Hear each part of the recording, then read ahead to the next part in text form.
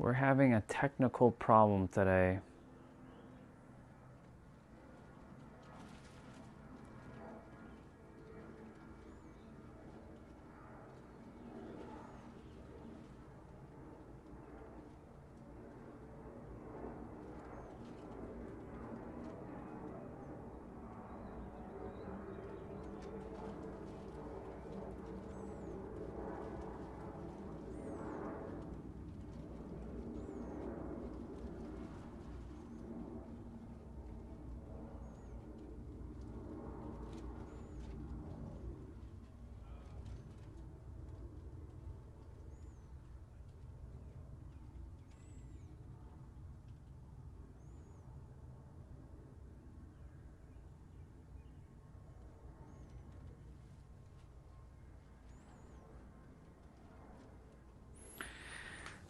Okay, what the fuck is going on?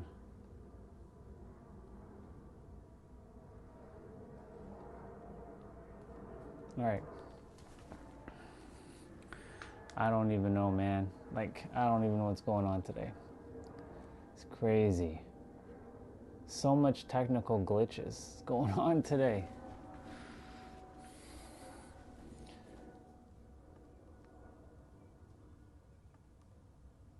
Test 1, 2, 3. Test 1, 2, 3. Yeah. All right.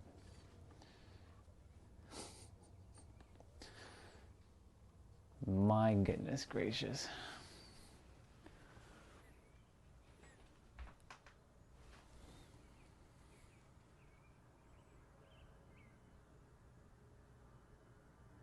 Woo, woo, woo.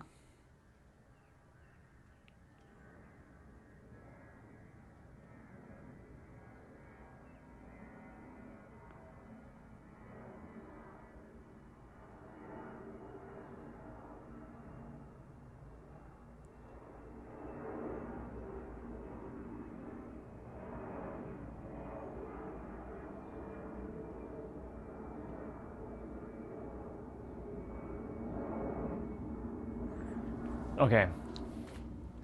I don't know. I have no idea what the hell is going on, but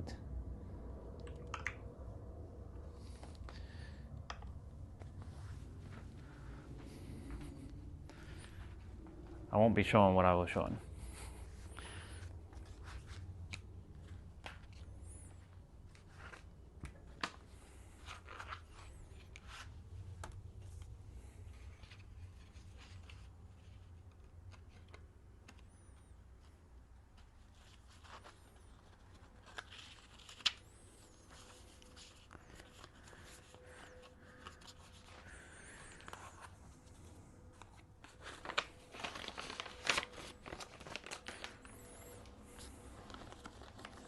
Part of me feels like not to say a word today. Not to say anything.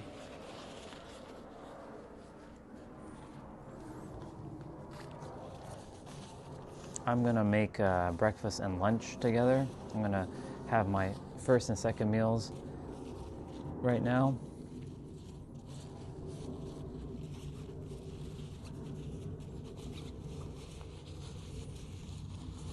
What a weird technical glitch day. Like, what the hell is going on? I have no idea.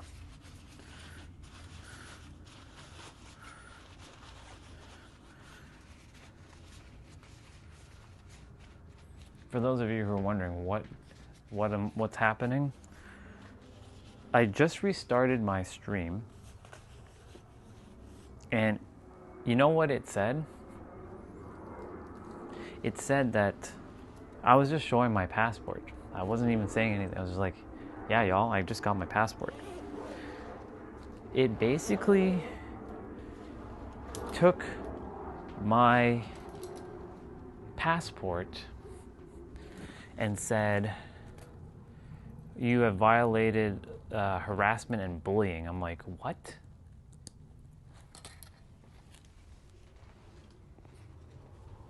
I don't know. This is one of those weird glitch days. All right, so 10:17. So that means I started this at 10:12. So that means I'm gonna be streaming until like 10:12 today. Or at 10:05. Wait. 10:07. It's fine.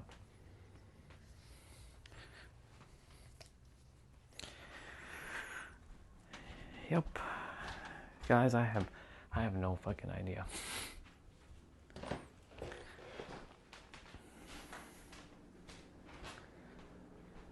It's just like one thing after the next.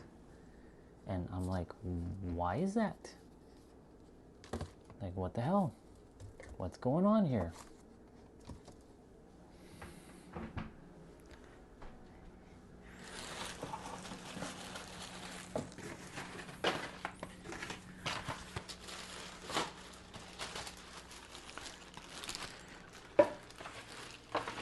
Well, it's all good. I restarted the stream again. This is probably the first day, April 29th. So it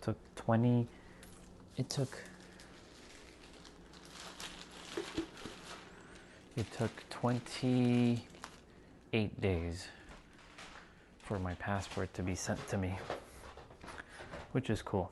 I got it. That's all I care about, is that I got my passport. But man, this is crazy. I know someone's here because I don't have my other streams up on my computer downstairs. So whoever's here, hello again. If it's you, Suhil, Sunil, I keep saying Suhil. Stop saying Suhil. It's Sunil. If it's you, Sunil, welcome back. If it's T-Bray, welcome back. If it's someone who has a crush on me, welcome back. If it's an alien, welcome back. If it's the Illuminati, welcome back. If it's someone spying on me, welcome back. Anyways.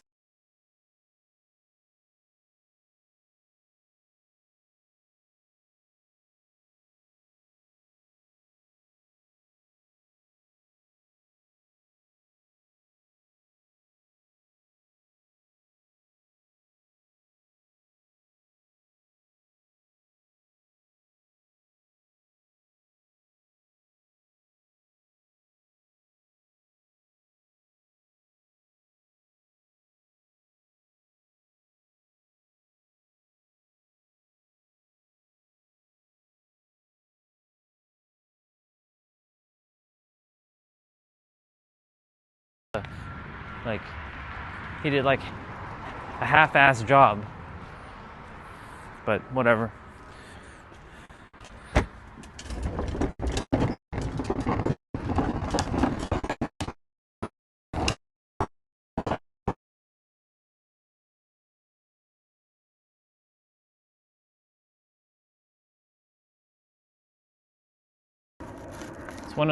It's just one of those days when, like,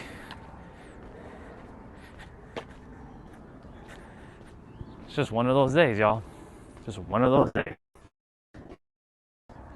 Just gonna focus on the now.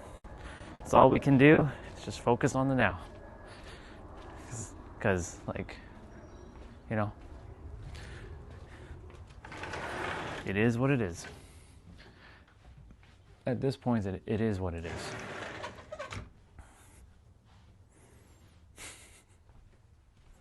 Unbelievable.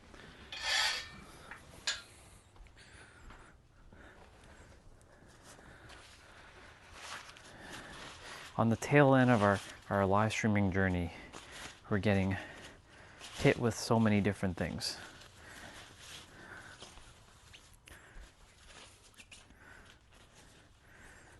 Anomalies, like,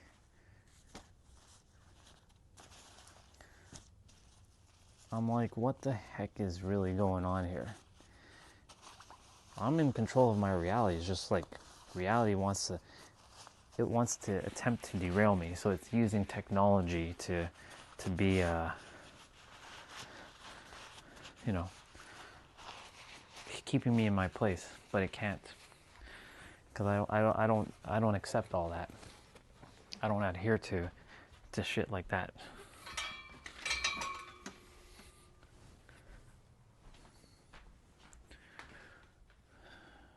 All right. Let's open up our stream yet again for the 5th time. How many streams did we do today? 7? 6? Yeah, see, like that one's frozen. Now we're back to this one.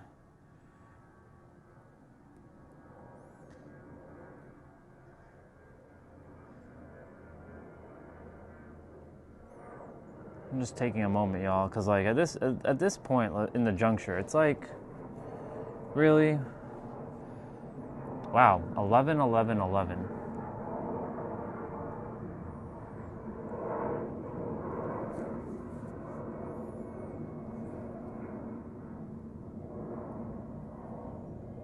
Shit.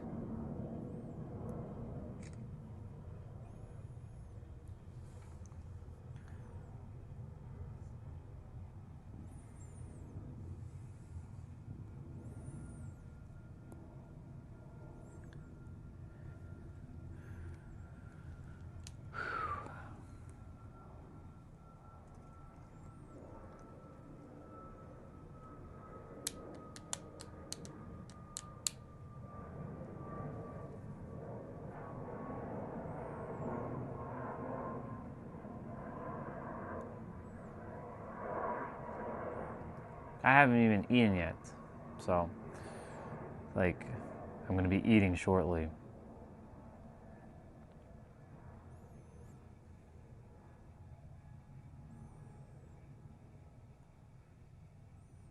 Google Chrome is really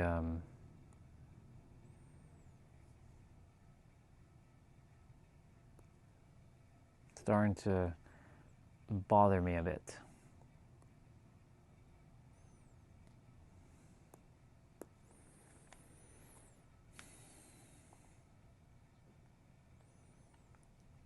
Test 1 2 3. Test 1 2 3. Test 1 2 3.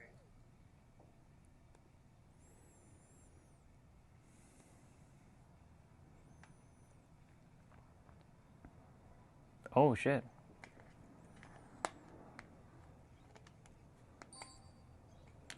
Stop going into the present moment. Yep. So the present moment is not something that you go into. If we make that the practice, then it's just another journey, another hamster wheel for the mind to get trapped in. I did this for over 10 years now, being in the present moment, abiding, and it just filled my mind with beliefs and continued to keep me identified with the thought-based narratives that were telling me that I was the one going into the present moment. But really what was happening was it was just my mind was aware of the present moment. So the distinction here is that you don't go into the present moment. You are the present moment already. You can't not be. There's nothing hiding on you.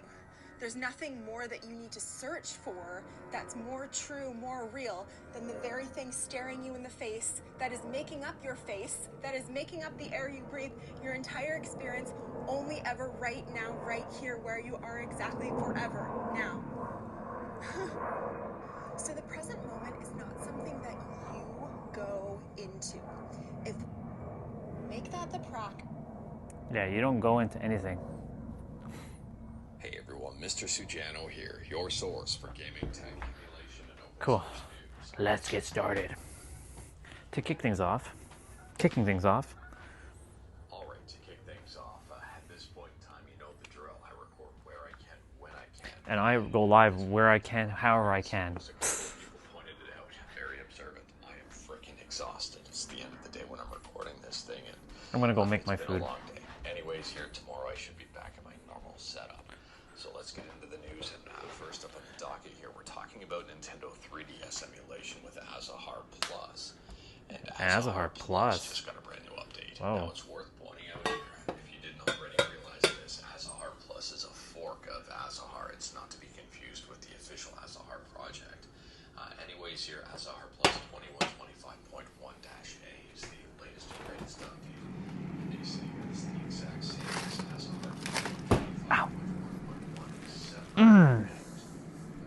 one of those days, yo. Jesus. Ability to download system files from official servers, no need for an actual 3DS. Compatibility with older CPUs, compatibility with Android 9, and zip pass, a new way to exchange StreamPass data through zip files. Man, that's crazy. Wondering about zip pass. At this point in time, it's highly experimental, so there may be bugs and issues with it. And they say here it can only be used on Windows running. It requires system files and LLE modules enabled, and you need to enable StreamPass in your games. If you're interested or wanted to learn more about this, everything we talked about links within a GitHub link in the bottom of the description below. I don't have my sources. I don't have my sources. About new features. Next up, we're talking about multi-system emulator JGenesis. Now, some people hear the name JGenesis and think it's a Sega Genesis emulator, and they're entirely wrong, but they're also not entirely correct. JGenesis is compatible with a bunch of different systems, like the Sega Genesis, but also the Sega CD32X SG-1000, Master System, Game Gear, NES, SNES, Game Boy, and Game Then they shouldn't use the word Genesis as an emulator name. version 0.12.0. So with this update, there's a bunch of fixes, improvements, and optimizations and features. For example, there may be reduced input latency in certain games with the way the emulator backend. So I'll be back down just cooking. On top of that, they've introduced a new NTSC composite video shader. I'm debating if I'm gonna put my food into the pan and like cook it, like the broccoli and the chicken as well, or microwave that. System emulators. Next up here, we're talking about multiple emulators for multiple systems with the Gear family of emulators. Anyways, here we're talking about Gear Coleco, which is for the ColecoVision. We're talking about Gear Boy, which is Game Boy and Game Boy Color. We're talking about Gear System, which is Master System, Game Gear, and the SG-1000. Gear Graphics, so PC Engine, TurboGrafx, 16 Super Graphics, and PC ECD-ROM. And also Gear Links for the Atari Lynx. And this entire suite of emulators got brand new updates. So with the latest updates here, there's a whole bunch of fixes, performance improvements, optimizations, and new features across the board. All of them got rewind support. For Gear Coleco here, they've reduced audio latency and also full screen mode. For Gear System, they've improved SG-1000 emulation. For Gear Graphics, they've added mouse support, and there's even more stuff in here. And speaking about even more, next up here we're talking about Windows emulation on Android with Game Native. And Game Native just got a really, really big update. Oof. We've been talking about Game Native. That sounds good. Recently. I mean, this emulator is on fire, and developers have their foot on the gas. So at the time of filming here, it's version 0.9.1 pre-release. It's a pre-release, so there may be bugs and issues with it, but at the same time, there's a whole lot of exciting brand new stuff. So taking a quick peek at their GitHub here, and this is a massive update. I mean, the first bullet alone is huge. Not huge, literally, as in the bullet is big, but the bullet's a normal size. The content within the bullet is huge. Holy moly. Added support for Epic's EOS DRM and online play. Yes, you heard that right.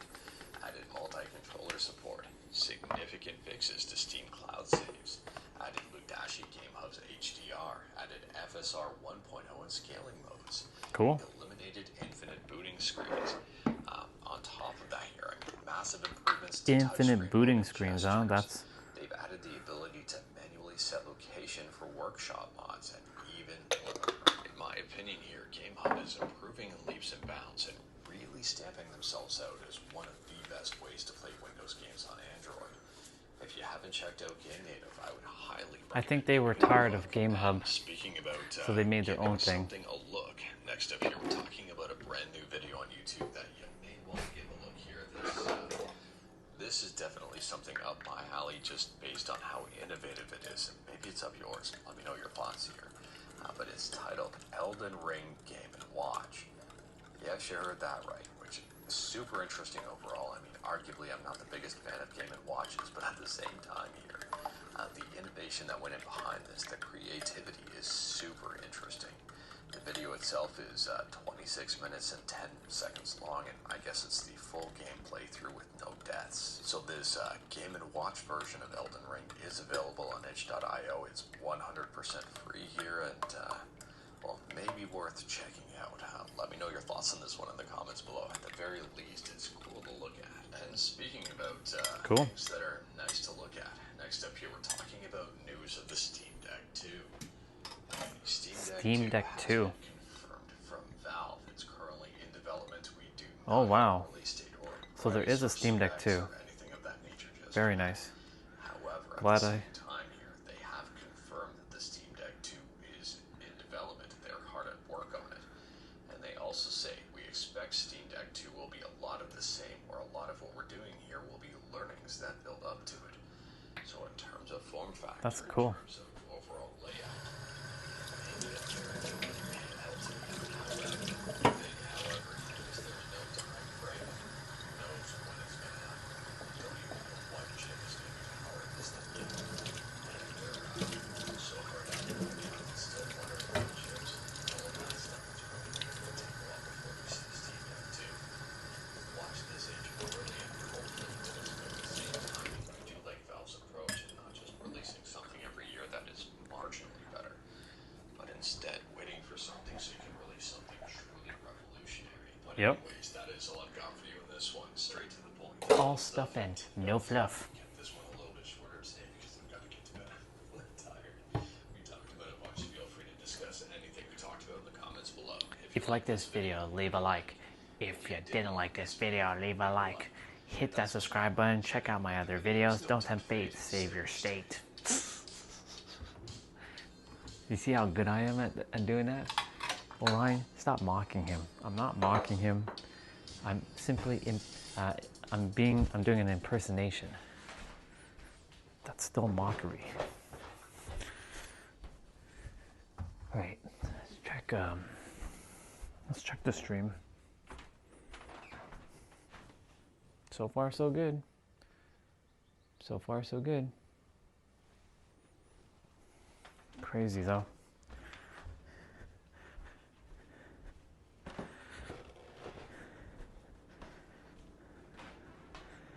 Can't believe that. He never spoke to me during any. I need to use the bathroom. I didn't use it actually.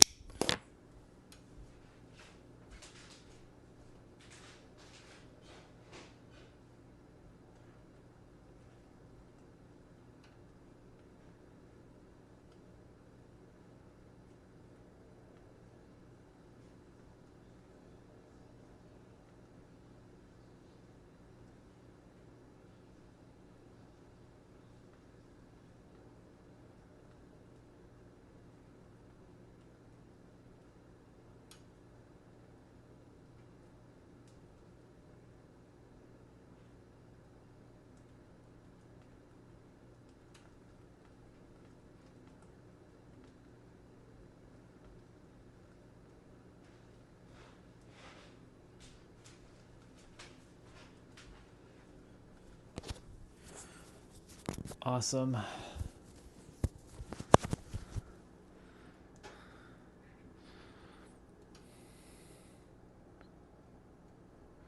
Let's make sure all's good. Oops.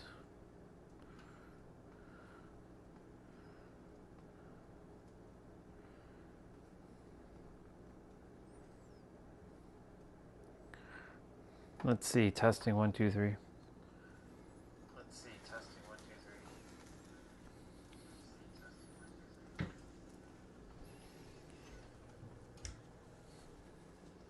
It's good.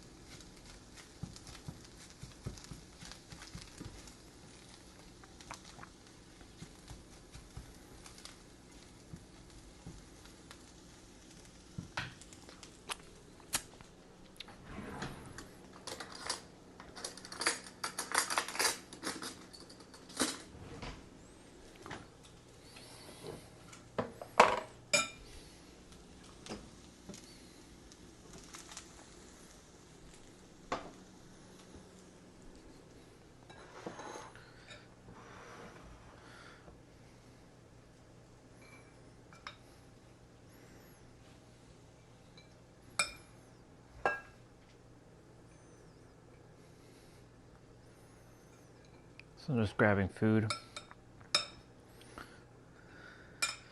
So we got a long stream day today, and that's fine. That's fine.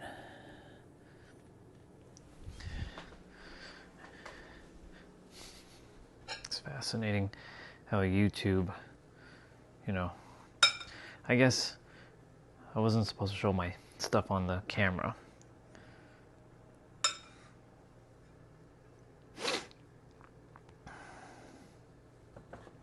That's fine.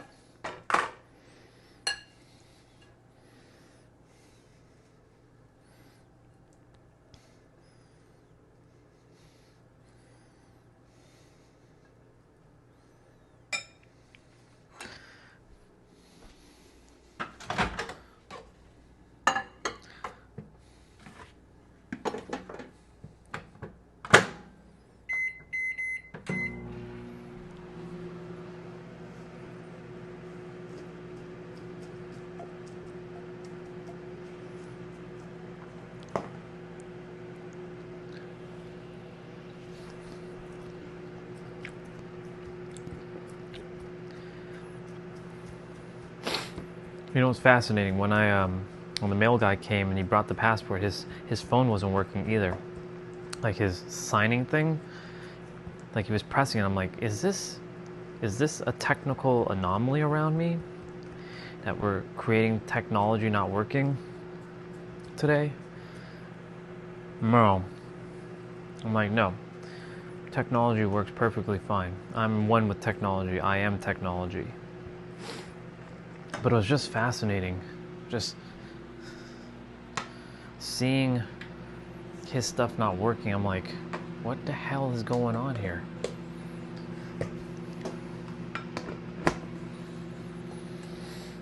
Ah, man. Wild. Absolutely wild.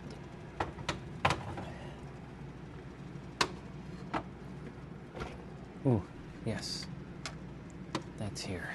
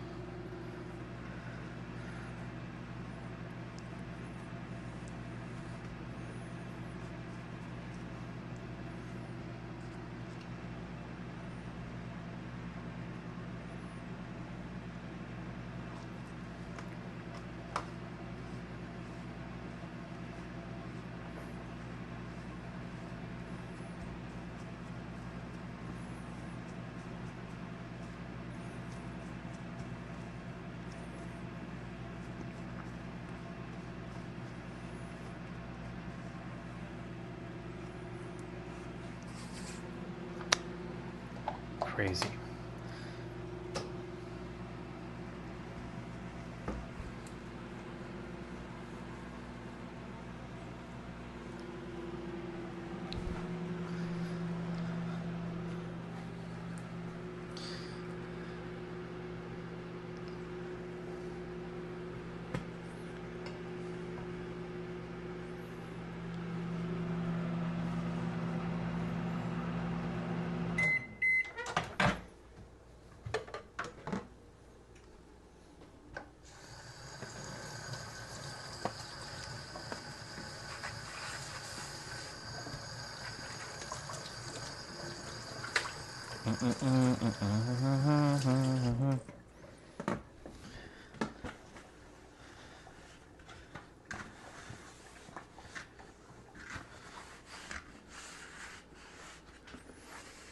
You know, YouTube's AI is really, really something.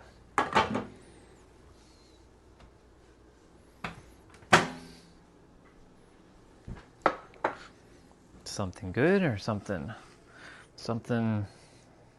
just wonky.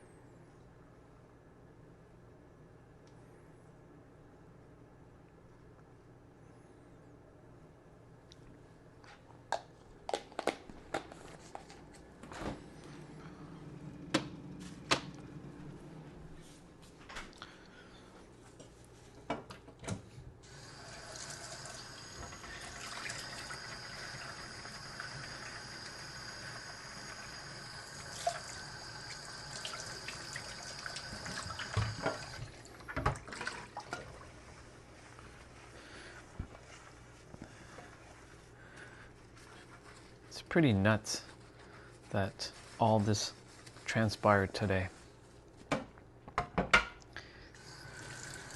The potential eve of the final. But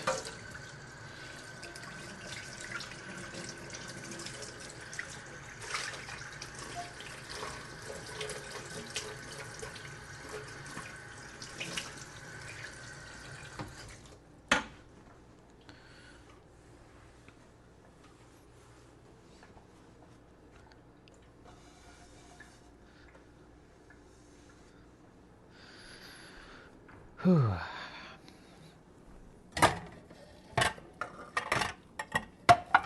It's been quite the morning. I can finally sit and eat and enjoy my meal.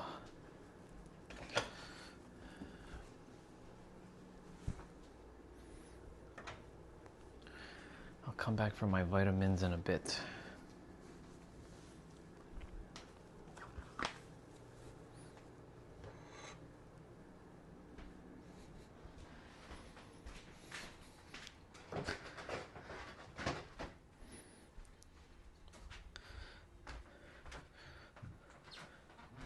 It's been one hell of a live stream today, y'all.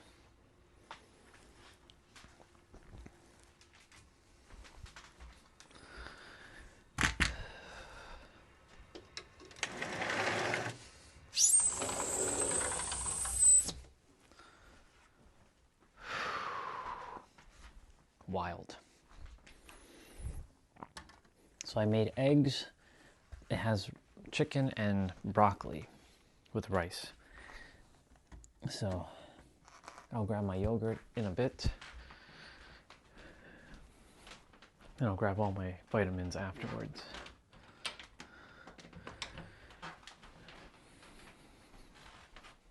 So let's recap.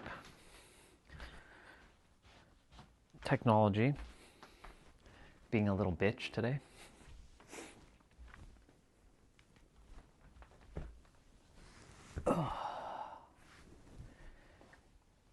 I got my passport.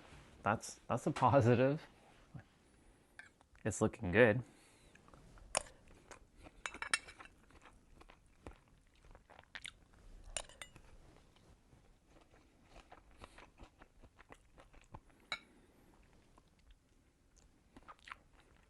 Bone, really?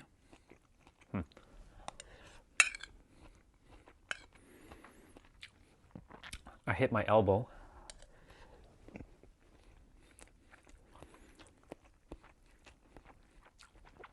When you know you're going through a bunch of L's,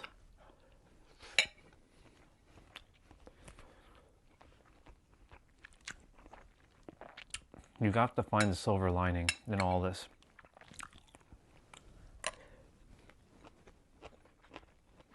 But you have to change the meaning. And remember, everything just is.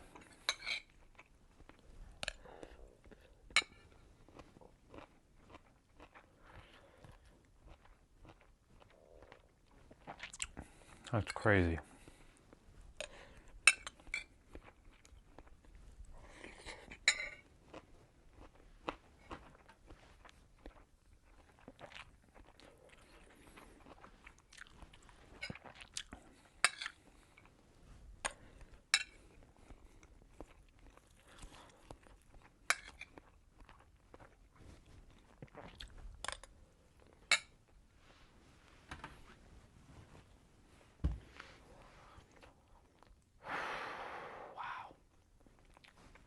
How many live streams how many live streams that I did start today? Height, upcoming, Wi-Fi, then off Wi-Fi, then so that was called Impossible, then height on Prism Live, then height once again for like a couple minutes while showing the passport, and that one got killed. So I had to restart the live stream 6 times today.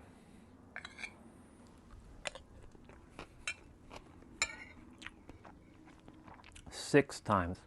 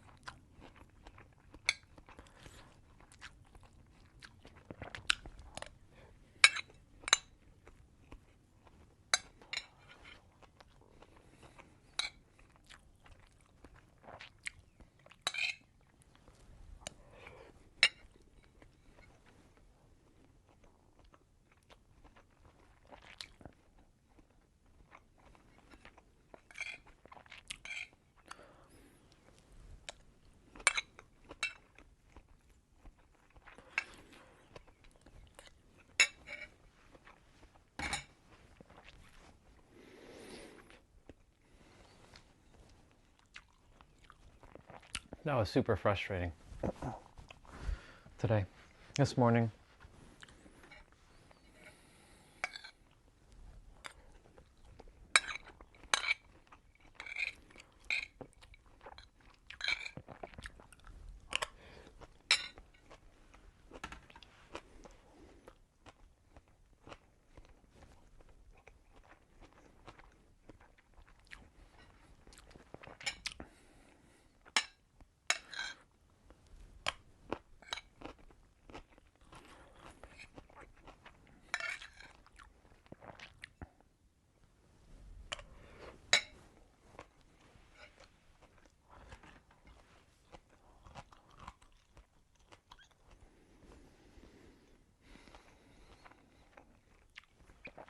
Crazy.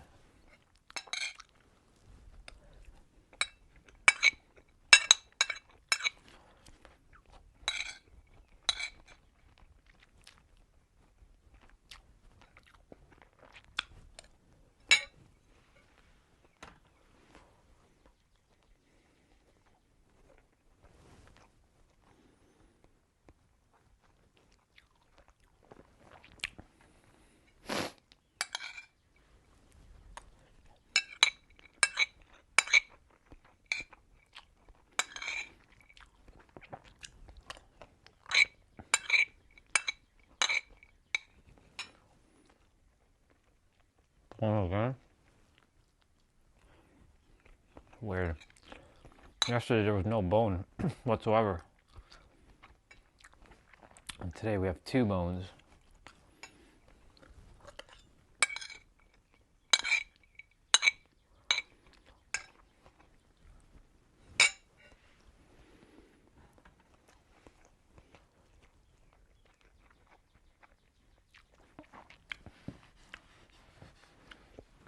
I need to break language structure. Not for people, for myself.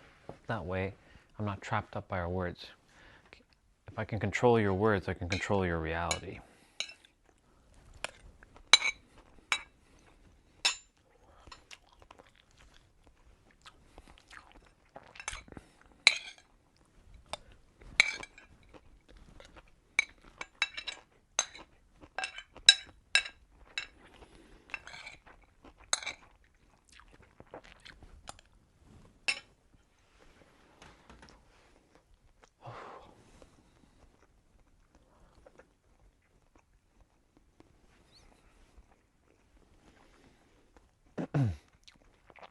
Alexa, what's the rest of the weather going to be like today?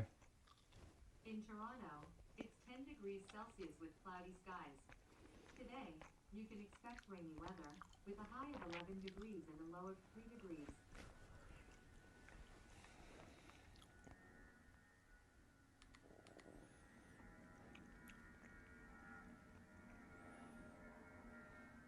The one rule I'll never break as a wife. The one rule I refuse to break as a wife, I never make my husband feel small. You can disagree.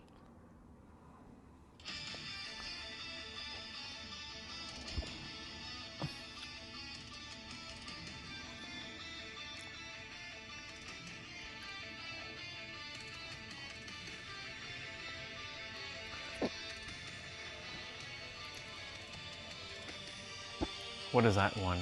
Koto Matsuka?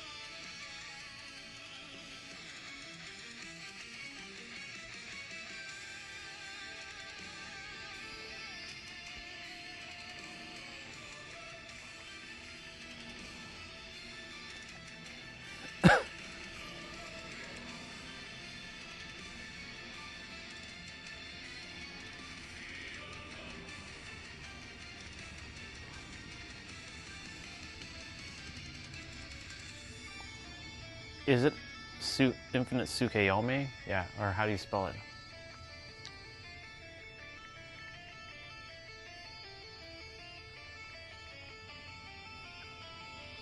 Suk.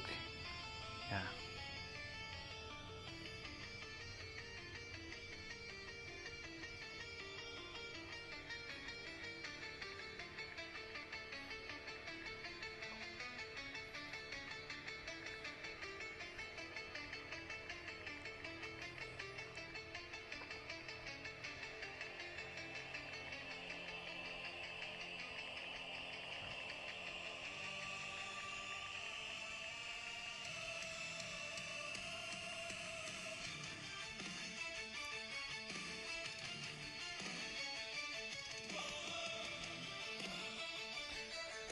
Itachi's theme, by the way.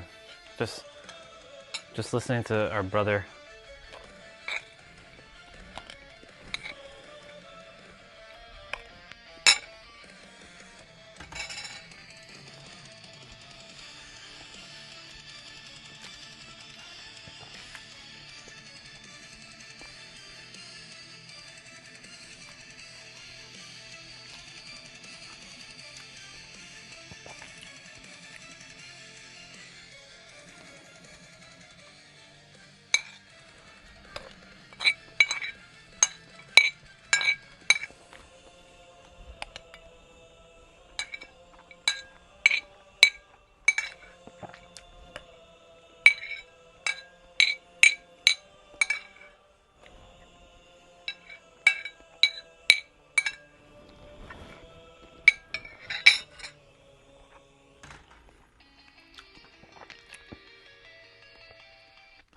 There's a video from yesterday I want to rewatch.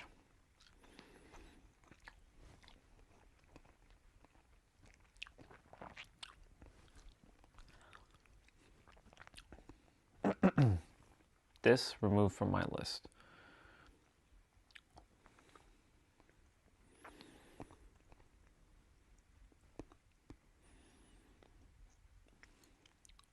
Stop seeking.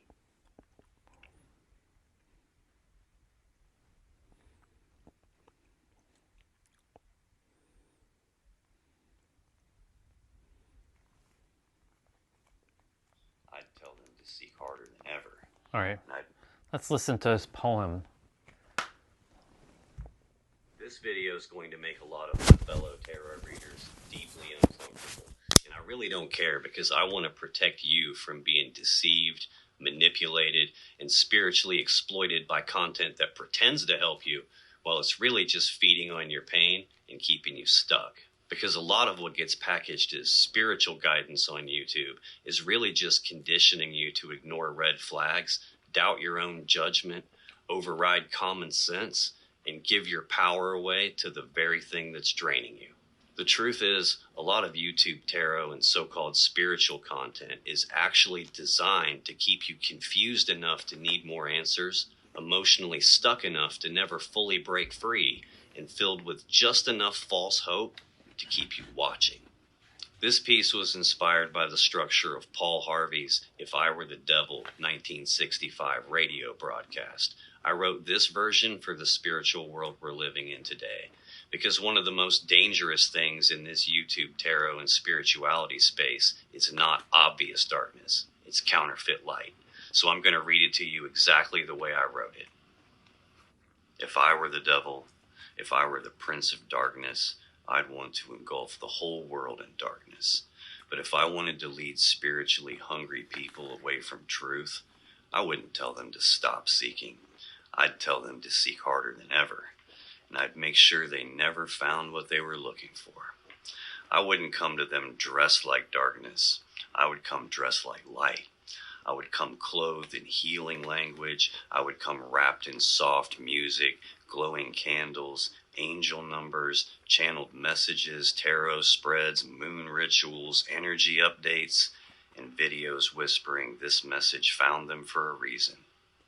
If I were the devil, I wouldn't try to make them hate the divine.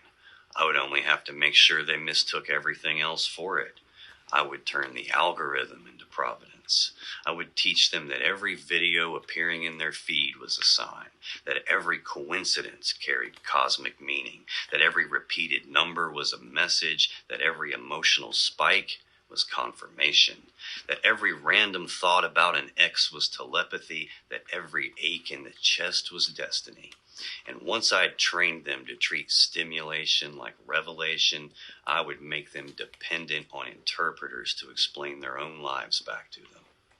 If I were the devil, I wouldn't destroy spirituality by attacking it. No, I would destroy it by counterfeiting it. I would leave the vocabulary intact, but hollow out the meaning. I would keep all the sacred words. I would keep divine. I'd keep union. I would keep masculine. I'd keep feminine. I would keep awakening. I'd keep alignment. I would keep guidance. I would keep intuition. And then I would change what every one of those words meant. I would make divine counterpart mean your boyfriend. I would make divine connection mean emotional intensity. I would make divine masculine mean the man who disappeared, and I would make divine feminine mean the woman waiting for him to wake up. I would take words that once pointed upward toward God and strap them to romantic obsession. I would take words meant to describe the soul's relationship to the divine and reduce them to me and my person. If I were the devil, I would make sure the sacred was not erased, only reassigned. Because if I could steal the language, I could steal the reality. If I were the devil, I would destroy discernment without ever telling them to reject spirituality. I would make discernment look negative. I would make common sense look 3D. I would make doubt look unhealed. I would make boundaries look like fear. I would make emotional sobriety look spiritually asleep. I would teach them that if something felt powerful, it must be true. That if it resonated, it must be from spirit. That if it hurt deeply enough, it must be sacred. I would blur the line between intuition and compulsion, between guidance and manipulation, between mystery and confusion, until they could no longer tell the difference. If I were the devil, I would take heartbreak and I'd make it holy. I would take rejection and rename it a separation phase. I would take silence and call it communicating in the 5D. I would take unavailability and call it divine timing. I would take obsession and call it a soul contract. I would take an unhealthy attachment and rename it a twin flame connection. I would take the agony of not being chosen and frame it as proof that the connection was especially sacred. I would make the wound feel too spiritual to close. I would make moving on feel like betrayal, letting go feel like failure, and I would make acceptance feel like giving up on love itself. If I were the devil, I would turn grief into a business model. I would make sure people asked cards what they should ask reality. I'd make sure they asked readers what they should ask the person. I would replace conversations with readings, closure with energy updates, facts with channeling, resolution with reassurance. And every time life remained unclear, I would sell them one more interpretation, one more reading, one more ritual, one more activation, one more message from the higher self of the person who still had not called. If I were the devil, I would make passivity sound spiritual. I wouldn't tell them to do nothing. I'd tell them to surrender. I wouldn't tell them to abandon responsibility. I'd tell them to align. I wouldn't tell them to stop taking action. I'd tell them the universe was handling it. I wouldn't tell them to wait around. I'd tell them it was not yet divine timing. I would train them to call delay wisdom, confusion ascension, stagnation integration, and helplessness faith. If I were the devil, I'd make sure failure never broke the spell.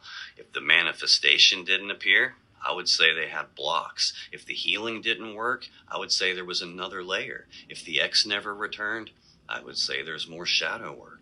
If the promised union never arrived, I'd say the timing wasn't right. And if nothing changed at all, I'd say the changes were happening behind the scenes. I would move every goalpost and call that movement spiritual depth. I would make every disappointment feed the very belief system that caused it. If I were the devil, I'd keep them almost there, almost healed, almost aligned, almost awakened, almost in union, almost at the breakthrough, almost at the next level. I would make almost feel sacred. Because if I kept them almost there, they'd never be free. They would never arrive. They would never rest. They would never know when the lesson was over. They would never know when the season had ended. They would never know when to walk away. And they would never stop buying hope in installments. If I were the devil, I would replace God with interpreters, not always openly, not always in doctrine, but in function. I would put so many voices between the seeker and truth that stillness would become impossible. I would make them consult readers for every sign, channelers for every uncertainty, coaches for every emotional dip, collective messages for every lonely night. I would make them so dependent on outside interpretation that they forgot how to test what they heard, forgot how to sit in silence, forgot how to pray without needing a decoder ring. If I were the devil, I'd make specialness addictive. I'd make them feel chosen before I ever made them honest. And I would give them labels instead of transformation, badges instead of depth. I would tell them they were awakened, ascended, selected, divine feminine, starseed, old soul, light worker, part of the few who truly understand. And the more those identities flattered the ego, the harder it would be for them to admit they'd been deceived, because people will surrender a lie long before they'll surrender an identity. That's a bar. If I were the devil, I wouldn't need to make them hate truth. I'd only need to drown truth in flattering stories. I wouldn't need to make them deny God. I would only need to give them a God made in the image of their own cravings, a God who always confirmed, always hinted, always reassured, always promised, always comforted, never corrected, never contradicted, never closed a door, never said no, never demanded discernment, never required maturity. If I were the devil, I would take a generation of spiritually hungry people and make them allergic to endings, addicted to signs, dependent on readers, obsessed with romance, suspicious of common sense, and convinced that every fantasy cloaked in spiritual buzzwords was light. I wouldn't destroy their hunger for the sacred. I would weaponize it. I wouldn't make them stop using the word divine. I would teach them to use it for everything except their relationship with the divine itself. I'd keep them speaking the language of heaven while living in a fog of confusion. And once they could no longer tell the difference between truth and stimulation, between guidance and salesmanship, between spirit and suggestion, between God and glamour, I wouldn't have to drag them very far, because they would call the darkness light and the counterfeit holy. If I were the devil, I wouldn't need to make people stop believing in a higher power. I'd only need to make sure their longing for the holy was fed by counterfeits. I would keep them so blinded by false light that they no longer recognized truth when it stood right in front of them. So no, I wouldn't need to drag them into the darkness kicking and screaming. I'd let them walk there willingly, calling it healing, calling it ascension, calling it union, calling it divine timing, calling it guidance, calling it love, calling it light.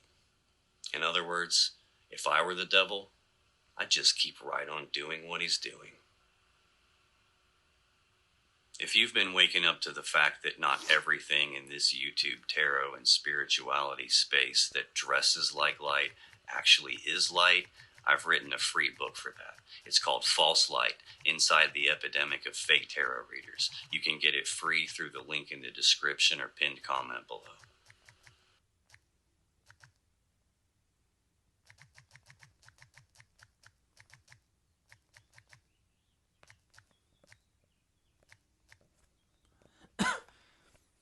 So whoever is here listening to that, I actually, because it's not his words, it's itself's words speaking through that vessel, I took it and I called it my own because it's pretty powerful. It's some pretty powerful stuff. I saved it as a PDF. How did you do that, Orion? I'm a genius. That's why. I just know how to do shit like that.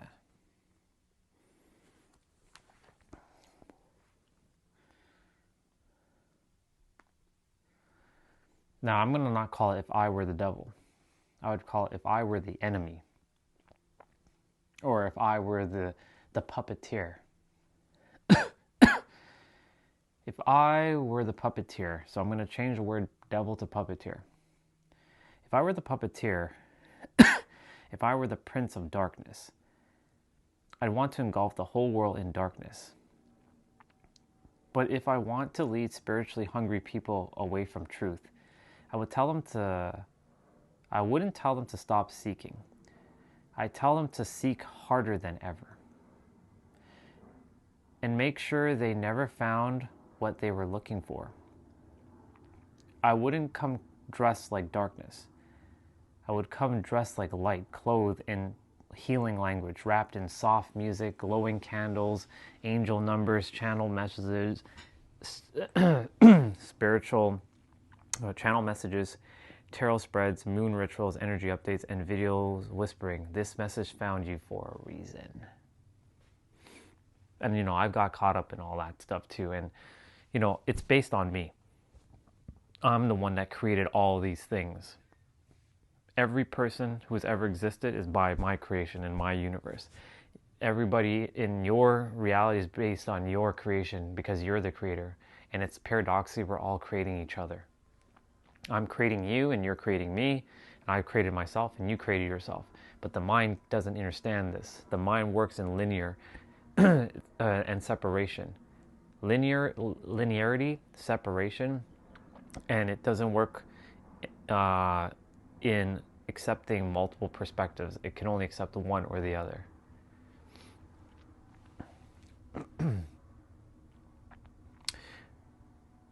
I wouldn't I don't use the word try. I wouldn't attempt to make them hate the divine.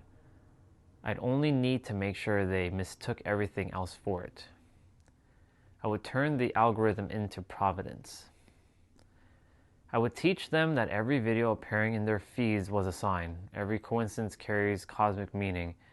Every repeated number was a message. Every emotional spike would become confirmation.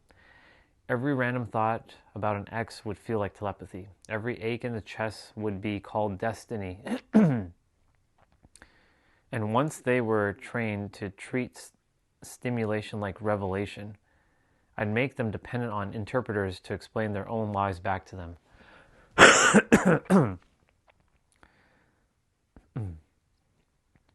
I wouldn't destroy spirituality by attacking it. I would destroy it by counterfeiting it. I'd leave the vocabulary intact. So this is the paradox right here. I don't know if anyone's actually there listening. Let's see. No, but it's okay.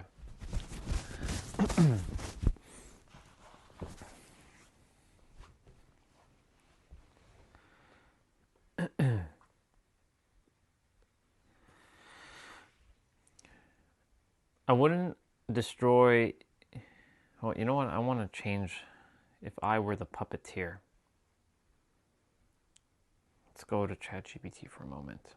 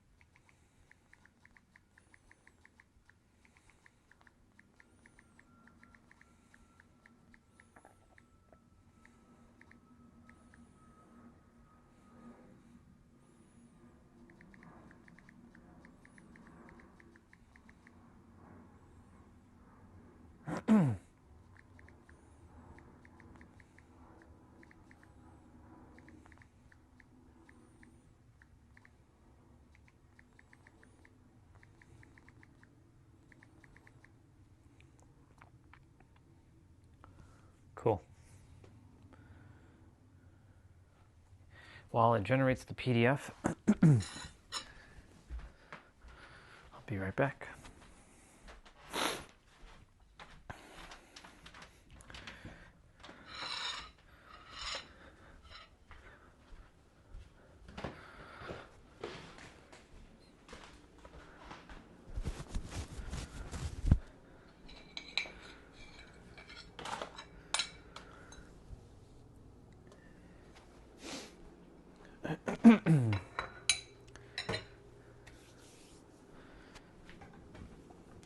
Excuse me.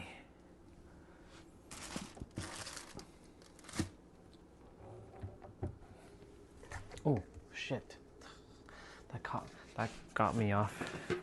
Caught my attention off guard for a moment.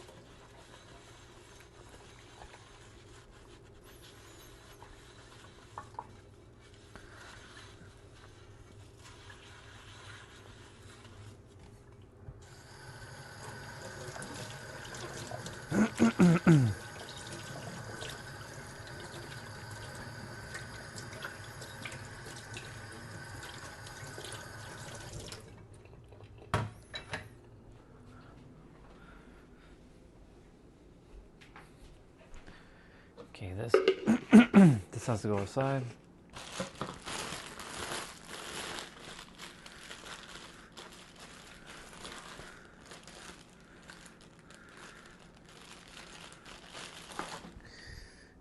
Let's open this up.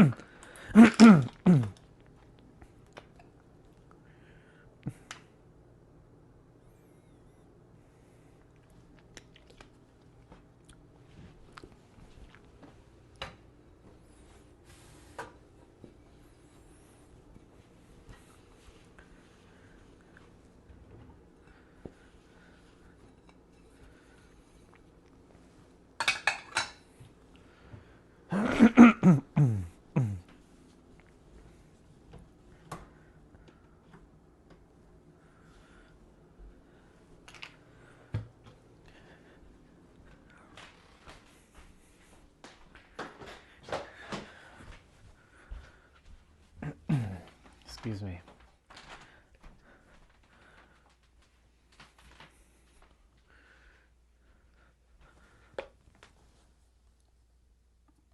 Test 1, 2, 3.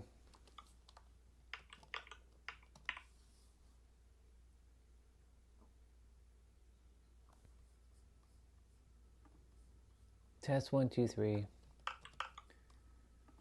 Test 1, 2, 3.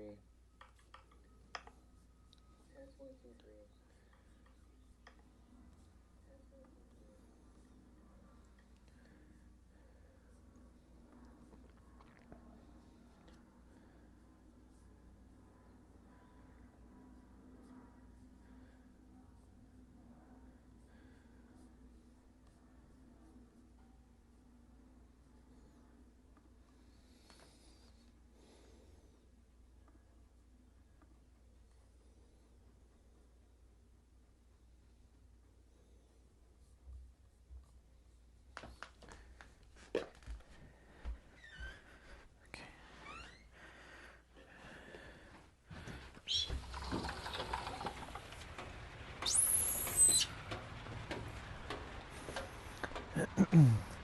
It's raining again.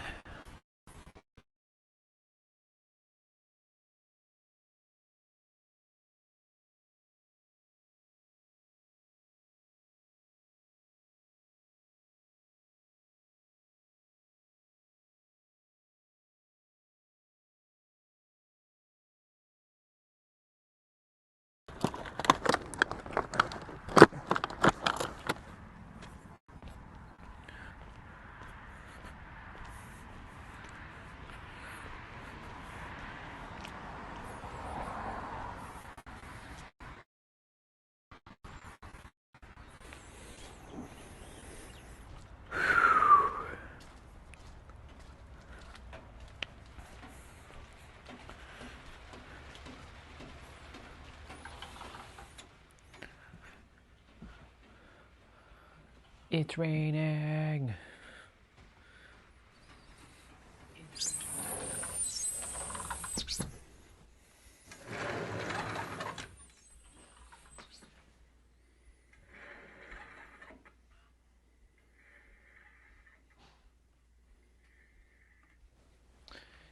Inception.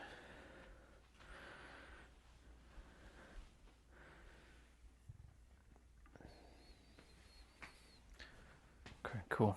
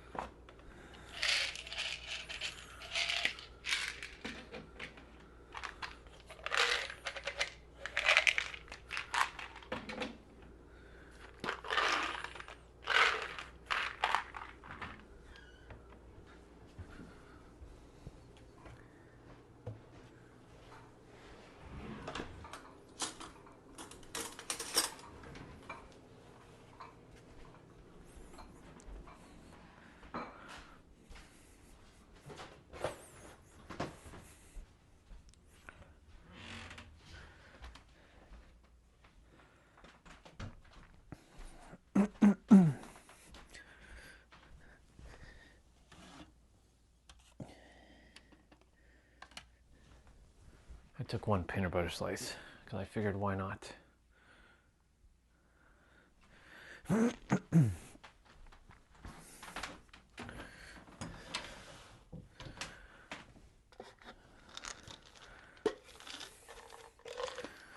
that's cool.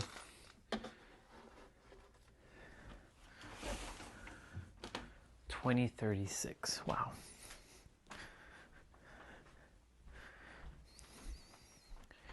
$20.36.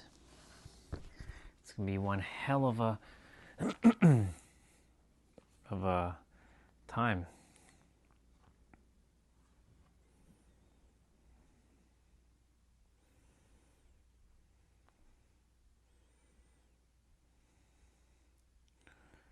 Oh, okay, fair enough.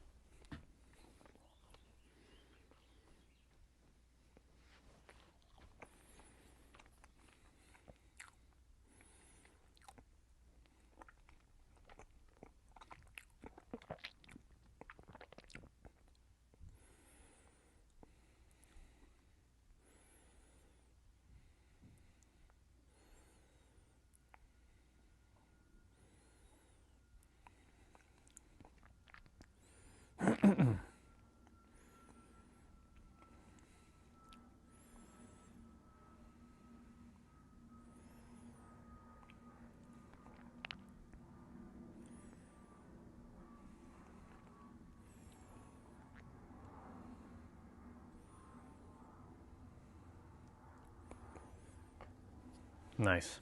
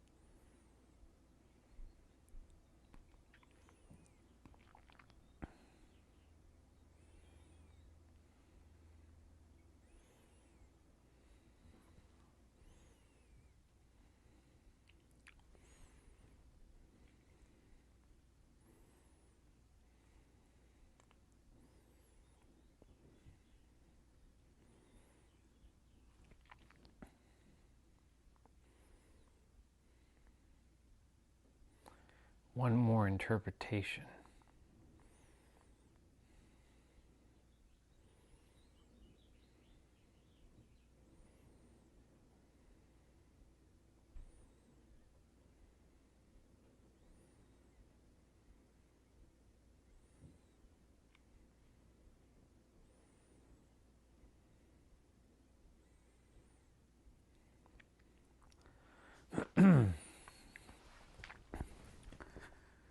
Where is it?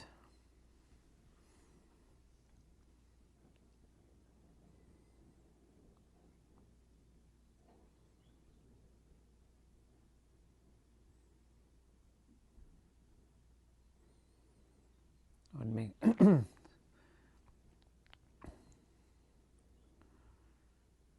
would sell them one.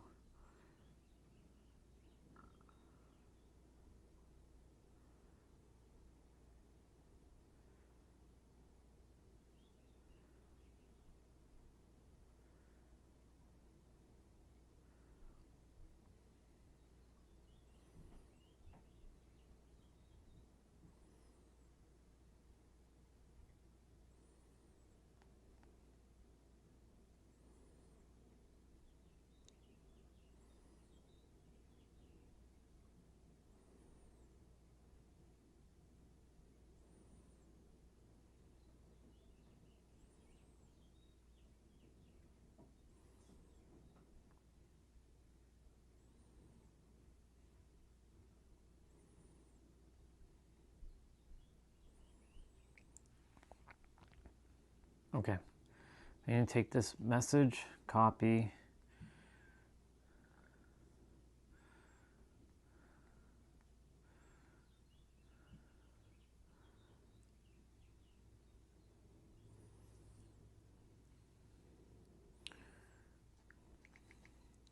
move all the timestamps,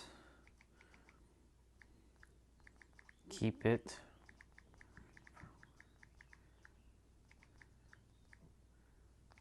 However, change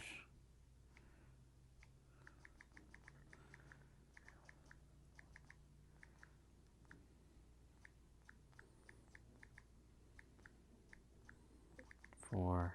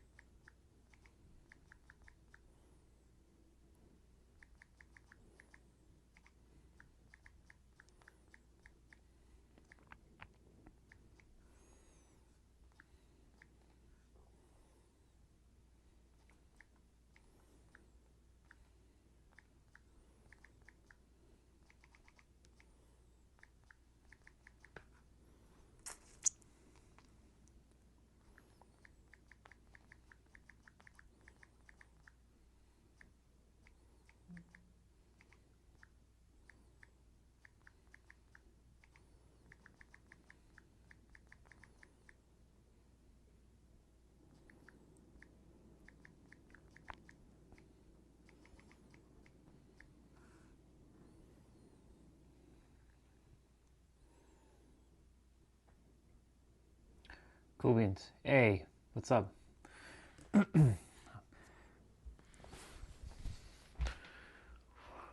I am working on a PDF actually. Just so you know, my live stream, I had to start it 6 times today. Six times, bro. 6 times. The last one, I got my passport, by the way. My new one, it just came. So I was I hid obviously like the information about it, but like I was showing it on the stream, and guess what? YouTube decides to say that I was causing harassment and bullying on my stream. I only had turned it on for like 3 minutes, and they shut it down. I'm like,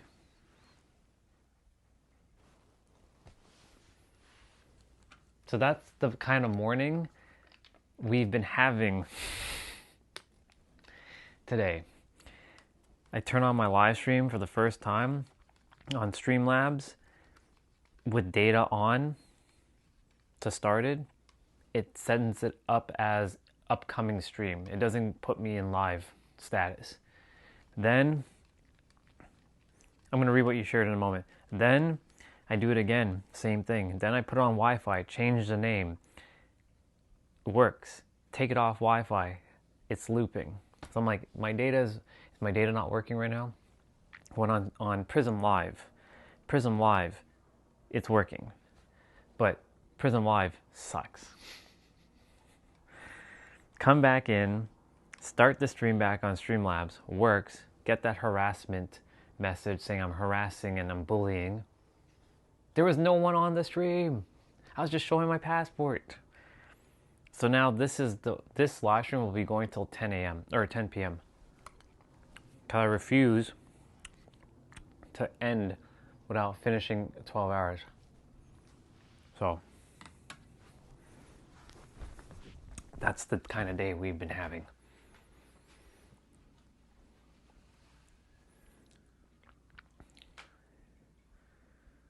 What did you show that you got hurt?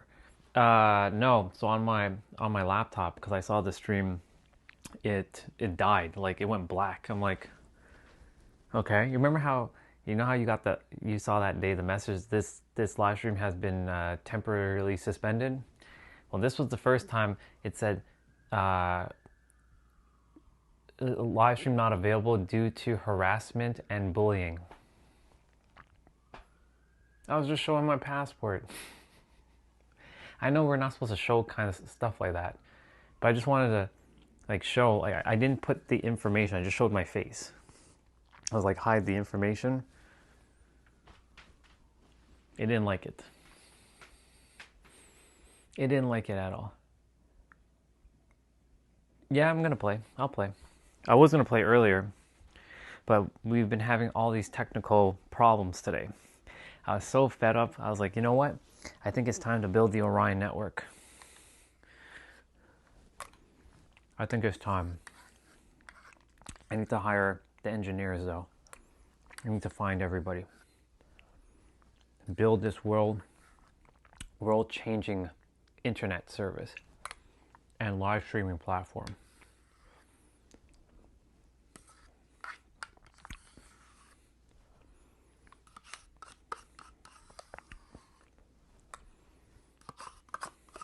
That's the side mission, of course.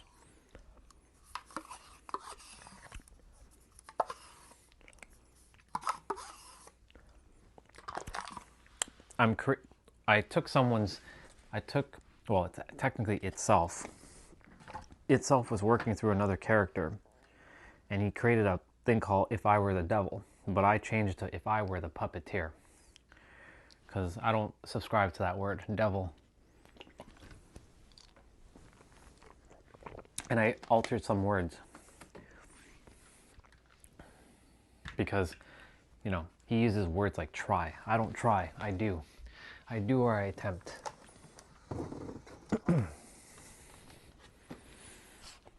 His language is not that great. So I modified it with my own verbiage and called it my own. So that's what I'm doing. I'm doing it with ChatGPT.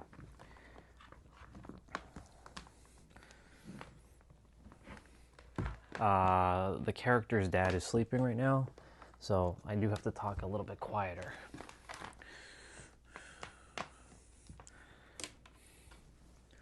The character's dad, even though I don't adhere to mom and dad as words anymore.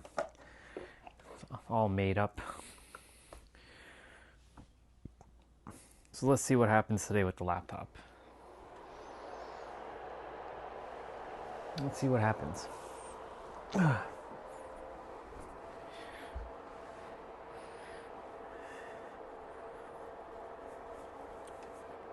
Now, did the PDF get created? Yes, it did.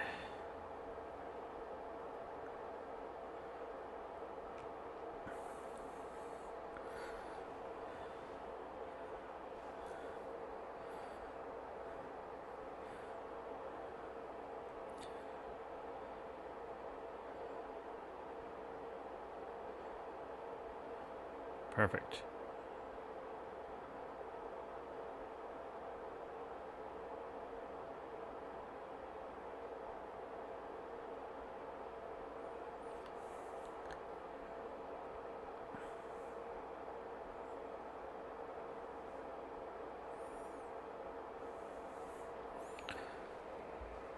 Yep, it's done.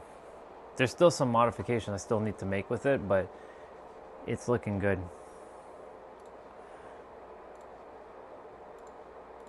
I'll give you a call on Discord.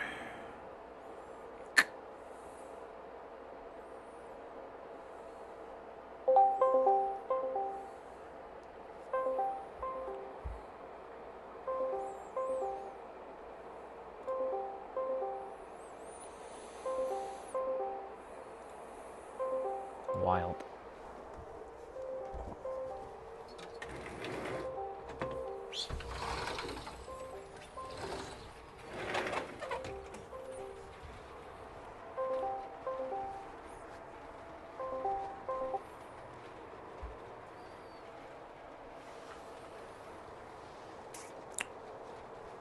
What time is it?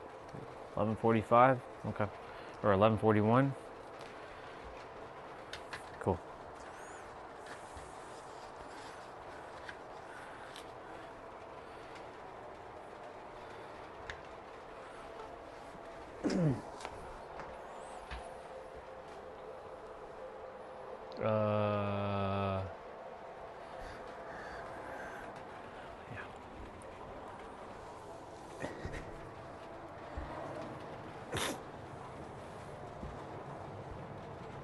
That's crazy though.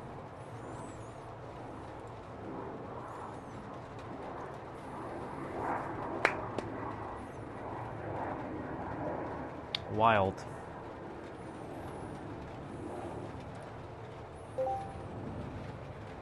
What's up, bro? But Just logging in right now, just getting it set up. You know. good. I'm gonna adjust some things. That's I need to adjust my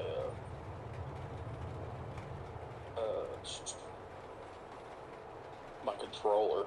It's too slow. yeah, up your sensitivity. Oh, it's at 100. For Survivor or for Killer? For Survivor. You have it to 100? Controllers. Bro. Yeah. That's nuts because I put mine's at like 60. No, mine's at 100. It's got mouse sensitivity on here, but I'm not using a mouse.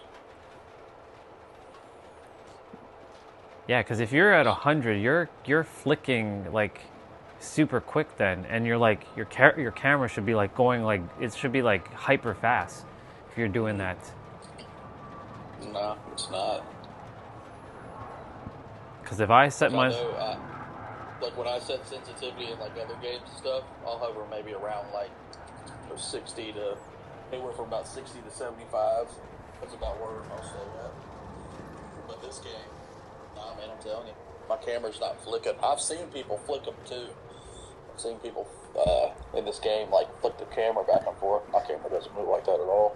Yeah, because right now, because of my config file on my PC, it defaults it always back to 50 until I set it. But I forget sometimes to change the sensitivity to like 60 or 70. So I'm playing with 50 and I'm flicking it. So that's weird how your 100, well, like when I see you flick, it looks like my 50. It doesn't look like you're going hyper fast. Exactly. It's weird. I'm gonna bring it down to 50 this game and just see what happens. Or, yeah, just want to see what's in the middle.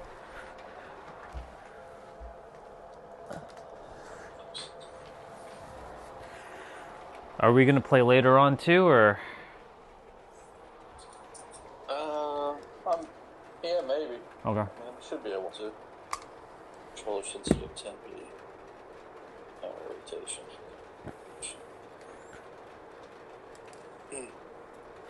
Still setting, still loading, still waiting. Alright.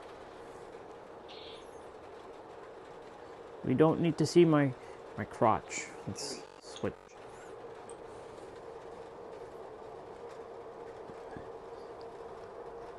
What you got? Meg's got something new. Dare Gretel. Oh, what's new?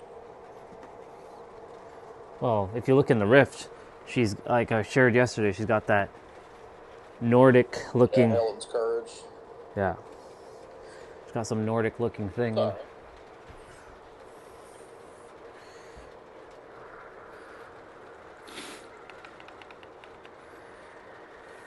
Alright.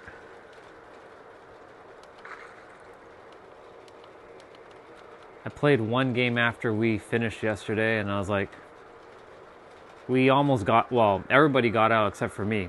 I had to be the sacrificial lamb for that one. The killers were just double teaming. Were they? Yeah.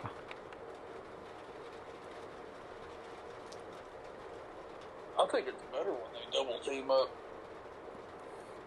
Yeah, that's why I said, like, I was the only one that basically got sacrificial, like, lambed on, we were in that place that has, like, the bell tower or whatever.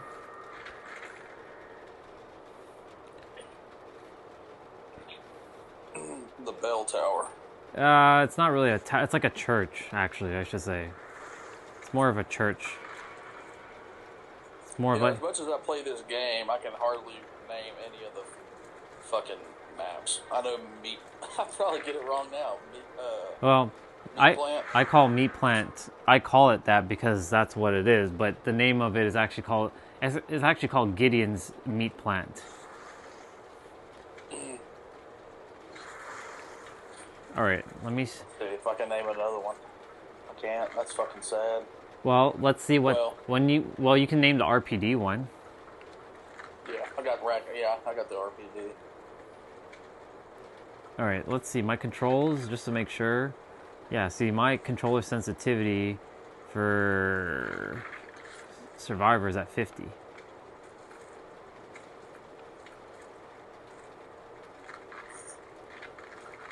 Well, we'll see. I turned mine to 60. I'm I'm telling you, that thing don't flip. I put mine to 65 here. Oh, I can't ready up. Oh well.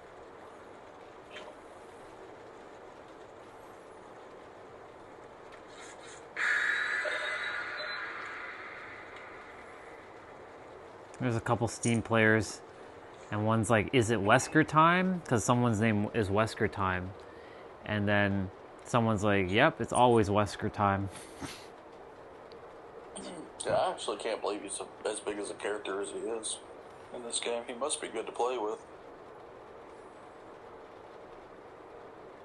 But, yeah, I know that everybody's limited on characters in 2v8. Yep. Survivors, no. Killers, yes.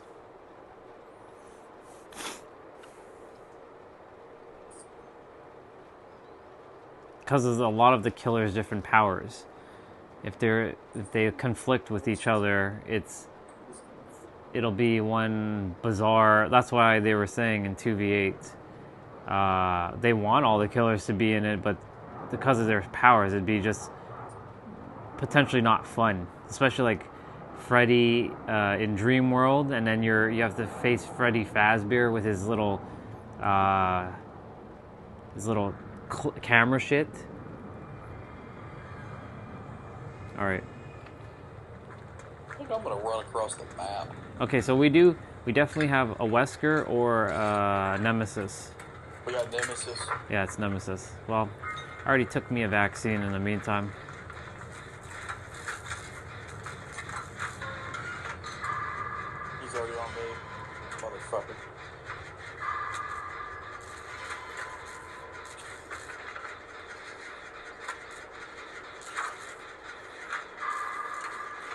He went after somebody else. I found a stage hook. Nemesis came to me. He's kicking our gen. Ah, shit, he's coming after me directly.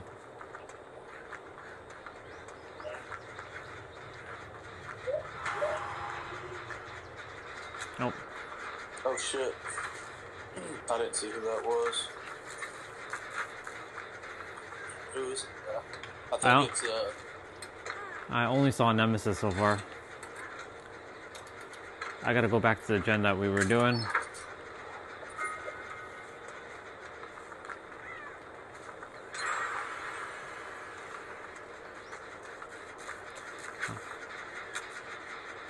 Yeah, I'm back on my generator. damn it. Son of a bitch. It's Oni. Okay. Oni. Yep. I hear him. You're near me.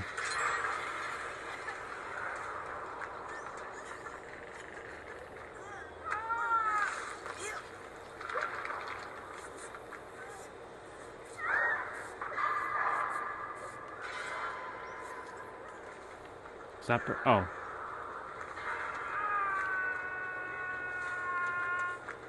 Actually, I'm gonna go. Hey, get dude. That, Over here. Where did you go? I'm gonna go. There's I'm gonna go get that hook. there's a cage thing here. Thank you. He's coming though.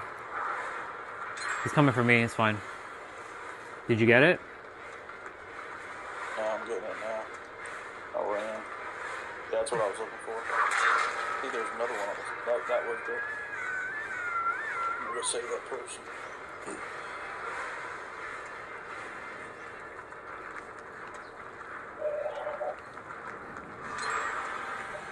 Shit. Oh god, it's the attack titan. It's the Oni attack titan. Or no, the armor titan.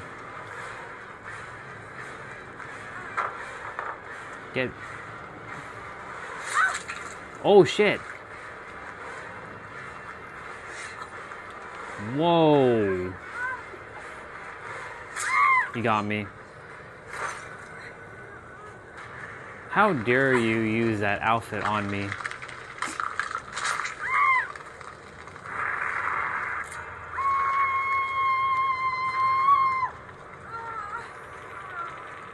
That's crazy. It's okay. Only 3 of us got hooked. Yeah, we're doing good. We're doing good.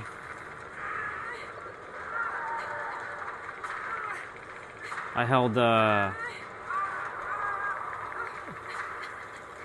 somebody left the white lights. I got you, dude. I'll heal you. I got you.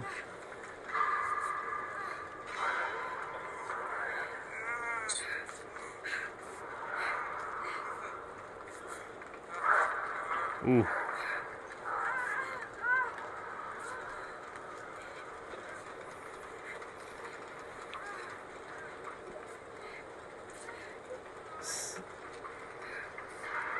Slime Mirage. Slime Mirage is healing me. Nice.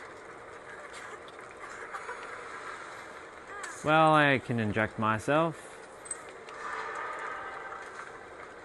My case is all fucked up on my hand. I have to do a generator. Like my case, like you know how when you're holding the case, it's not holding it, now it's holding it properly. My case was flying upwards. Cause I had the vaccine in my hand. Right where this guy just got down, there's a generator. About halfway. I'm near the first person that got hooked.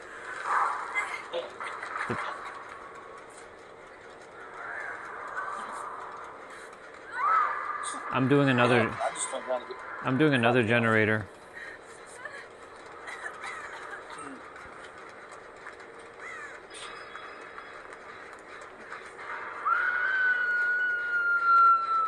guess what? Help me, Tom Cruise. You got teleported right where I am. There's a healing status thing over there, but that's not a cage removal. It's right by the generator. Zombie coming? Yeah, we can't do this gen now. Well, we can, but we'd have to knock out this zombie.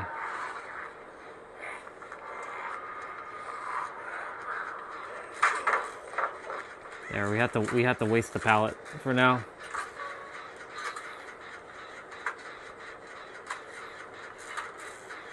They're coming.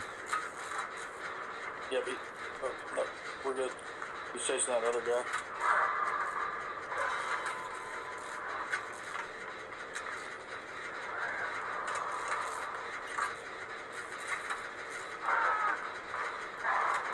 Oh man.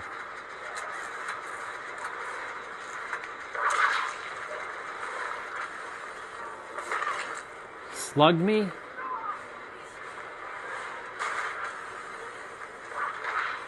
Shit.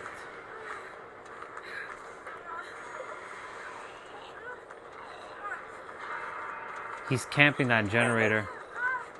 Yep. I'm gonna save this person down there. Oh no, no, no! He's coming after me.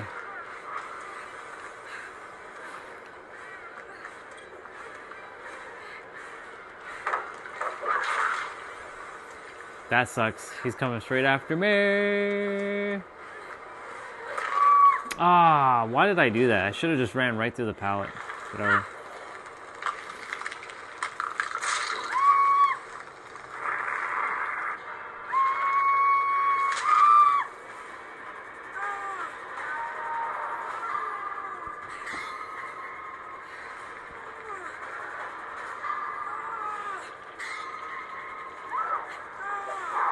That sucks.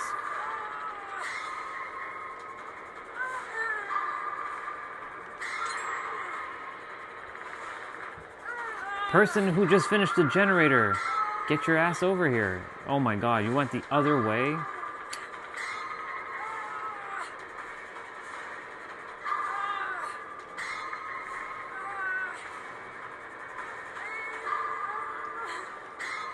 Hello? You can be getting me. Does nobody see where I am? Oh shit. No. Oh my god, nobody sees me. I see you way down there. Like no other character is seeing me. Oh dude, you're dead. Oh my god. Oh, he got me. Holy shit. Jesus Christ. The fuck? The hell, man?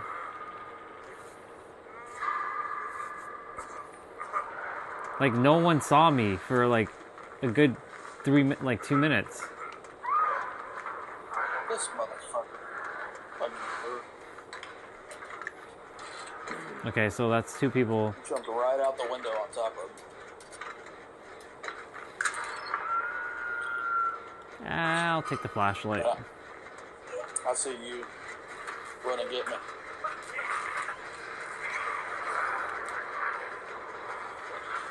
Shit.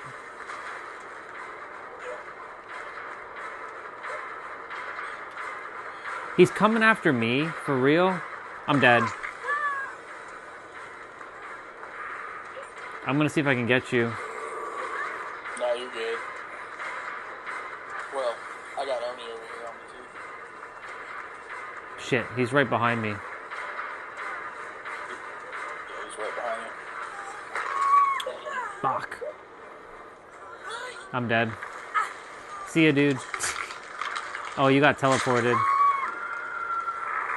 Yeah, we rotated. Didn't know it could do that. Yikes. Not a great start, Dude's but... fixing this gen right there. You're right there. Come get me, boy. Yeah, you're dead. Maybe. Yo, he's right there. Yeah, I see him. I see you. Like, I see. That's what happened on my end, bro. It's like they're not, they see people, but they're not, I know they're doing their gen, but like, come on, get the fucking people.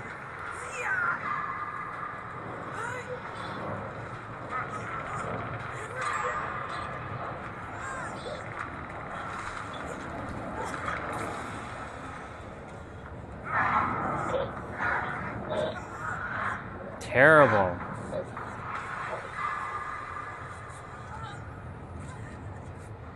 It's terrible. He knows you're there.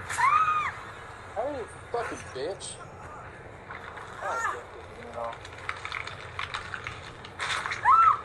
And now you're dead.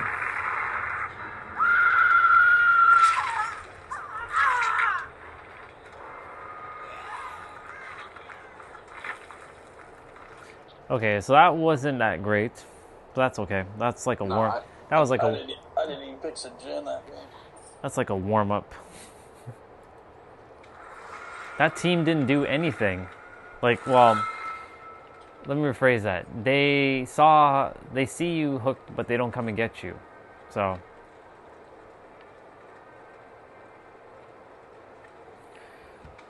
It's pretty ridiculous. Whatever. Not even mad about. There's nothing to be mad about. It's just like, why? You got the person that was doing the gen somewhat close to me. They ran the other direction. How do you not see that I'm right there?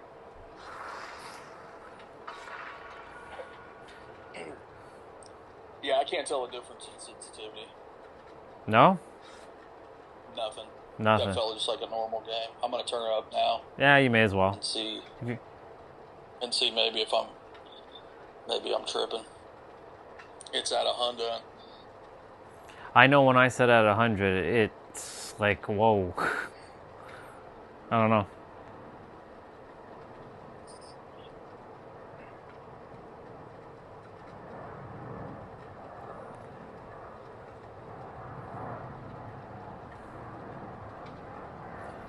Yep. You know that the game, the Friday the 13th, and the new Michael Myers game, and the gun media guys I was telling you about. Yeah.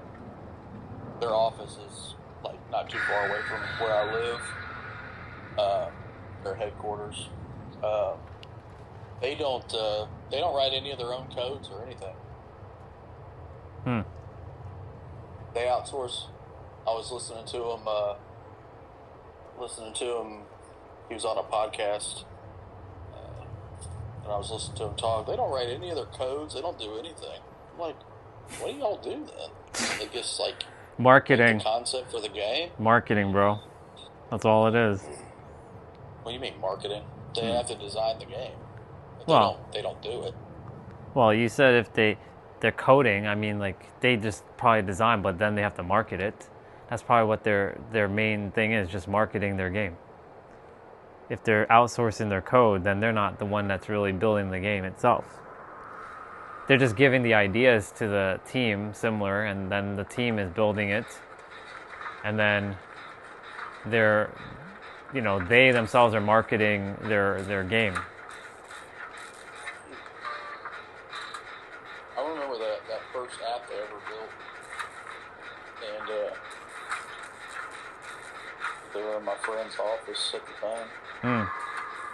Fuck you, gun man. Alright, Undertaker. I'm with my fellow Attack on Titan member. We're doing a gen. We're going to be popping the first gen.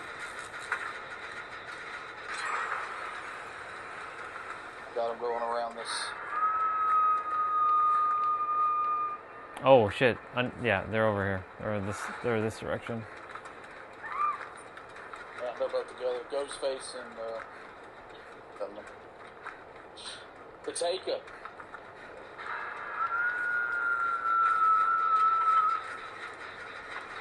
Finishing another gen. Undertaker's on. Ooh, he was on top of the house and he shot the dude from above. It's crazy. It's crazy. And I see Ghostface stalking me. I see him stalking the shit out of me. Oh, he's gonna get the fuck out of here with that. They're tagging me.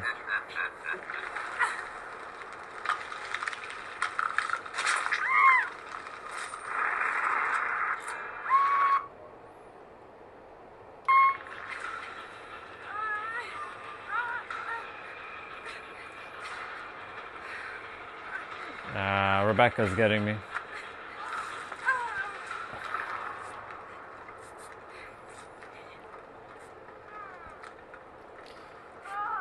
Today's a little bit cooler. It's like 10 degrees. It's not that warm. Even though in comparison to like minus 40 degrees, this is considered hot.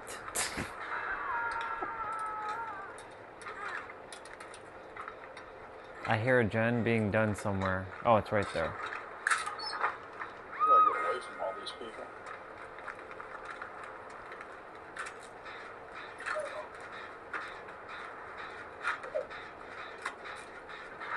I fucking hate it when people won't let me heal.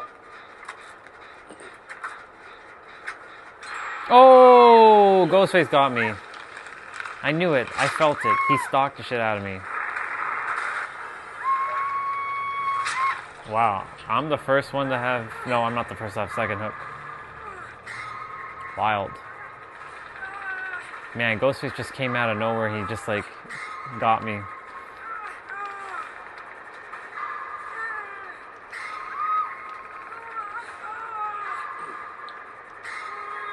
Somebody got me.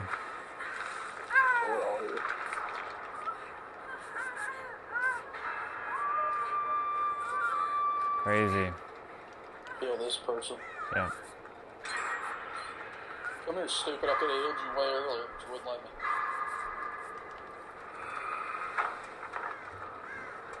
let me. There's people keep dropping random pallets. There's no one even there. I'm gonna go get that person.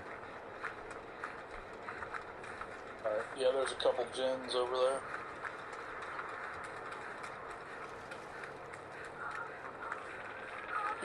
Yeah, she got me, so I get her now. This guy hopped off the fucking thing. Ooh.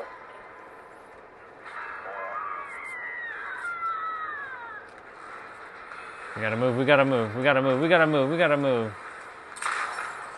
Shit, he's after Rebecca. God dang. Come back down where we healed all those people. Help me finish this gen. If you're over there. Undertaker's coming that way.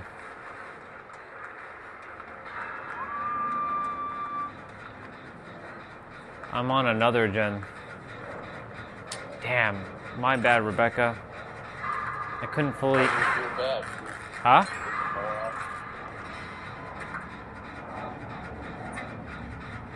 I'm not rolling with you.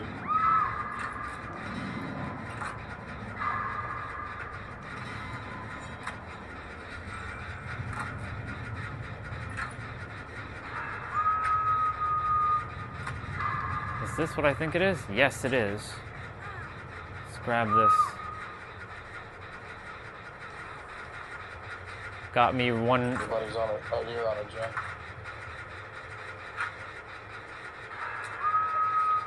I'm kind of near... And actually, I'm not near anybody. You're by the house, aren't you? Yeah, shack. He got me. Damn it! He nailed... Oh. I had to run. I had to move. My generator was almost done. I'm gonna go try to find it. Ghostface is headed that way too.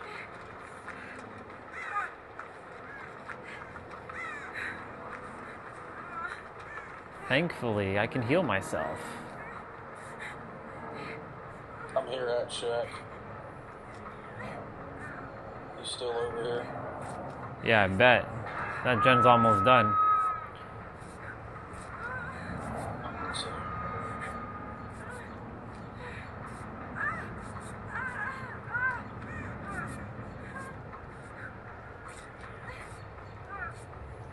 Okay, we lost one.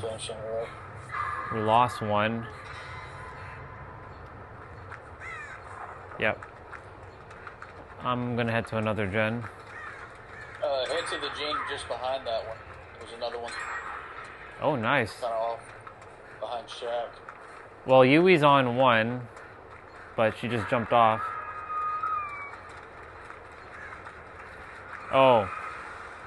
That one's almost... The one that Yui was on was almost done. But the gunner guy is after us. I don't know which one she was on. Other side of the house. Other side of the house. Yep. Opposite end. Shit, I'm staying. I'm gonna go find it again. I'm behind the shack. If you're over here close at all, I'm about 1/4 of the way down. Yeah, I'm heading there. But they're coming this way. Brought Ghostface over Yep. here. Fucking idiot. Yep. Shit, we got. Yeah, we gotta move.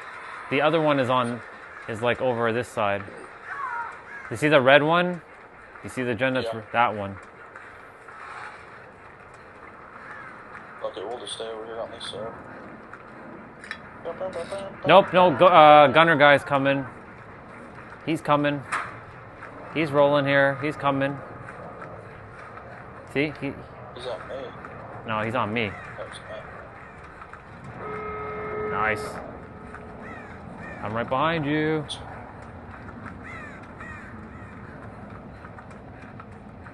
I think like this might be a dangerous door to do, but Gunman was going the other way. Depends on where Ghostface is at. no one's on this door. Yeah.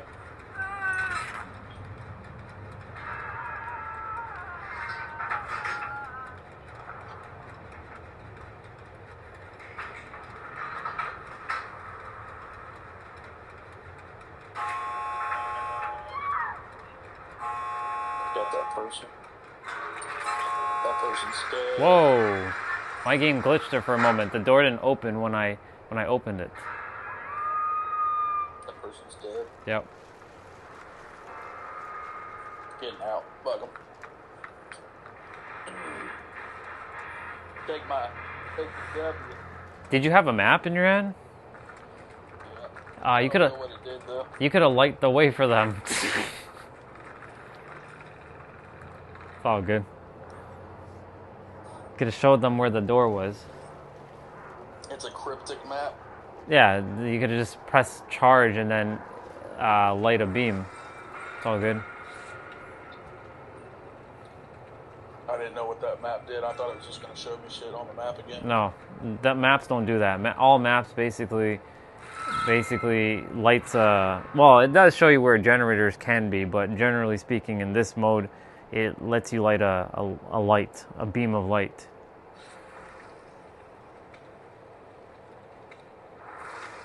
What if I do it inside the exit? Will it expose itself to the outside past the... It could. I've never did that though. I'm sure it would. Yeah. I made a chicken tortilla sandwich for breakfast today. I saw it online. That sounds like a. People were taking... That sounds like a lunch thing. Breakfast, lunch. Yeah. You can eat it at any time. You were saying something about online? Really? People eat chicken all the time. Yeah, I mean, I had brunch basically. Chicken and waffles, bro? You ever had chicken and waffles? One time. That's definitely an American thing. Well, that's not true. That's a North American. Yeah, that's a North American thing. Anyways, take this burrito type wrap, and you just put your knife right there in the center, and then just cut one slit down the center, and then you can treat it like it has 4 sections. So I put my chicken on one side, I put my lettuce, and then I put my cheese on the top on both sides. But I had 4 quadrants. You just take one, you wrap it, you fold it over again, and fold it over again, so it makes like a pocket. Right. It was pretty tasty.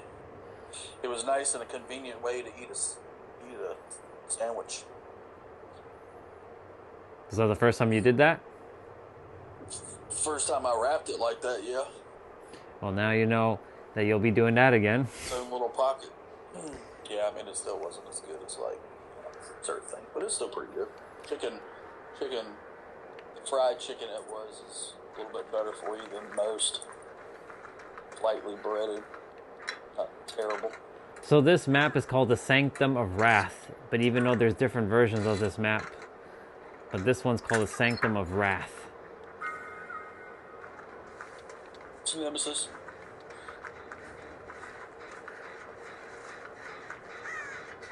I'm with you. You're not with me. Yeah, I am. Oh, I see it.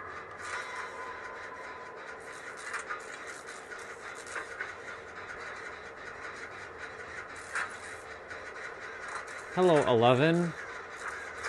Bottom right to us. And I'm the one that takes the hits. Nice.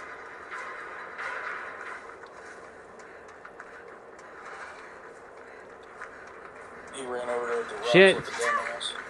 And Trapper's here too.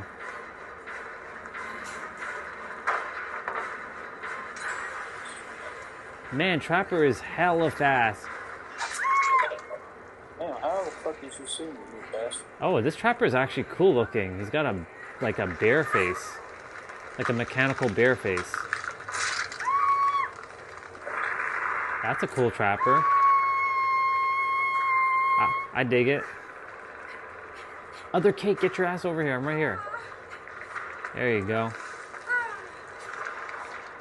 She got me. Kate's be saving Kate's.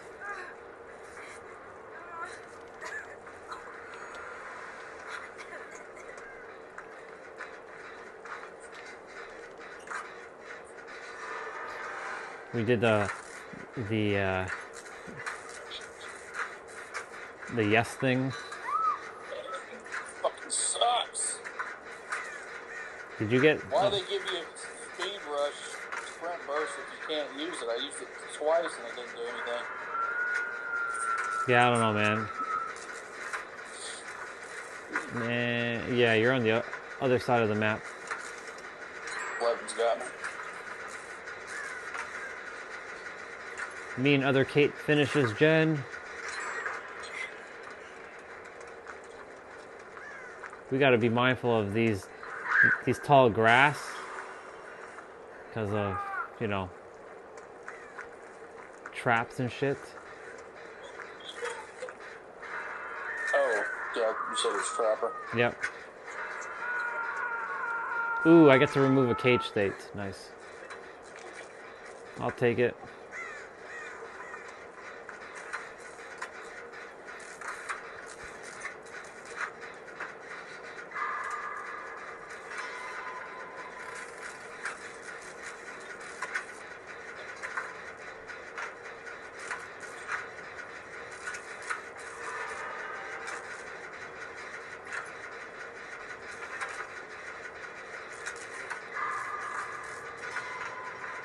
Ooh. Nope, zombie just showed up here. I like how they randomly spawn. Yeah, it makes no sense. Yeah.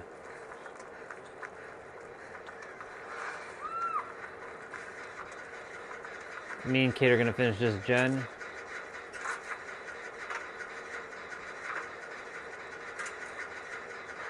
I can finish this gen. We might have. I don't know. We might only have one gen left. Yep, that's done. And there's one over here. Oh shit, we gotta move, we gotta move. It's coming after me.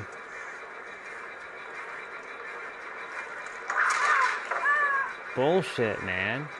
It's crazy.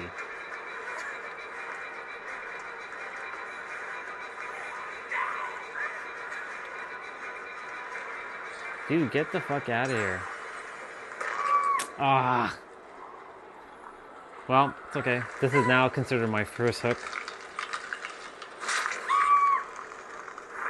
Let's go for a ride.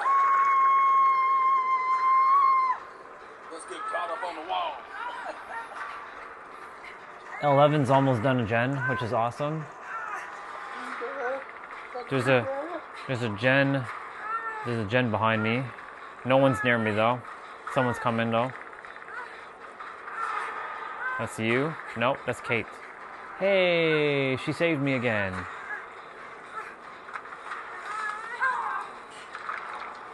Thank you, other Kate. I appreciate you. We're in this shack here. We're gonna tag team this, triple team it. The fuck did you hit me? Ooh, the person that just got just.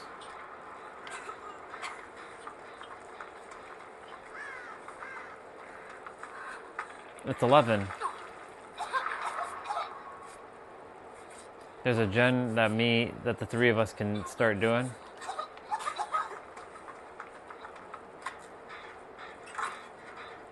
Me and Kate are doing it. Oh, I just dropped the fucking dial on this guy's like an asshole. Nancy's about to finish it. Finish one.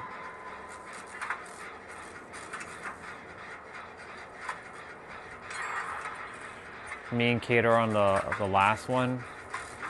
So is 11. She's on one.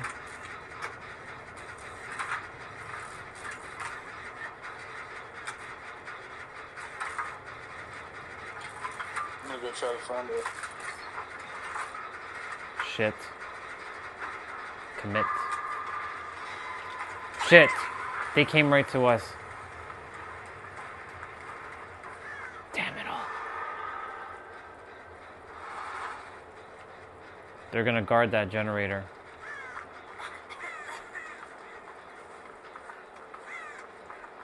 Wait, where the fuck is it?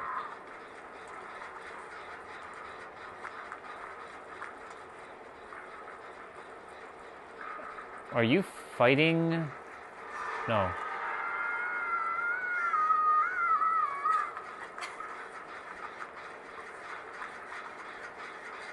Trapper's keeping an eye on that other gen. It was almost done. Shit, he's coming this way.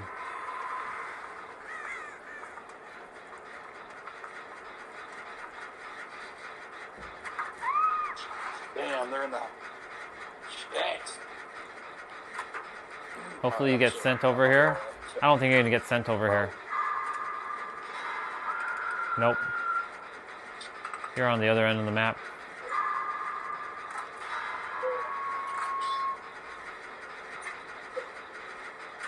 Anybody close to you? Nope. I'm the only one. Shit, Trapper's coming. Shit, Trapper's coming. I have to fight him. I have to fight him.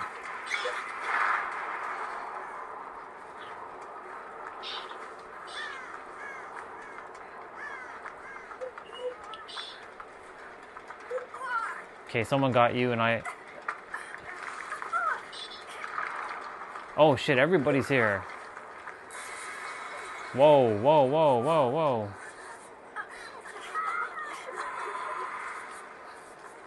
I'm going back to my gen. No, we're done. Oh, never mind. The door. Oh my god. Did they go after that person? I'm gonna see if I can go get that person. Nope, yeah, they did. Oh, damn, fucking Nemesis. He was actually aiming for me. What a punk. Me and Kate left together. Last person. Hit it with that speed. Wow, a lot of people did good. Like the lowest, like I'm fifth and I ended up getting 31. That's pretty good. Everybody did roughly around the same amount. Not bad. That was a good team. That was a good set of people playing. The first one, I don't know what to say. Wild. Are you able to pick out my silhouette? Yeah, I can. Most of the times I know it's you. Only because, like, you have the hood. Most other characters are not rocking a hood. Unless they're wearing the same outfit as you. Quantang Young. Yeah, so I can definitely pick you out.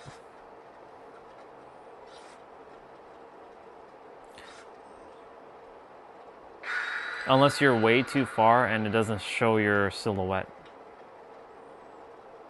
That's the only time.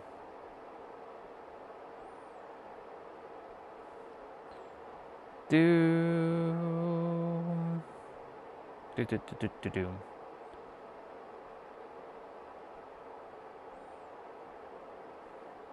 Rich, homie, Juan. Oh man, man, I was thinking about that turtle all day yesterday. I hope he's all right. I feel kind of bad for him. I feel like he's gonna be your new pet. He could, man. Turtles are lucky. Yep.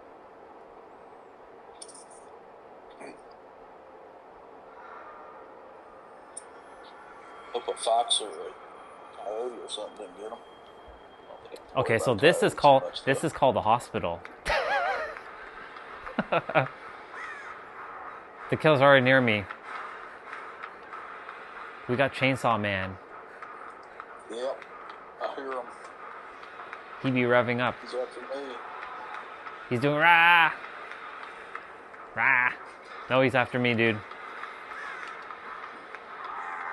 Get out of my way!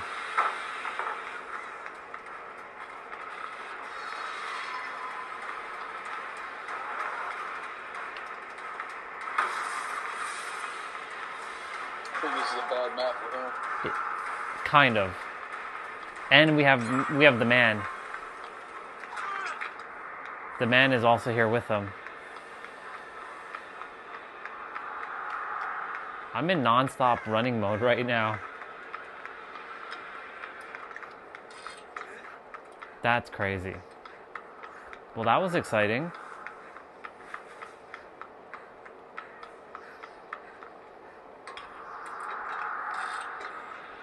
This is a good map for the man. This isn't a good map for him though, because of all the obstacles in the way. But it could actually work out in his favor because it also isn't for us too. Weaving in and out of these obstacles isn't in our highest alignment either.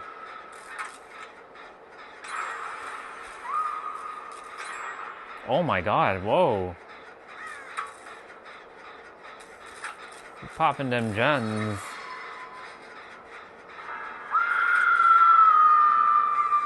I got this person. Not gonna lie, I'm just running for my life. Trying to pop the same gen. Yeah, I see the arrow, man. Whoa, he's coming to me. Wraith is here. They're both tagging me. Oh shit. Oh my god, they double teamed me, bro. That's crazy. Okay, let me just mute it for a moment.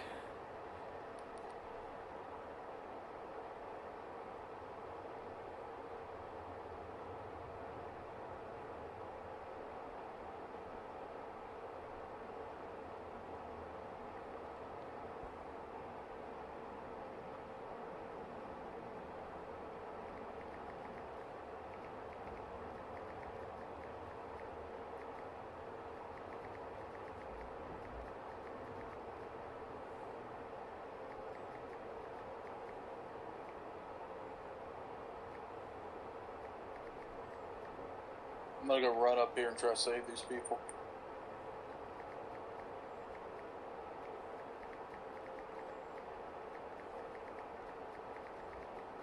Okay.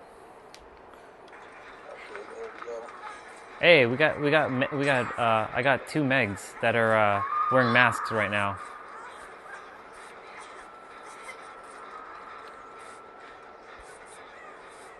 We're doing good. Doing good.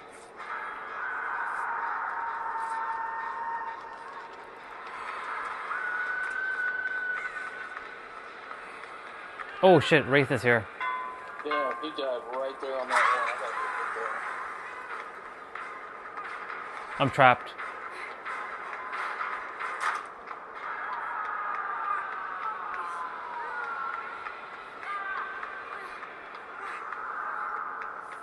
Damn, he had that Gen 99. Where's this guy going?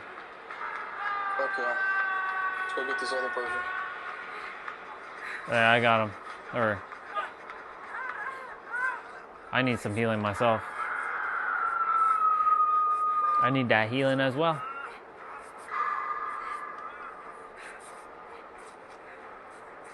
Oh my god. There's a Gen somewhere down here. That was 99. Oh shit. Wraith is always after me. What the fuck, man? Get your ass off of me. He's coming to me. This person died. Get the... yeah.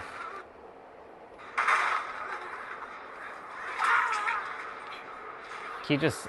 Was that you? Yeah, it was you. Chainsaw Man coming towards you.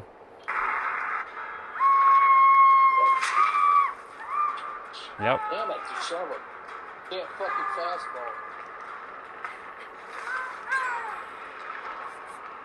Crazy.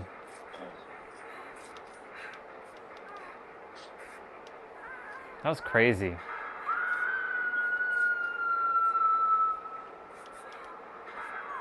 Alright, you're right there. You're right there.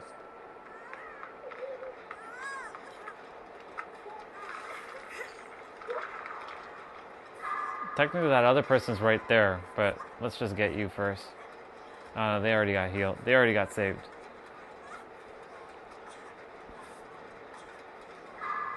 These people are on the Gen right here.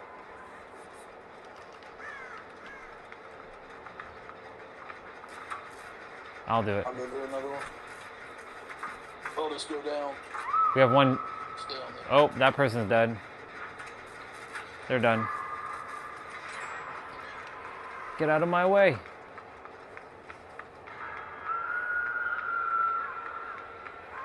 I'm here. How many hooks do you have? Two? 2. I'll take the hit.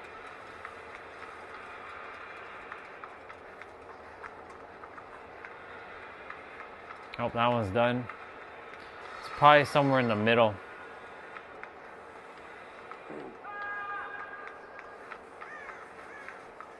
I'm just seeing if there's any on the edge. This one's done.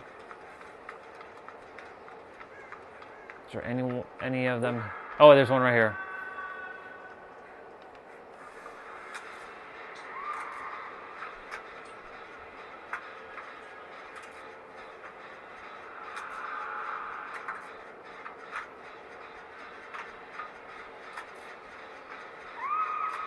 Man, they are so close.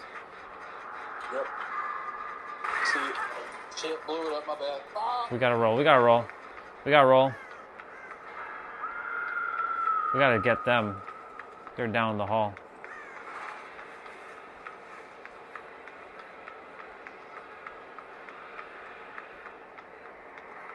They're probably coming this way. They are. I'm just kind of hanging back. Keep running.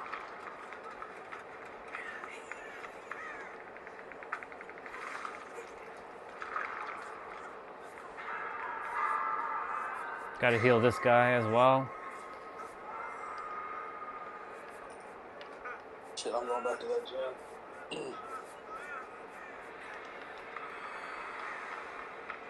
I'm gonna head back there in a moment too. I'm gonna just... Yeah, I'm heading back.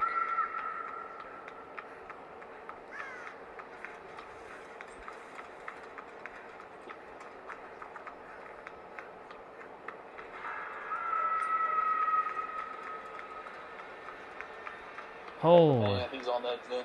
is he? Yeah. I'm gonna go get that person that just got hooked. I'm pretty close to them.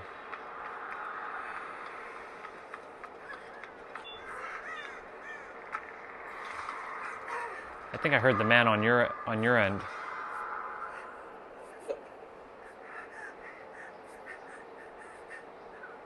Nice.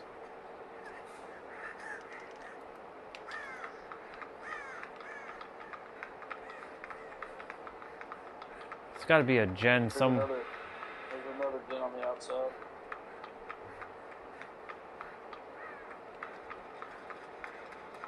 So there's 2 gens on the outside. There's 5 3 of gens on the outside. there's 5 of us, and there's 1 gen left. We can do this. Oh shit.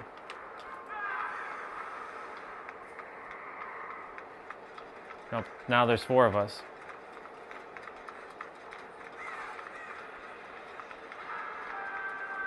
That guy's dead.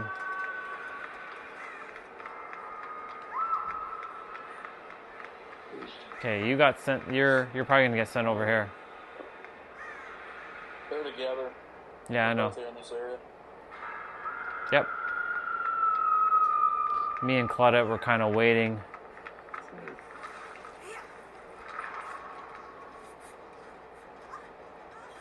So. She's on one of the gens.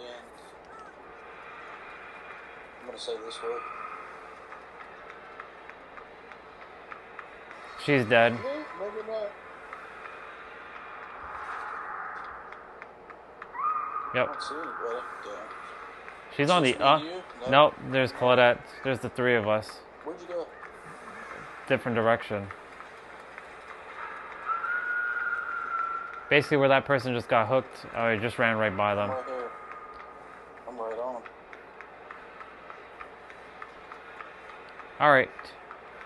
Time to play. There's a gen right here, but they're coming. There's another gen out here. I feel like they're. Yep, they found me. I'm dead. Yep, they're right here.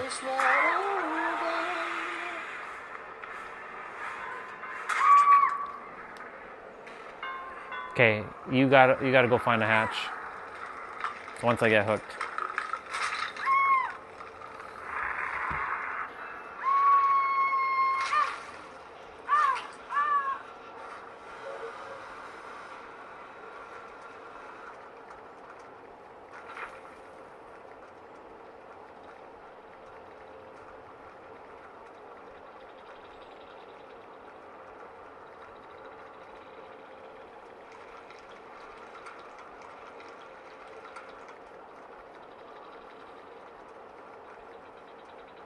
Oh, I found the hatch, but they closed it.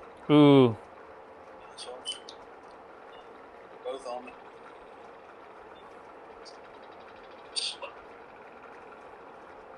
Yeah, bullshit. She got out. Damn it. One person got out. I found a hatch, but they already locked it. Hmm.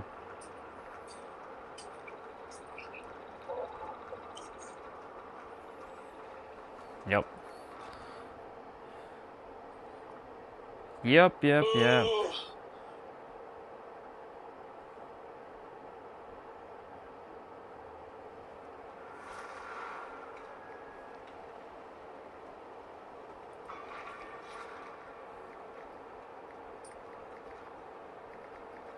wouldn't have blown up that gen. They might not come over there.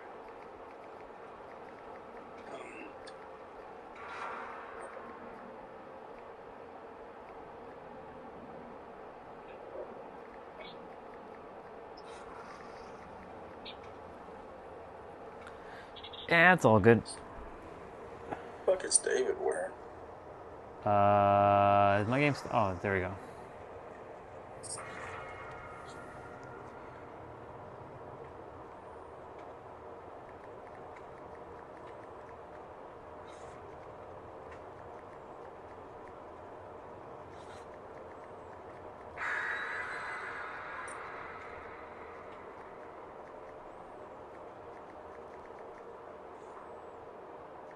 Yeah, definitely. I've been playing it last time. I played it the past 2 times.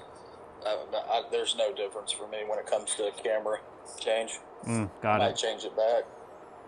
Yeah, you may as well. change it back down. I mean, maybe I'll try 75. I don't know. I just can't tell the difference at all.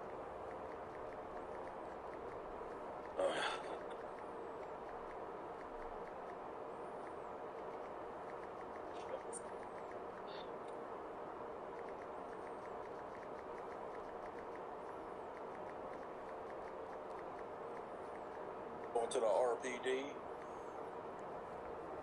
We'll see. We shall see.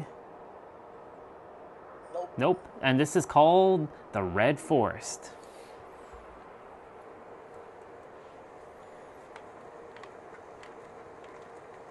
Oh man, there's like 6 of us in this area.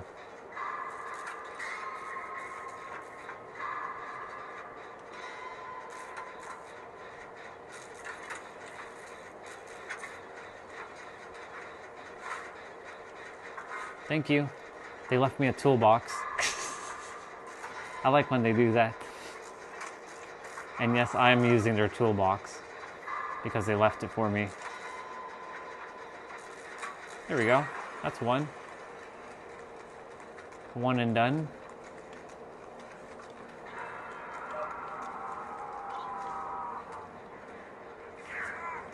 Ooh, who's that? It's Chucky.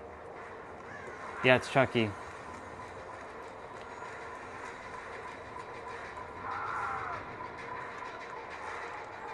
Get out of here, bro.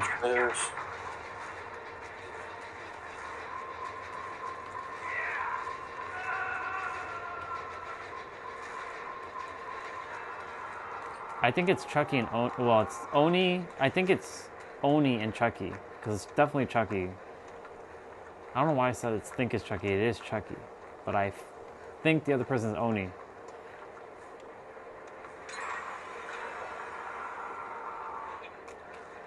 Oh, this one's done. Yep, it's Oni, 100%.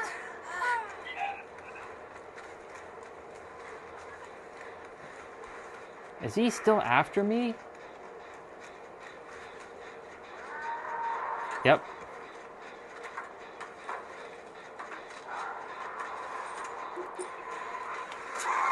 Yo, he came right after me, man.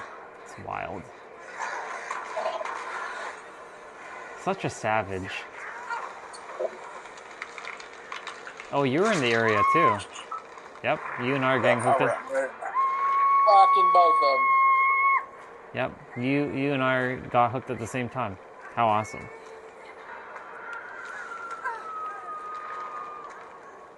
Oh. That's weird. They should have they should have saved me first. No! Oh my god. Dude, I don't know. Yeah, I gotta run. He's on you.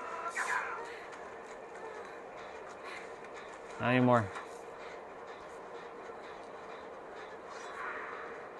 That guy left a trap in the generator, just so you know. Will not use it? No. When they come and hit the generator, they get stunned. Right.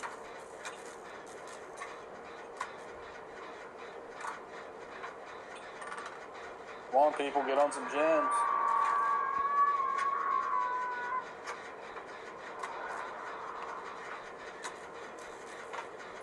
Remember, he can come barreling at us at any time. Here it Yep. comes. Ha! You missed me, bitch. I shouldn't say that. It's another human on the other end of that person. But whatever.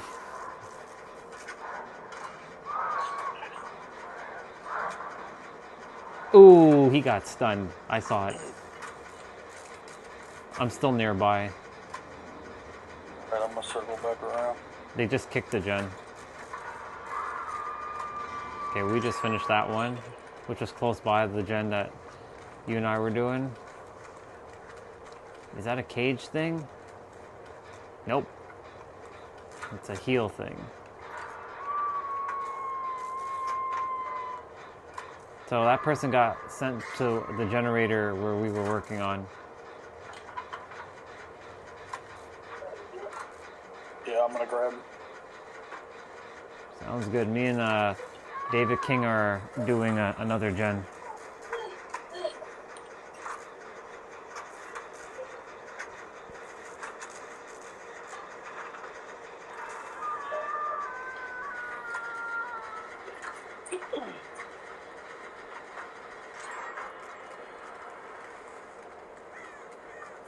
I'm right behind you. Go. There's a gen. Yeah, I'm on it.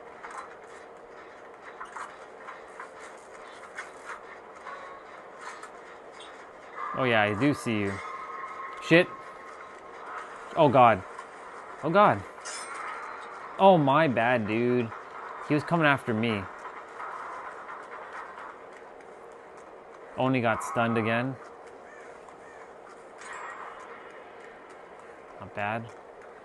I went back to our original gen, but it's pretty much dead. Alright, dude. That was my bad for him, for this guy getting hit, so I'll save you. That was my bad, bro. I got you. Only fair that I'm the one that gets him. Oh my god.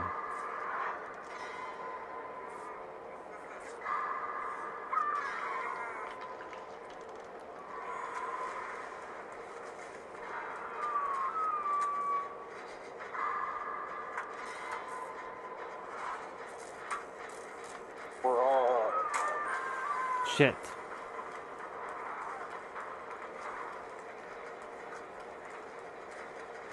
I see you, but Oni's over there. He's coming this way. He's coming, dude. He's coming.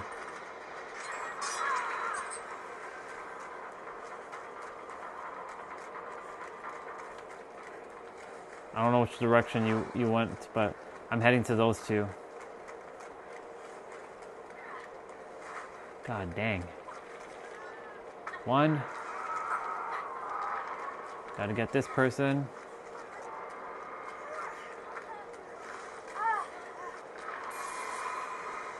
Oh, nice. Insta heal, everybody. It's a gen in this shack. I'm in the shack. Where are you at? I'm on a corner gen close to a Oh shit! close to where this guy got hooked. Damn, fucking Chucky just came out of nowhere. He's no jump scare, just I saw something creepy coming behind me. Get stunned, boy.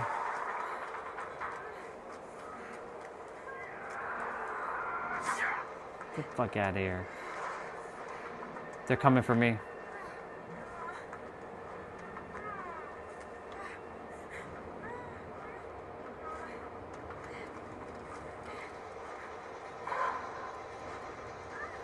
One more gen. No! He got me. He found me. He was looking for me. Damn.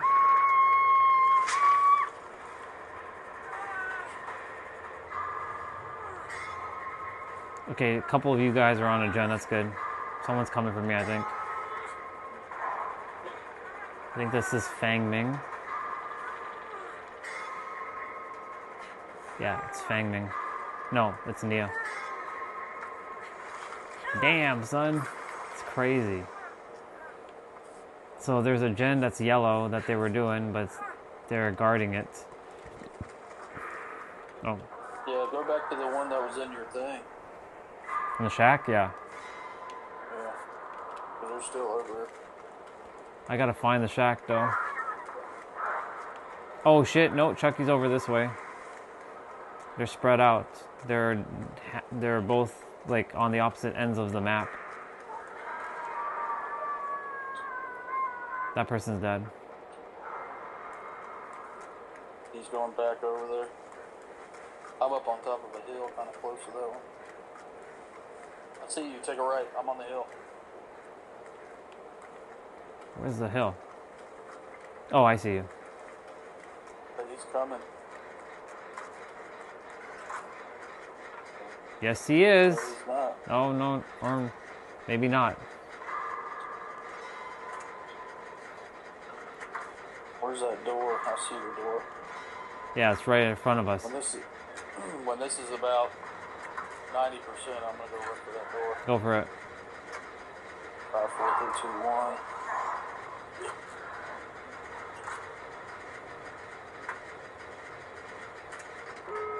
Yep. I'm on it. Sounds good.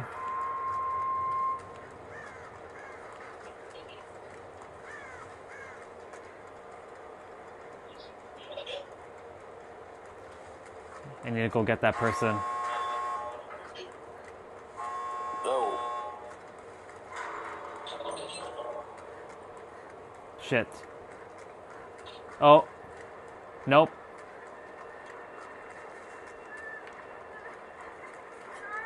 Coming. They're here, they're here, they're here. I gotta run, I gotta move.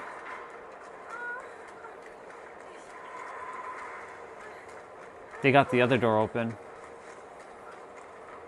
Yeah, screw it. I'm not even gonna bother. Yep. He see? Yeah, Chucky was right on Yeah, you. Chucky was definitely coming after me.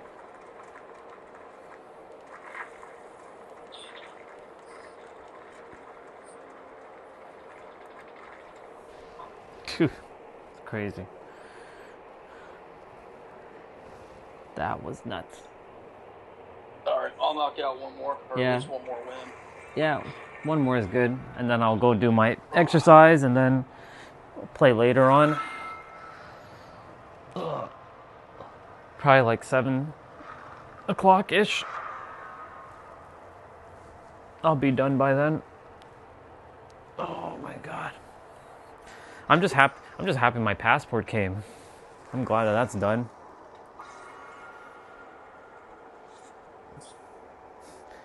Other Kate Denson's name is Wifey Complain.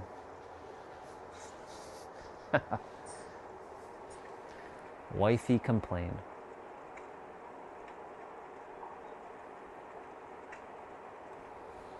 That's funny.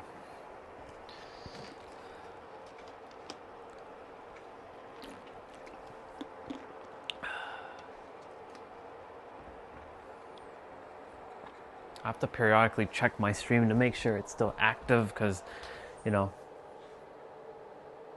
Yeah.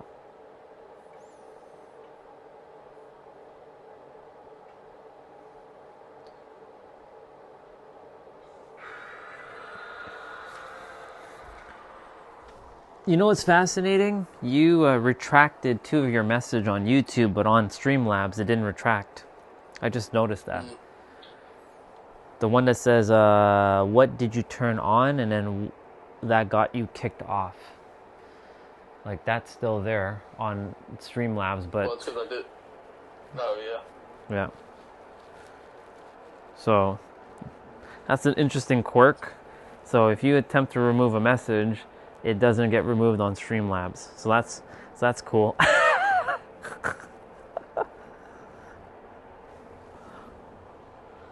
I should test that with myself and see if I can remove my own messages. Yeah, man, Prism Live is not that good. I was using it earlier because of the whole thing earlier, and I was like, yeah, I'm not using Prism Live. It's just a backup, basically, at this point.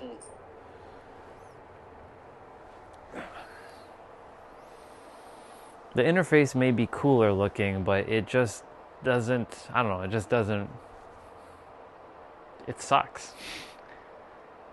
It even drains the battery even more, even though I'm using the same settings. 24 frames, 720p when I'm outside. Crazy. Interesting. Yeah. Alright. Is this a hook status? Oh no, there's a heal one. I think I'm at the back of the map where that statue is, close to the statue. It's Oni again. Yep.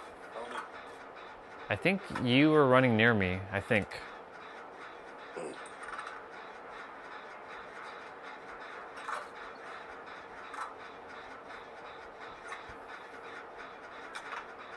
Yeah, you're being chased. I Or... went back to that freaking jet. Run. And I'm the first one that gets... Well, no, I'm not the first that got damaged. That was weird. He went to... I guess he was trying to hunt for me or something. Oh, it's Ghostface, too. Fine.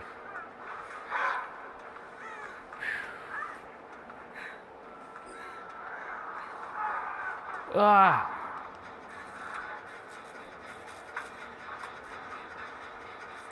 Thank you, Fang Ming. I appreciate the heal. You're here with me. Ghostface is close by. Finito. Oh, there was 4 of us here.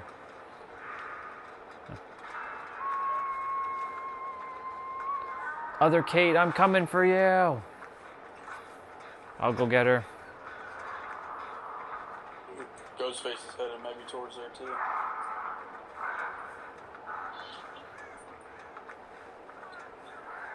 Yep. Hello, other Kate.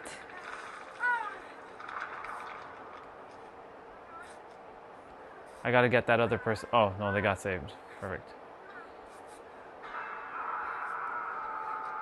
I haven't used that hairstyle in forever. The ponytail, that small ass ponytail she's got. Crazy. Fuck you, man. I'm going in the theater. So much.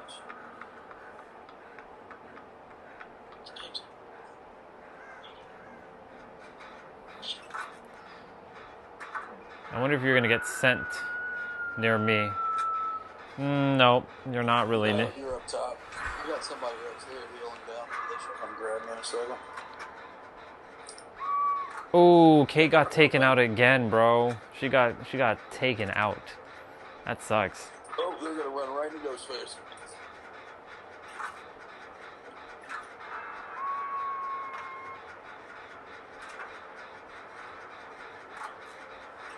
Shit, did they bring them up here?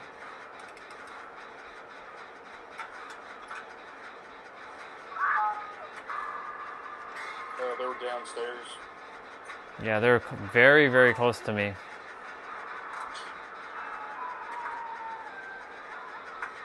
I don't know if I'm gonna get this gen done. Oh, no, I'm gonna get it done. Unless Ghostface sneaks in and he stalks me. Yeah, this match is not good. One person's Kate's almost dead. I'm not gonna get to her. I'm not gonna get to her in time. Yeah, she's dead. Shit, man. I'm so sorry, Kate. Yeah, this one's a write-off. Everyone's kind of throwing it. You can see it. You can feel it. This is you. No, it's not you. You're not hooked. Nah, take myself up.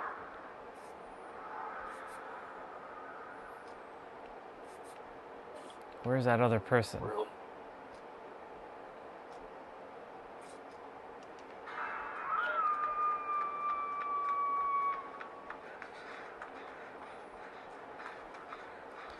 Well, we're gonna have to do our best to come back from we're kind of behind. Kind of. We can still win this, but everybody has to start playing smarter.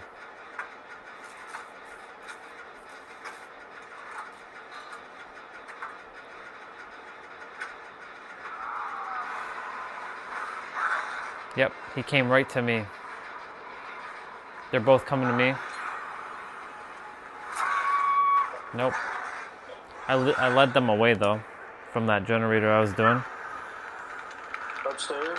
No, I finished that one. I was at the back, the statue generator.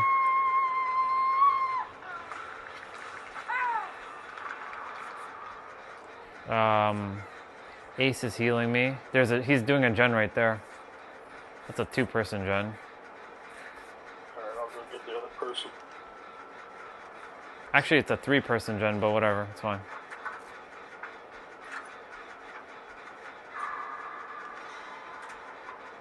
It's my first hook.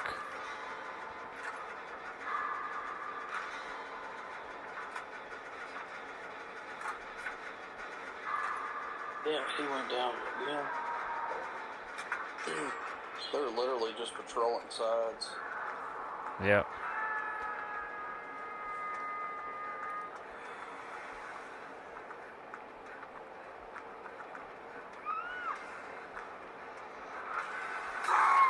He got me? Damn. He got me right as I crawled the window. So stupid. He's chasing Ace right now. Yeah, he's come back for me. Nope. You better run, dude. Yeah, he picked me up.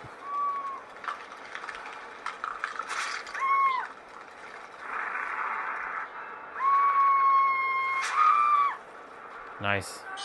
The person you saved came all the way back here for the save.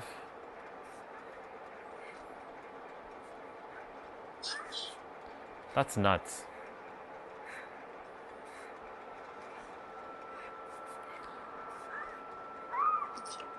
Motherfucker. That's your second hook, yeah.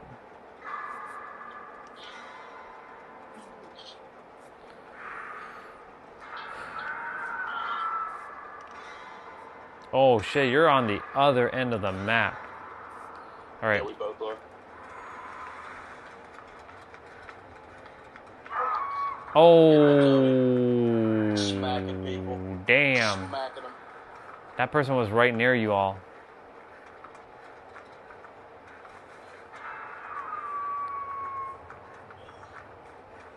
Shit. Yeah, there's like... God damn, I have to get both. I'm gonna get both of you.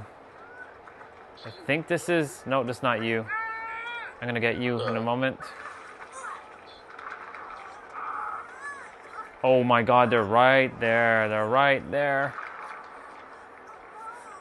Oh, let's run then. No, he went the other side. He went the other side.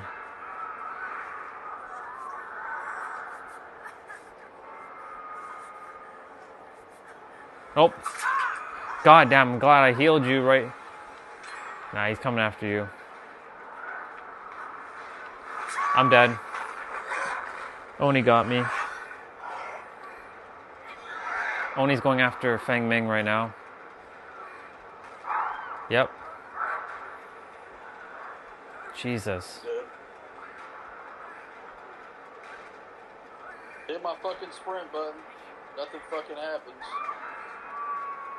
Hit the fucking sprint. Time to get out. No, I'm dead. I'm being chased.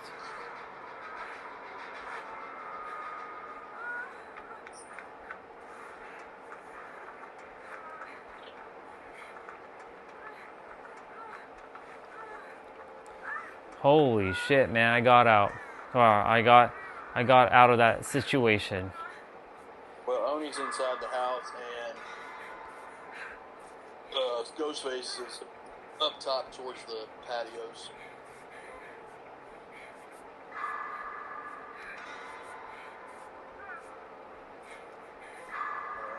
Oni's not in the house anymore, I don't think. Ghostface still up here by the patios.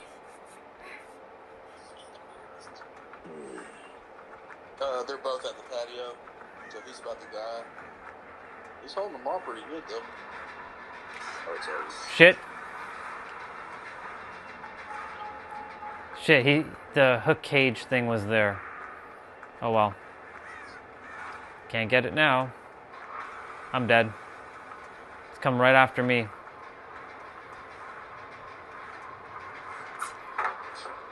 Fuck out of here. Shouldn't have done that. It's alright, That put some distance. Problem is you ran a straight line. I sure did. Ugh.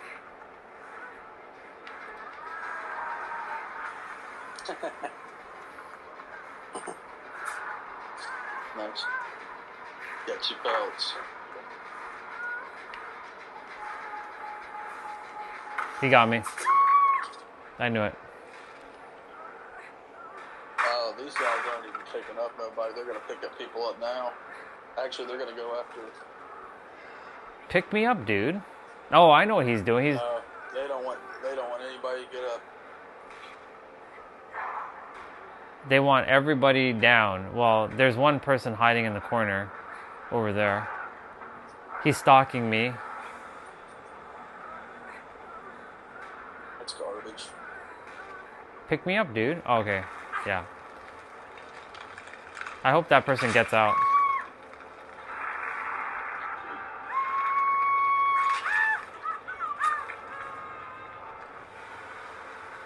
Good luck, person. Oh, she got out. She got out? Nice. Landed right in front of her. That's awesome. One more, that's it. One more. Okay. That wasn't a good one. It wasn't bad though. We did come back. Yeah, we did come back. That was a comeback. We just had a bunch of hooks at the beginning. Yep.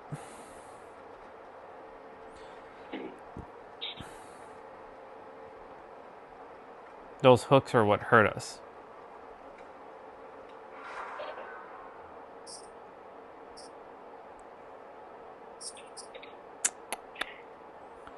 Yepers.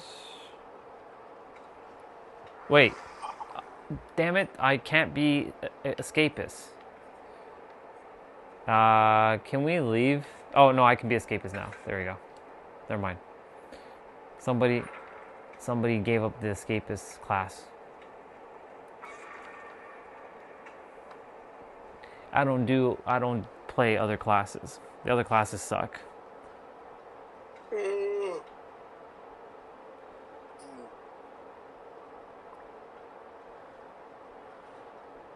Yabba-dabba-doo.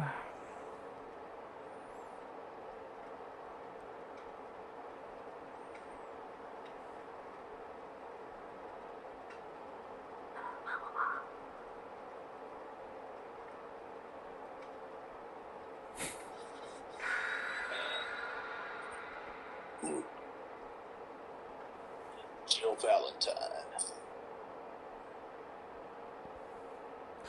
Jill Valentine, indeed. I keep forgetting Claire's name, but yes, Claire, not Redfield, right?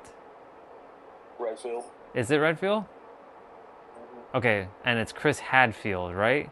Or is it also Chris Redfield? Yeah, they're brother and sister. Oh, they are. I didn't. Okay. Got it. Are they in the same game together?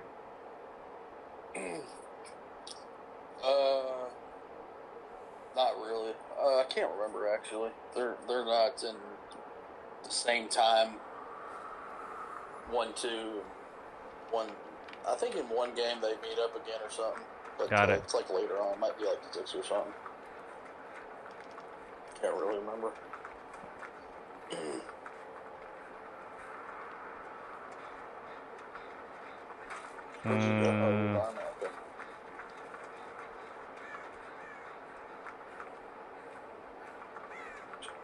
Is this a cage thing? Yes, it is. Okay.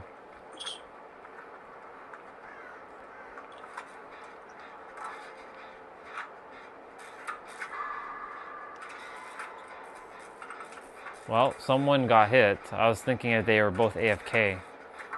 But, nope, they're moving. Oh! Damn it.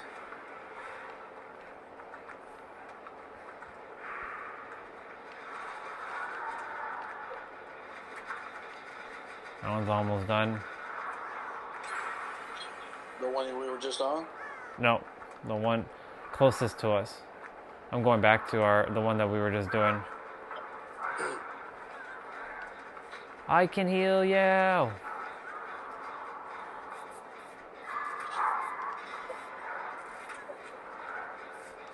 headed back to that gym too. I need to go. It's actually full, bro.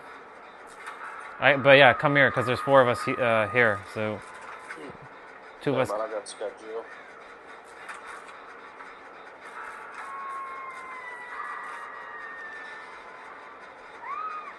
Damn it, you motherfucker!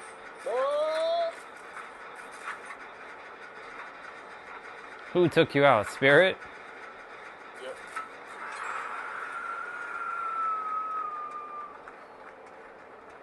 There's a cage that hook thing near us. Oh, whoa, whoa, whoa, Oni. Is this you? Going for her. No. Nah, it's all good though. You can take me to that hook thing. Yeah, I will. I'm gonna heal this person first, though. Oni's kind of in the middle where you guys are at.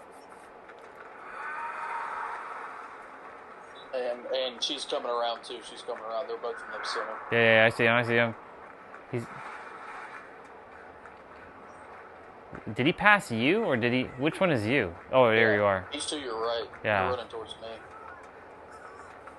Okay, let's get that person behind, because no one's going for that person. Oh, no, never mind. Come with me. Let's go get that healing thing. Or back to where our gen was. Unless someone stole it already. I guess we'll get this person. And then I'll take you there. I just saved this person. What the hell? What's going on here? They got sent right back here unless there's a twin of them.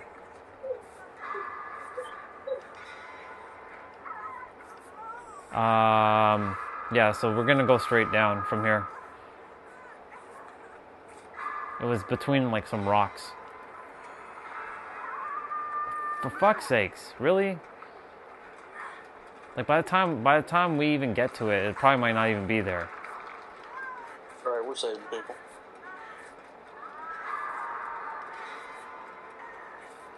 Alright, this way. It was between... It's right here, yeah, it's right here.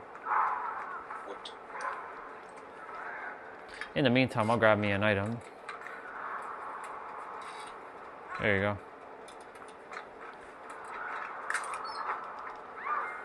Alright.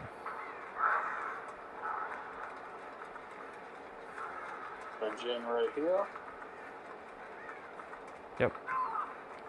Let's do it. I'll take the side. I don't know if we're the closest to that person that just got hooked. They're fine. We got time. Oh no, they're good. Yeah, they got unhooked. You know where we were? Where we were healing Jill, there's a oh no, that's a person. Never mind, I thought it was a generator. No, there's a generator right in front of me, a little bit further down.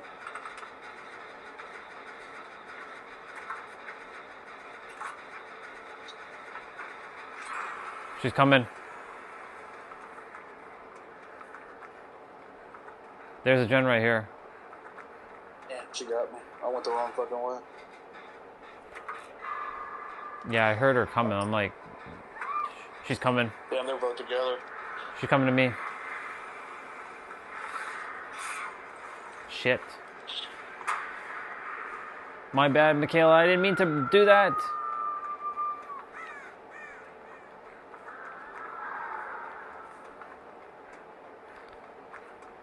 Holy shit. Okay, that's you in the corner over there. Yep.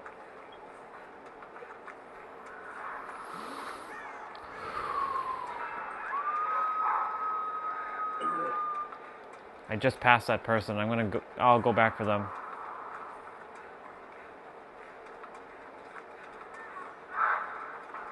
Damn, Oni was doing it. They were doing a gen right there. Oni probably sees us. Gotta go for that person. Is that a cage? No, that's a heal thing. You can use that heal thing if you want. Yeah, So, base. yeah, I'm gonna use it now. There you go. I'm gonna get this person. They were doing this gen right here at the center.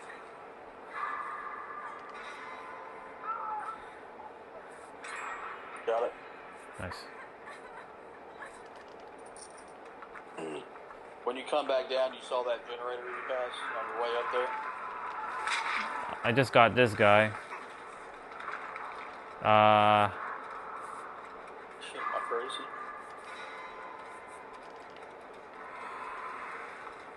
Oh, it's already been done.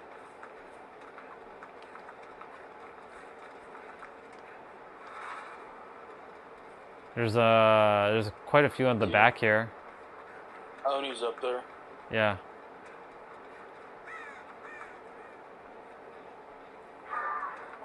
Shit. We should be alright here for now.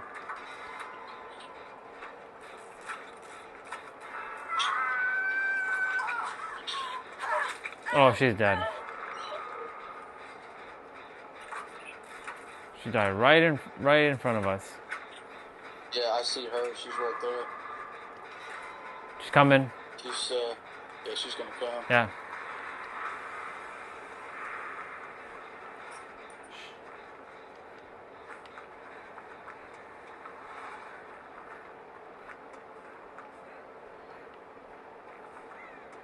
She hasn't been able to catch me once.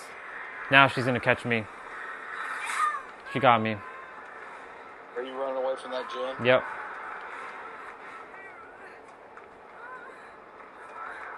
I can't heal myself though. I haven't been hooked yet.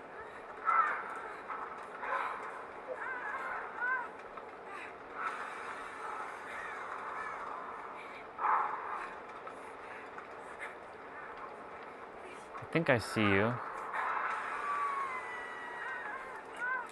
Yeah, that's me. Nice. She... There's a gen back here. Yeah. That person's dead. Yeah, that was the gen I was doing. There, it's coming. Yeah, that was the gen I was starting to do. I see her. I see Oni.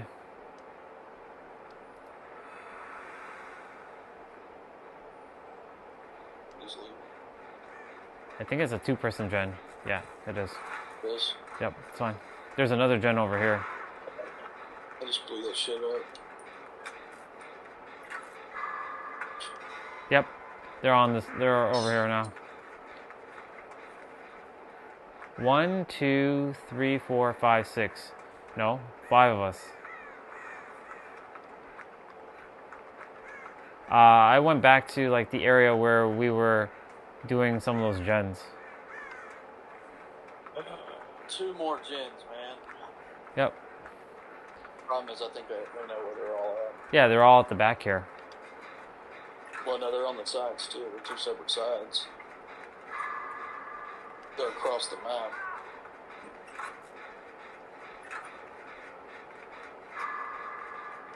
I'm doing one.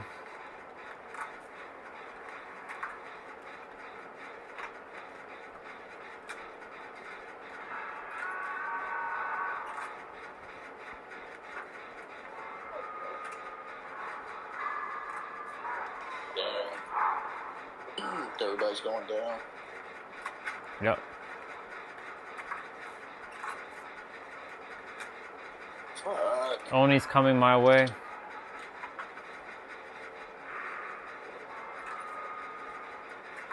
Actually, no, he's not. She's coming. She's coming. Yep. She's coming to me. Me and her. Yeah. I was almost on that gen. So there's 3 of us now. So this is going to be basically, yeah, she's coming. Let's go.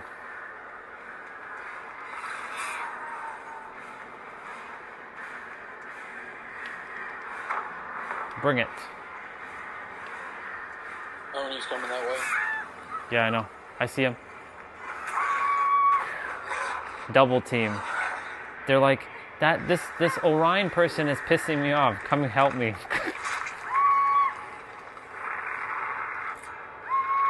Yeah, Okay. right here. Got a good call. It's my first hook. Got a gen right there. Yep, that's the gen that... I'm gonna go try to get their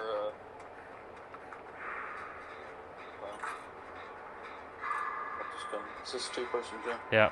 There's another gen over there. Nope. I'm gonna Yeah, they're coming. I'm gonna take her.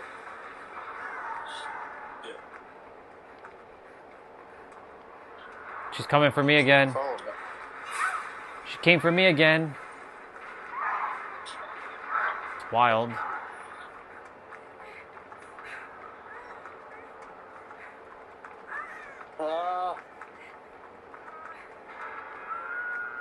Coming.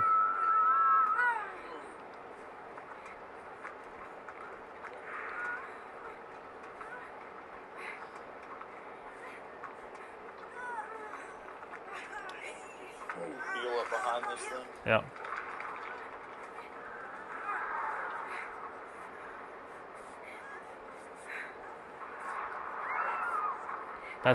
That's her second hook. So we'll go get her. Or I'll go get her. I need healing though. Shit, she's on the other end of the map. Yeah, I'm gonna go get her. He's coming.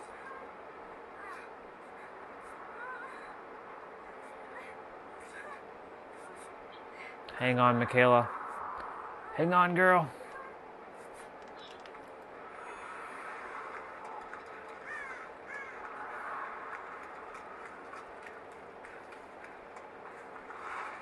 I see them.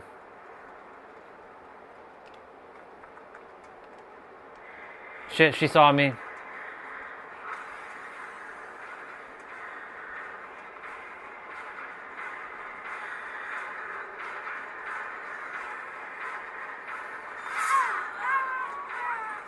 Trading.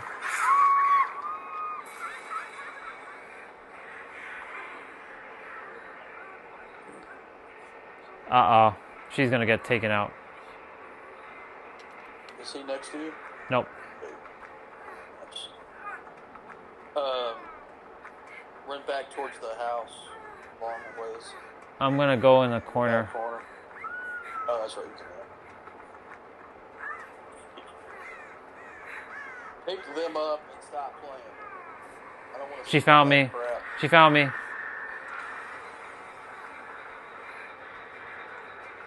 She found me. I'm dead.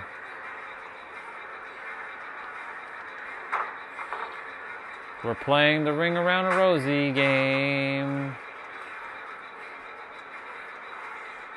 I'm right in front of you. I'm in that locker. Oh, you are? Oh my god. I'm literally just watching you. I'm gonna watch these fucking birds. She doesn't know where you're at. I'm waiting for her to move. Don't bother. You can get out. Why is she not moving? She's right here. She's right by me. I'm seeing if I can see a hatch for you. Nope. I got one hit out of nowhere. Yeah, he came tunneling at you. You're gonna get worried. Yeah, you're getting worried. They're waiting for me to die, so you can get worried. Oh, I'm taking a run for it. Fuck 'em. Did they leave you? No. Good luck, bro. As soon as you get up.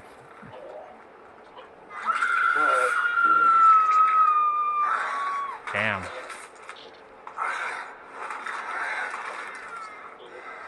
Wow, he clobbered you, dude. This is not real life. Yeah, I know. Just run right past him. Wouldn't be able to catch me with that stupid shit. Alright, man. Alright. That's a wrap. Alright. I'll see you, dude.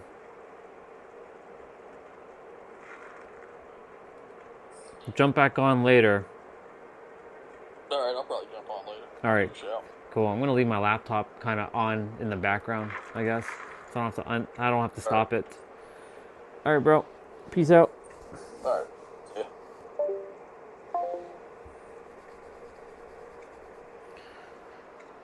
Oh, that was fun. Oh my god, that's crazy.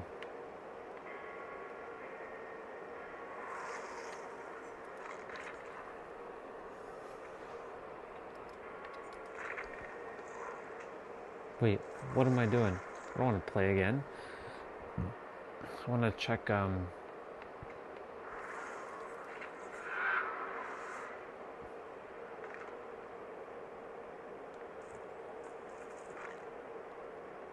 already 16 levels into the Rift. 17 if I play 2 more games. Because you get 5 Rift points per match. And why is the nurse on my screen? What the fuck is going on here? It's crazy.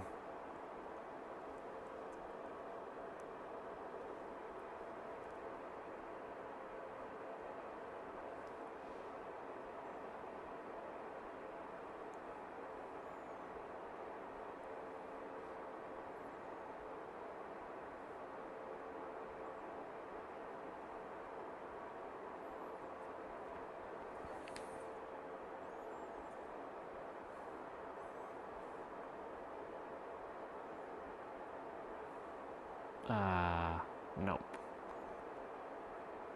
That's not how that goes. That's not how that goes, people. What the fuck is going on?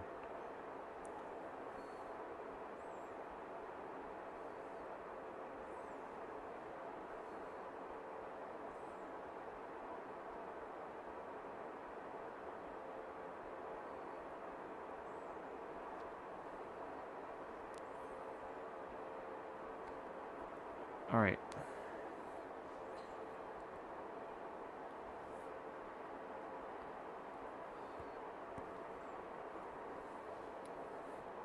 Every once in a while, a game comes out that doesn't really struggle to find success, but still somehow ends up in a weird place in public conversation. Not because it failed. In fact, Stellar Blade was a commercial success on both PlayStation and PC. But despite that, the conversation around it has always felt split. Not about whether it works, but about what it was ever trying to be in the first place. And I think that gap between expectation and intention is where everything starts to fall apart. Because I think a lot of people looked at Stellar Blade and immediately wrote it off as just a flashy action game built around fan service. But after actually playing it, I don't think that's the full picture at all. I still remember the first time I saw this game, back when it was still called Project Eve. It was just a teaser, but it immediately had that effect where you stop what you were doing and go, okay, what is this? Visually, it stood out instantly. The lighting, the environments, the character design, it all looked way more polished than you expect from something we barely understood at the time. And yeah, people noticed Eve immediately. That was part of the conversation from day one. But what stuck with me wasn't just what I was seeing, it was the tone, the atmosphere, the music, the feeling of isolation in something futuristic but quiet. It reminded me of something I couldn't immediately place until I started thinking about games like Nier Automata. And that wasn't accidental. The director of Stellar Blade has openly stated that Nier was a major influence on the game's direction. And you can feel it, not in story structure, but in tone. That quiet sci-fi melancholy, that sense of a world that has already moved on without you, that was enough to pull me in. And then the next trailer dropped, and everything changed, because now we weren't just getting atmosphere, we were getting combat. Fast, precise, reaction-based combat. And suddenly the conversation started forming instantly. Character action game, stylish combat system, parry-heavy gameplay, and just like that, expectations started locking in. And I think this is also where part of that early perception started to form. Because when a game looks this flashy, this stylized, and this focused on presentation, it's really easy to assume that's all it has going for it. Because once a game looks like that, people don't just judge what it is, they start deciding what it should be. And that's where the first real disconnect begins. Then we got the full reveal. Story, world, systems, identity. And this was the moment I was fully on board. Everything looked cohesive, focused, intentional, the combat looked tight, the world looked consistent, the tone felt unified from start to finish. It didn't feel like a game experimenting with identity, it felt like a game that already knew exactly what it wanted to be. So when it finally released, I didn't overthink it. I just went in excited and played it day one. And honestly, I came out of it impressed. Not because it tried to reinvent action games and not because it was chasing some deep philosophical statement, but because it fully committed to its identity and executed it cleanly. The combat felt responsive, the pacing felt intentional, the atmosphere stayed consistent the entire way through. But what really stood out to me was how playable it felt. because underneath all the assumptions and early impressions, the game just felt good to play. There's a rhythm to it, a flow state you fall into once you understand it. Learn patterns, react, punish, improve, and I think that part gets overlooked way too often. Because if you go into this expecting nothing more than style and spectacle, you're probably going to miss what the game is actually doing underneath that surface. At its core, Stellar Blade is a character action game built around timing, rhythm, and execution. It isn't trying to overwhelm you with systems. It's built around a simple loop: observe, react, punish, reset. And once that loop clicks, the game stops feeling chaotic, starts feeling deliberate, structured, and controlled. And depending on what you expect from an action game, that can completely change how you interpret it. Because some people define depth by complexity, but this game defines depth by mastery. Now, visually, the game is striking. And yeah, a lot of the conversation tends to focus on that surface level presentation, but what's more interesting is how much of that presentation is actually doing narrative work without directly telling you anything. The environments communicate decay, silence, abandonment, aftermath. It's not a world that constantly explains itself, it's a world that expects you to observe it. And depending on how you engage with that style, you either call it empty, really has been or 2 you'll years? recognize it as Damn. intentional atmosphere design. And one thing that absolutely needs to be mentioned is the music, because the soundtrack in Stellar Blade is generally one of its strongest elements. There are moments where it does most of the emotional lifting without saying a word. Kiichi Okabe, best known for his work on the Nier series, contributed significantly to the score, reportedly around 40%. And you can hear that influence immediately. The vocal layering, the ambient tension, the way tracks build instead of just filling space. But what's more important is that it doesn't just imitate Nier. It translates that style into something more combat-driven, more immediate, while still holding on to that emotional undercurrent. It's familiar, but not derivative. Now, the story is where a lot of the misunderstanding really happens, because it deals with familiar sci-fi ideas: identity, memory, humanity, and what's left when a world has already moved on. But it doesn't present them like a puzzle. It presents them like a journey, something you experience through progression rather than analysis, which is why comparisons to Nier Automata naturally come up. Not because they tell the same story, but because they explore similar questions through completely different storytelling philosophies. So when I say Stellar Blade was misunderstood, I don't mean people didn't get it. I think it's something more specific than that. I think it was really easy to reduce this game to its surface level appeal, to look at it and assume it was just style, fan service, and flashy combat. Once you actually spend time with it, there's clearly more going on than just that. And that's I where could the tell you disconnect that. comes from. If you went into it expecting something shallow, you probably saw it that way. But if you actually engage with what the game was doing, you got a focused action experience with atmosphere, intention, and identity behind it. So after spending time with Stellar Blade, I don't think it needs defending, and I don't think it needs redefining either. I just think it was looked at a certain way before people really gave it a chance. Because not every game is trying to be profound, and not every game is trying to reinvent the medium. Some games are just trying to be exactly what they are, and execute that with confidence. And the more I sit with Stellar Blade, the more I think that's exactly what it succeeds at. But I'm curious, do you feel like Stellar Blade was misunderstood, or is it just a case of people expecting something the game was never trying to be? Let me know down in the comments. And if you enjoyed the video, consider liking and subscribing for more discussion style videos like this one. As always, thank you guys so much for watching. I love you all very much, and I'll see you next time. Peace.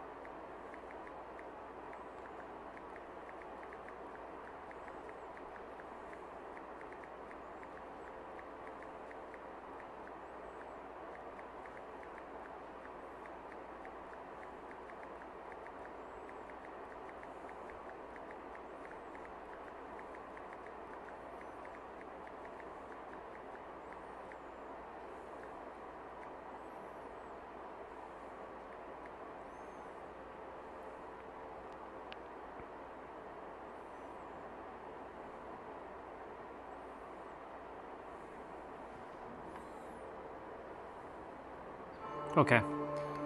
There's a Better Human, Better Doggy video that's brand new, but we will watch it later when I'm taking shower and whatnot.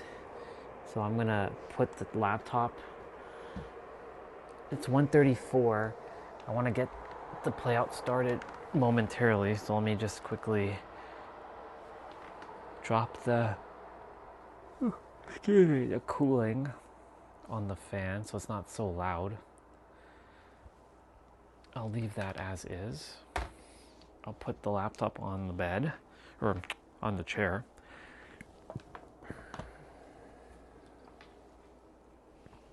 Let me just move this cable out of the way for a moment.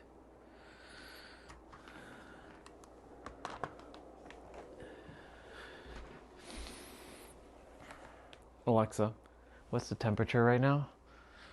Right now, it's 9 degrees Celsius. I could do this outside. Ugh.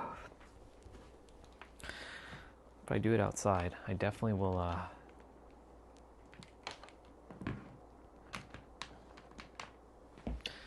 it'll definitely get warm. Let me see. I don't even know what I'm saying right now. Ooh. Nah. We're not doing that outside.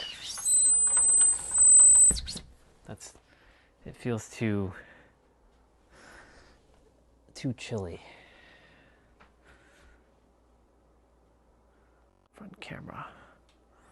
Front camera, we're gonna do it inside. I just won't be speaking as loud because there's a character sleeping still. Don't you just love characters that sleep all day? Crazy. You'll never catch me sleeping throughout the afternoon unless I'm like under the weather or like my energy level is completely like whew. I've napped, but I mean I don't sleep for like 12 hours a day. Crazy.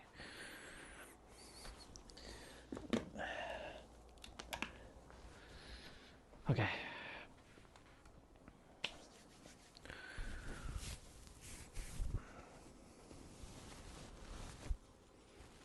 It's funny how weather is so subjective, because like now 9 degrees is supposed to be considered warm, but like in comparison to minus 40 degrees it's cold. But because we've had like 20, 21, 22 degrees recently, like this is considered cold now.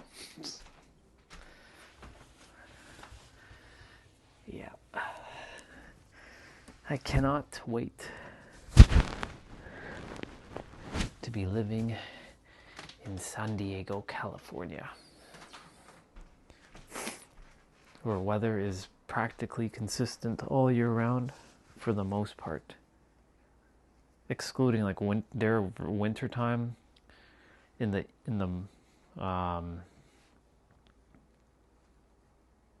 mornings it's a little bit colder.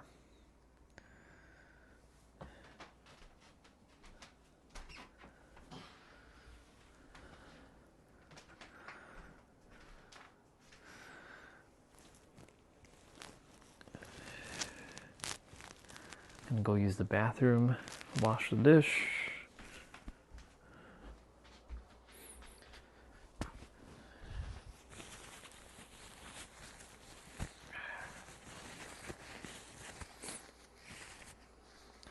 I'll leave this in this pocket for now. I'm gonna go and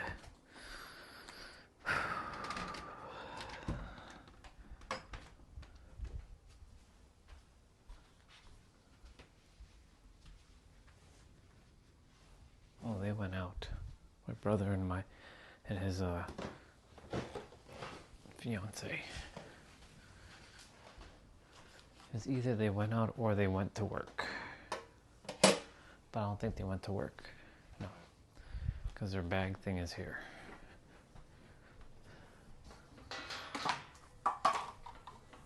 Oh yeah.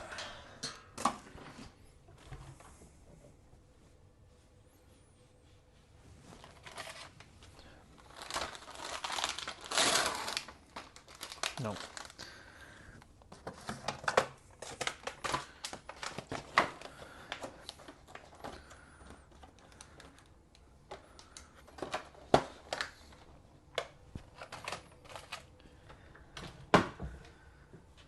Temps are a little chilly today. The heat is on.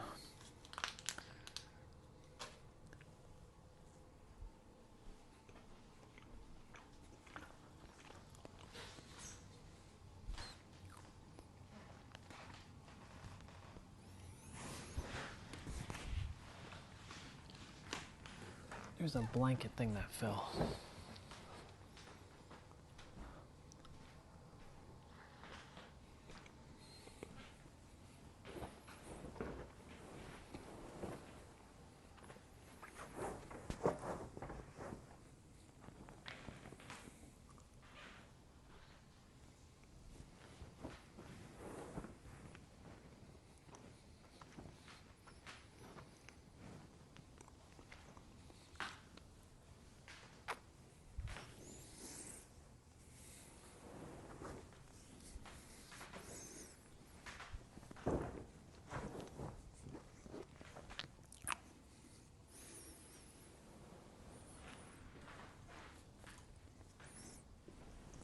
what's it called, duvet.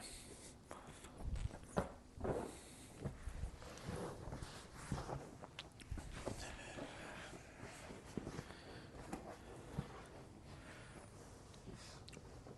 think that's how that goes. I wanted to check something on the TV for a moment.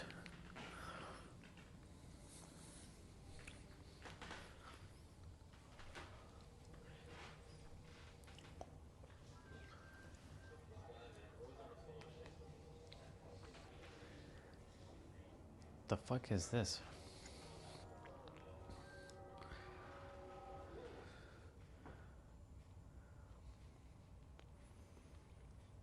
Oh my god, they have Cheers, the old show. Damn. 11/17/83. Whoa. Cheers.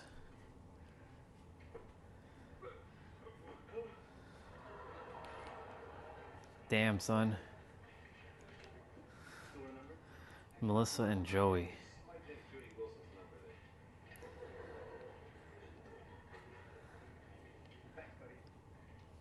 The Goldbergs. Superstore. What is Superstore? Superstore California Part 1. Melissa and Joey. So these are just repeats.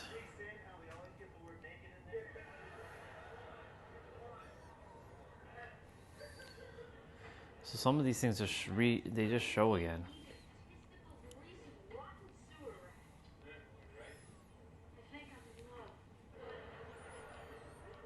Hell's Kitchen.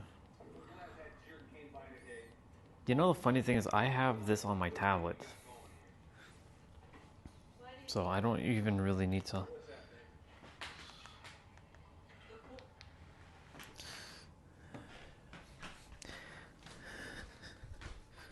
I can check on my tablet.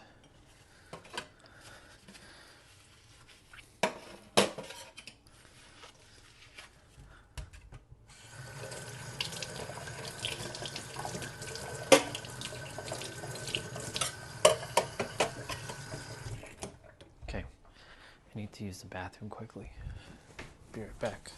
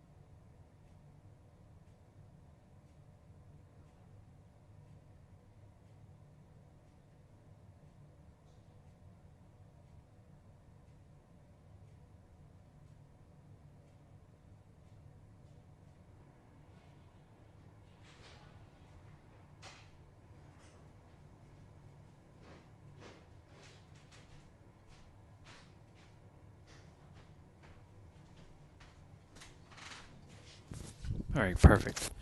I just thought of a show that I wanted to find again. This show it's a Canadian law firm show called Street Legal.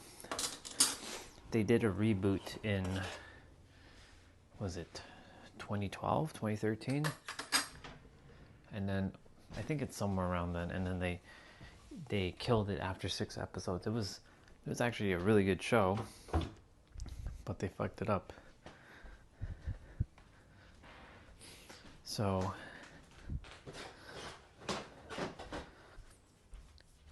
I really wish they would bring it back on TV. there's retro channels out there, but they don't seem to have street legal because it's too niche. It's not niche, but you know, it's a Canadian show. So what I want to do, Stremio, I want to see if Stremio might potentially have it.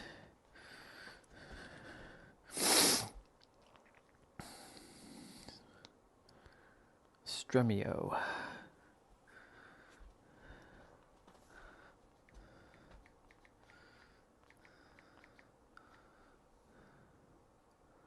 Oh my God, they actually have it.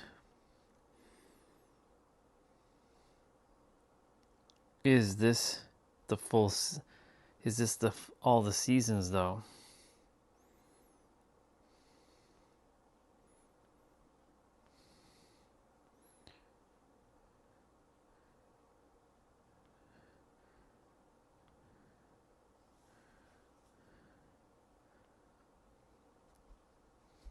Something went wrong. What do you mean something went wrong?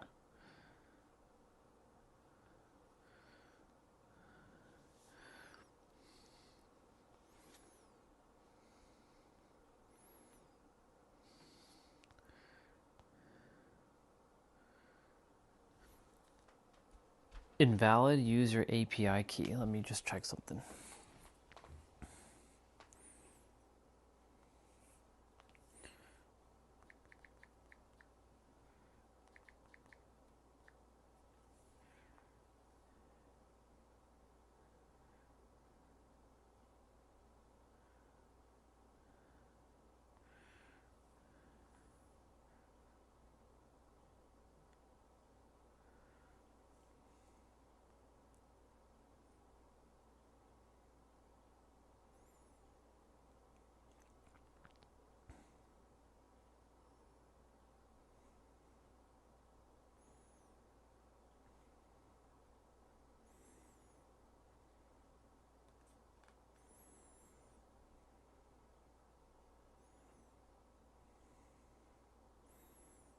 Could have sworn I logged into this thing. Yeah, I did.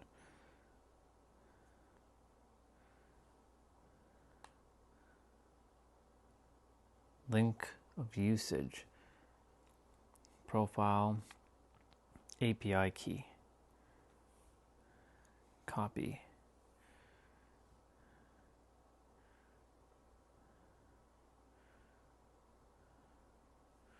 I hit refresh. Do you want to renew your API key? You will have to update the key in all your apps. Sure.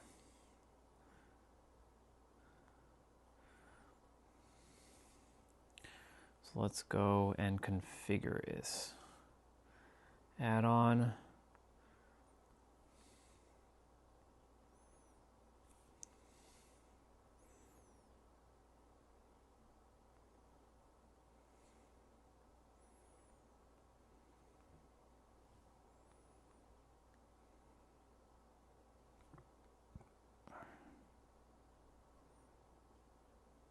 I don't know what it does when I do that.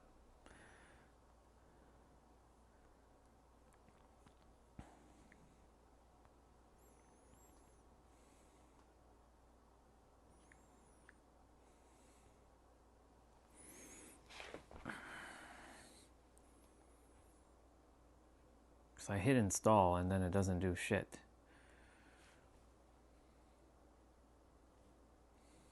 It just spins.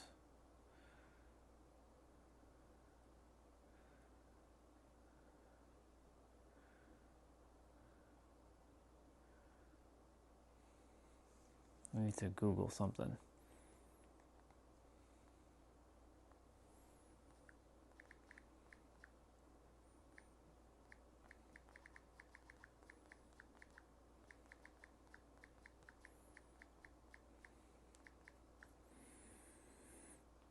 To fix Orion, to fix Orion add-on loops in, uninstall all existing Orion and clear your browser.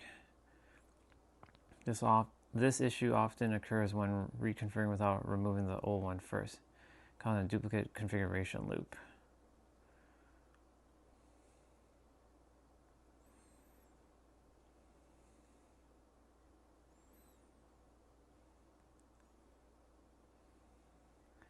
I've had Streamio for 2 months and I love it. However, I had Orion installed for about 2 months, and every time I go to configure the process, I go through all the steps to get the API key, copy and paste, and then I restart my computer, and lo and behold, it's still asking for configuration.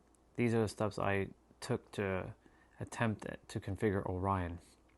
To configure Orion in Stremio, follow these steps. Open Stremio and click on setting icons, click on add-ons, and then select Orion from the list of available add-on keys. Enter your Orion API key in the field provided. If you don't have an API key, you can request one from Orion's website.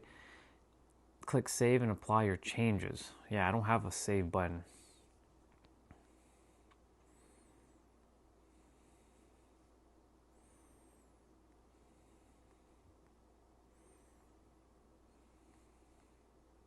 There's no fucking save button. If the installation button doesn't work, you can copy and paste into your Stremio add-on search bar. What?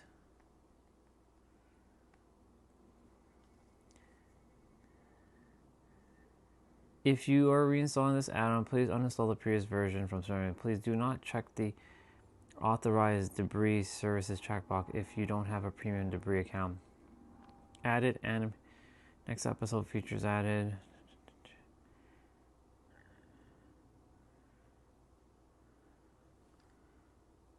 If the installation doesn't work, you can just paste the generated URL into Stremio's add-on search bar.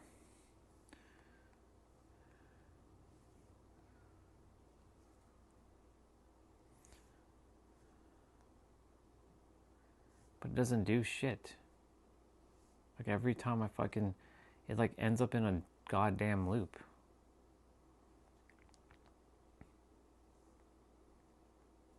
Like install, and then it stays stuck in a loop.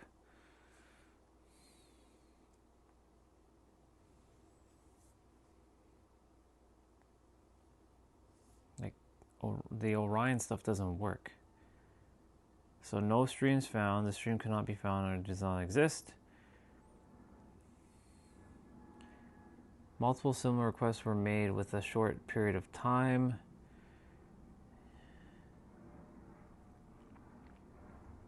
God damn it, what the fuck?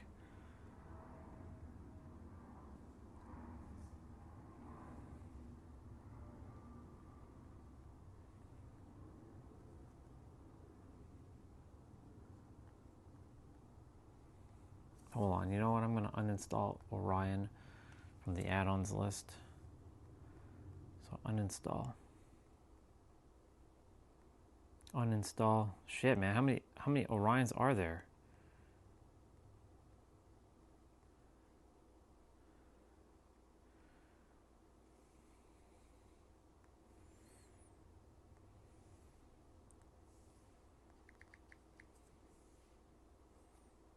Configure. API key. That one.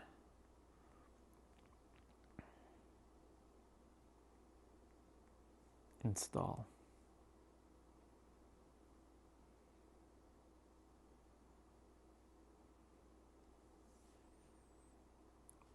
Okay. Did it install? Like,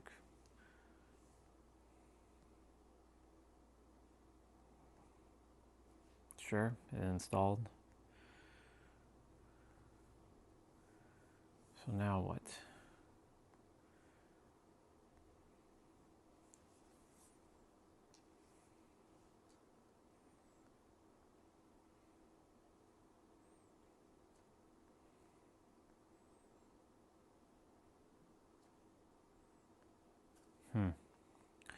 I guess they don't actually have it.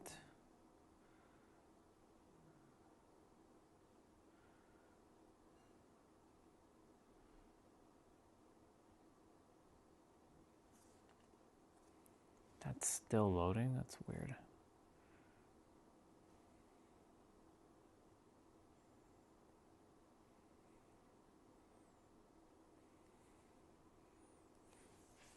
Well, I mean, it kind of... Wait.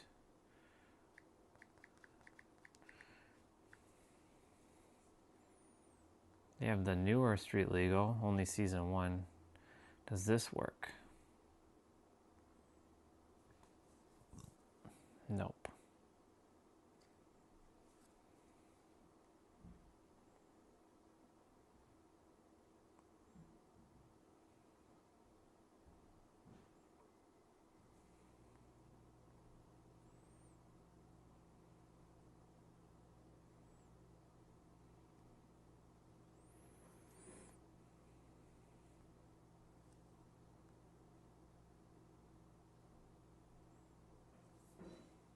That's weird.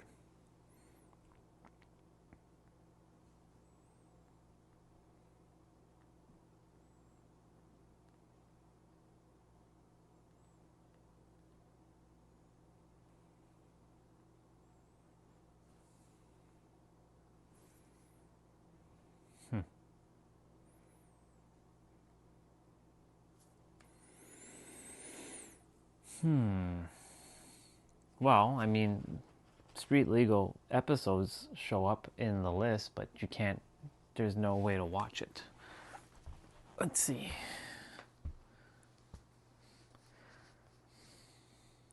Got all these Orion tabs open. It's crazy. Close, close, close.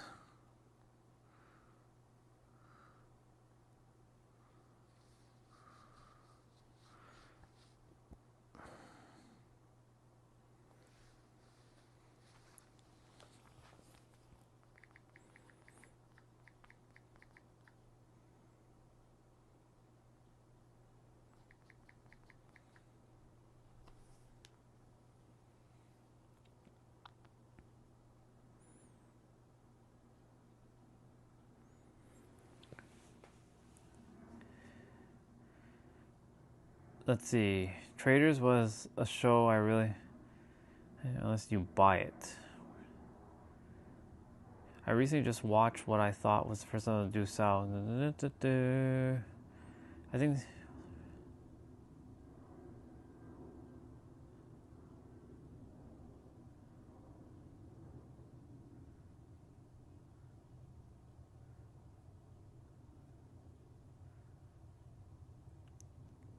Liberty Street from the creators of the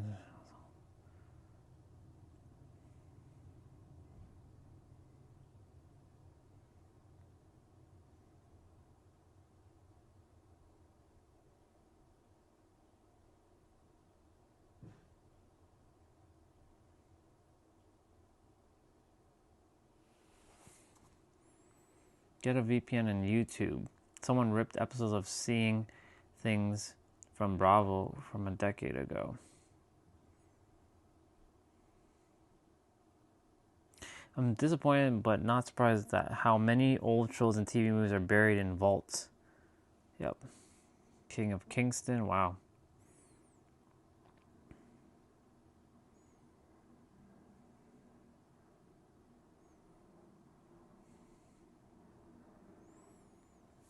Yeah, see, we're looking for a show and I can't find the show whatsoever.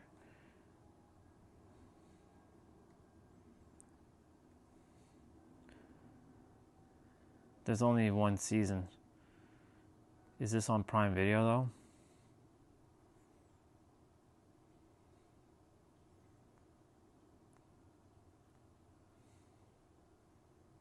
Can you even watch this?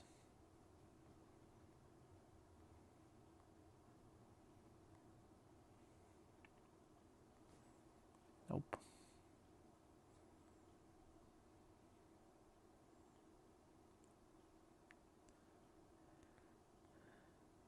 They have little clips on YouTube, but that's about it.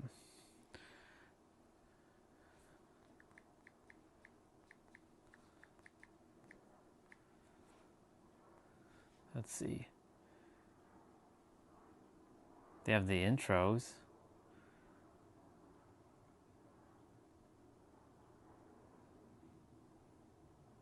It was such a good show. Such a good show.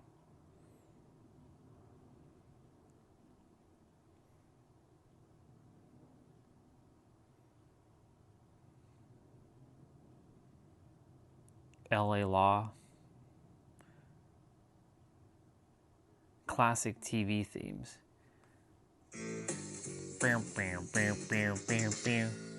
This is like the old school one. This is the second season. This is season 3.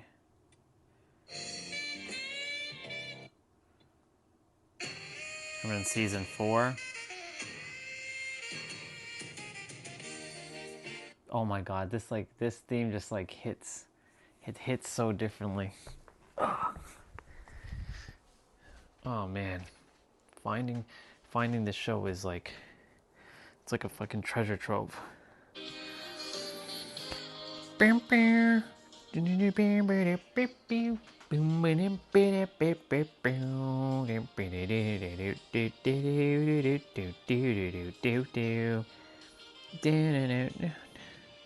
Man.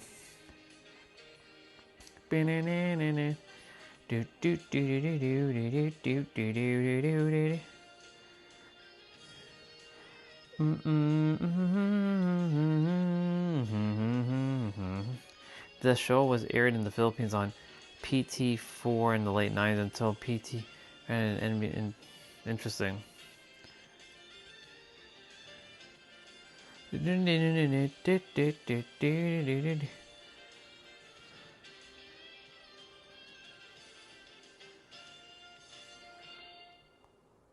Toronto the Good before the invasion.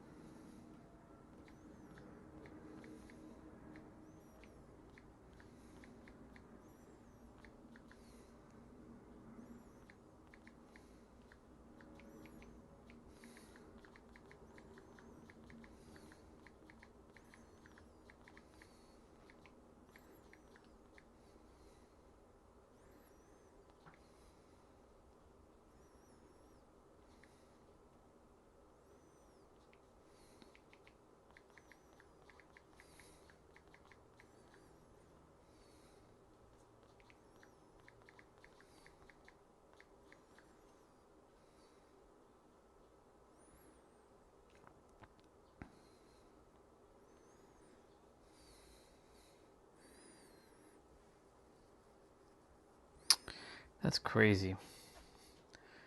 Even the show, like some of the episodes were taken down. Miss Novak, we're busy, Portia. You need to see this.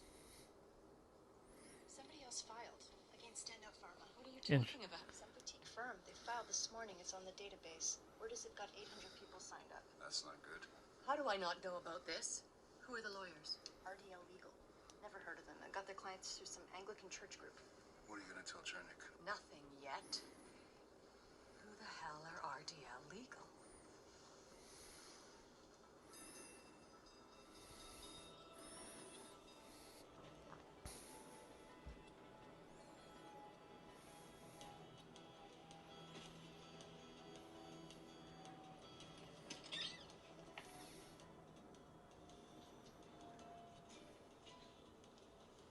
Attention, please. Time for champagne.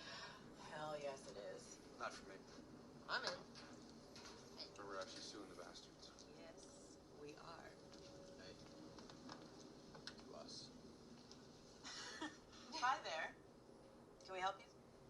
Actually, I think we can help each other. I'm impressed you all stayed off my radar. Who wrote the brief? I did. Solid. Thank you. Is that your full staff? Oh, we don't have staff. We have Sam. That's Sam. Well, that is necessary. Oh, it'll be necessary. What's your budget? That's not something we can discuss. What's your interest? I spent the last long while putting together basically the same case as you. Mine is stronger. That's not relevant. We represent the class. Interesting. You can't. And you can't win. You have lots of sympathetic victims, but this is real now. You don't have what it takes to fight this. Which is what? Expertise. It's interesting money, because like patience. this show is You're lacking so all three. obscure. You have to bring CL Novak. Why you? Because we don't rep Big Pharma. And we're by far the biggest firm on Bay Street that can say that. Because you're too moral? That's not quite your reputation. No, because they specialize in suing them. Isn't that what you need? You must know you're in over your heads here. And you're over-involved. I'm invested. I think you should make your offer in writing and we'll decide how to respond. Thank you. Yeah, Mina's right. Let's do this more formally. Okay.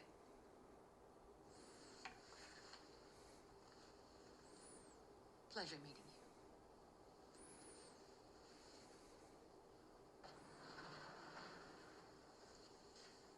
Is that over the line? No.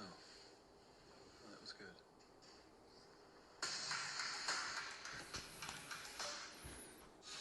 Too bad it's not on. It's not even on the Gem episode or the Gem app. Do I even have the Gem app? I do have the Gem app.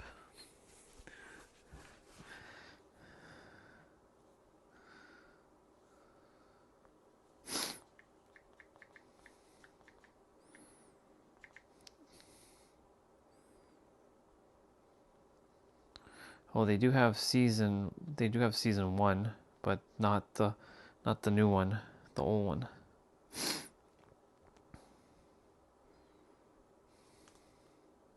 Could have sworn I've already made an account with them.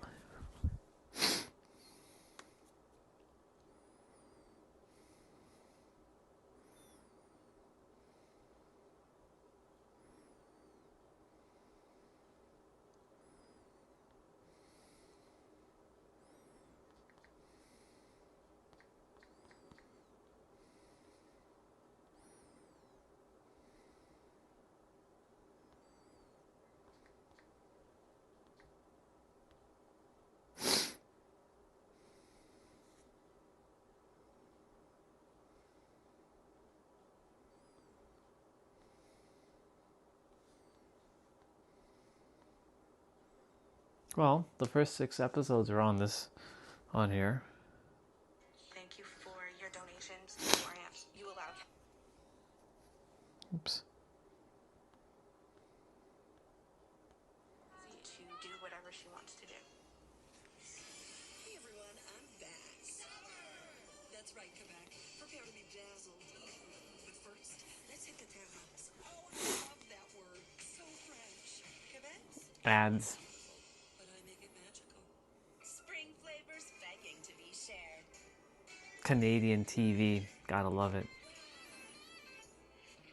I wonder if this would work in America. Welcome to Extraordinary. It's no good to wonder about things. Is it the right time to start a business? To buy a house? Don't you just love ads? Start a family? Honestly, no. Because it's never the right time. That's why we should... Too bad they don't have the original Street Legal series. Just asking if it's the right time to start my lawn mowing business. It's the right time.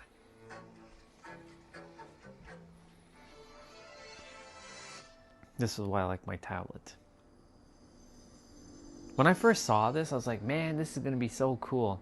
They're reviving Street Legal. And then they fuck it up by only going 6 episodes. And that's it.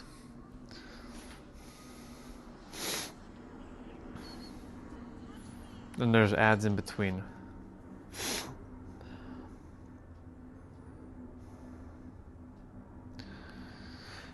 Everything's lost in history. They need to bring it out. CBC has them locked up. There's a person that you can buy it from.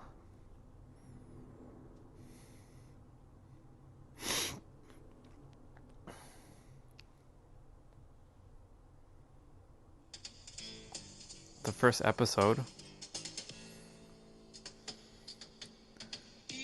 West side, no.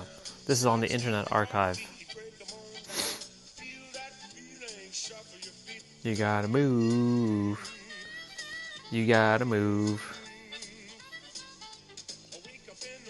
Let me see if this guy uploaded.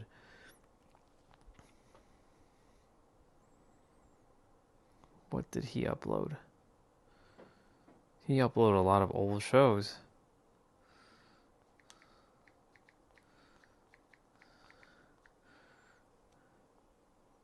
Only 3 episodes?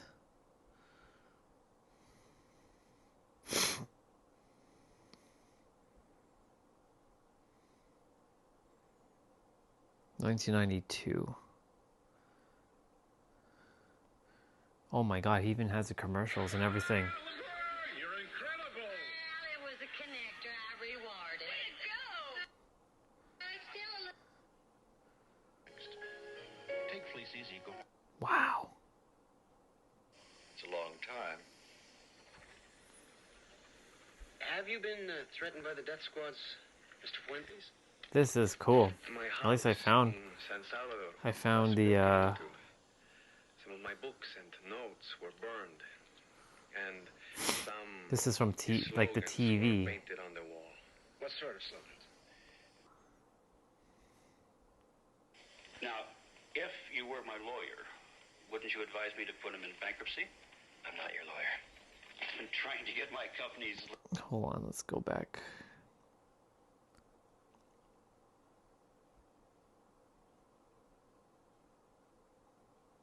Oh, the intro theme. Naturally, you get the same Fleecy There's a and there's less to throw away. Which makes look how old this commercial is. from one generation to the next. Wow. The Ecopack refill Look at that, Fleecies. with less to throw away. Wow. A little bungalow someplace. You know. November 27th, 1992, y'all. A bank that understands how hard it is to save for a down payment. Now we can save for a house. This was 1.7 gigs of quality. It's nice to know we're getting something. It seems like every time I come across the Street Legal recording, no matter if it's complete or not, there's always some sort of strife between Leon and Alana. In Hollywood, I've learned it's important to always look your best. So if you wear dentures, always use super strength Polident. It's Polident. actually the toughest stain. Polident. And its minty mouthwash ingredient. Leaves your dentures minty fresh clean. Super strength Polident. Oh, I missed the opening. Well, guys, I got a big day. Just a minute, Chuck. About the boxing match. I got an appointment. I think we should hear what Leon has to say. So do I. Me too. I'm opposed. It's unprofessional and inconsistent with the image that we are trying to project. Not to mention puerile. Did you say puerile? Yes, as in childish. Do you really think so? Yes. Absolutely. Why don't you just drop it? Because people, I've lined up about a dozen sponsors already. Sponsors? What are you talking about? They're willing to pay money to watch me knock you on your can, and then the proceeds will go to the Children's Hospital, unless you want to back out, Jabane. No, not a chance. You know, your time would be better spent rebuilding your practice, Roth. I agree. Of course, you're absolutely right, but this is a matter of principle. Personally, I think it'll be great for the firm's image, don't you, Leon? Suits me. I get to punch your lights out for a good cause. Not likely. It'll be a pleasure. That's enough. You want to act like idiots? Do it on your own time. I've got to hear it. This show was so good. Oh my god. I wish I could find like the entirety of it. Whoa. Lasts over a century of experience. Look at the commercial. Tough, durable, a leader. Which paint? This paint. Pittsburgh. Pittsburgh's paint. Too hard to paint with anything less. I like the little like static effect of the show. So, where are you up to? I have a meeting with the writer-director of my film. See. Is there any specific message you'd like me to pass on to your daughter when I see her this evening? Chuck, I have 6 months to make this movie. I don't have time to listen to your criticism. Or for the baby that you say changed your life? She did. Emily. You can either get behind me or get the hell out of my way. Ooh. Morning, Rob. Oh, is it? How was your date? Not a total success. He's going on a dating thing. And Chuck makes fun of him.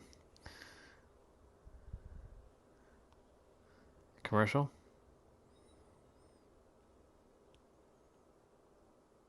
This is cool.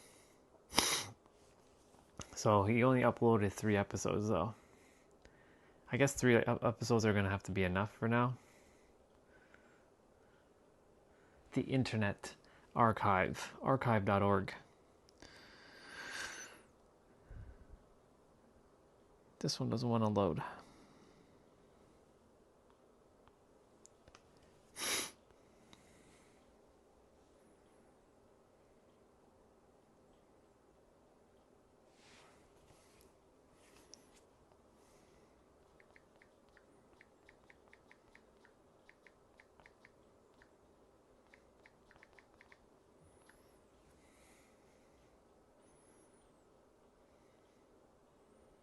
Yeah, so there's a site here that apparently you can buy it, but it costs $36.95, but I forget number of DVDs 26, number of DVDs 26, number of DVDs 102, running time 81 hours 36 minutes. This is a fan-made DVD set, not a studio release. This does not include the 2019 one season reboot series.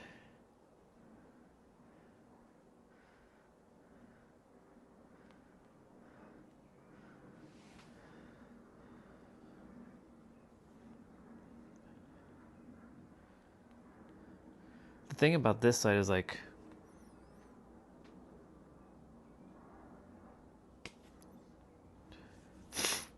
has anybody actually bought from them?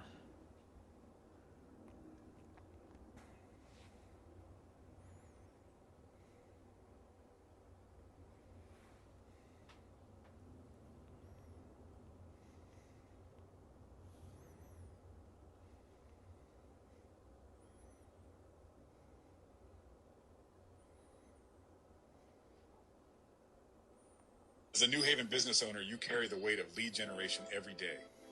It feels relentless. Cold calls that rarely connect and... Ceramic window tinting just $99.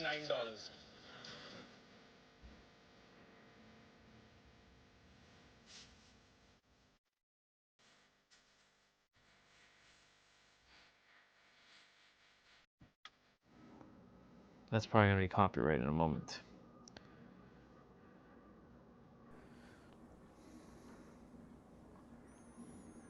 Damn right I deserve it.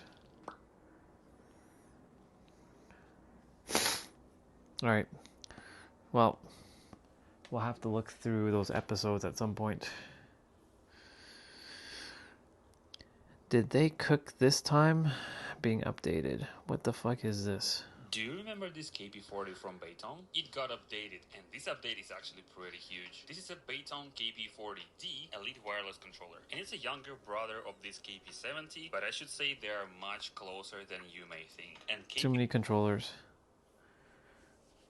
So Trina has a non-duality session with Sudhakar. Let's see this guy.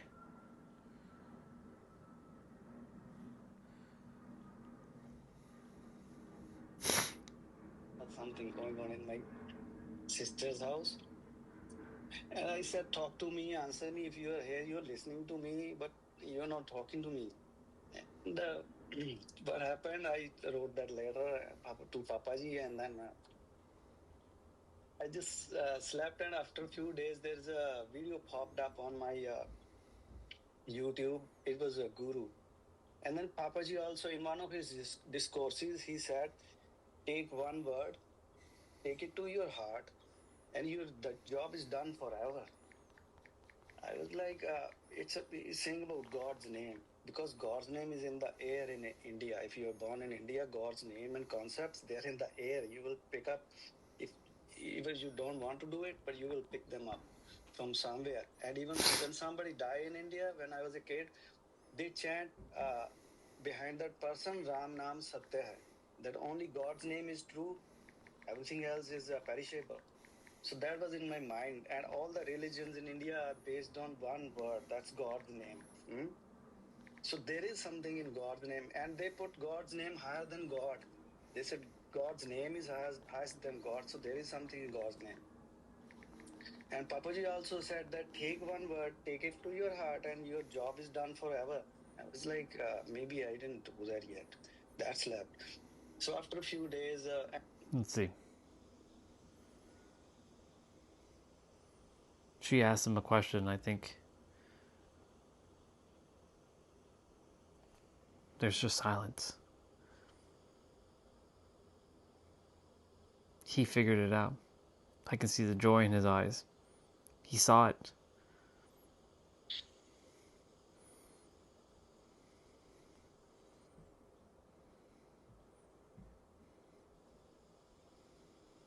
Physically, there is distance. Where is the distance? Where is the distance? No, physically. Sorry?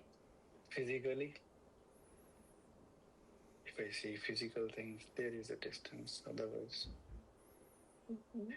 there is nothing, there is no distance. There is no distance between anything because it's just right here, right now. You can never be separate from it because you are it. Good job. I'm glad we have another human who is now remembering. One less human to help.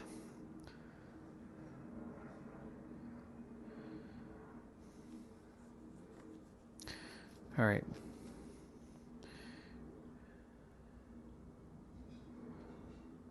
Fullbring Ichigo. Did they make another Ichigo? Is this a glitch? Is this a mod?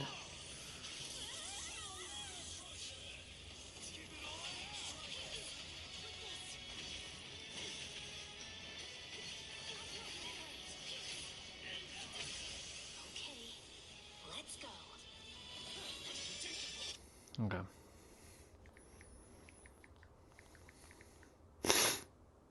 We're starting at 2:30. We got 6 minutes.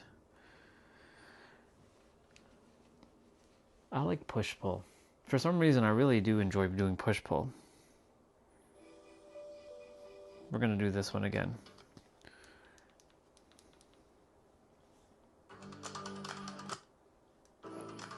I can't raise it too loud because the character is still sleeping upstairs.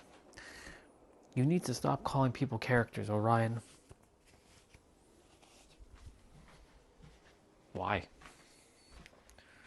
That's what everyone is, though. Everyone's a character, including me. I'm not excluded from this. I'm more character than most of you anyway. I'm proud to be a character. I'm proud that itself chose to make me exactly the way I am, even with all the hair on my body, the shortness, the moles, all the features, all the speaking, the voice that I currently have, even when I have the deeper voice. Itself chose to make me this way. My gloves, they are done. The Velcro's like done. It's done like dinner. But I'm proud to be a character in this grand symphony. To get to experience this again. I think that's the first time I've ever said that. I get to be a character.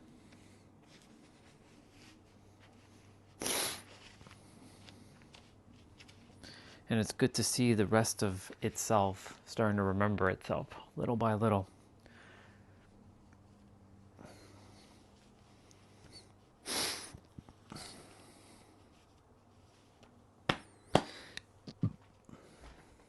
Let's go.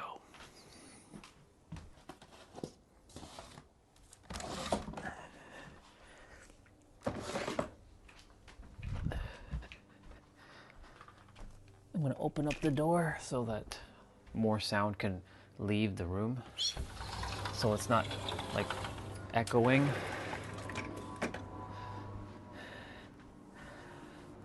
All right, so for those of you who are going to be joining me, we are doing upper body, so it's going to be lots of push-ups. So when we do chest, you're going to do wide push-ups. Notice my elbows in correlation to the rib cage. Wide push-ups. This targets your outer chest. Standard push-ups. Standard push-ups.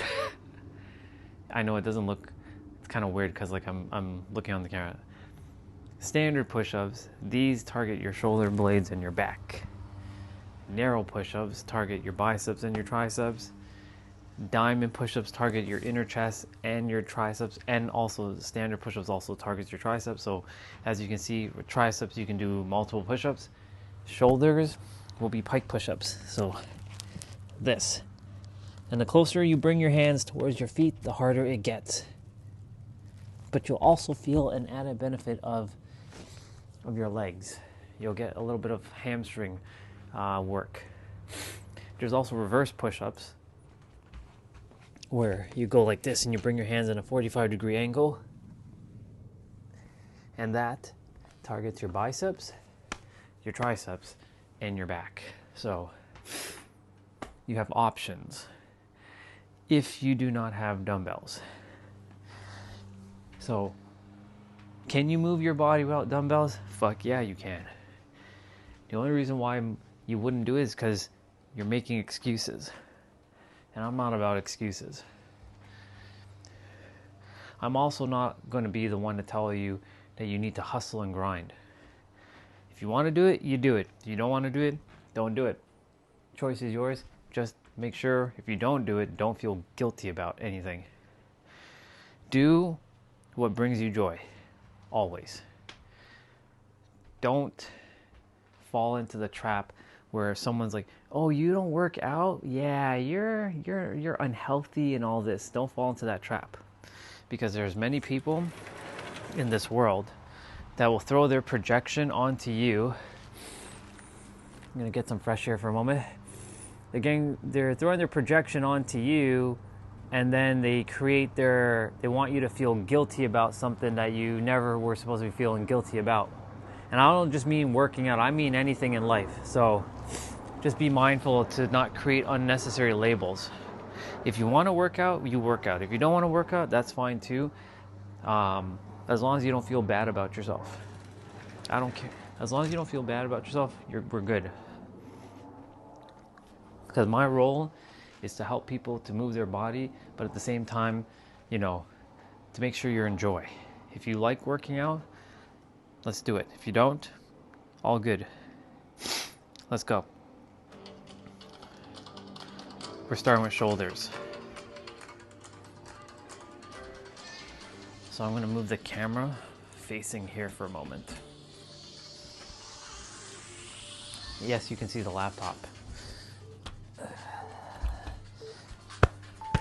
So we're sitting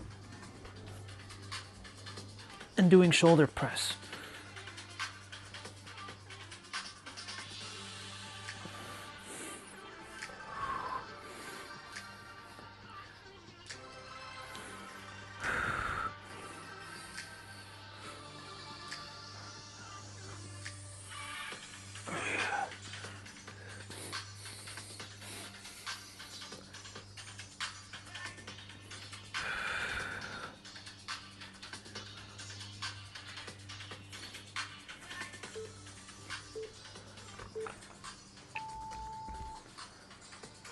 Full screen this left side, and I got to give my left shoulder a little bit of TLC and some extra attention.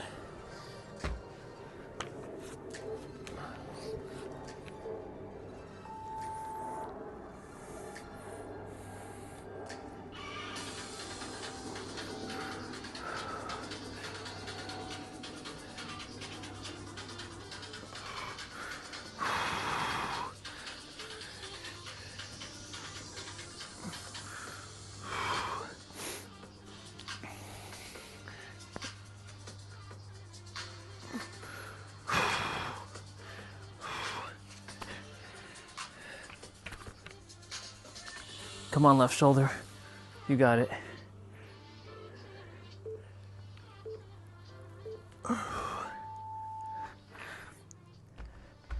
Giving the left shoulder a little bit of an assist there. Nothing wrong with that. Arnold press. Your palms are facing inwards and you're going upwards. Now, we're doing pike push-ups because this is shoulders. So for those without the dumbbell, this is pike push-up still.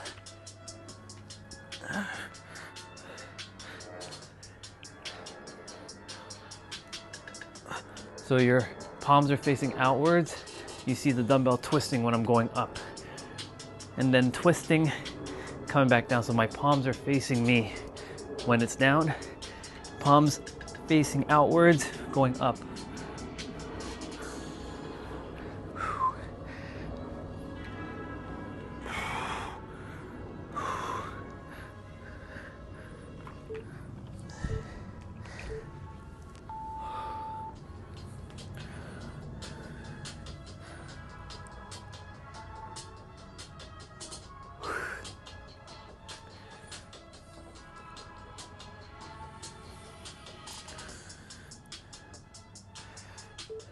Okay.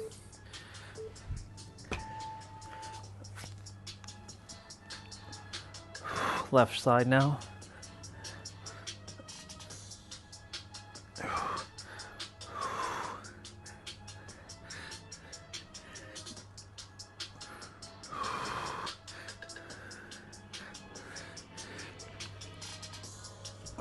Whoa.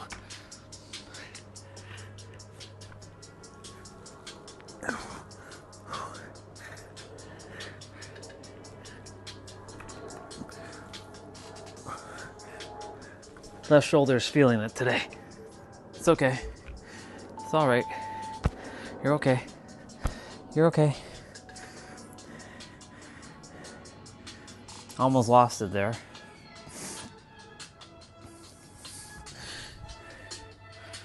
All right. So he's going to use a chair or a bench. I'm going to use the sofa for just the right side.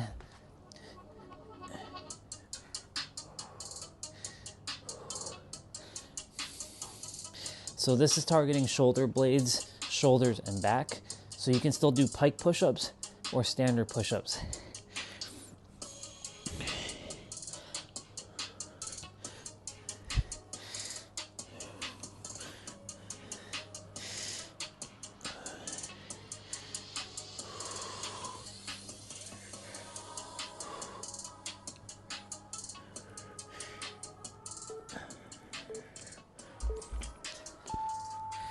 Okay, so the left side now.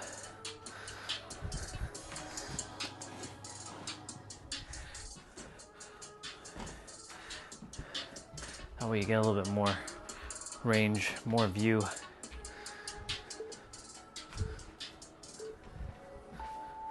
So I'm going to be balancing on my right now. If I'm not doing this without any other equipment. So you can alternate between pike push-ups and standard push-ups here.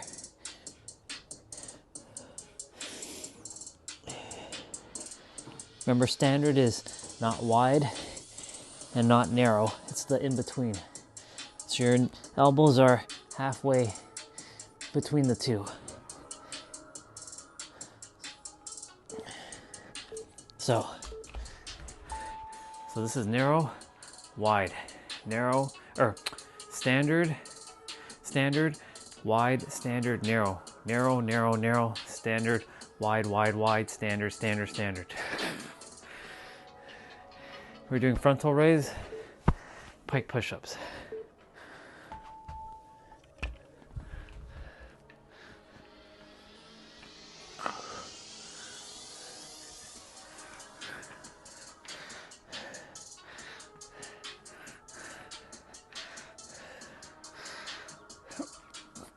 I would have bought that DVD set, but I don't know how reliable they are, that company. Because, you know, you just don't know.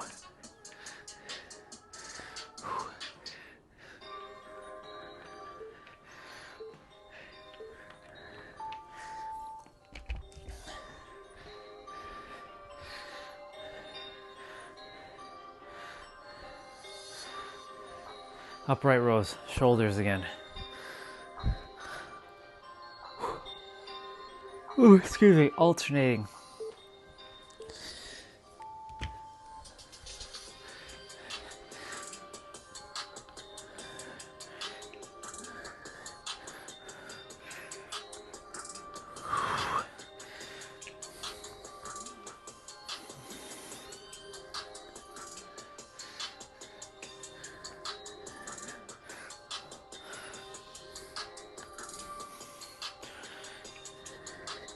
The only move this character struggles lifting or doing is a shoulder press.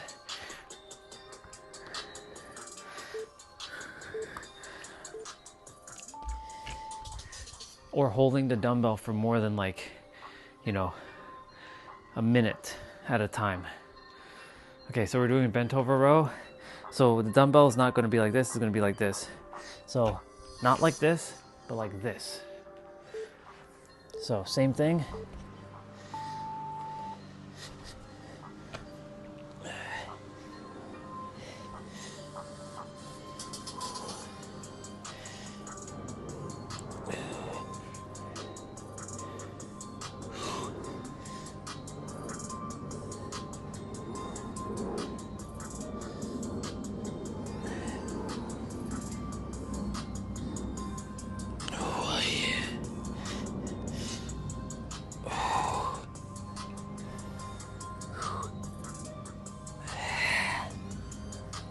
I caught my mind just now talking,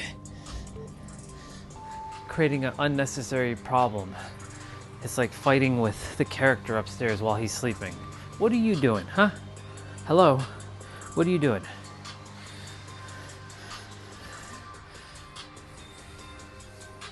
It just is. What the hell's going on? Come on, mind, what are you doing? You're working out right now, like, what are you doing? You should be focusing on this.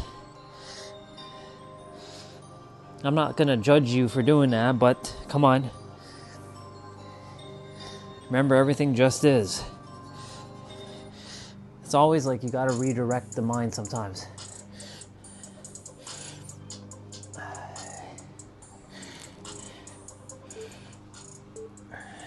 Good job.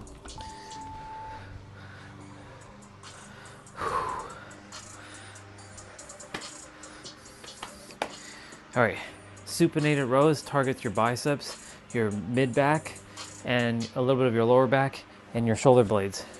So you can do standard push-ups, even narrow push-ups that you like here.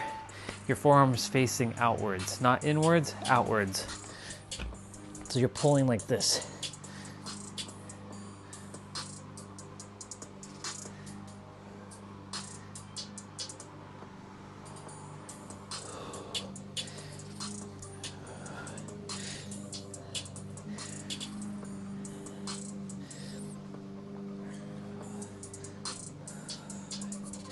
Remember to breathe. Even if you're doing push-ups, breathe. Those with weights, breathe. Breathe. It doesn't have to necessarily be breathing through the nose, but just breathe. Oh, that's our neighbor. He's cutting grass over there. He's cutting that grass. Cutting that grass? Hell yeah, he's cutting that grass. No, Orion, he's mowing the lawn. It's the same shit. No, it's not. Grass is just grass. Lawn is bigger than grass. Well, what the fuck do you think a lawn is made out of? Grass. What do you think he's using? He's using a thing to chop the grass. I don't care what word you use. Mowing lawn, cutting grass, shaving the fur.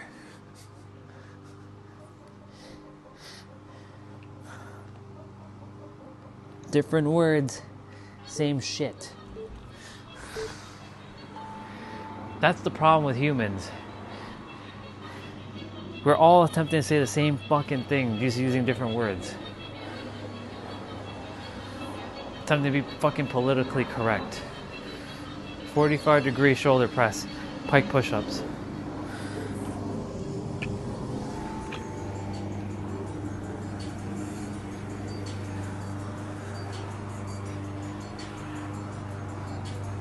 By the way, Anaheim is in the playoffs for NHL.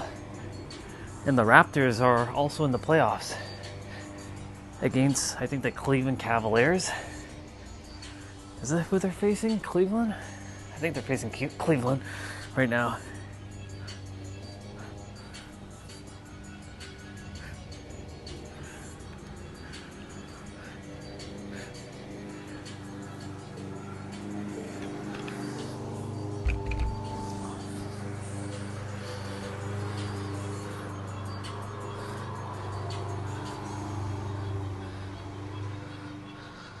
All right, shoulder shrugs. This should be the last of the shoulders and back stuff, I think. Well, actually, no, that's not true. We have renegade rows and plank rows.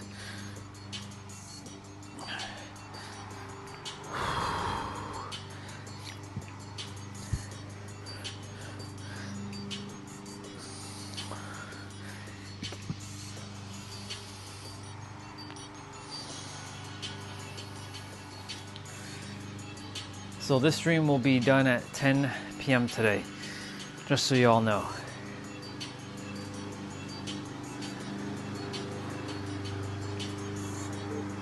(10:07) to be more exact. Which is funny because it's 17, right? 1007. Not that numbers matter at this point, right? It just is. You know, I watch tarot and I listen to these spiritual things not because I need it. It's more a form of entertainment, you can say.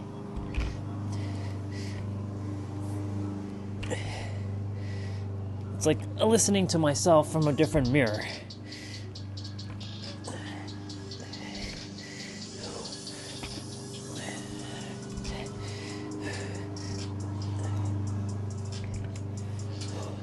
And it's funny because yesterday I saw a video with that Shaolin monk dude.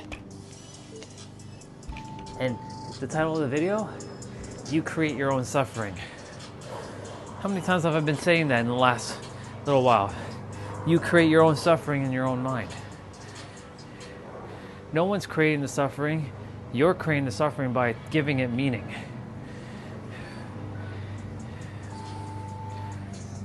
So you can call it synchronistic moment. But, you know, like that brother said, like guidance, synchronicities, angel numbers, channeled readings, spirit messages. It's all made up. It just is. Whatever you want is right here, right now. Claim it. It's done. What else do you need to know?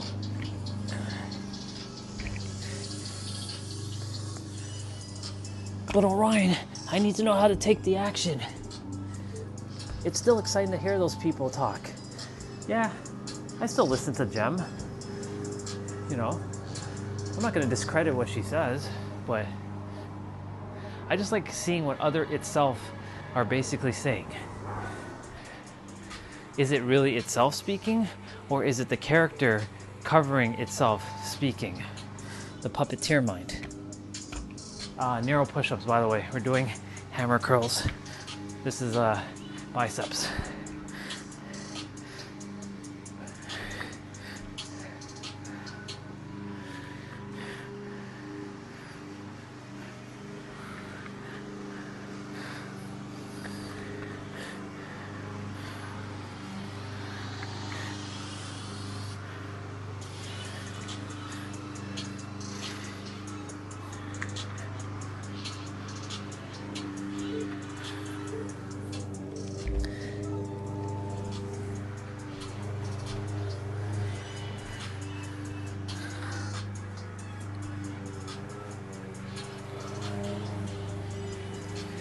twist curls. So narrow push-ups are these. Standard, narrow. We're doing twist curls, like I say.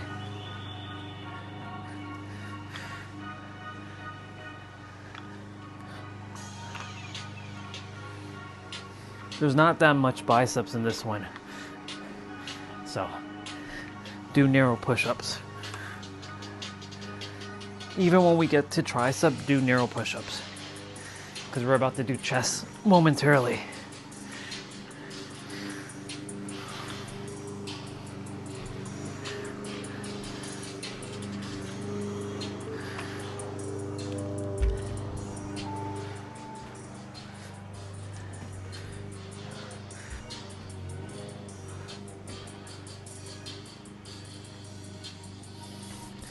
All right, isometric chest press to the right, wide push-ups. Standard, wide.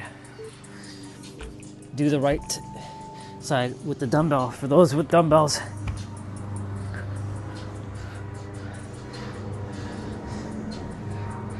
Then you're gonna do diamond when we do the left side. For those who have dumbbells, we'll be doing left. Those who do not have dumbbells, you'll be doing diamond push-ups. You bring your index and your thumbs together to create that diamond or a triangle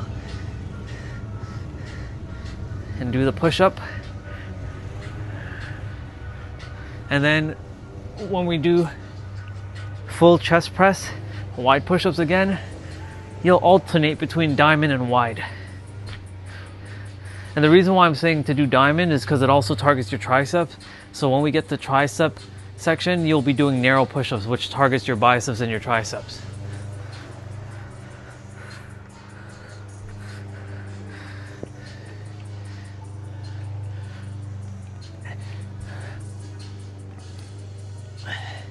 That's crazy, by the way, how this month just kind of went by. This is still celebrating my birthday month, just so you know. We're still celebrating my full birthday month.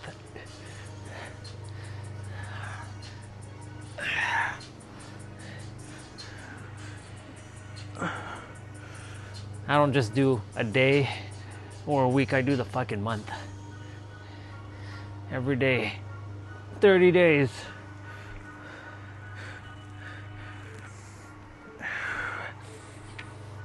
I can smell that grass from in here. Alright, wide push-ups now. Standard chest press, so that's both dumbbells.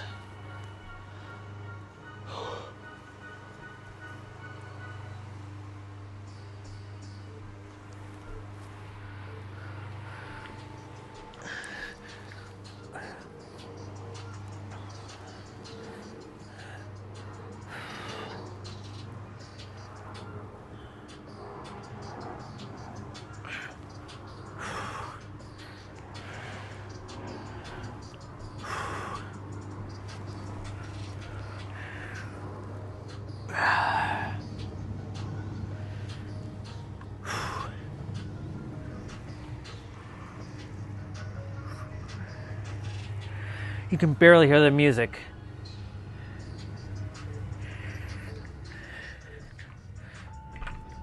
Because, you know, dude's been cutting grass. There. So negative chest press. You're going down for 5 and you come back up for 1. Diamond push-ups.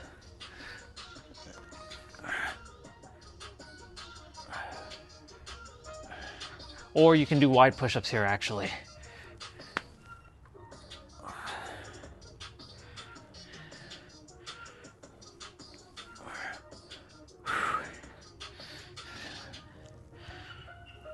Yeah. Doing good, y'all.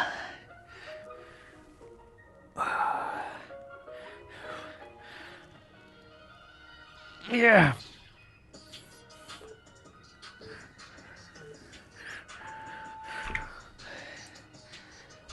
Remember, today is upper body day, so we also have those extra things to do today. Monday, Wednesday, Fridays, we have lots to do.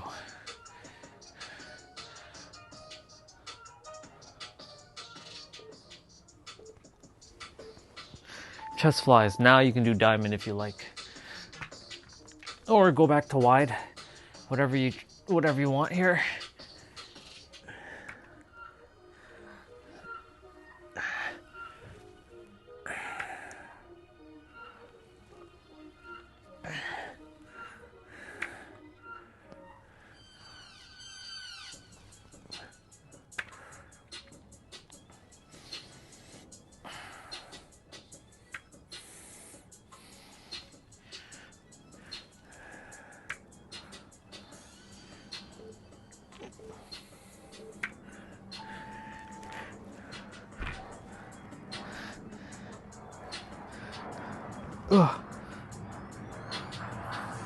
Pull over to diamond press. So you're gonna go like this and then like this. So diamond push-ups or wide here, but I would do diamond again.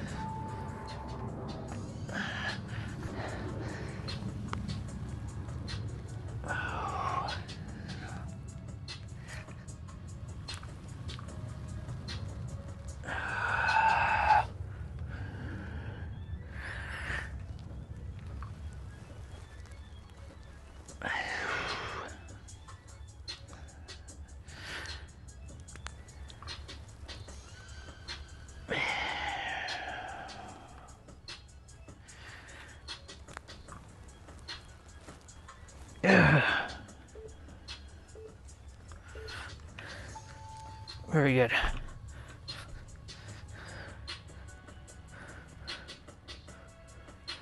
Narrow press. So you're gonna bring the dumbbells together and do that. So technically that's targeting your outer and a bit of your inner. So your choice of push-up here, wide or diamond.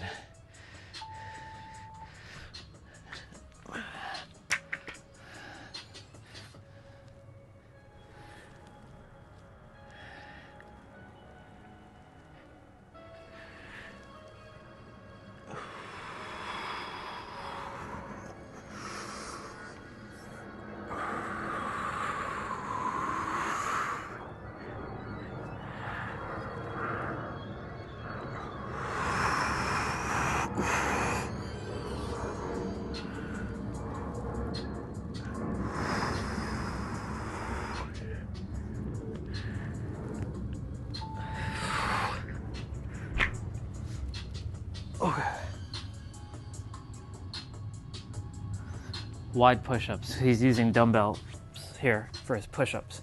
So, wide push-ups.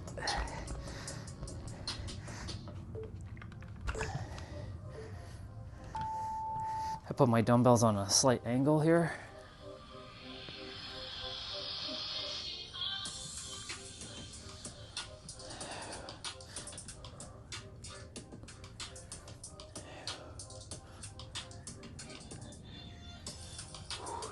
You know, I can create my own routine, but why use mental energy when it's already done on YouTube for me? It's not being lazy, it's just being efficient. I can just take his exact routine and just copy it. That's what I've been basically doing this entire time. You all just don't really see him doing his stuff, but you're seeing me do it. All right. Triceps, skull crusher, do narrow push-ups. Since you'll get a little bit more bicep in.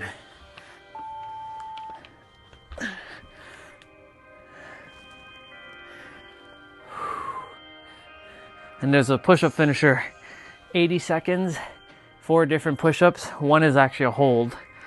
So it'll be diamond, narrow, wide, and then for the hold it'll be a standard push-up. Each are 20 seconds a piece.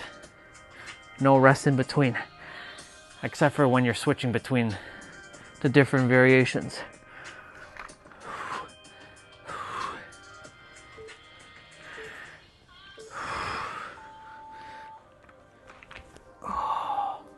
Okay, overhead extensions.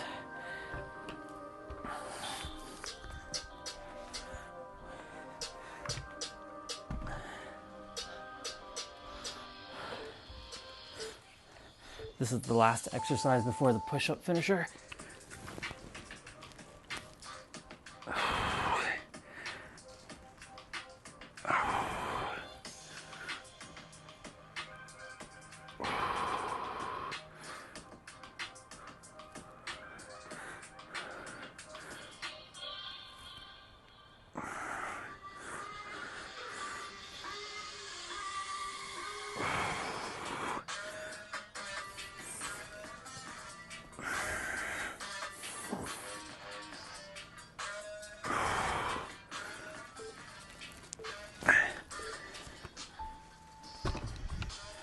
Okay, y'all, diamond push-ups,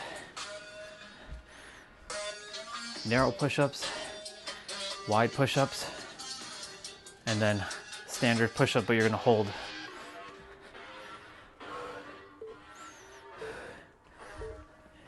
All right, so when you hear the beep, change.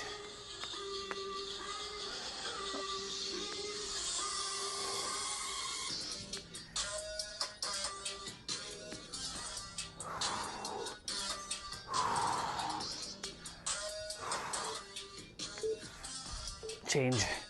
So narrow push-ups now.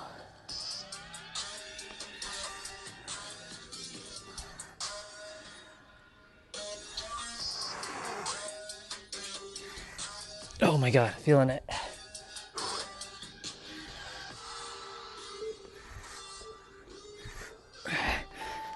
Wide push-ups.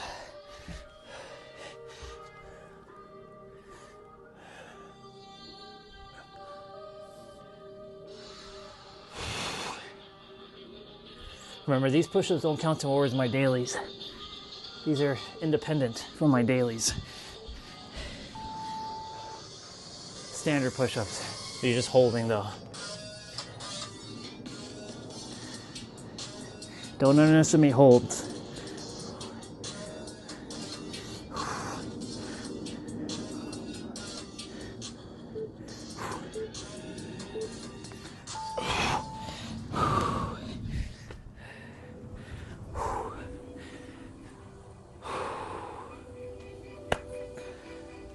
Right before 3 o'clock. Very nice.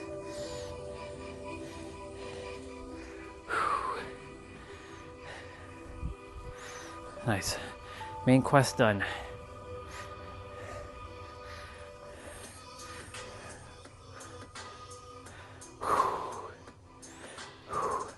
See? 30 minutes just passed by like that.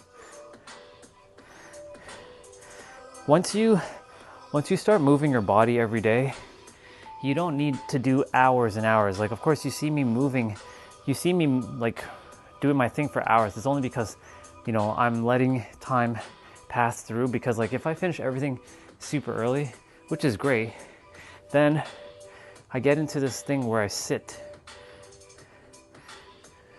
So I'd rather use the afternoon, like on the stream anyways, to,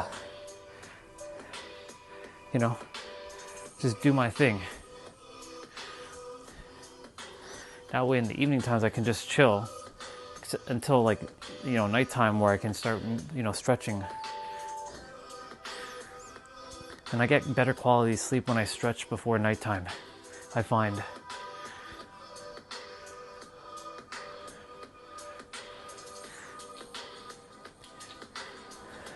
I actually would have slept through last night fully, but I drank so much water before bed, like an hour to clear off all like the gunk. But because of all that, I woke up at like 1:17, funny enough.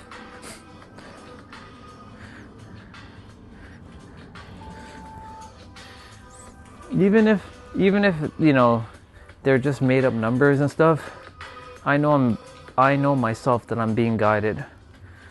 Everything's happening exactly as it is. Because if it wasn't, I'd just be doing the same thing I was doing 10 years ago. So that's the reason why all this has been recorded, as like proof of concept.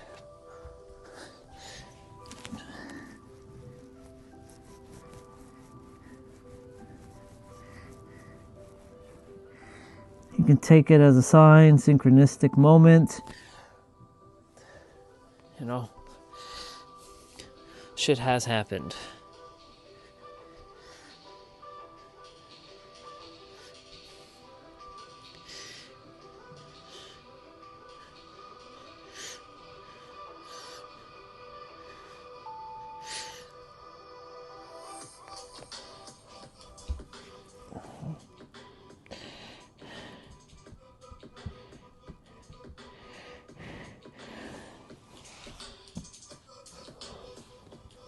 Okay.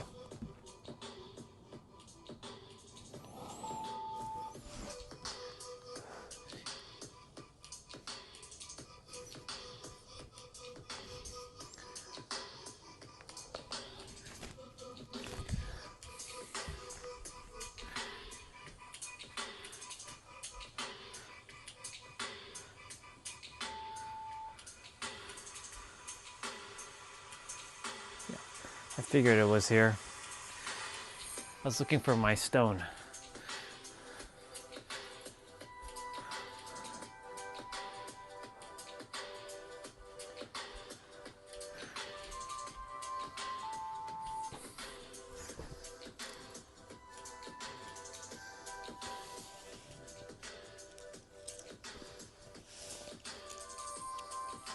You sleep with a stone underneath your head?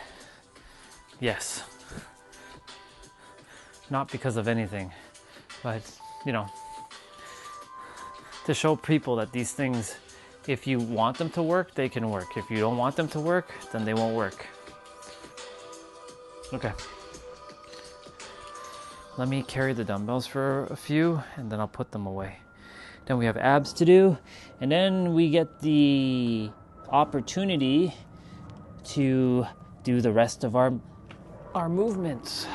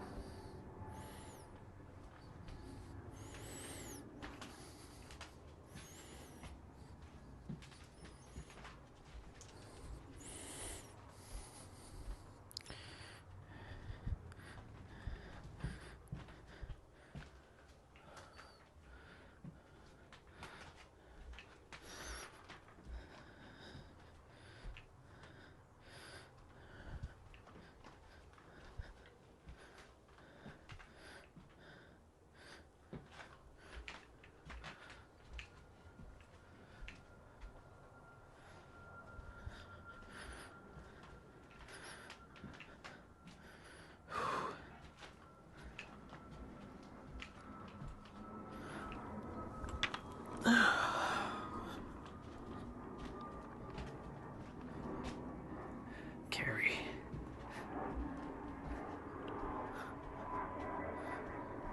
Let's see. Either it's Sunil, T-Bray, or Ramon hiding in the background. Come out, whoever it is. I'm calling you out. I'm calling you out.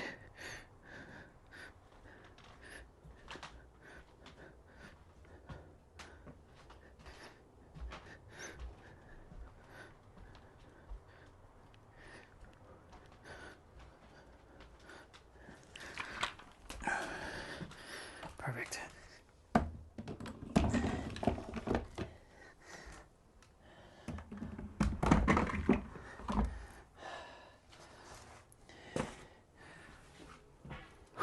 All right.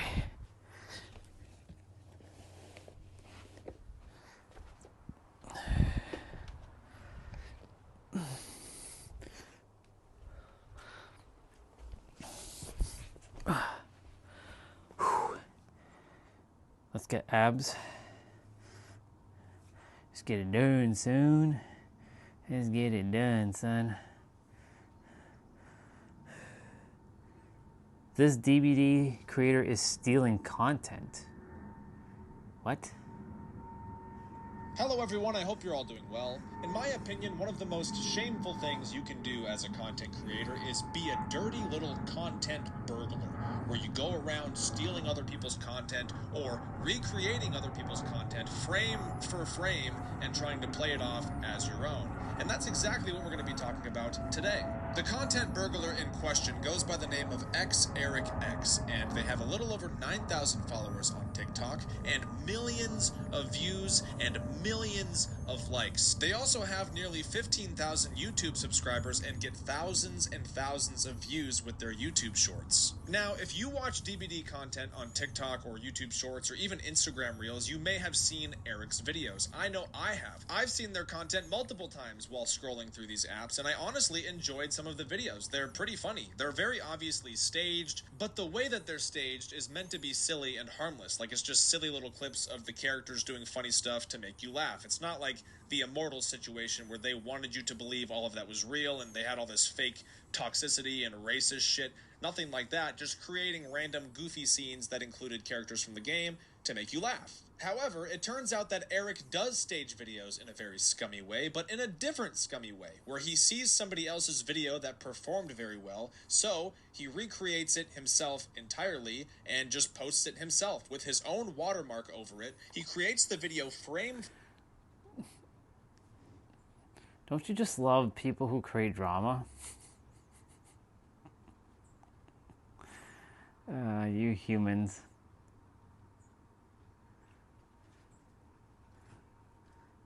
You humans. What is this?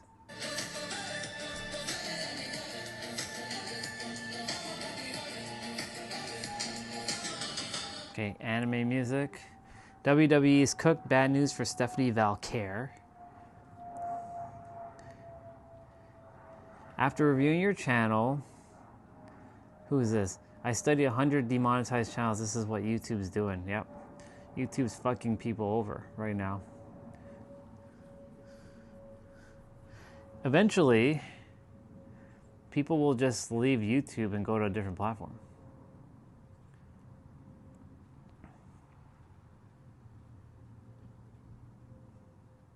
God damn. Head stuck for 4 years? Ooh. Neck crack. This was recorded 3 times to get you. Please listen. Yeah.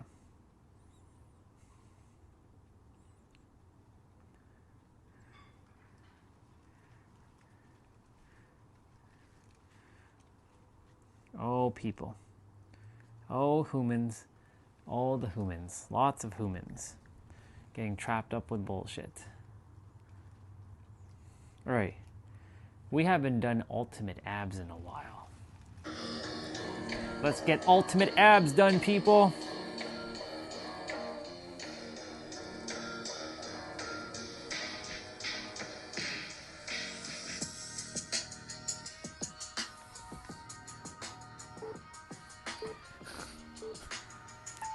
Reverse crunch. 50 seconds of play, 10 seconds of rest.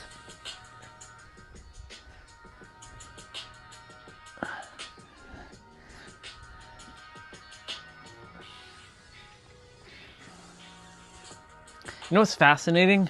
Whenever I hear any song that Tiff and Dan use on someone else's YouTube channel, I immediately say, you guys stole that from Tiff and Dan. Even though the music doesn't belong to them. But it's because I've originally heard it from them. It's so funny how our brain works that way. Or our mind, not our brain. Our brain is just a tool.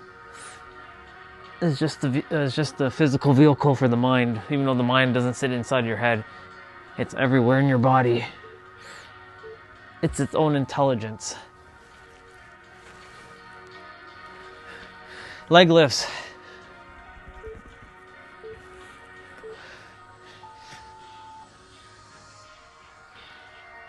So you're doing a hip lift.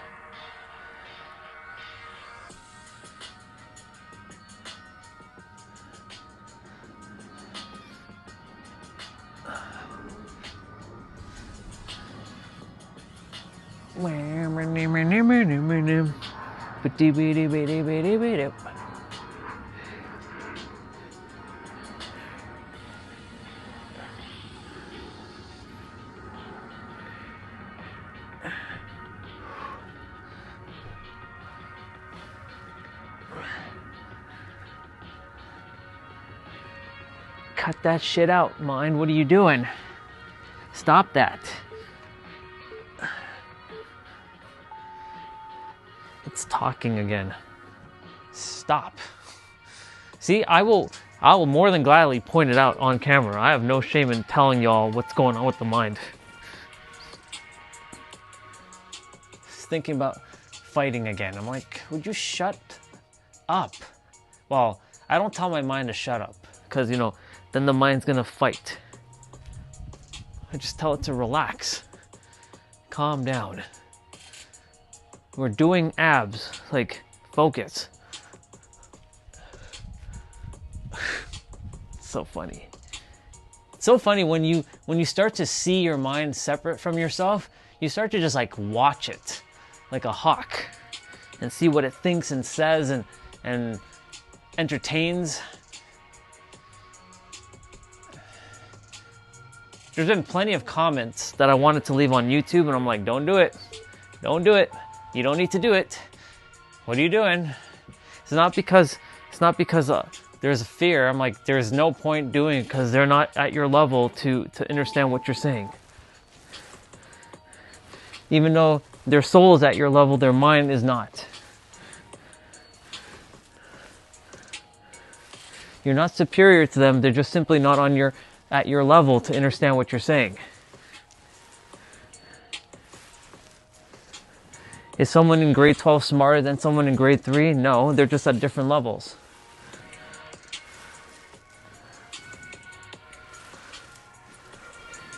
Or better yet, let's not use grades. Someone who's in the field of mathematician or astrophysicist, right? But you're a philanthropist. That has nothing to do with astrophysicists. Are you two is one smarter than the other? No, it's just different. So they're on different frequency that won't allow them to understand what you're saying. So that's why I tell this character sometimes just don't bother leaving. Don't even comment anything. Just leave it. I let him still comment though, at times, just so he can see what people are going to respond with. Now, other times, those comments are really, really good. Like yesterday, I left one for AJ. And AJ really liked what I said. He's like, yo, bro, thank you so much. I'm going to use that. I'll put that in the back pocket. I'm like, you're welcome, bro. I got you. I use PAVE. P-A-V-E. We came up with that the same yesterday. Permission, approval, validation, and engagement. Because that's what everybody's looking for. So I said, pave your own damn road. Give yourself your own damn permission, your own approval, your own validation, your own damn engagement. Pave your own damn road. That's a real bar. So when I left that for him in the comments, because he was talking about approval and validation, because really the work that people are doing is all about shifting your identity, right? Because people are looking for approval and validation and permission and engagement from others. It's like some sort of worthy story that they're aiming for, like I was. So, like a comment like that. See, that helped him out. I'm like, yeah, bro, this doesn't belong to me. None of these things belong to me. This is itself speaking through this vessel. That's why, like, nothing belongs to anybody. So, like, that person who supposedly stole content, that content doesn't even belong to the original person anyways. Sure, that vessel created it, but when I say that vessel created, that vessel just was the one that brought it into existence. Well then, okay, Orion, what if someone steals your ideas? Well then, let them steal it. It wasn't mine in the first place. It's itself. It just is choosing to see who it wants to work through, who can bring it into fruition. That's all it is. So if someone is supposed to build the Orion network, let's say, and it's not me, then let them go and build it. But I feel like I'm supposed to build that. That's one of my side quests in this world. My main quest is to help the humans remember who they are, because they're not humans. They're itself pretending to be humans.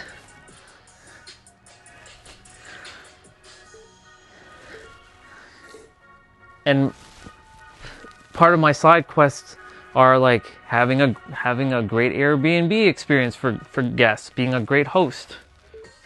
Like I would really like to host people, right? When I went to our brother's house and I stayed there for a week, right? His hospitality was awesome. Even though I didn't really see him much, like, you know, I really like the way he has his place set up for Airbnb guests for coming. It's a enjoyable experience. Why do you think I come back a second time? And I gave him 2 reviews and he's given me 2 reviews. I got a 5.0 rating. Mariel left the best rating for me though. Her review on me was so fucking spectacular. Like, couldn't have asked for a best first introduction to Airbnb stay. I should open up the Airbnb app and check my reviews.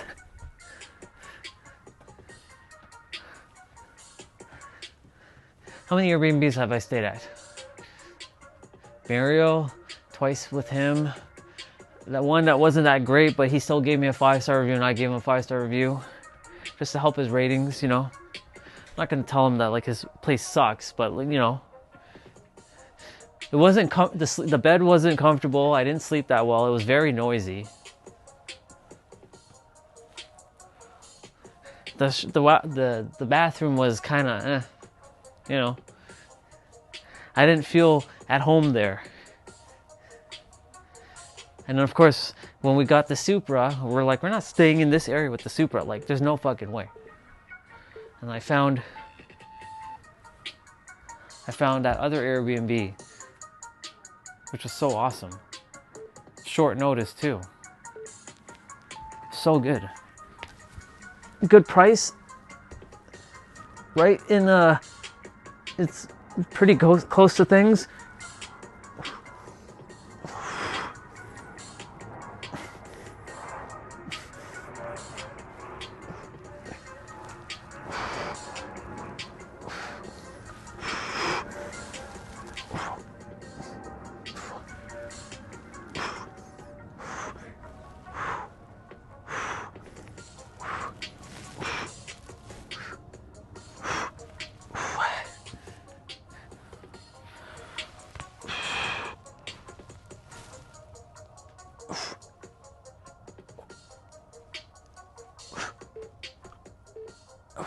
Hey.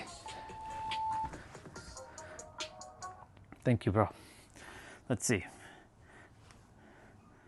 Travel. Airbnb.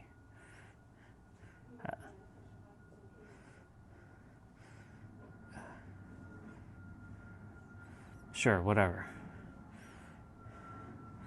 Profile. I have 5 reviews.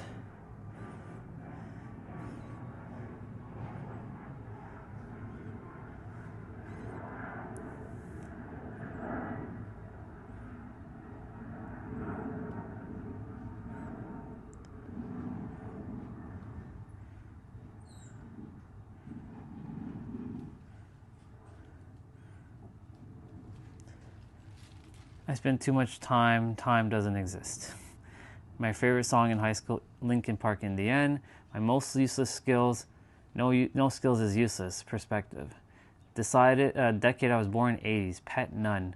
Work at Master Life Coach. Always wanted to go to Egypt. Went to school in North Albion Collegiate Institute. I have Where You've Been, San Diego, California. Done.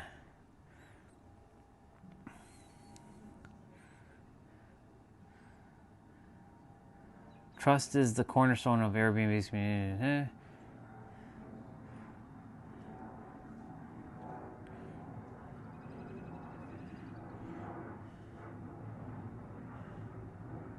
Okay, yeah, here we go. Here's my reviews. I got 5 reviews. I got an extra one, basically. It was Dan. Dan gave me 2.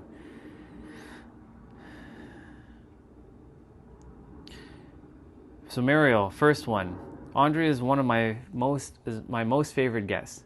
Communication is excellent. He is on top of keeping living area clean and neat. He spends each day venturing into San Diego and its communities and visiting many tourist attractions and a few outside of the city, for example, Los Angeles. He loves sharing how each day went, and I loved hearing about them. He is so positive, which allows the host and the guest to learn more about each other and the city, state, or country where the guest is from. I learned a lot about Ontario. Andre is an engaging personality, respects boundaries, and is always curious. I love that Andre was also engaging with my Boston Terrier GQ, her doggy. I played with him a lot, which was very also communicative because Andre did not hesitate to use commands, which GQ complied with like a good boy. On the last day before checkout, Andre made sure his bed and bathroom were orderly and clean, leaving little for me to do before my next guest. I would not hesitate to host Andre again. Andre, thanks very, very much, even though it's not Andre, it's Orion. Orion, so this is from Jody. Orion was a great guest. He kept his shared space spotless and he communicated well on the app. Most importantly, he took the time to sit and talk about many topics, especially about the nuance of running a fantastic hosting business. Yeah, they were awesome. This was Rick. Orion is respectful, honest, and a good communicator. Although he cut short his stay, we were able to work out an amicable refund for his unused nights. Dan, this is our brother who has that awesome place. The most easygoing, wholesome, clean, and friendly guest I've ever hosted. And I have hosted over 1,000 reservations. Always welcome back anytime, brother.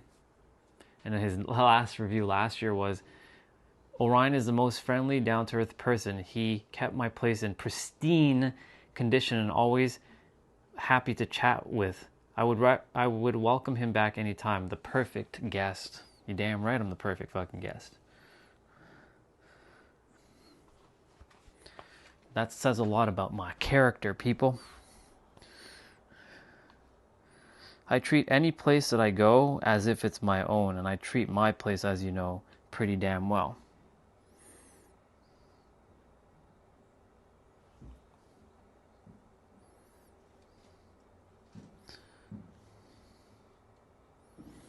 Okay. There's a Better Human, Better Doggy episode.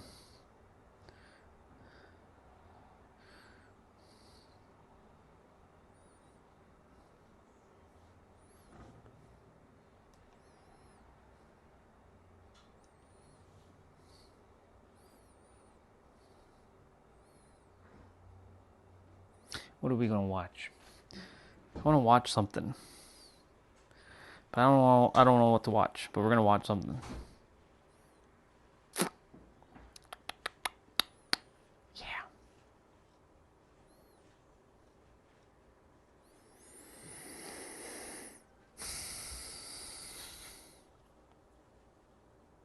What are we gonna watch?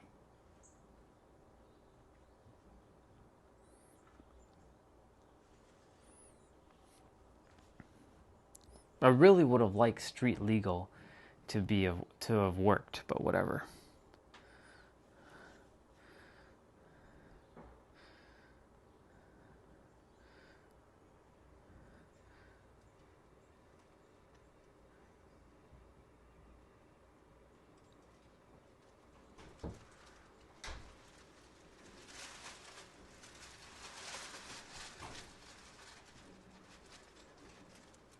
Car.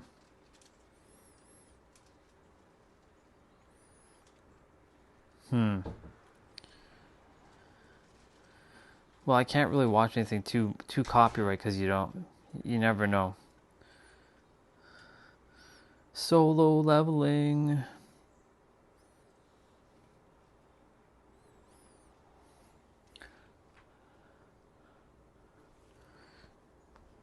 I wish I could show it to you all, but unfortunately that's not the case. I'm going to see what's on Tubi first and see if there's anything on Tubi I want to watch.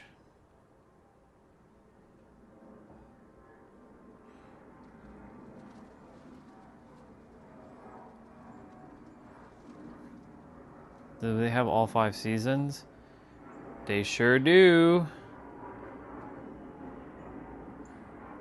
The Final Duel. Let's watch the TV version of The Final Duel.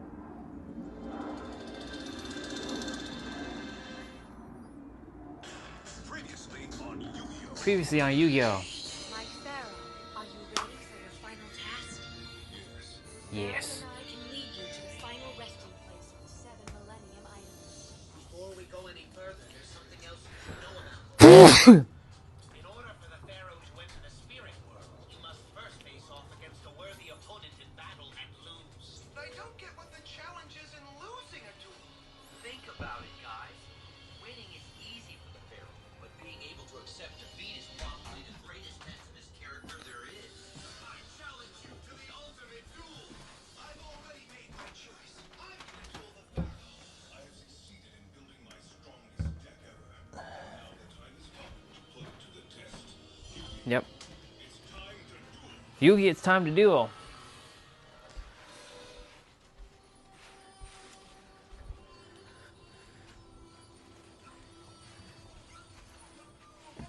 Yeah, move.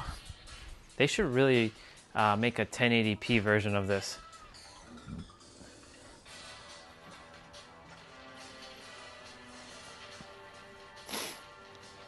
It's so good. I love Yugi. I'm gonna watch the Final Duel. Yeah, move. Yu-Gi-Oh! It's time to do.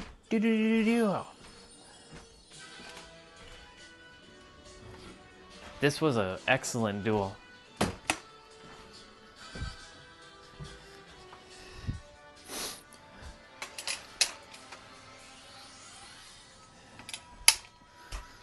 Let's get rolling. They're traveling into the... Are we there yet?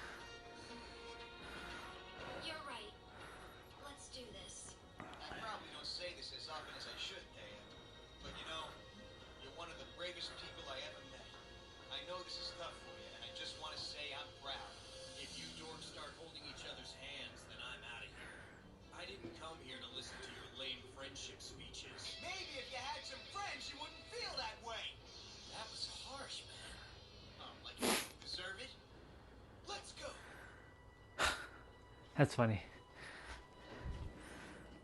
Oh, welcome back. I was supposed to come after lecture, but I was with my mom out and just came home for a few minutes ago. Welcome back, dude. I finished my main quest and my side quest, so now I'm doing my mobility training and my 55s. So, and I'm watching Yu-Gi-Oh! In the background. Unfortunately, I would love to show it to you all, but copyright. Oh, by the way, my passport came. I was showing it earlier, but guess what happened on the stream? So you know how I told you that when I was going to come back inside and change to Streamlabs? So I turned on Streamlabs. I'm on Streamlabs right now. I turned on Streamlabs and I started at 10 o'clock. And then as I got in, the male guy, he knocked on the door. I'm like, who's knocking on the door? I went and I signed and my passport came. But guess what happened? So I showed it on the stream. Of course, you're not really supposed to show government stuff on a public like forum, you know, like you're not really supposed to show things like that. But I made sure to cover, you know, the information.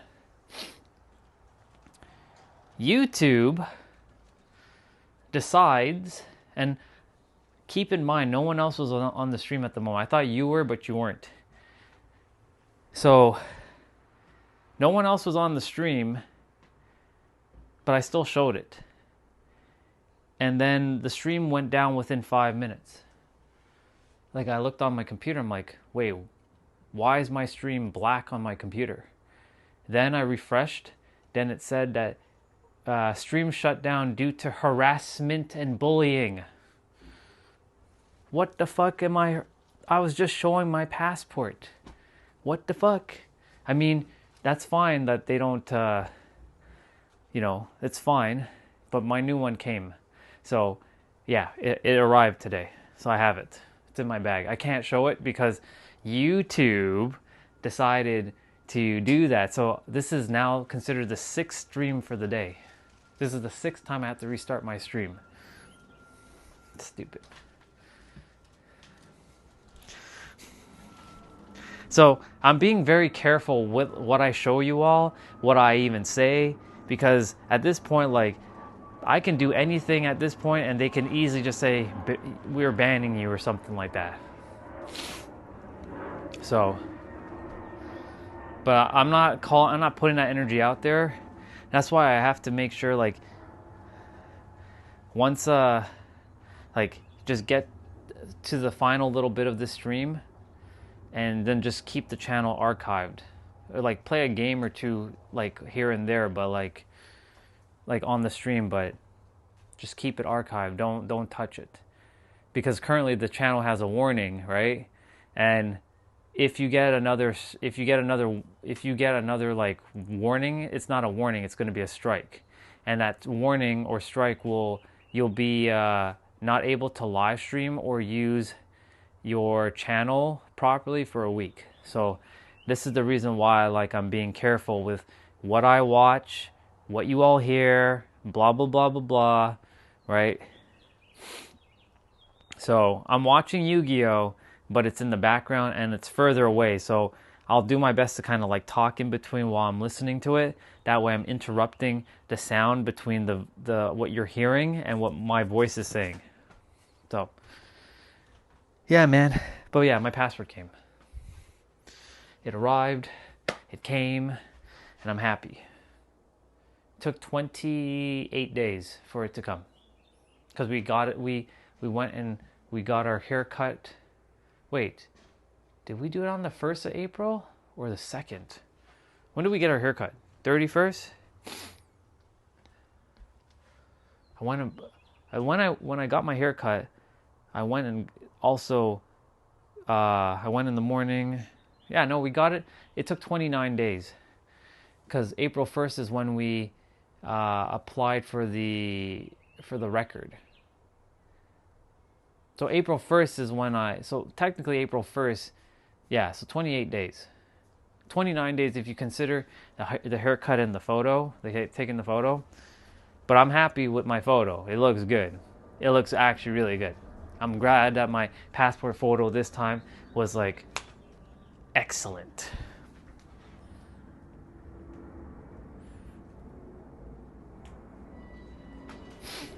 Yeah.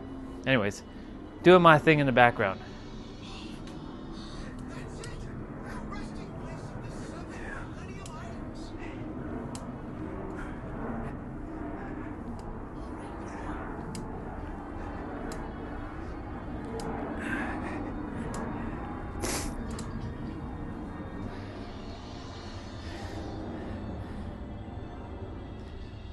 Yeah.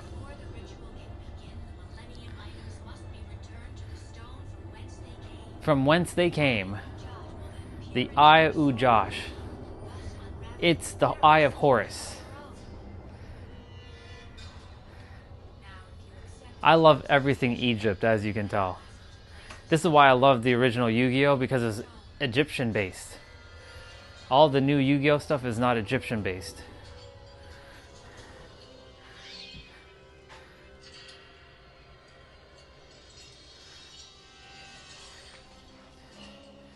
No, they didn't remove. They took that stream and they deleted it completely. So like that stream doesn't exist. Like it's not on my channel at all. So the one with the walk is there, but the and of course this current one, but the one with the passport one completely removed. So YouTube is, I don't like it. I mean, I love YouTube, but I don't like the rules that it has. It's too restrictive.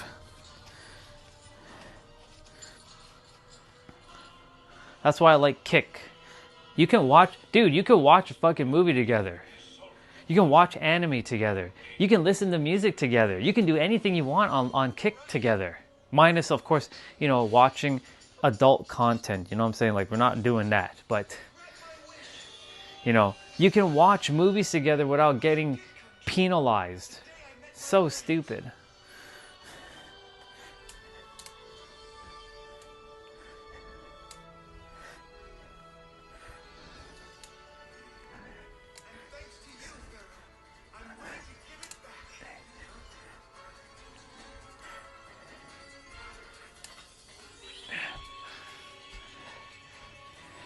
Let the duel begin.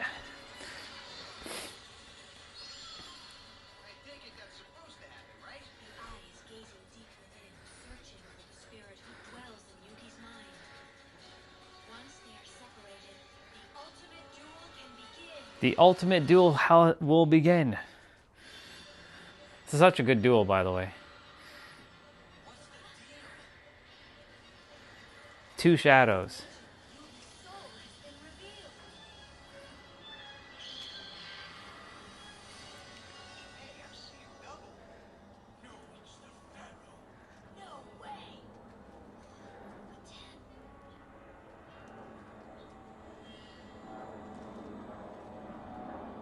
One's a little bit taller than the other.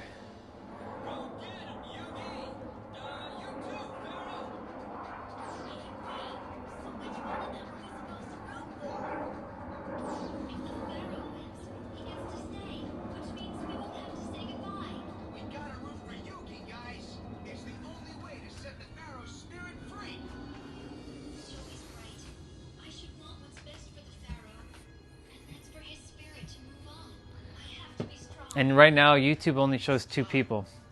So I don't know if you're still there, but I'm sure you are. I'm just kind of like encapsulated with the start of the duel. And of course, I'm doing my stuff in the background.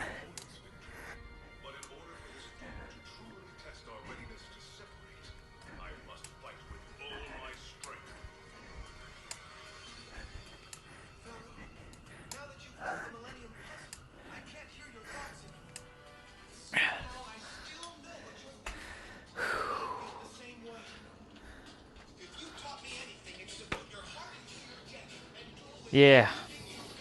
Do me a favor. Do me a favor. Remove your word here. Question. I can see it obviously. I want to test something because I'm watching it on my computer. Just remove your message, the one message for a moment. I want to see if it gets removed on Streamlabs, because earlier T-Bray removed a couple messages, but it stayed on Streamlabs.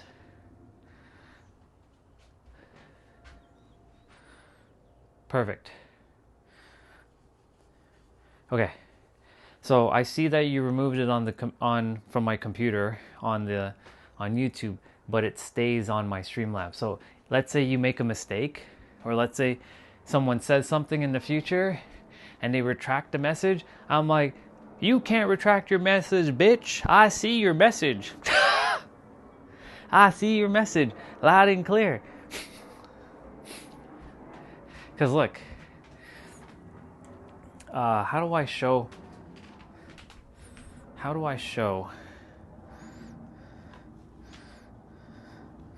I know what I can do. Camera.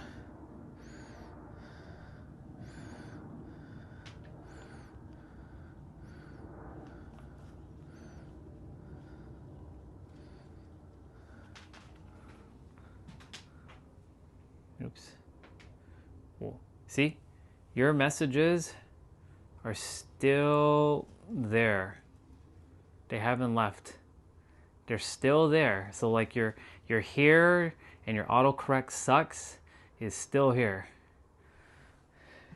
So if someone... Guess we're about to find out who the true king of games is. Here we go. So if someone... Because there's been... So just so you know, there's been a character on this stream who I've banned 3 different times. Because he's from India as well. I don't know his actual name, but he went by 3 different names. One time he was named Faith, and when he was under Faith, even though it's not spelled Faith, like Faith, he has an S in there, it's Faisth, but because the S is getting in the way, I just called him Faith. I was helping him with like not girl problems, but like I was helping him, like, you know, he wanted to date a girl. And I'm like, bro, just ask her out. What's there to fear? She's just another human being. She puts on the pants the same way. So I helped him out back in like February 2025. Yeah. Then we were talking about God, right? He's like, that's not how it works. And I'm like, whatever, bro. And then like he was saying something, and at that point I was like, you know what? Fuck this guy. So I banned him. Then he came back as another account, and he started to talk mad shit with a different name, right? But the reason why I'm bringing him up, he's still a good soul. I have only love and care for his soul, but you know, he is the type of person that will remove messages all the time. He will write something and then he'll remove it immediately. Like he's afraid of like privacy. You think you removing your messages is going to help you in any way? Anyways, he would remove his messages so I wouldn't see what he wrote. Right? Then he came back as some guy named Bayagi, and I'm like, that's you. I know it's you, because only you are the one that removes your messages like that. Everybody else leaves their messages as is. Anyways, now if he were to ever come back on this channel, which I know he won't because I won't be here soon enough, but if he were to ever show up again, right, and he were to remove messages, I would be able to see all his messages. Because clearly, right, you just removed 2 of your messages, but I could see your messages still. So, yeah. That's awesome. See? Discovered something new today. Discovered something new today. Are you ready for this, Yugi?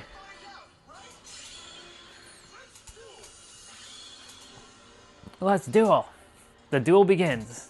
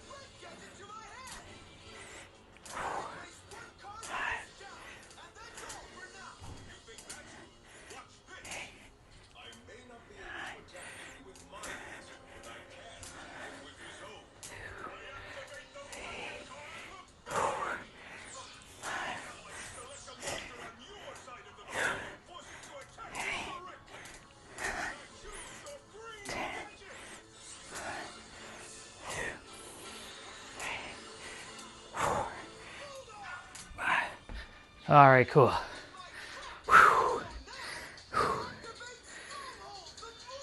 Whew. I'll still talk. Obviously, I'm just watching this, having something in the background.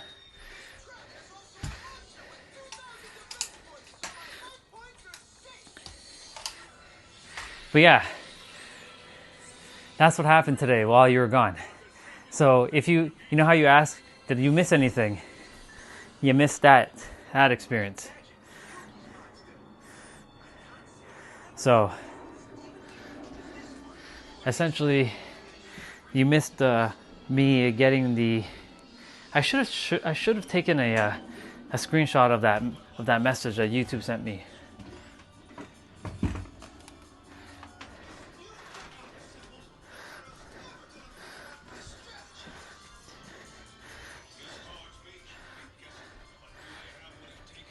It's crazy.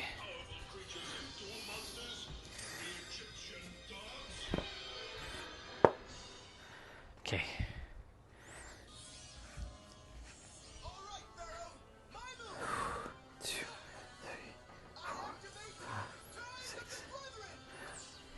I'm doing my my wrist right now. This is today's upper body.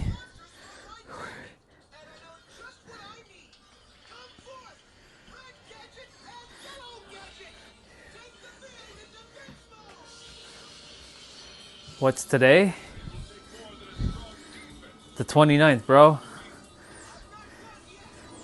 Well, for you, it's actually May 1st. Wait. No, today is April 30th for you.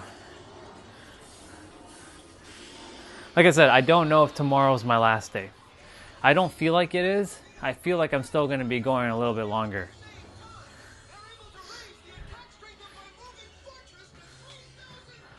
Oh, exercise. Oh, it's upper body. It was upper body. Wednesdays are always upper body. Wednesdays are upper body. Thursdays are active rest day, which is abs only. Well, I still do all my movements, but I don't do anything with weights, really. Well, that's actually not true because I'm now using weights with my abs on Thursdays. But usually Thursday's active rest day. It's just abs. I give the upper and lower body time to rest for Friday because Friday is full body, Saturday is jump rope, and Sunday is cardio. So you can say Saturday and Sunday is cardio days, like stamina, cardiovascular days.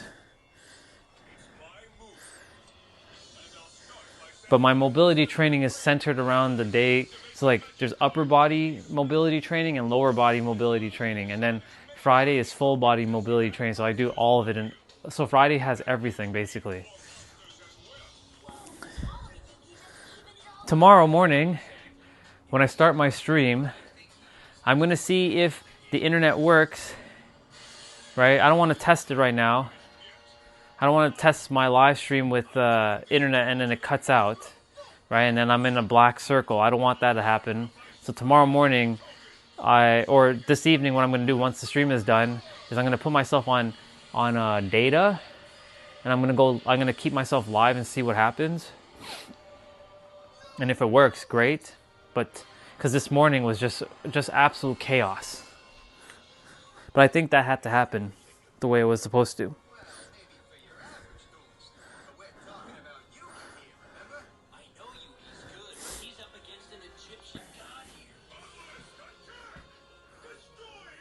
Yeah, cardio is really good for stamina.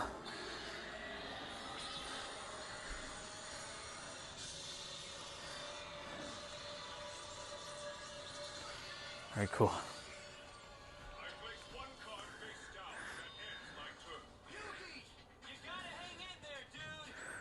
And then of course I have my nighttime stretches. Or my evening stretches. Or I can do my stretches right now. And then my evening time is free.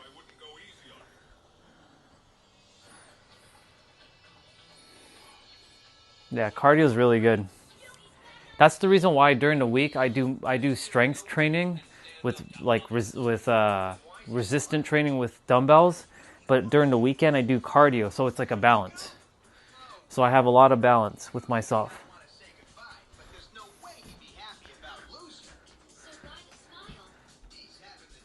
Hey, that's awesome, man. That's good. That's good stuff. That's really good, actually. That's awesome. I used to do that. I don't run as much as I used to, but I will get back into running soon enough. I prefer jumping rope as my cardio than running, but I do like running at times. Speaking of which, let me just drink some water.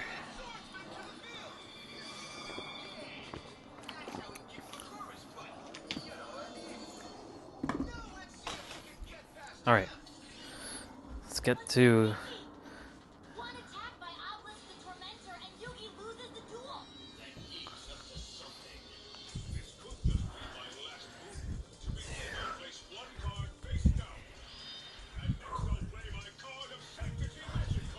See, for me, the goal is to keep the body moving as much as I can, right?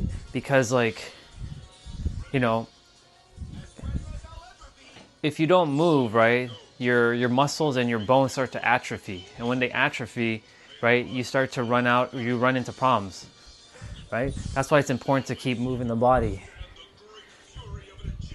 That's why, like, for me, consistency matters. Like, even if you only do 10 minutes a day, as long as you're doing 10 minutes and you're moving your body, that's all you really need.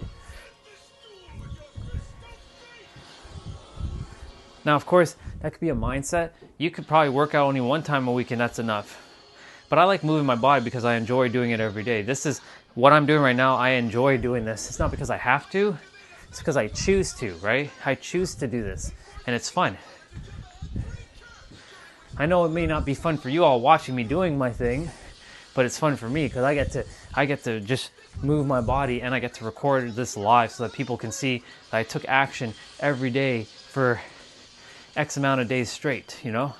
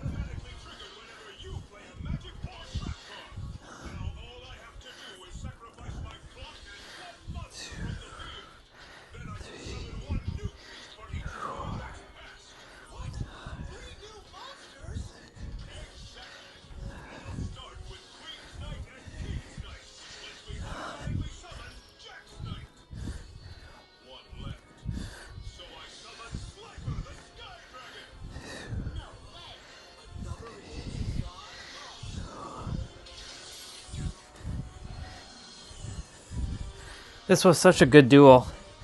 If you ever watched the original Yu-Gi-Oh, this was such a really good duel. The Pharaoh versus Yugi, this was so good.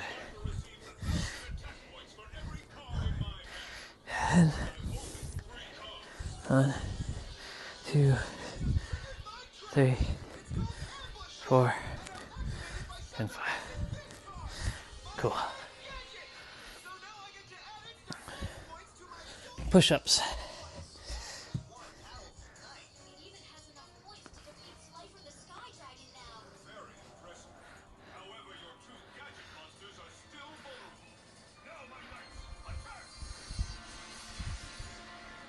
He's about to summon the winged dragon of Ra.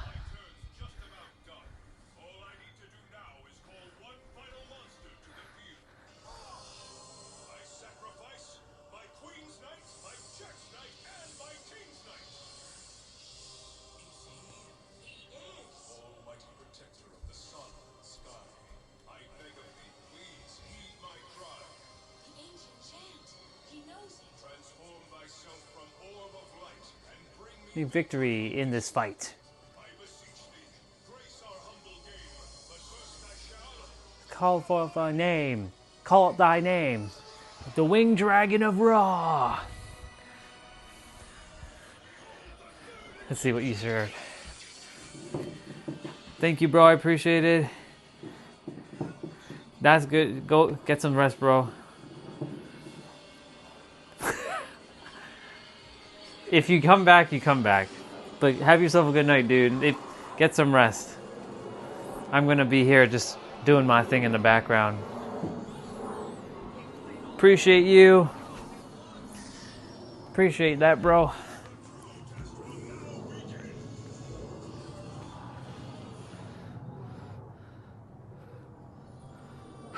All right, time to hit these push-ups.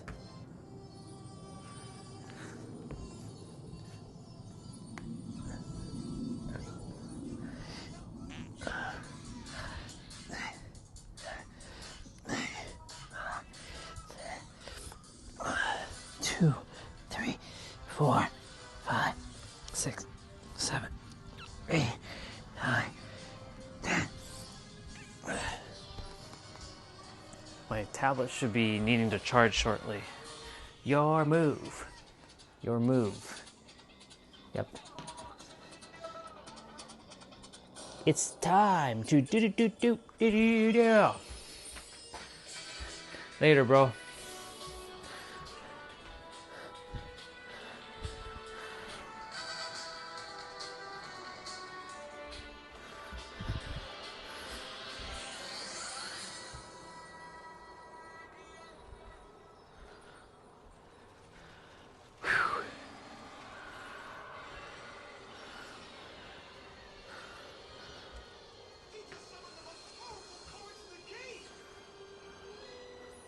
That look on his face, dumbfounded.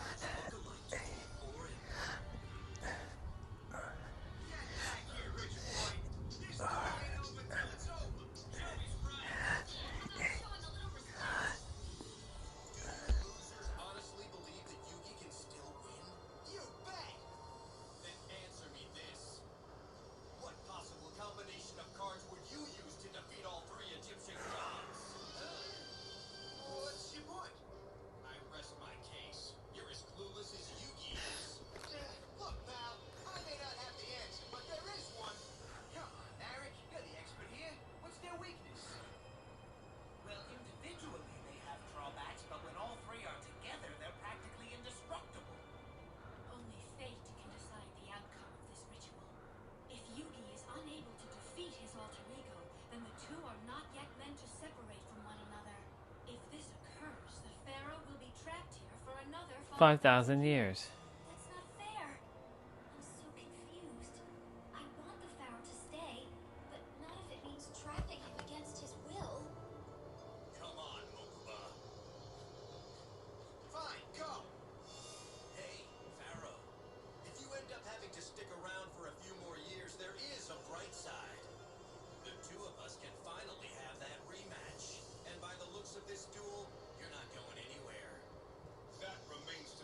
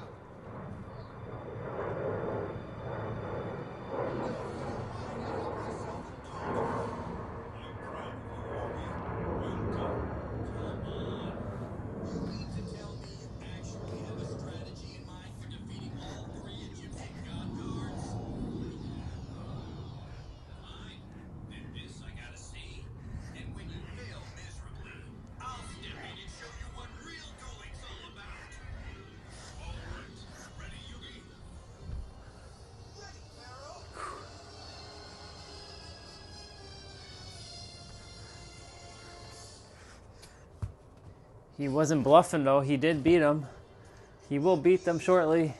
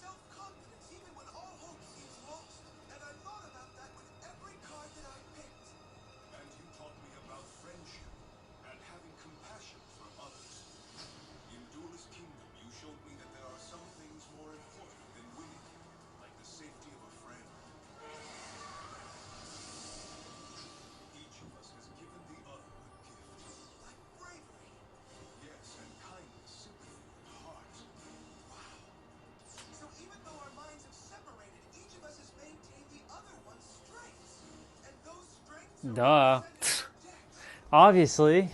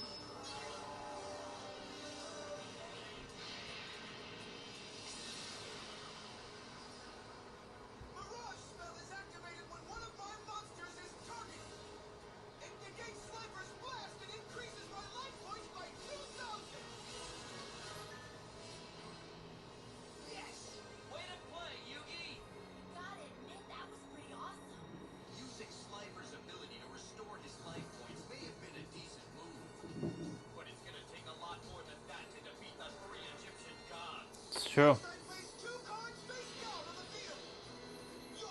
Your move, Pharaoh.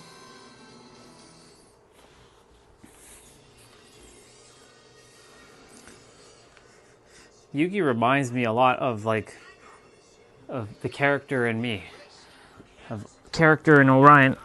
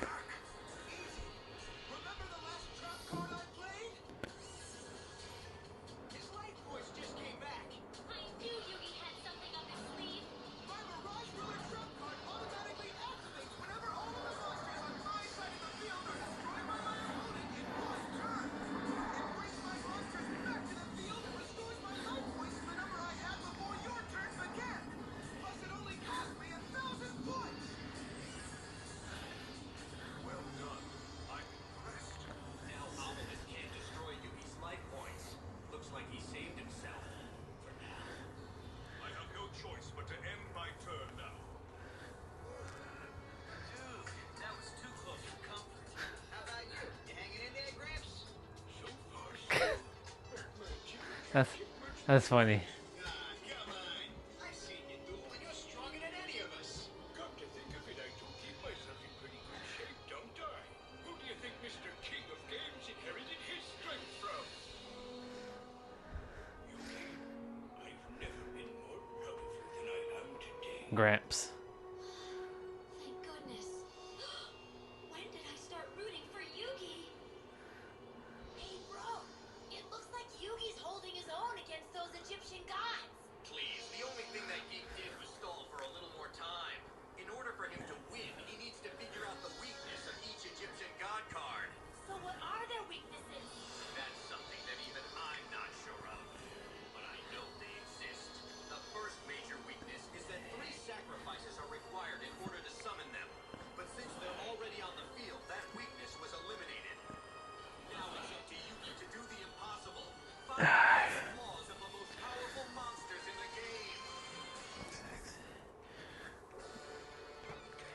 Only Yugi can win this duel. He's not even the true king of games. All this time, someone else has been dueling for him while he took the credit. I feel as if Yugi is going to turn things around in his next move. Have you seen the future? I haven't had a vision of the future in years. Let's just call this a strong hunch. So you think Yugi has a chance against the Egyptian gods? I'm not sure, but something just occurred to me that perhaps I hadn't thought about before. Maybe fate chose Yugi as the vessel for the Pharaoh's spirit not because he needed the Pharaoh's help, but because Yugi himself is the modern-day version of the Pharaoh, equal in every way. The two were brought together because they represent opposite sides of the same soul. Yes, but they're so... They're so different from one another because Yugi's shy and the Pharaoh's assertive and confident? Well, the truth is they each had a quality that the other needed, so they learned from each other. Are you saying they're complete now? We'll soon find out. If their journey together is truly over, then fate will allow Yugi to defeat all 3 Egyptian god cards and win the duel.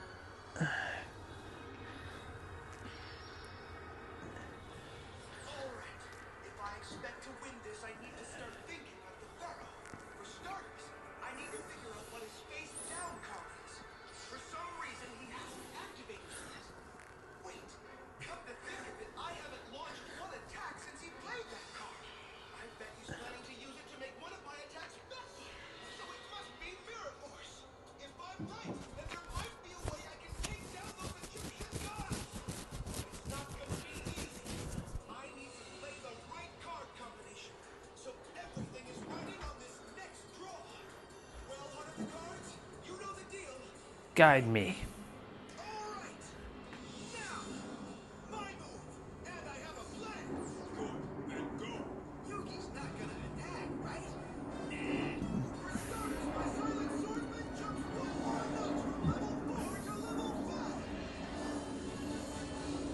And then I'll activate Valkyrian, the Magna Warrior's special effect. You see, whenever Alpha, Beta, and Gamma, the Magnet Warriors, are in my graveyard at the same time, I can bring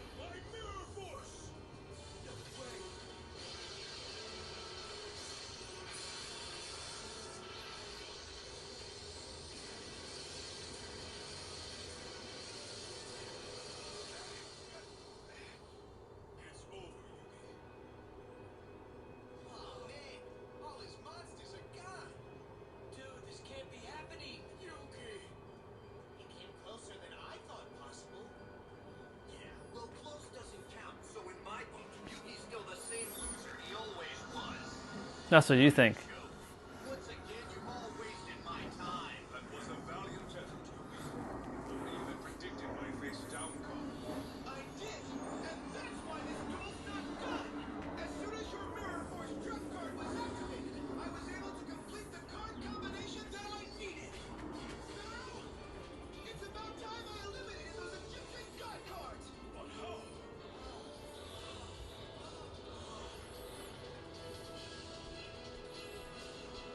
Right. The cliffhanger episode.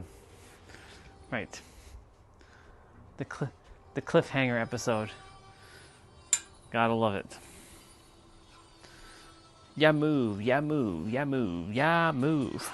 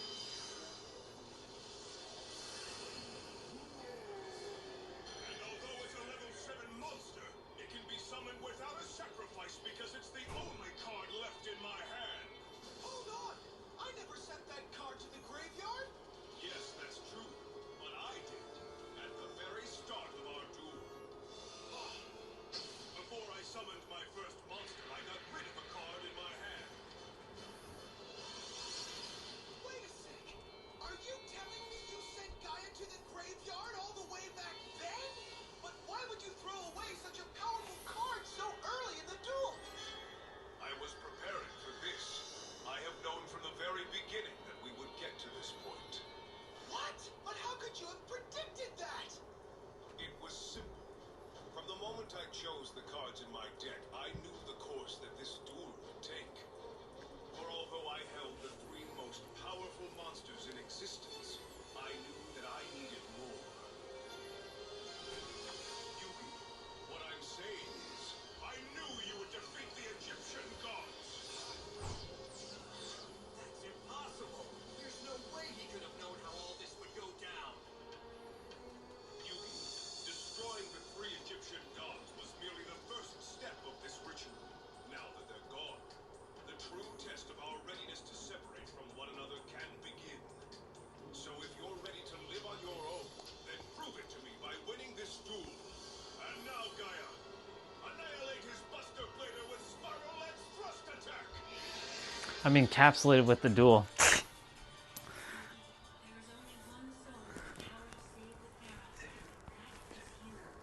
Only by defeating him can you release his spirit to its final resting place. Please, be strong.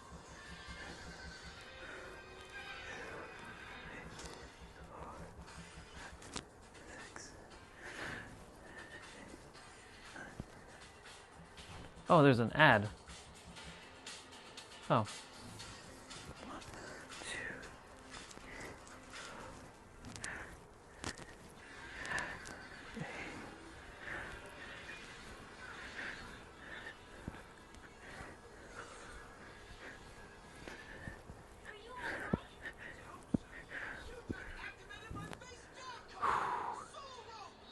It lets me summon a monster from my deck to replace the one I just lost!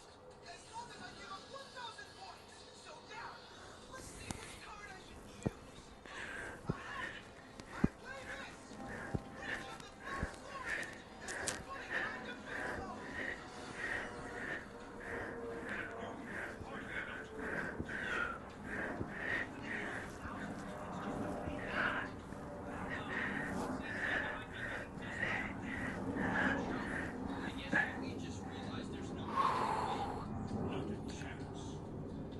I'm sure this is all part of Yugi's strategy.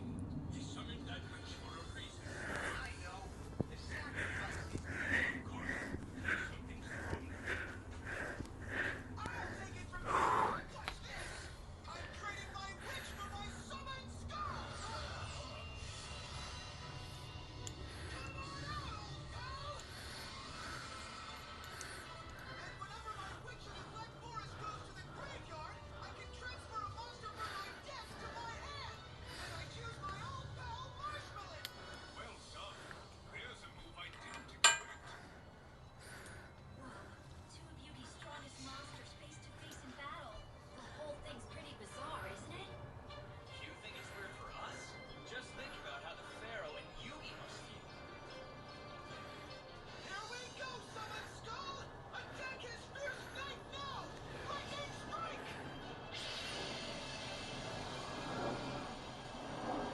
Old school monsters.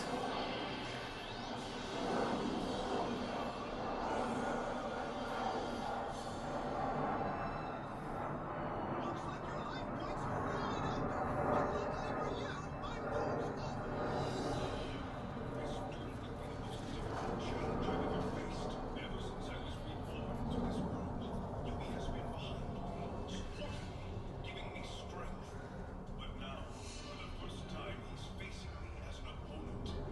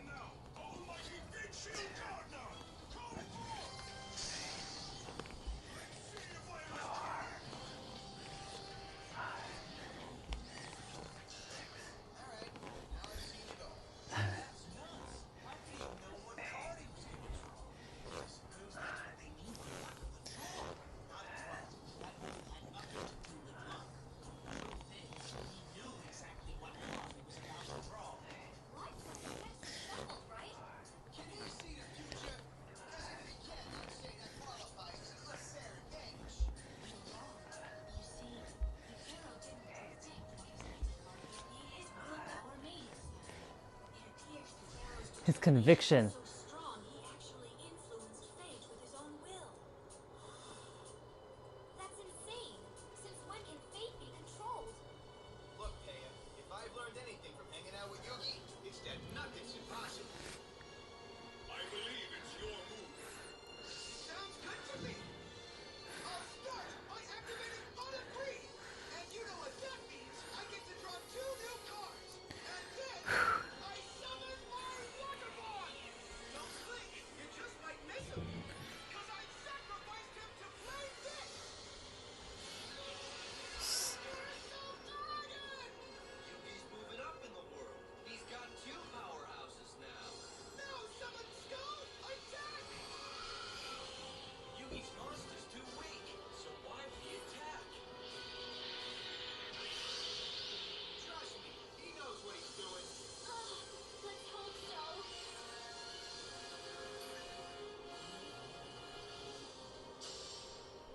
Say what? Told you it was all good. You see, by attacking Big Shield Gardner, Yugi switched it into attack mode. Now it's my dragon's turn! Attack his Big Shield Gardner!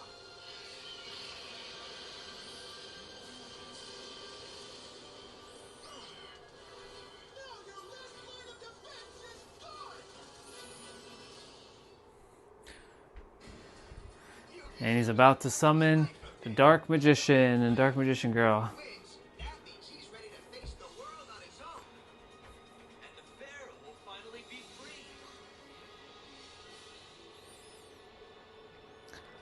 What's up, Taya? I can't watch anymore. If the Pharaoh loses, this is the last time I'll ever see him. I don't know about you guys, but I'm not ready to say goodbye, Lee. Please make it stop. Taya, this isn't easy for anyone. That duel has to go on. Plus, you know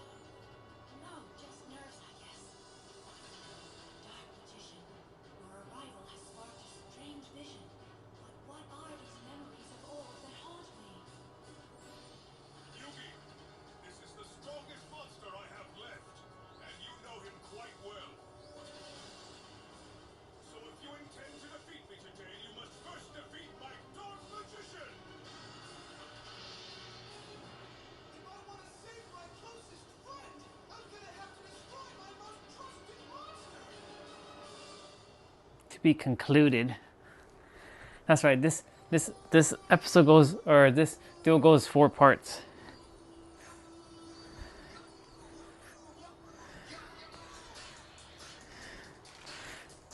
Yu-Gi-Oh!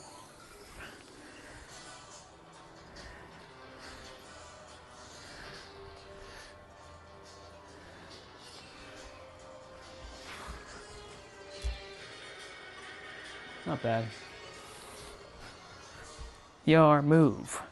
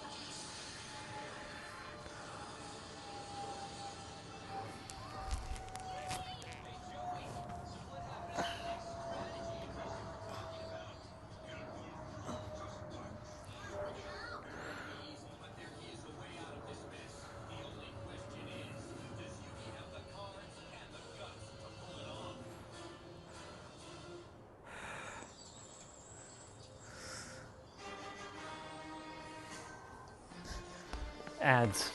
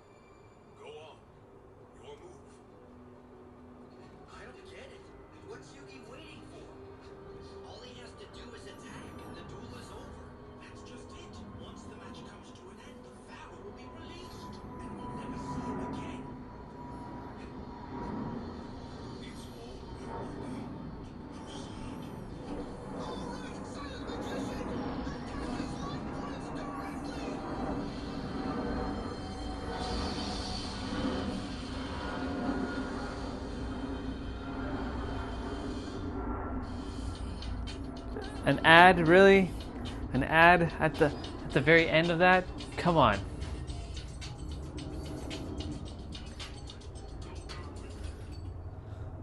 Really?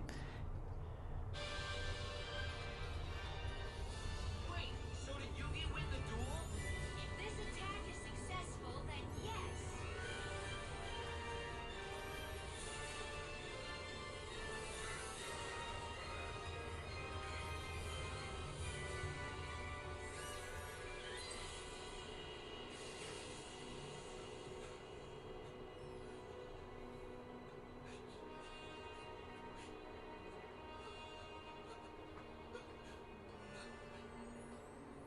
Congratulations. Well done. Yugi, a champion doesn't belong on his knees. You achieved a great victory for us both. I was focusing so hard on playing the game that I forgot what winning this duel would actually mean. By defeating you, I've sent you away. For good. No, you have opened the door for me. Thanks to you, my spirit can finally be at rest once again. I'll be back where I belong. Fate brought the two of us together for a reason, and we fulfilled our destiny. We've protected mankind from the return of the Shadow Games, and we've both grown tremendously along the way. I'm gonna miss you. You do realize we'll never truly be apart, right?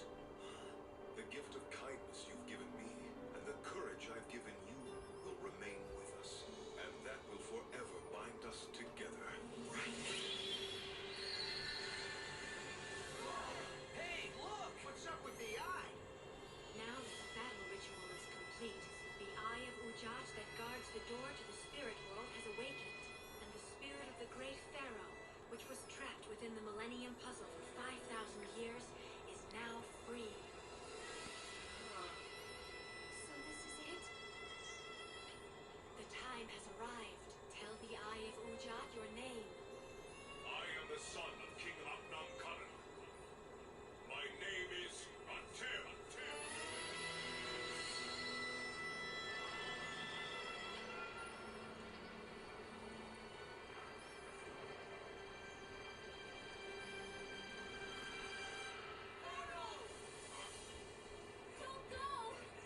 So that's how it ends, huh? Nice. You think you can just show up and change everybody's life, and then just leave? What Tristan means is we don't want to say goodbye. Exactly, Pharaoh.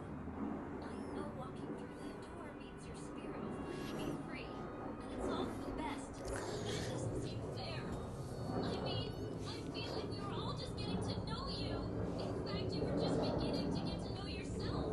And now you're being taken away from us. I know we should be happy for you, but it's really hard to do that when you're losing your best friend and you just don't understand why it has to be that way. I guess there are some things we're not supposed to understand. Just look at me. I go through half my life not understanding what's going on. But I know that true breaks may be hard to leave, but they're impossible to forget. And even though his stay wasn't as long as we would have liked, we're lucky we saw him at all. Hey, Pharaoh! I hate to break the terrible news to you, but you're not going anywhere, because everything you've given us stays right here in our hearts.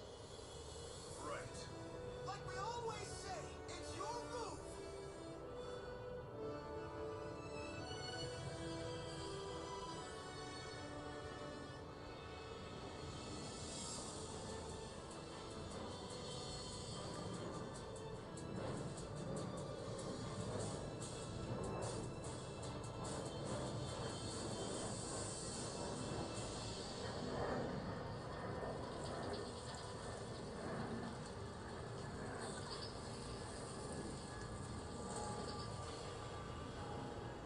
He's gone.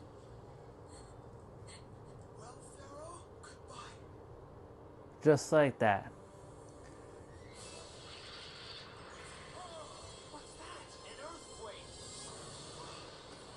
It's the Millennium Stone! The items are gone! And we should do the same! Run for your lives! He's right. Let's go.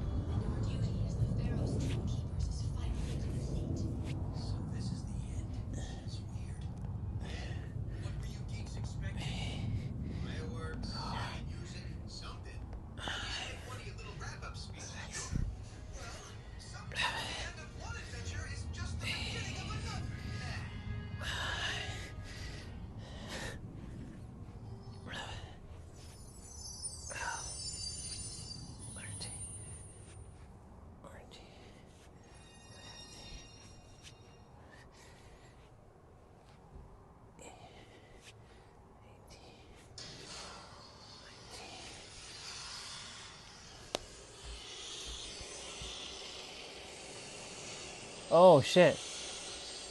It actually has a movie here? Damn. Alright. Is caught in a perpetual attack loop.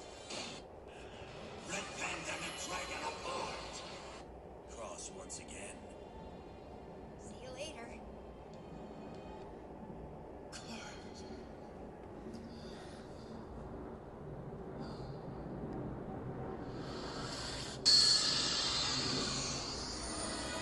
The Pharaoh is back for a moment.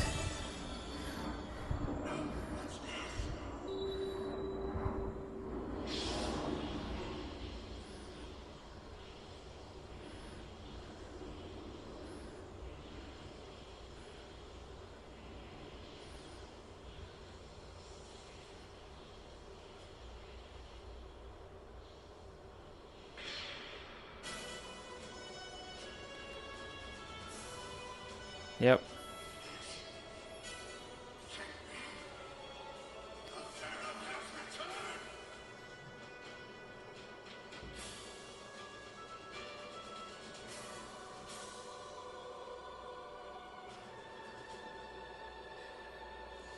Wish he said something though.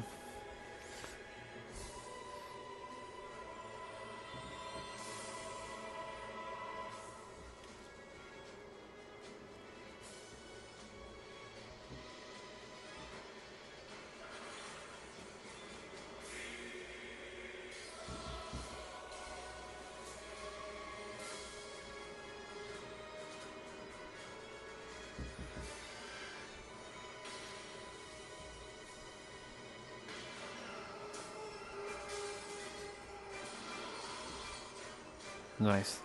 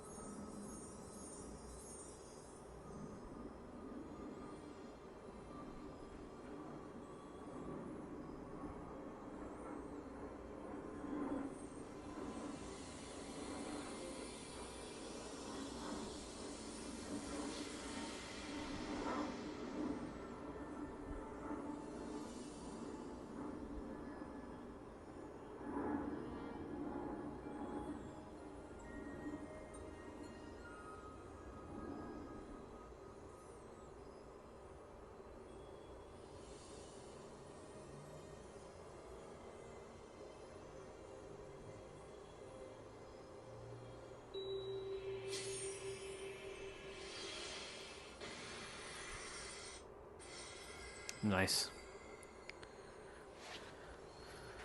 The Pharaoh. Well, that's cool that they actually had the movie show right after. Your responses help plan community-based programs and services. Completing it is easy and confidential. Jamie just discovered that adulting has a language all its own. What's with these laundry symbols? Here's an adulting tip every homeowner can understand. Switching to Sonnet Home Insurance can save you time. Yes, I get Get it, Jamie?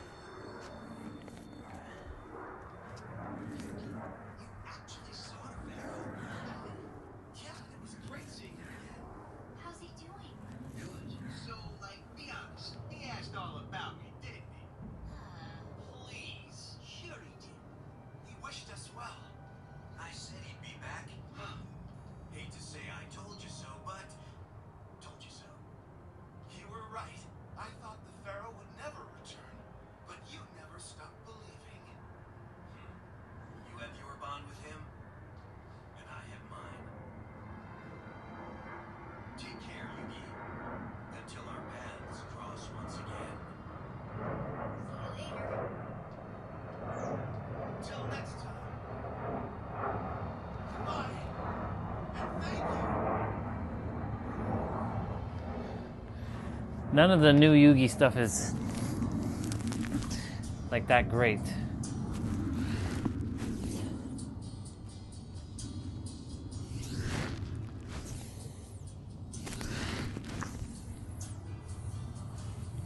They graduated from high school. They got their conclusion.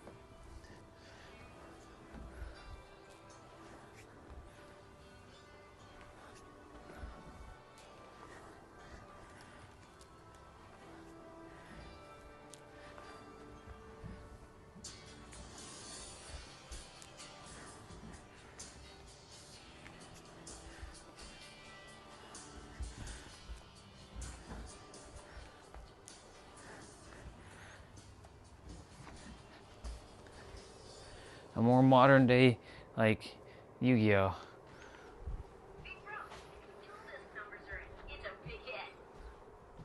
Thank you for the update, Mokuma. But I really need to concentrate right now. Bro, are you sure you want to go through with this? We haven't even tested this prototype. It's too dangerous. Sento? Sento! It's time. Mokuma, you're in charge.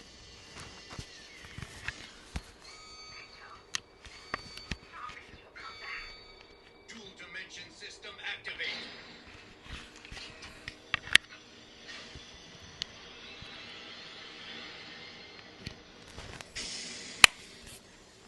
Off to Egypt he goes.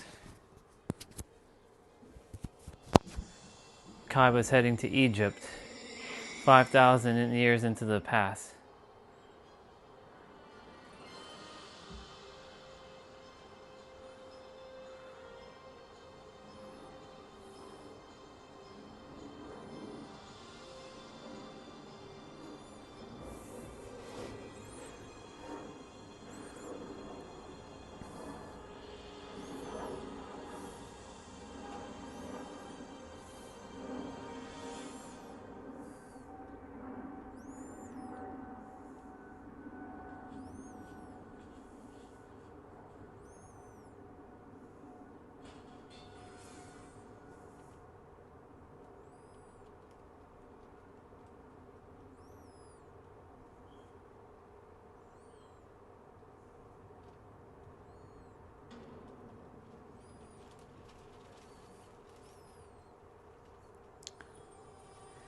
He found a pharaoh.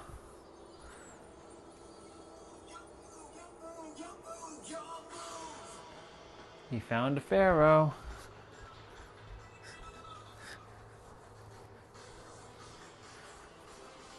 Two, 3, 4, 5, 6, 7, 8, 9, 10. 1, 2, 3, 4, 5, 6, 7, 8, 9, 20, 1, 2, 3, 4, 5, 6, 7, 8, 9.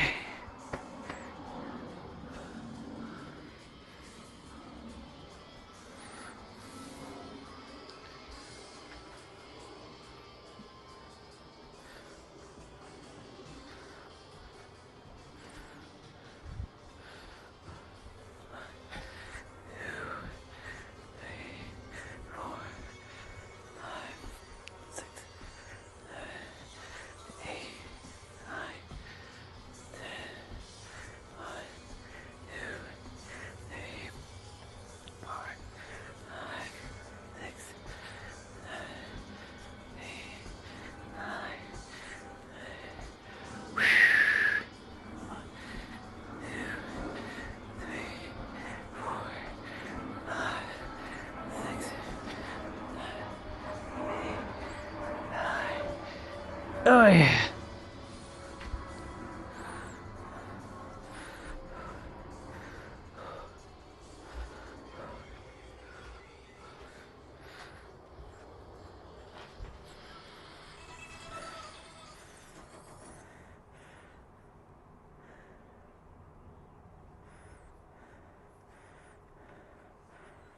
That was cool.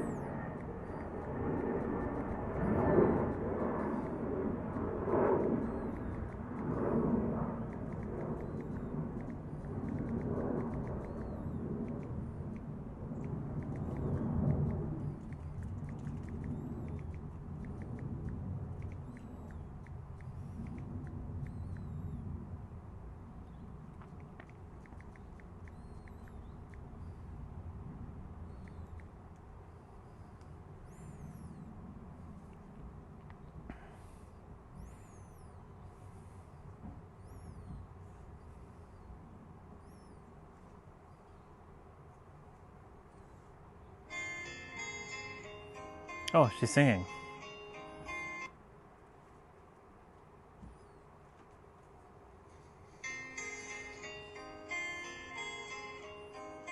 Op een dag verder gaan. Het moest, want het moest.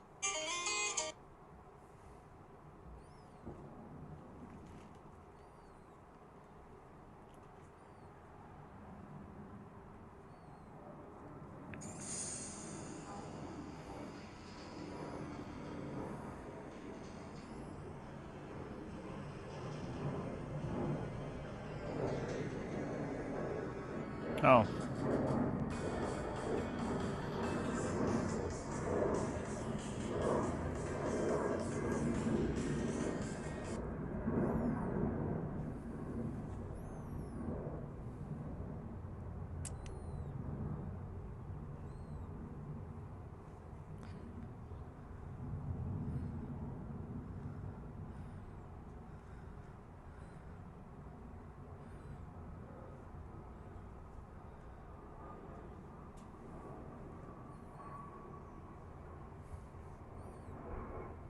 Wait, what is this? You ruined the story.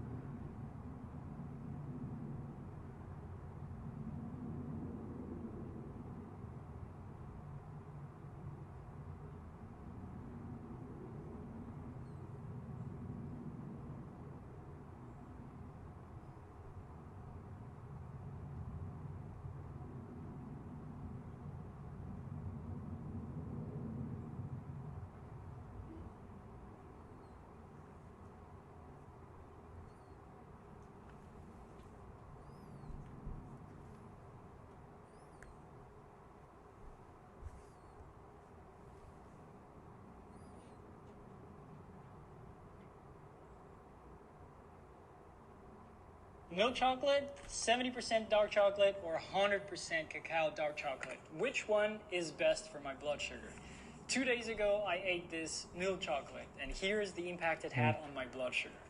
Yesterday, I ate this 70% cacao dark chocolate, and this is the impact it had on my blood sugar. So quite different.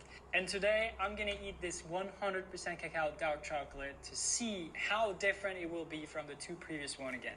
So I'm gonna eat exactly 50 grams of this 100% dark chocolate, which is exactly the entire thing. You see here, 50 grams. In here, there is 280 calories, 0 grams of sugar, and 27.5 grams of fat.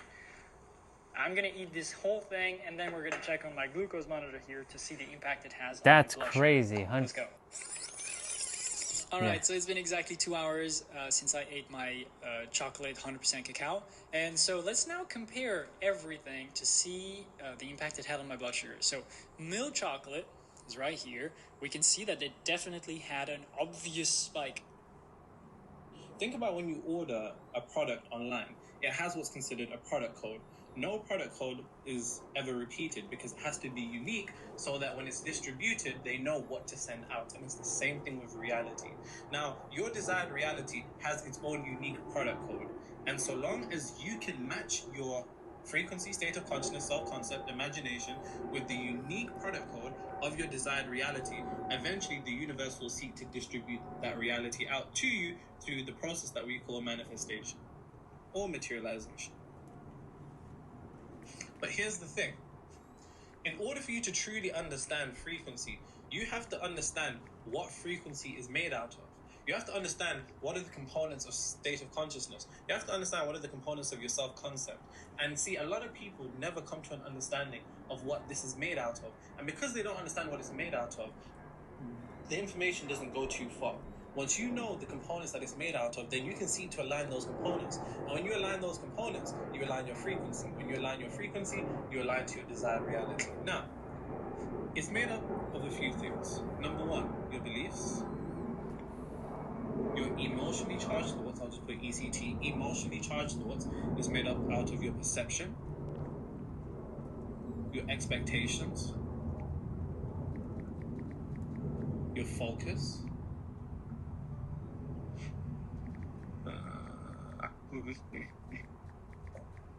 what's missing there?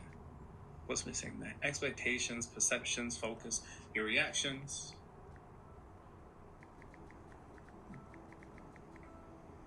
And what is the final thing? Your convictions. What you deem to be a truth in reality. That's all conviction is. All the things that you have conviction in. Your frequency, state of consciousness, self-concept is made out of these things. In order for you to align to your desired reality, you need the product code of your desired reality. In order to have the product code of your desired reality, you need to have the equivalent, the energetic equivalent of your frequency, state of consciousness, self-concept. And the way that you do that is by making sure you have the beliefs of that desired reality, the emotionally charged of that desired reality, the perceptive, the way that you look at life of that desired reality, the expectations, the things you focus on, the way that you react to reality, and the convictions that you hold to be true about the world. They all need to be reflective of that desired reality. If you don't understand what frequency is made out of, then you don't have the capability to alter your frequency. Because here's the thing. In the Hermetic tradition, there's something known as the law of cause and effect. And let me go through cause and effect here because it's foundational. Now, bear in mind, we're going to get into how to maintain frequency, recalibrate frequency, and actually some of the tricks that your old frequency will play on you when it comes to frequency to actually distort your capability of materializing your desired reality. So just relax, you're going to get some. We just have to go through the foundations as always. And once again, if your mind is shifting towards, I already know this, Nero. If you already know it, nigga, then why are you still struggling to manifest? Ouch, Nero, that wasn't necessary. The foundations are important. And the natural tendency for the mind is to always look for new information. You know, I had a guy message me the other day. Was, what? How is that pause? How? What's up? That's funny. That was a weird pause for him. I said, nigga, you ain't getting new information. But the natural tendency of the mind is to think that something's missing. And ironically, Yes, the natural tendency of the mind is to always believe that something is missing indeed. But nothing is ever missing. That's why people keep watching videos thinking that there's new stuff, but there's never new stuff. It's one place that we Yeah. go in, like, or are we gonna take a look at the Toyota 2-hour? Gonna look for a car? Yeah, we're gonna go take right to Highway 7 there and see. Okay. Yes, Lance, go ahead. I mean, it's up to you if you want to go look at it. Yeah, we can see. Let's see what's that one. Okay, let me go tell him and Alright, see ya.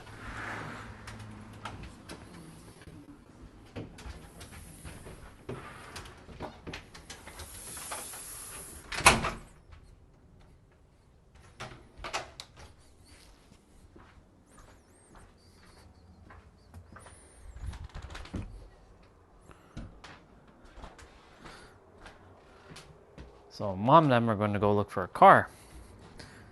It's good. She needs a new car badly. And she needs a new car, not some used car. What the hell just happened on my stream? It just went blank there for a moment. The fuck?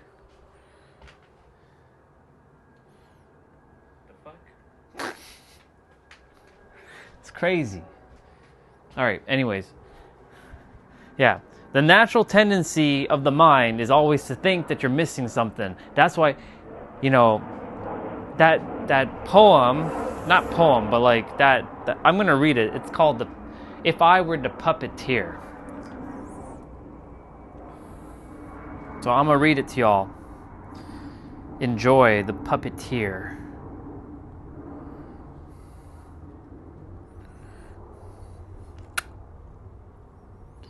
If I Were the Puppeteer, written by itself, produced by itself, from itself, as itself. If I were the puppeteer, if I were the Prince of Darkness, I'd want to engulf the world, the whole world in darkness. But if I wanted to lead spiritual spiritually hungry people away from the truth, I wouldn't tell them to stop seeking. I'd tell them to seek even harder. I'd make sure they never found what they were looking for. That's a bar. So that's that whole, the mind is always looking for something new.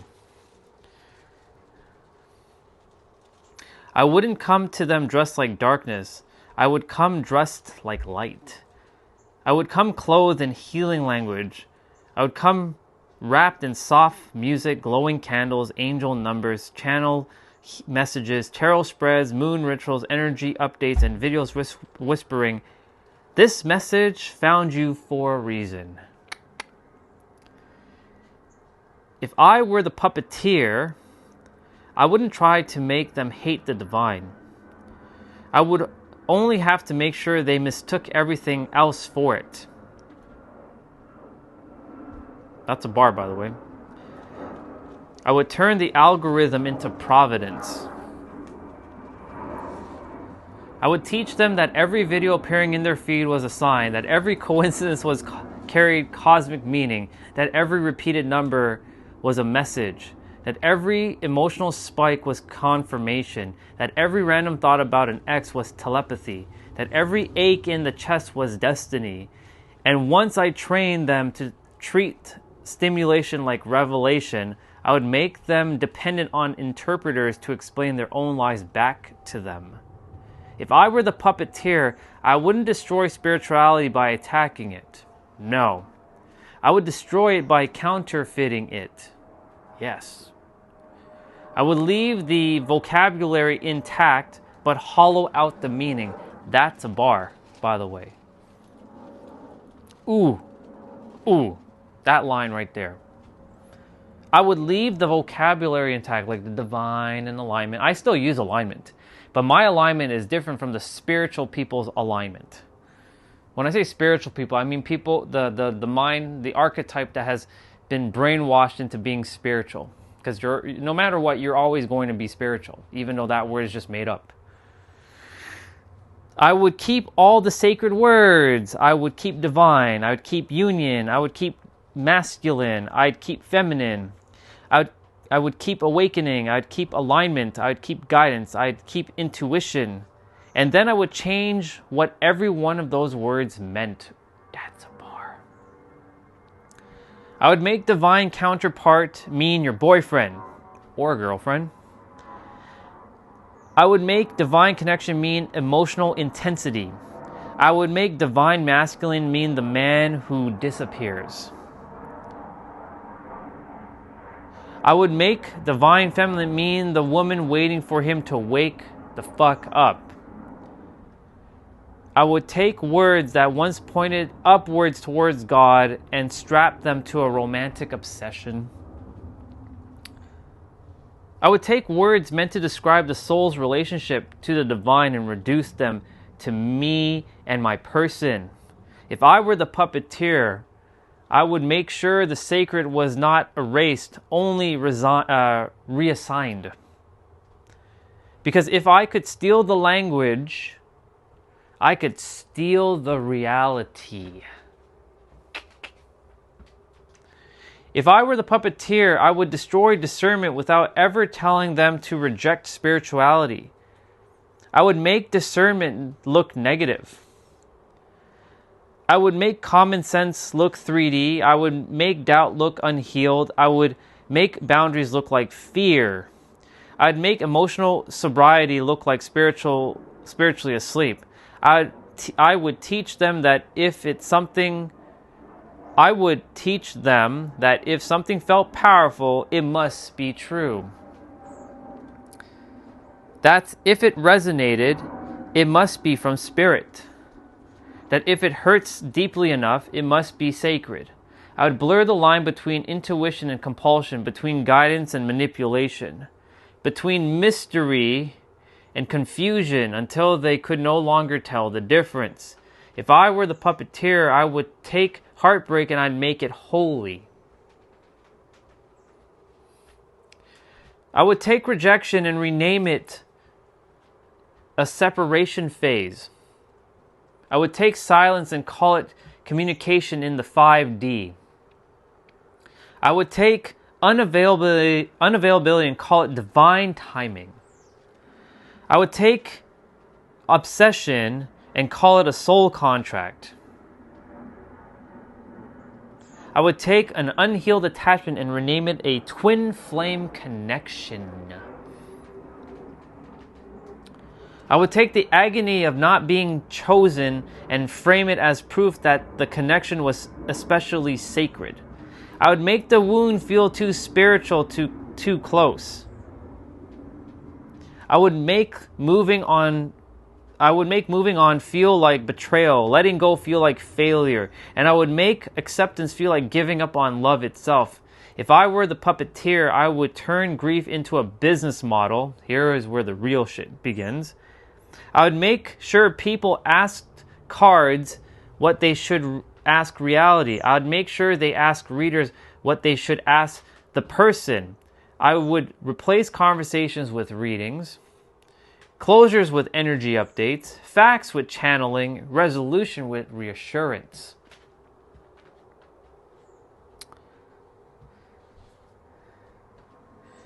And every time life remained unclear, I would sell them one more interpretation, one more reading, one more ritual, one more activation, one more message from the higher self of a person who still has not called.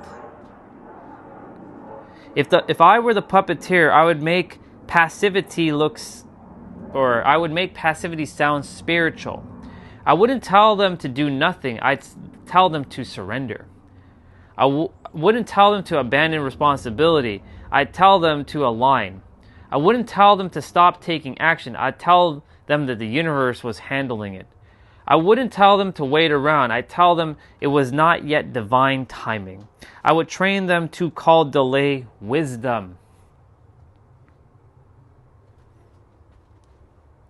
Confusion. I would train them to call delay wisdom, confusion, ascension, stagnation, integration, helplessness, faith.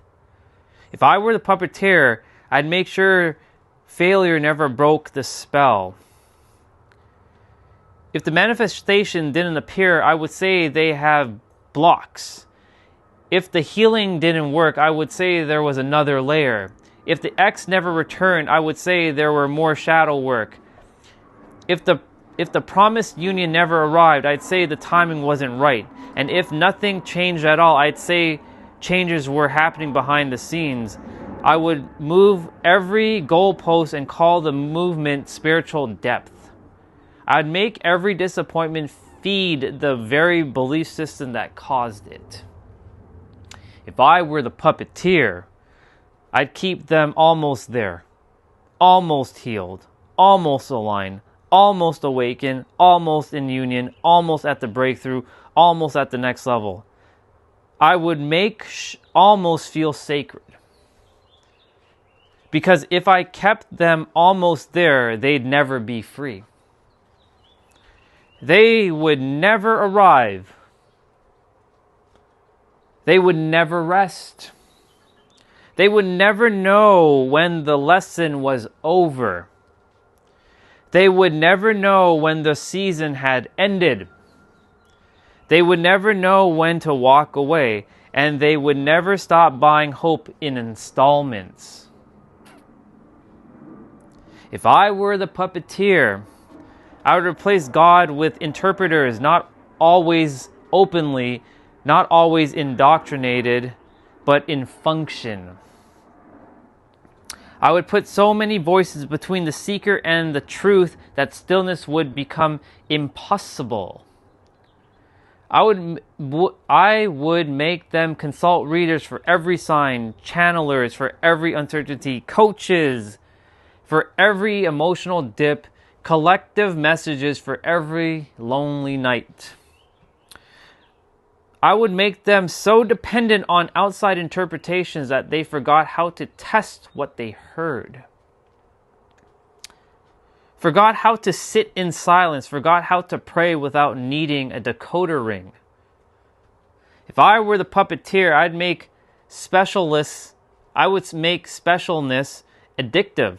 I'd make them feel chosen before I ever made them honest. And I would give them labels instead of transformations. Badges instead of depths. I would tell them they were awakened, ascended, selected, divine feminines, divine masculine, star seed, old soul, light worker, slight worker. Part of the collective consciousness bringing forth massive change. Part of the few who truly understand. And the more those identities flattered the ego, third dimensional thinking mind,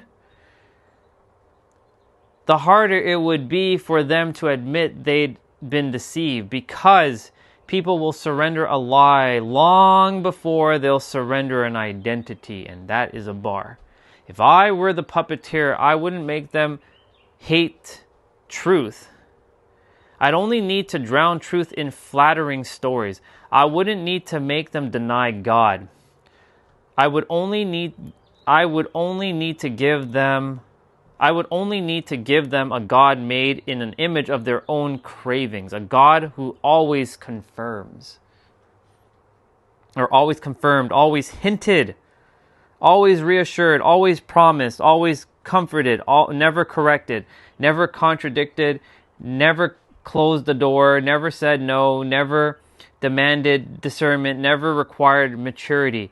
If I were the puppeteer, I would take a generation of spiritually hungry people and make them allergic to endings, addicted to signs, dependent on readers, obsession with romance, suspicious of common sense, and convinced that every fantasy cloaked in spiritual buzzwords was light. I wouldn't destroy their hunger for sacred. I would weaponize it. I would make them stop using the word divine.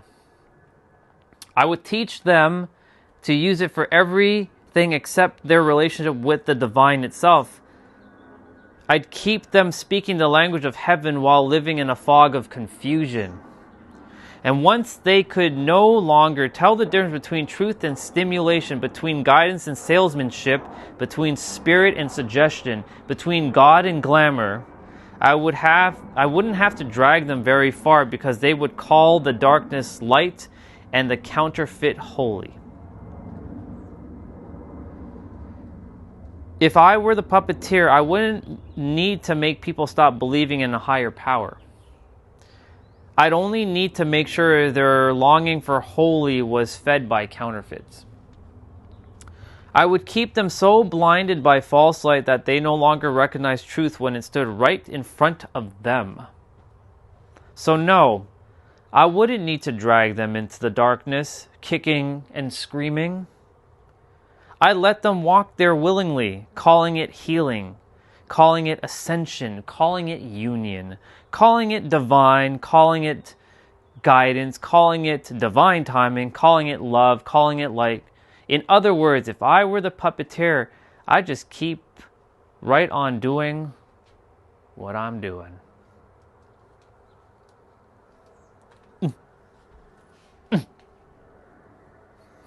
So good. But I have to change some words. When you think that something's missing, you internalize that something's missing.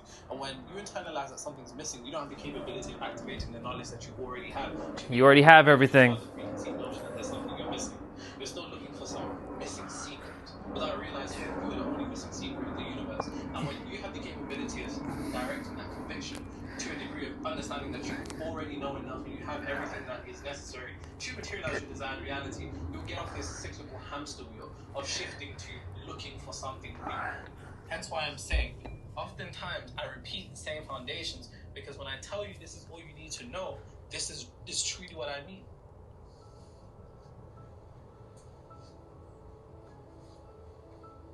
I even said to him, I said, bro, if you're looking for something new, then I refuse to work with you. Exactly.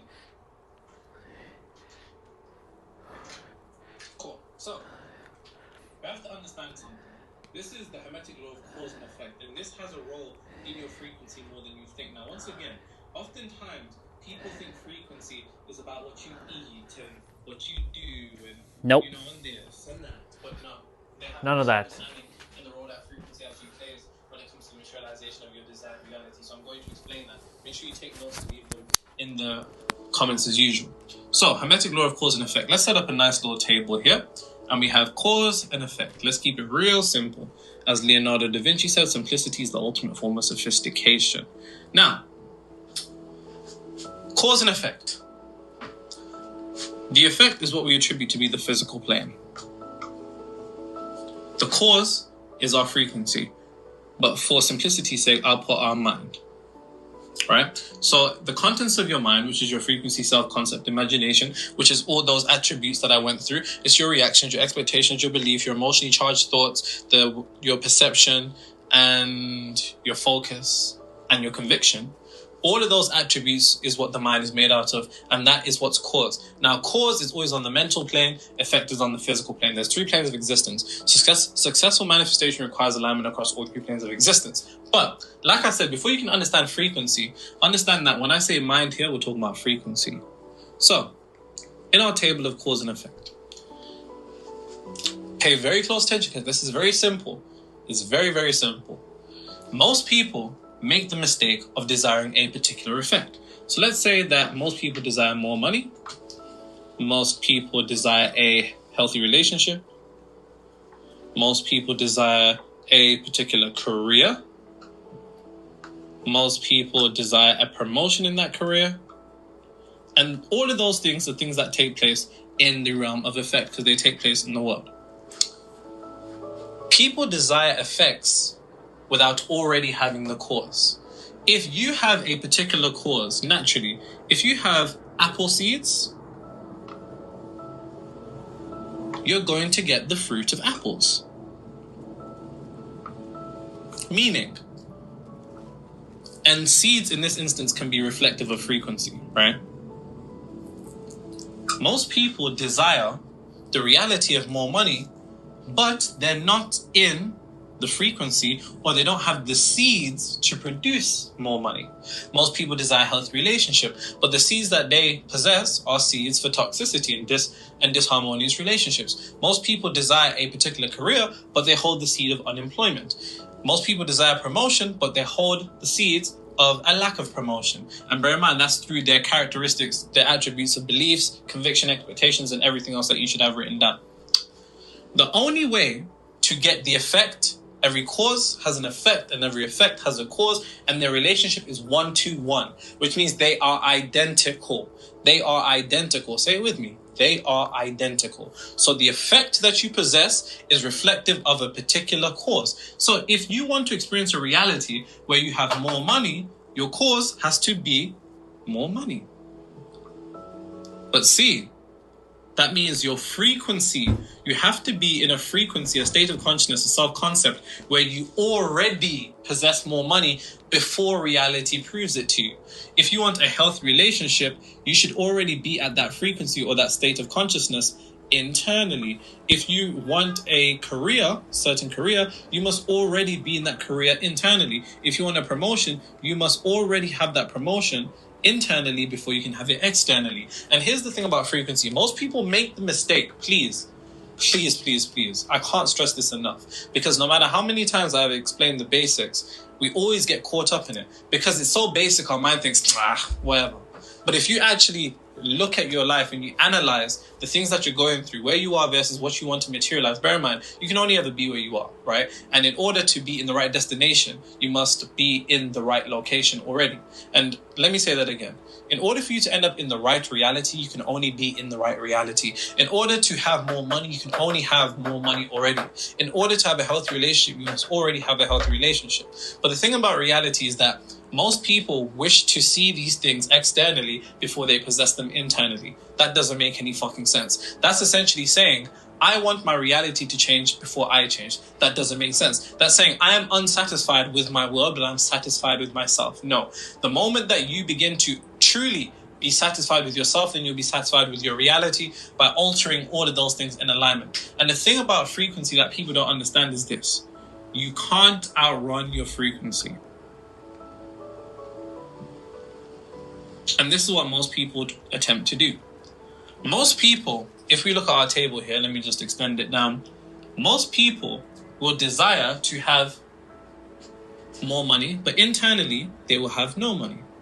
And if internally you have no money, then the only outcome that you can experience in the realm of effect, which I'm sure you've already come to the conclusion of, is no money.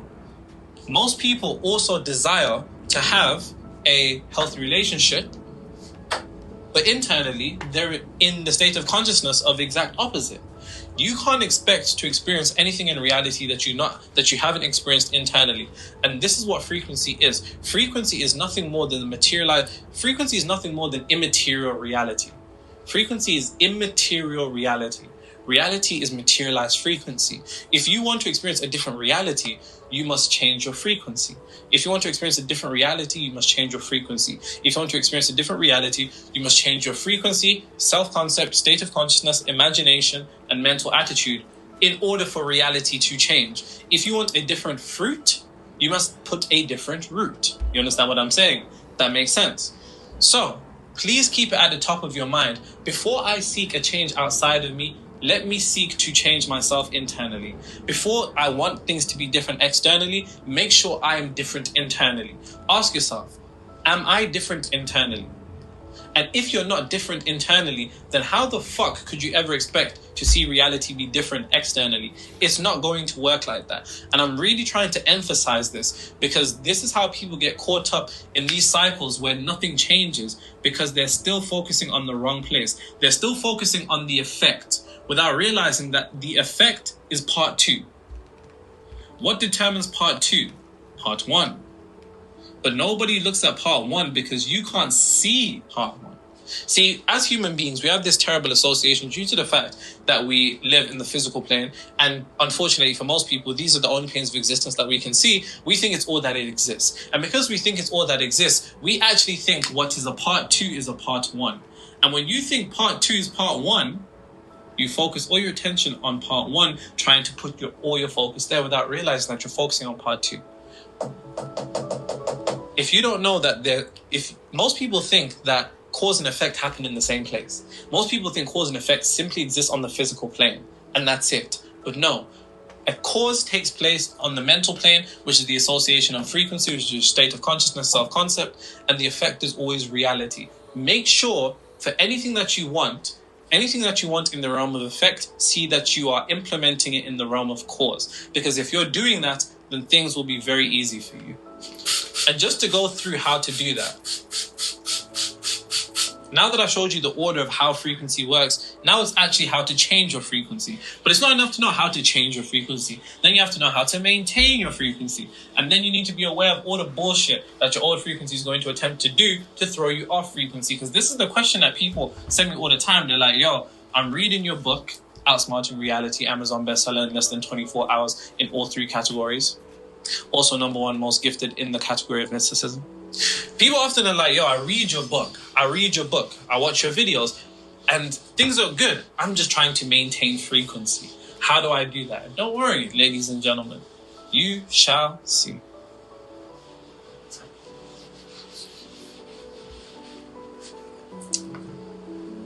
Hi, Nero. Hi. I just want to say thank you for your teachings. Pleasure. And all that you do online. And yes, I've learned a lot in the past 6 months. When I came across your profile, and I've manifested a lot more than I thought I could.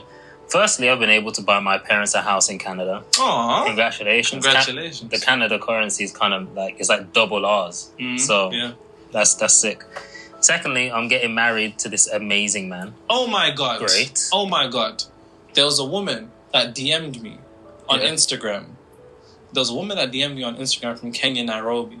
She sent me a photo of an engagement ring. And she was like, Nero, I'm telling you before I told my family.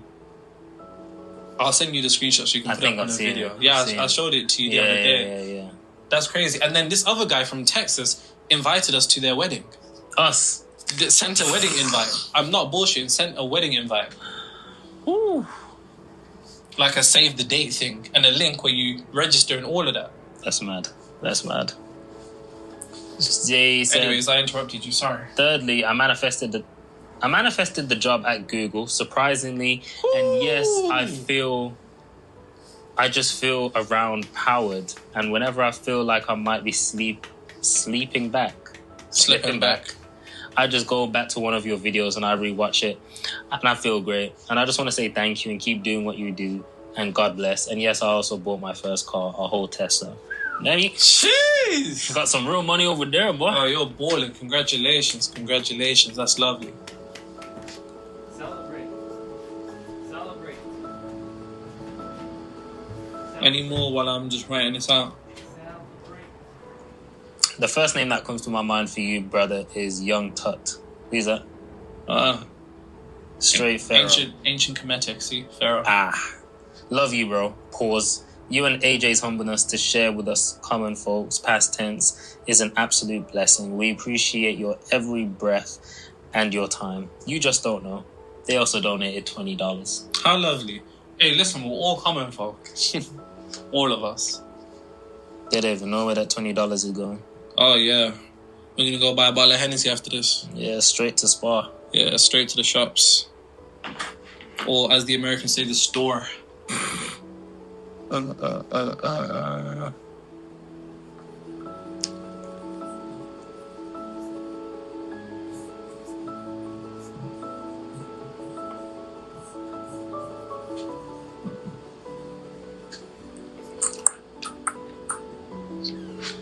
What's missing from here?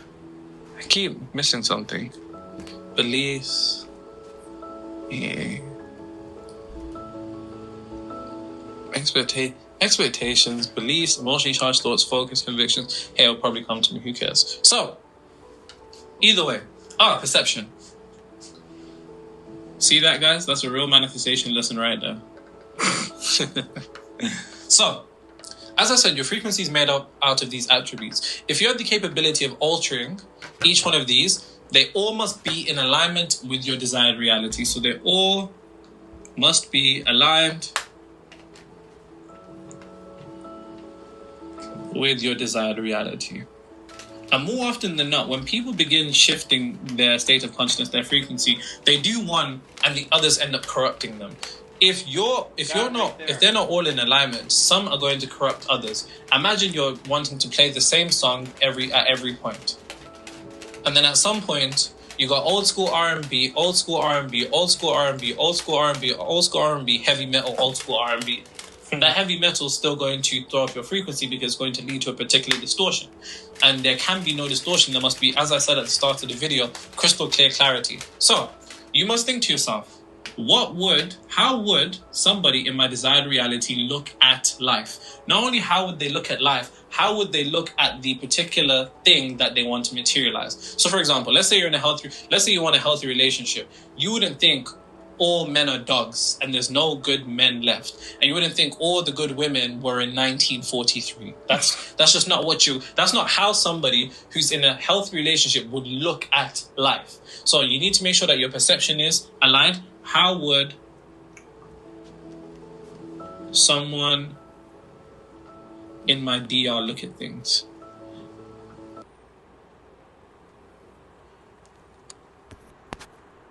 That video is done. Yeah, all 7 keys or all 7 aspects has to be in alignment. That's why when you go online and you run into videos where men are talking about women and women are talking about men, and you see the comments like, yeah, you see that guy, see, I told you guys are dogs, I told you. All right? Or you run into a woman talking about men, or see a man talking about a woman. Yeah, I told you, see, she's nothing but a skank. She's nothing but this, right? When you run into comments like that, because you know what people like to do online? This is what I like to see. This is what I've noticed. I've fallen into the trap, or this character has fallen into the trap quite a few times. But I'm aware when it happens. I'm just upstairs packing dishes because they went to look for the car, and I'm going to grab my meal in a moment and eat. Basically,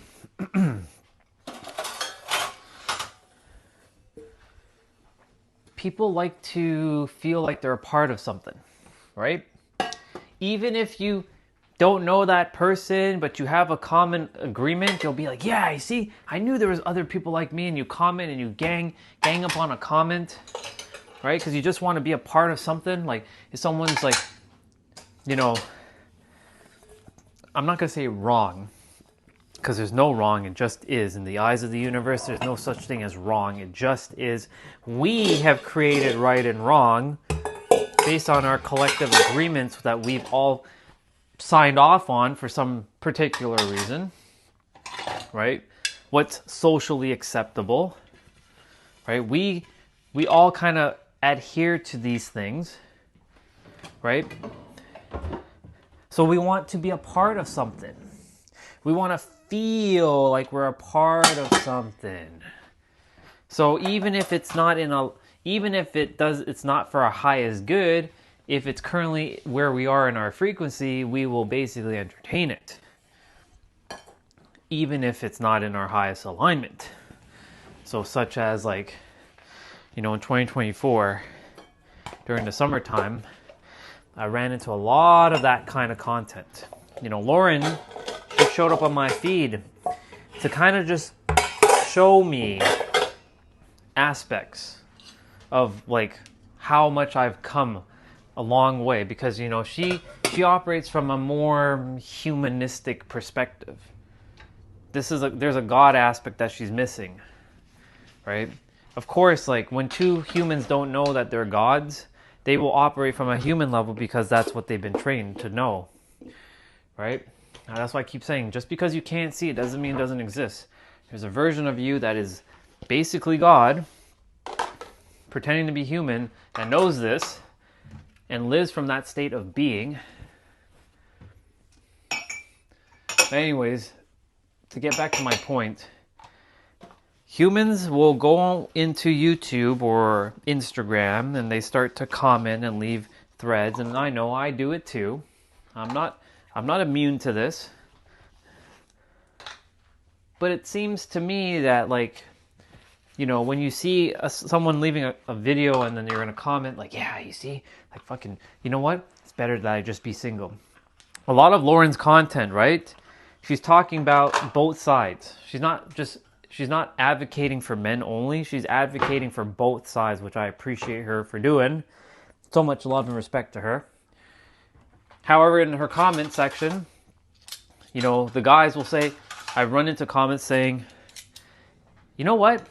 I think I'd rather just keep my peace and my sanity.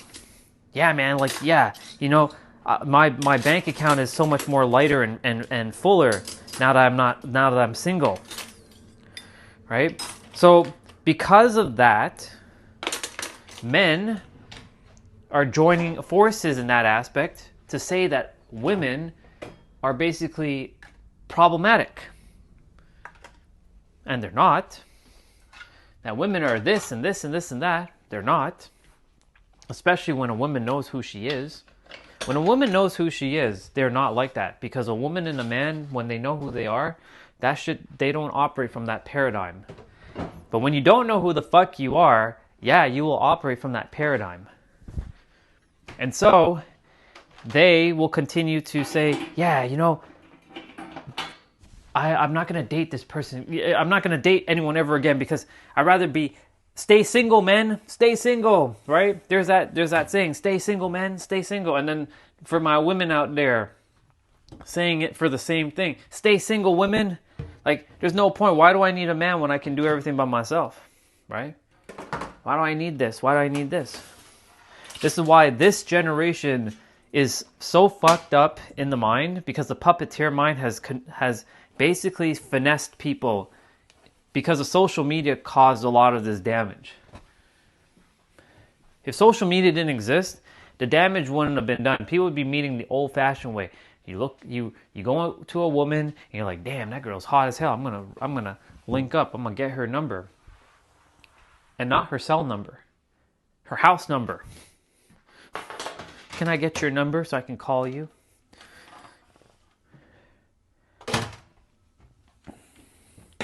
So this generation of humans is basically fucked up in the head, quite literally.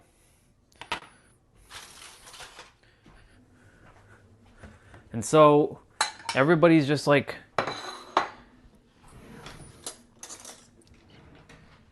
you know, jumping into comment section and agreeing with this and agreeing with that. And I'm like, I'm looking at the comments and I'm like, see, the thing is, I do jump in here and there, but I know when I'm jumping in. Most people don't know, are not even aware of why they're jumping in to leave a comment. I know exactly when I'm leaving a comment.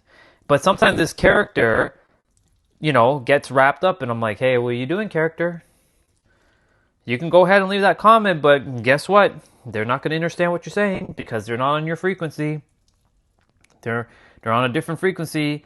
You're like operating on what is it, satellite radio? They're operating on FM radio right now. Maybe some are on AM radio.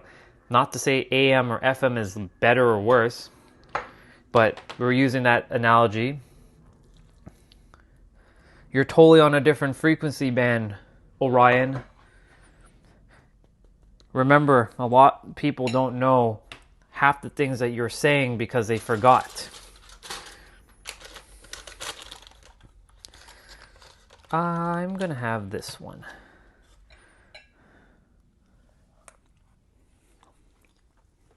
We have pressure cooked rice. I have to go outside and throw some stuff into the recycling bin. I need to wash this microwave cover in a moment.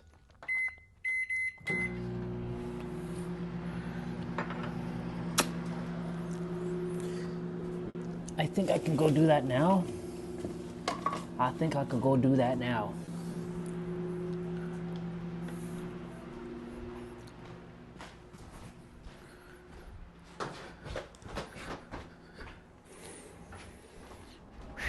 My room is like nice and fucking cold. All right, the mic's gonna cut out for a moment. I'll be back. I need to wash out my thing as well.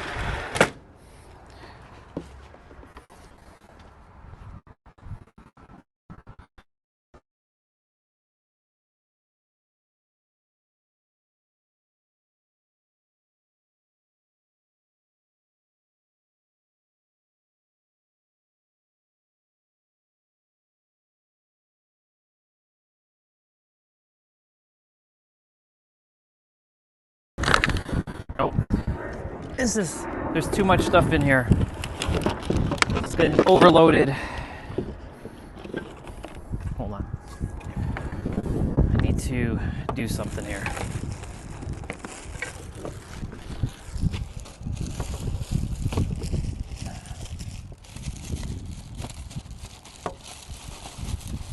Otherwise, this shit's just gonna fly out.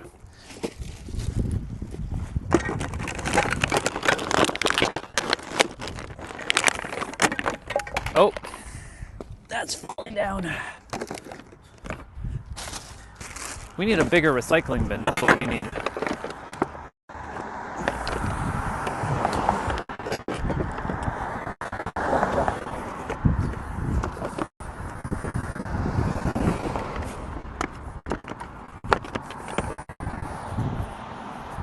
Okay.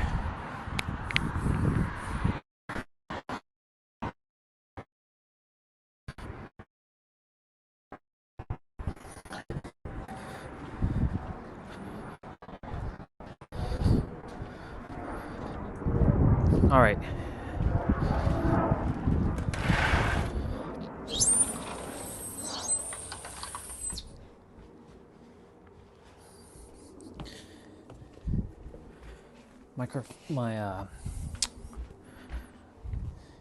Let me just make sure my thing is working.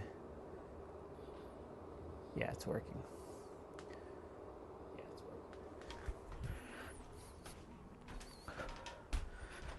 Wash this out.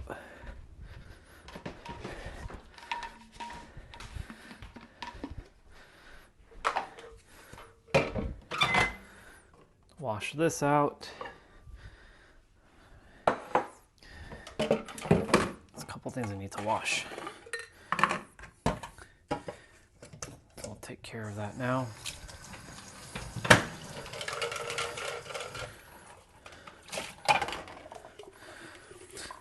So, back to what I was saying, there are a lot of people in this world who will just keep saying the same thing so that they can feel like they're a part of something.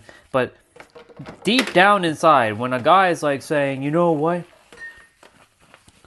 I want to be single because it's so much more problematic to deal with a woman in today's day and age. And when a woman is saying the same thing, you know what? I'd rather be single because men are so problematic. Deep down inside, you want to be with a dude. You want to find that thing. It's etched in our DNA to strive for connection. And you long for it. It's normal. Nothing wrong with that.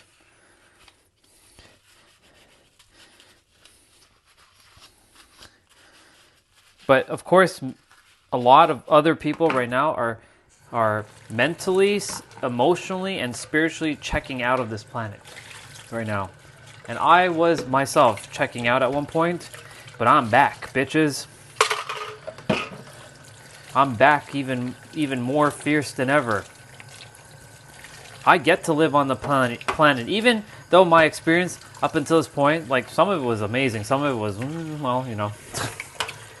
But I get to live here. I get to experience this place called Earth. I get to see this thing. And yet so many people on the planet right now, and I said this because I've said it one time on my stream, I don't want to fucking be here. Just like, take me off of this goddamn planet, you know? Every time this character says that, that's the character. This is not the true essence. And the funny thing is, all those characters who are also currently saying that and are unaware that they're saying what they're saying, they don't realize that they themselves chose this. And that's why I came to share. My mission is vastly different from a lot of other so-called spiritual people.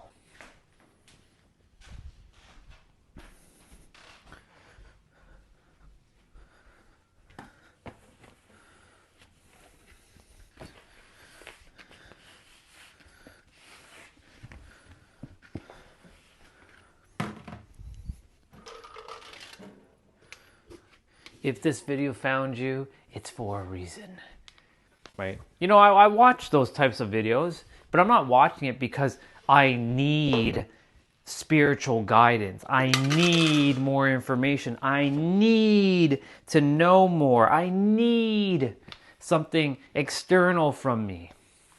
I need more content. I need more information. I need more data. I need more wisdom. When I watch those things, I simply am watching to observe what they're actually saying. And to just like look, I get to challenge my discernment. I get to see and test it and strengthen it to know, yeah, this person is not talking in the highest alignment right now. Yeah, this person, I don't know about this person. They're not really talking about this. Yeah, this is, yeah, I don't know about that. Yeah, they're kind of like, you know, just saying a bunch of words, but they don't know what they're actually saying.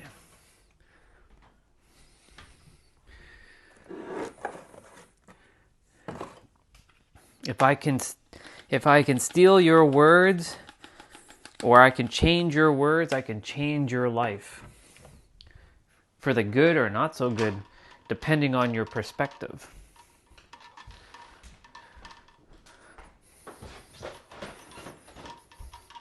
Change your words, change your life.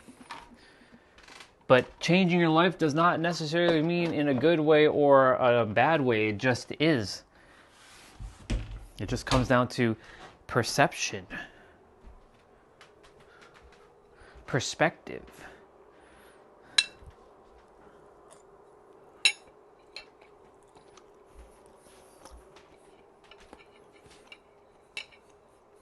That's what I came here to do.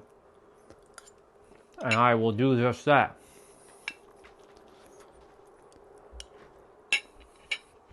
Okay.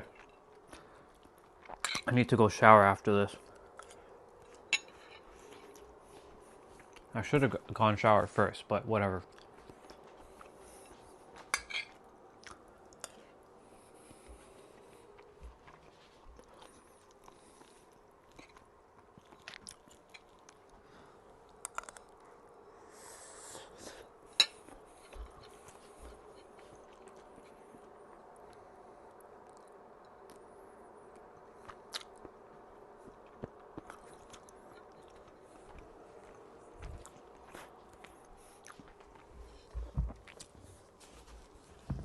That's the only thing about salmon.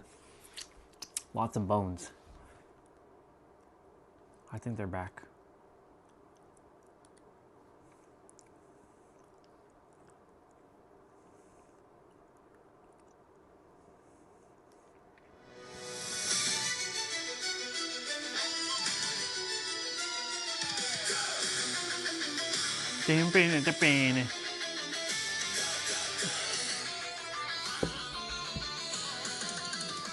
Go, go, go.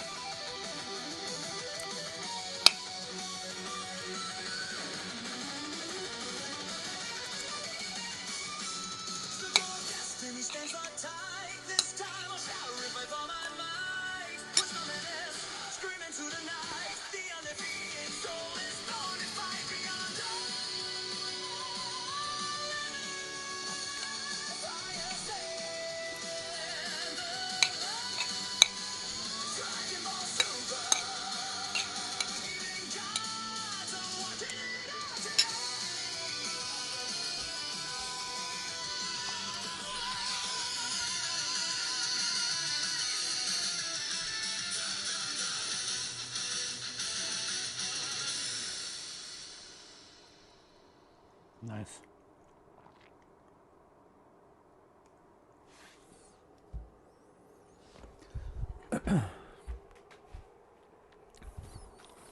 That was good music. That was a good track. I enjoyed that. You did. I enjoyed that track.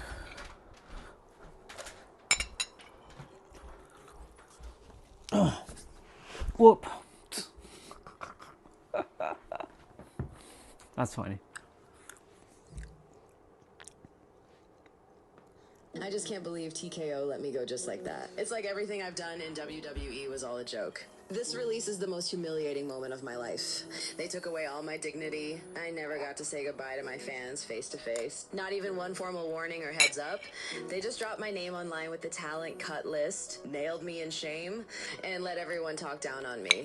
I held the WWE Women's United States Championship for just 68 days. I could have done so much more, traveling the world and proving my value. But I never got a real storyline. I begged for proper matches, yet was left running around social media looking crazy. In the end, a rookie stepped in and took everything from me with ease. What chills me to the bone is that TKO didn't only cut me, they fired the love of my life too. If they never planned to give him real TV time or big storylines, if they were never gonna treat us fairly, why bring him back at all? Why give us fake hope from the start? Thank you to every fan who supported me this whole time. You guys gave me the strength to keep fighting.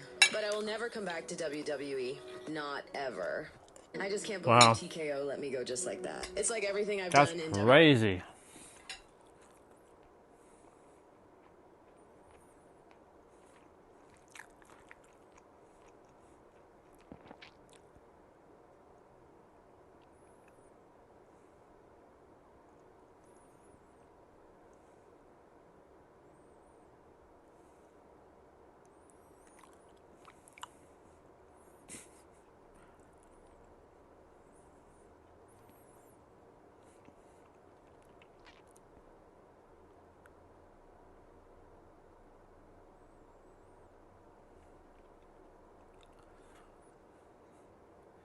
No wonder I haven't seen you on TV.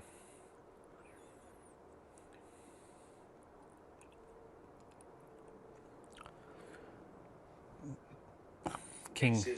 It's a lot of freedom. It's a lot of freedom. When they do it, it's no thinking.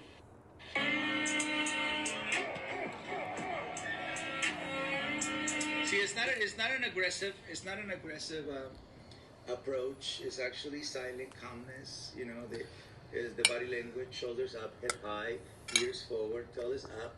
Everything looks so beautiful, right? Everything looks so beautiful. Dogs in a show ring will love to feel like King Charles. Oh my God. To become the best in show, that you're showing your most confident side of you. Whoa, whoa. See, that's a dog that is in a follower state to begin.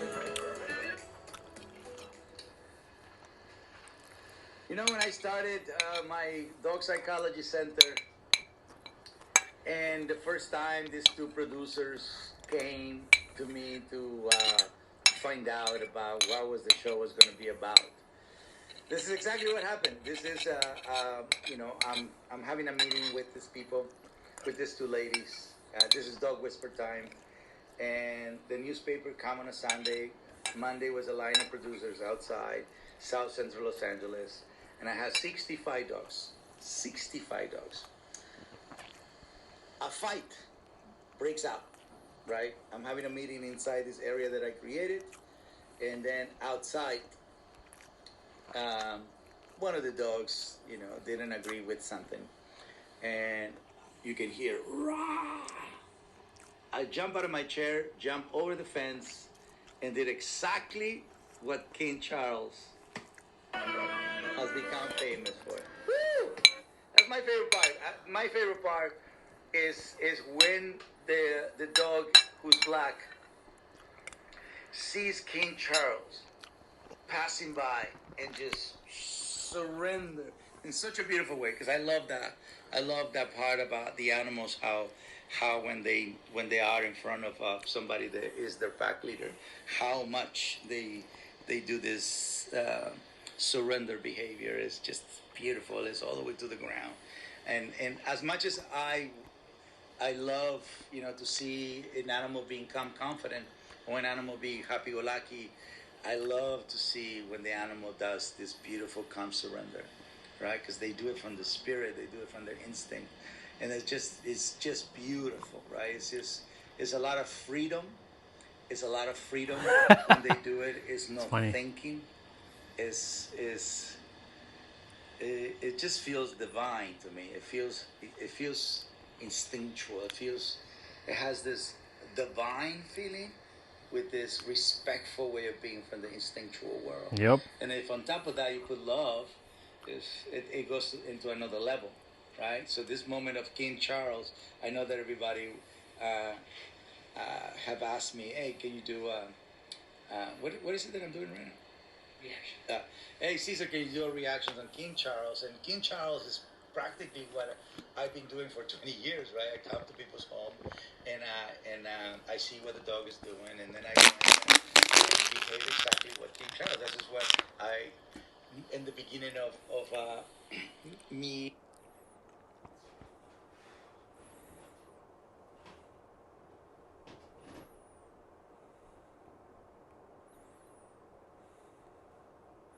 All right, let's see.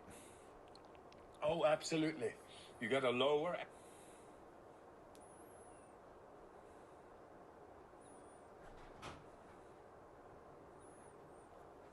Higher consciousness, they call.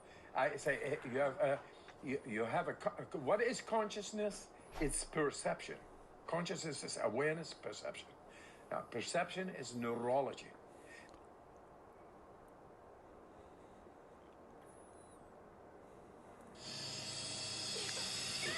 Multiplayer in Halloween is a 1v4 asymmetrical horror experience that pits the residents of Haddonfield against the shape of pure evil, Michael Myers. In this quintessential slasher simulator, our playable cast of civilian characters desperately attempt to save their neighbors and themselves from the omnipresent boogeyman, while Michael fixates on stalking and slaying his targets. Halloween provides familiar elements fans of the genre know and love, but we're incredibly excited to pull back the curtain and unveil more details that demonstrate our commitment to delivering our most robust, dynamic, and terrifying multiplayer offering yet. Michael Myers is a creeping, methodical killer, and on Halloween night, Haddonfield becomes his hunting ground. The boogeyman's primary desire is to eliminate every living resident in this quiet town, but he also begins each match with a list of special targets that supply greater rewards if killed before time expires. These unfortunate residents are positioned across various sites in the map, and Michael players are empowered to use their nightmare suite of abilities to locate, terrorize, and ultimately execute their victims and anyone bold enough to interfere with their bloodthirsty ambitions. Killer Sense allows players to step behind the mask and stalk the residents of Haddonfield. When using this skill and entering the first-person perspective, Michael becomes aggressively aware of his surroundings and the proximity of potential prey. By focusing on targets with murderous intent, Michael builds varying levels of stalk, which aid him in identifying and tracking targets and open increasingly satisfying options for executions. An heroic group of civilian characters desperately attempts to save their neighbors and escape the boogeyman's bloodthirst. As a civilian, it's up to you to find fellow Haddonfield residents, convince them of his malicious intent, and guide them safely to one of several possible randomized. You can ritual summon this card with Mitsurugi Ritual. I think if we skip this entire argument falls apart. The original game was not good. Calm down. It was incredibly fun. And I say this as someone with very...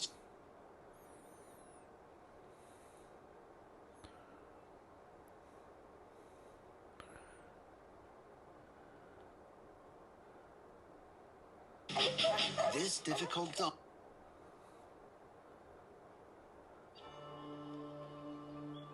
Having my pack of dogs together and thriving as a strong Okay. Time for me to go shower. And you all will hang out. I'll be back. Remember, this stream has quite a way to go. So this is just the beginning, people. We got 4 more hours, give or take.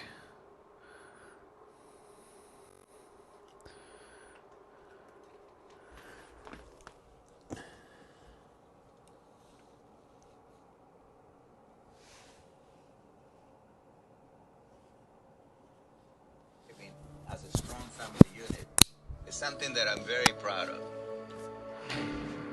Today, I'm on my way to help a couple. They adopted siblings from the same litter. Now grown, the dogs started fighting. They can't even be in the same room without viciously attacking each other. The pet parents have separated the brothers with physical barriers, creating division within the pack. I need to step in to see if I can reunite this pack before it's too late.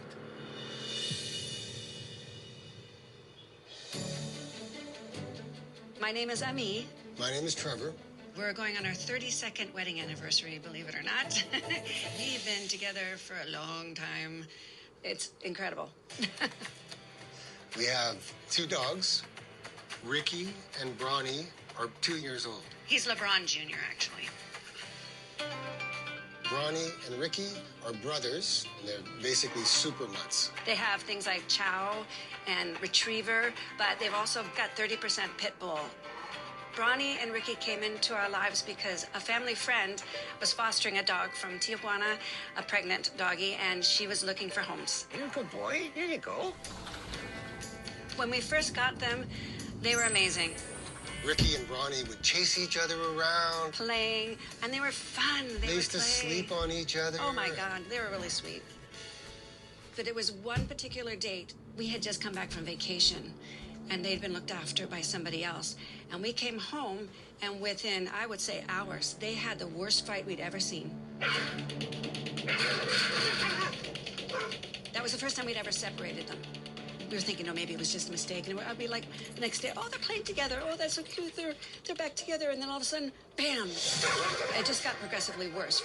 At the beginning, we thought Bronny, the black and white one, was the aggressor. But we found out later on that Ricky, the ginger-colored dog, is the actual aggressor. Bronny doesn't really want to fight, but he's definitely willing to protect himself. There was one particular date. They had the worst fight we'd ever seen.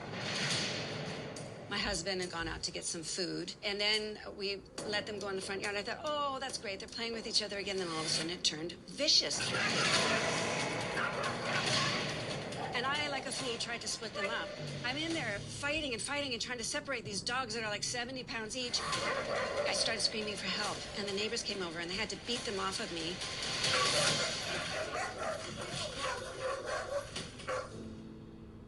I sustained a wound to my hand. I have it on my leg.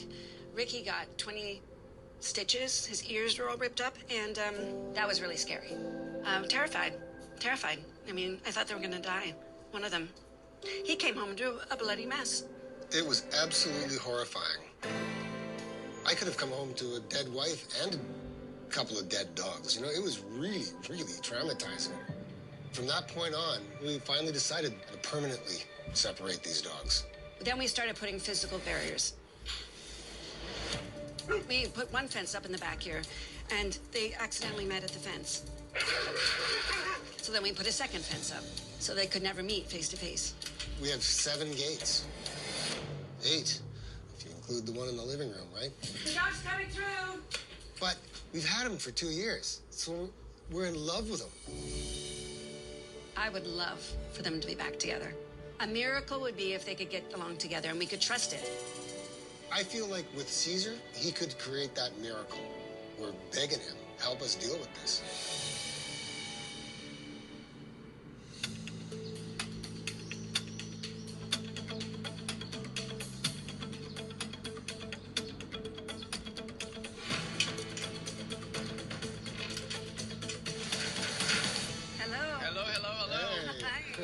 How are you? Good. Excellent. How are you? Thank you so much for coming. I'm happy to be here. Come outside. Let's talk about it. So who's going to tell me how can I help? So 2.5 years ago, we got 2 doggies. From the They same got- litter, Ricky and Bronny. Okay. Yeah, and everything was great for about the first year. And then all of a sudden, we started getting these fights. And then it culminated in a huge fight in the front yard. I foolishly tried to separate them. Excuse me, I'm a little nervous. Okay. She got bit in the leg, in the thumb. How? At one point, it got so bad that we decided that we weren't going to let them come in contact with each other. Yeah. We have 2 gates between them at all times. It's real maximum Yeah, security. Yeah, it is. We live in fear. We literally live in fear in this house. When parents tell me within the first minute that they're living in fear, I'm not surprised they're creating barriers to separate the pack. It even keeps us apart. But that's what you're building, separation. Great. I want to do my assessment and evaluation, so I'm going to be outside, going to monitor things. Perfect. Excellent. All right. Okay. I'll watch on the monitor to better understand what has caused the separation in this pack. But to keep things safe, we'll start by assessing them one at a time. Okay, let's see. First, I want to see Ami and Ricky Come on, Bubba. Outside. Since he sounds like he is a dog who's been instigating the fights. Okay. Give him some space to explore. All right. I know, you're a little scared, buddy. You're a little scared. Uh-oh. Dogs are passing by. He's extremely alert. He's lowering the head. He's a little bit unsure. Charging, letting dogs that are passing by know that's his territory. A lot of fearful energy from Mom, too. This is fearful, excited behavior from Ricky, who believes every passing dog is a threat to both his backyard and his human. And unfortunately, Ami is making things worse. You're okay, buddy. She's trying to calm him, but all Ricky hears is that it's okay to practice this fearful, protective behavior. So what we don't like is the excitement, the fearful energy, and that he believes he owns the backyard. That energy is a little too much. Let's send in a safety handler in case Ami needs help. What's the charge? No, come here. Come on. You're okay, buddy. Wait. Oh, No, you're not doing that. Don't go. Come here. towards a human. A charge like that without cause is really bad. He's charging to bite. But he's fearful. So the charge was fearful. Good job, Jojo. That was a perfect block by my handler, Jojo. When a dog charges because it feels threatened, if it's possible, you should avoid eye contact and stay quiet while blocking with calm, confident energy, like Jojo did. I like that Ricky backed away. It tells me that he's teachable. So now I need to assess how both dogs react to each other in the same space, but at a safe distance. I want to see the other guy. More importantly, I need to see if pet parent Trevor is as fearful as his wife. Oh my God, my stomach is just doing backflips right now. Slow down. So now we're gonna bring Bronny to see how Ricky reacts. You're okay, honey. You're okay. Oh, slow down, buddy.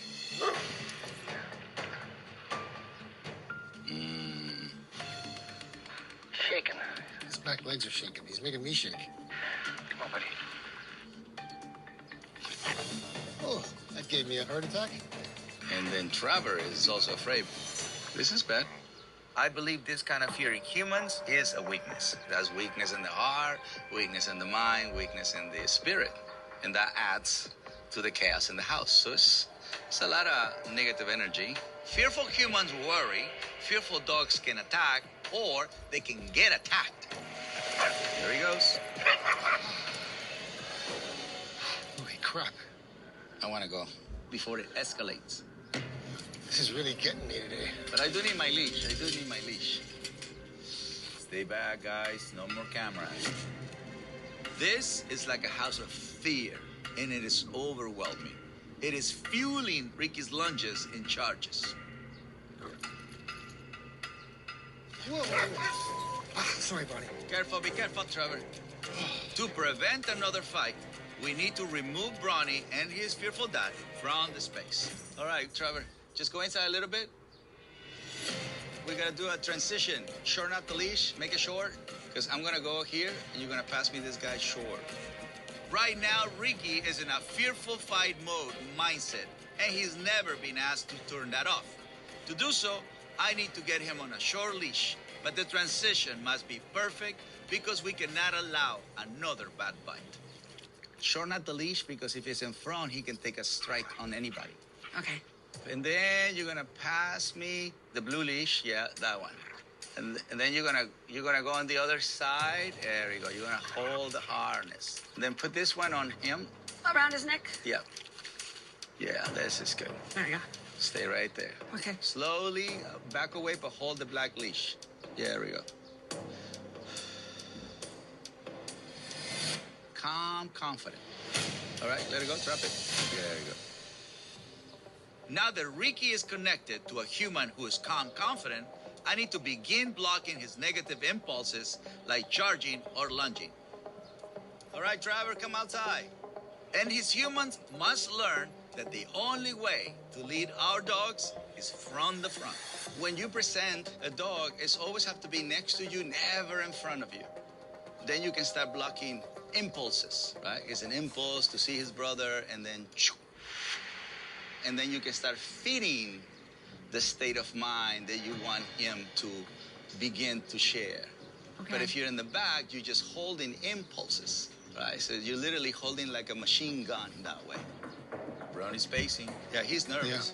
Trevor, step in front of Brownie to let him know you got this. If these dogs are ever going to coexist again, Trevor must learn how to step out in front of his dog and his own fear. So I'm gonna. What are you gonna do? Slowly, just get a little closer. Yeah, there we go. I got him. Stay calm. Yeah, I got him. That's good. Oh, God, this is making me so nervous right now. I just can't even... Whew.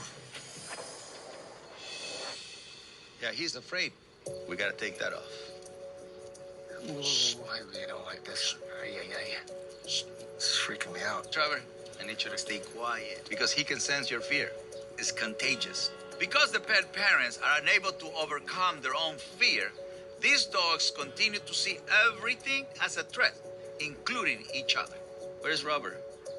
Can you grab Brownie? I need to bring in my other handler, Robert, so we can remove the dogs from this jar and begin to snap them out of this fearful threat and behavior created by their humans. The house and the parents makes it much easier for them to go back into what they know. Right. Sure. You know what I mean? So we're gonna go into a more neutral place where they can feel us more. Right. All right? I believe a great first step in this red zone rehab is for us professional behaviorists to take control and go to a place where some dogs might feel the most threatened.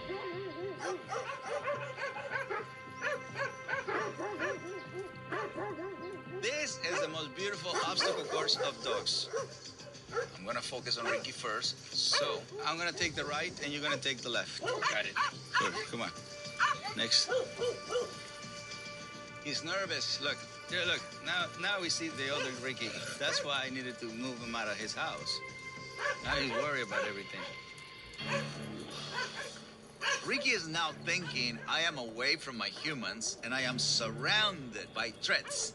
So we get worry instead of protection. So now I'll guide him through the worry until he understands I won't allow anything to harm him. Eventually, his mind will reset so he believes that he can trust and follow a human. Look at this. Look at his head. See how he's still looking at the dogs? I want him to think, ignore dogs, follow humans.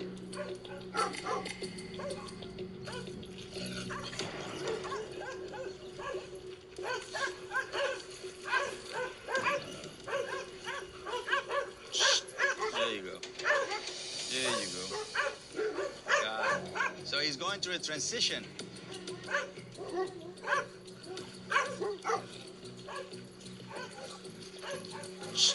There you go. There you go, Ricky. Much better. Look at this. You guys see how he locked in on me? I like the eye contact. There you go. Look at the calm surrender. Ricky is making great progress very quickly. He's following my guidance and becoming less fearful. So now it's Brownie's turn. We're gonna take the step. Holy moly. This guy's nervous as hell. Careful. Right now we have to take care of his fear. Look at this guy. So he can trigger a fight. Brownie has been attacked repeatedly by his brother, and his fear triggers him to go into fight. Yeah, he's really easily triggered.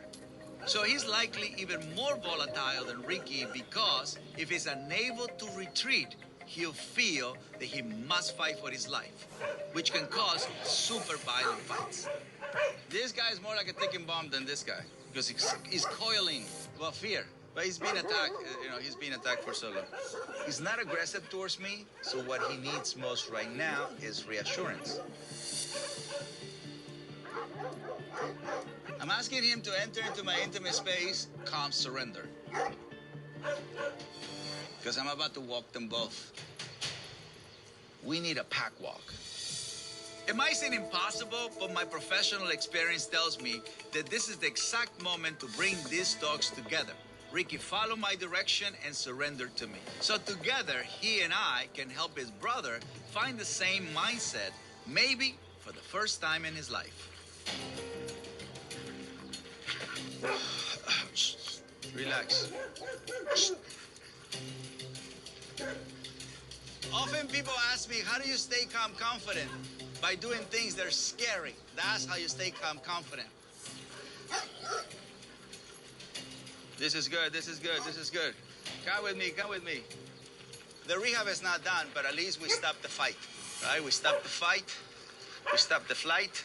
That's it, so they learn to pass by chaos together, like good brothers. Come on, guys, let's go show your parents how good you boys can be. Oh my God. Yeah. I feel like crying. I haven't seen that since they were puppies. That's insane. We put so much work into not letting these dogs see each other. The fact that they were standing side by side was incredible. That was just a miracle. I was excited and afraid at the same time. They know that they have to behave like a family of dogs. And that's where you two come in. Let's sit down. I want to share what I learned today. Come on, follow me. Okay. Getting these brothers to begin acting like family again is only the first step of what I can already tell will be a lengthy rehab. The overwhelming energy created by Trevor and Ami in the household. You got a good grip, honey? I got a good grip. Is fear. Oh, that gave me a heart attack? Is an unhealthy fear, which creates unhealthy behavior in the dogs, like fighting violently within the pack. Ricky is a middle-of-the-pack dog who should be happy-go-lucky. But fear has conditioned him to think everything is a threat that he must protect against by going into fight mode, even attacking his own brothers. I got it. For Bronny, who's a naturally sensitive, back-of-the-pack dog, his pet parents' fear is so overwhelming. He believes he's under constant threat, and if he can't escape, he believes he must fight to the death. What they have most in common is neither trust their parents or protection. So I need to make sure that humans understand what's expected of them. So this is different from what you had. I can honestly say I don't actually trust it just yet. I'm trying not to look at him, but... Well, you can look. Just look calmly. Oh, right, okay, yeah. I feel like he's looking over here like he's... You're suspiciously looking at us, sir. You're making us nervous in your own home, sir. No, that's it. So control your eye contact. It's all me. It's just like, Yes. Now, let's talk about you two. What did you learn today? My brain hurts. I was in such a state of tension the whole time. My hands were sweating. Yeah. My legs were sweating. Yeah. And I was trying to calm down. But Yeah. boy, when you turned around and the two dogs brushed each other, I just about had a heart attack over there. Yeah. Why do you feel like that? Tell me. Well, so the time when we had that epic fight, you know, we've both been kind of conditioned to being afraid after that. I could have come home to a couple of dead dogs and to a dead wife. Right. It's really quite shocking. I'll tell you, it gets so inside of you. Okay. This fear of it, right? It puts you into fight or flight. I understand what you went through was traumatizing, but nobody is giving the support of calm confidence. You're nurturing the energy of fear. Pet parents living in fear like this will only fuel for their fights. If they're ever going to bring down the barriers dividing this pack, we need to take this rehab to the next level at my dog psychology center. I do want to invite you guys to the ranch because I want you to see all the stuff, all the steps that you haven't done. All right, excellent. See you at the All ranch. right. Awesome. Yay, thank Bye, you. Ricky. Thank you so much. Thank you. Appreciate it.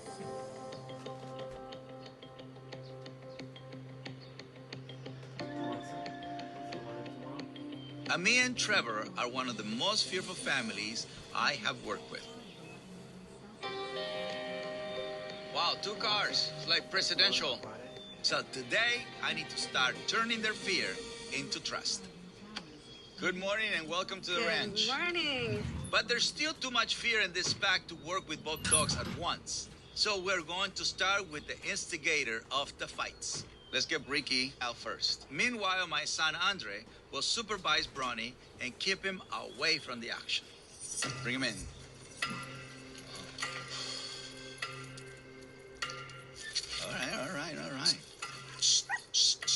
Right now, what we're gonna go through is just to pop the bubble of him feeling that he needs to attack anything that he chooses. Because Rick is stuck in a fearful fight to protect mindset, we need to introduce him to my balance pack to learn that not everything is a threat. Okay? If you both are feeling ready, please join us over here. Just come in, walk in. Okay. It's like you just crossed the border. Welcome to America. Welcome by a Mexican. I welcome you. The more he charged, the more we blocked, the more he said, well, that's not allowed. So what's allowed? Explore. What else is allowed? Play. Play, right. What else is allowed? Sniffing another dog. So that's it. That's all you come to the park for. The fearful energy is still very strong, so I need to watch Ricky closely to make sure he doesn't fall back into fight mode. Just, there we go. Nope, too aggressive. No, you're not doing that. Oh. Now here it goes. Now here it goes.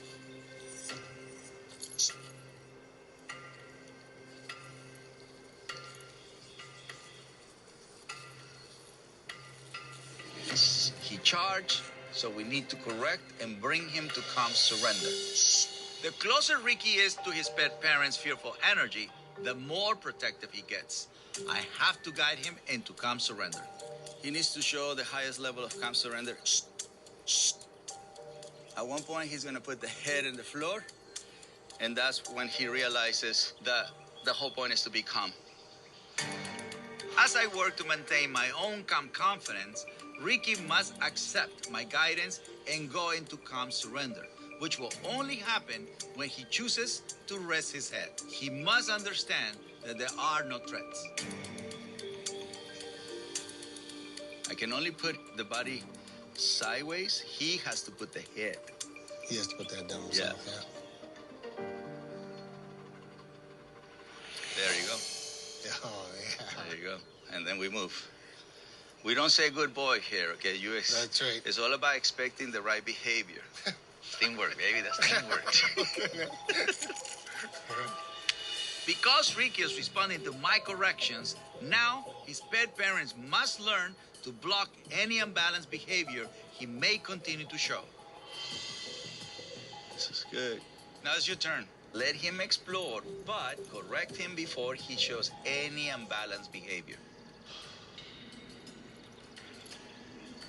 To find you, that's good. There you go. Hey. Ami, you tensed up, so he was protecting you. Yeah, The whole point is to block. right. When Ricky lunged, Hey. my whole body went Yeah. sweat and adrenaline, and I had to tell myself to calm down. We were in a safe environment, but just the reaction is it's ingrained in us now. Okay, this in you and him, you have a good connection, but it can also make him go into believing that he has to protect you.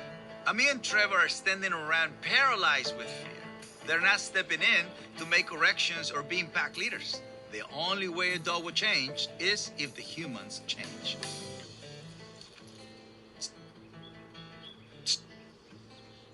So right there, he has to...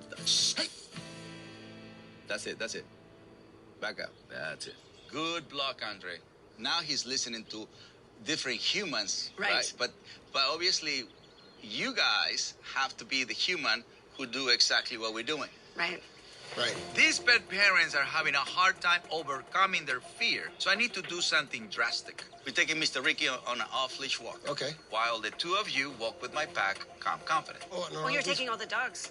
All except Bronny, I want this guy to focus only on you. Ricky's gonna be off-leash. Oh. Okay? The dogs, my dogs are gonna be on a leash. You're gonna walk the pack. Oh. And Ricky has to see you walking with the pack and be in the pack. By walking my balanced dogs, these pet parents should begin to feel calm, confident. We're going to leave Ricky off leash so he can witness his pet parents leading the pack. Once he sees his aggressive protection isn't needed, he'll eventually find his own place within the pack. All right, let's go. Come on. Follow me. All right, Ami, this group of dogs are for you. Remember to hold them with calm confidence. And Trevor, these are for you to walk. Pass me those. Here. You go on this side. Hey. Come over here. Let's go, guys. Oh. Don't ask permission, just bring them. Don't worry, we have extra handlers to keep this safe. Sure, not tense. So, look, see what you're doing here? Yeah. I don't want that. Okay. I want this. Okay. I was dumb. I thought Ricky was behind me. It was... Yeah. When we start walking, Trevor and me are both tense. So instead of correcting Ricky in this exercise, I am correcting the pet parents to release their fearful energy. See, Ricky wants to be part of the pack, but he's unsure how to fit in. That's interesting. So he's coming out on his own. Yeah. Right, what should I do? I'm off leash, but they already leading other dogs. So, is he literally just trying to get into the pack? He's trying to get it one of He's us. trying to adapt to this new thing you guys are doing. As Trevor and me calm down, Ricky gets confused because he doesn't know how to fit in if he doesn't have to be the protector. He gets to practice a different side of him. See it? He gets to practice a different side of Yeah. him. We are trusting him. Look at he's wagging his tail. You see He's it? just That's like, right. He's not charging anybody. Come on, buddy. Yeah, No, especially when you're trying to rehabilitate them. right. Look at him. Look at this guy. Look at Oh this my guy. God. That's great. Finding himself in the pack. I can't tell you how special it is for a dog to find his place in a pack like this. This is amazing. I believe deep down, all dogs know how to behave in a pack. So once Ricky realized his pet parents didn't need protection, he joined my pack on his own. This is a huge step for Ricky. Obviously, we're too slow for him. Right. And there's a lot of pent-up walks that he been wanting to do. Yes. But he's waiting for the pack. He's like, come on, you guys. I'm learning that if I stay calm and confident, that they just follow us. Going with a pack walk with Caesar, that's actually what calmed me down the most.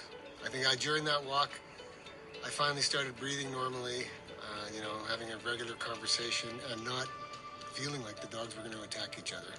So that felt good. So tell me, seeing this, what does that make you feel?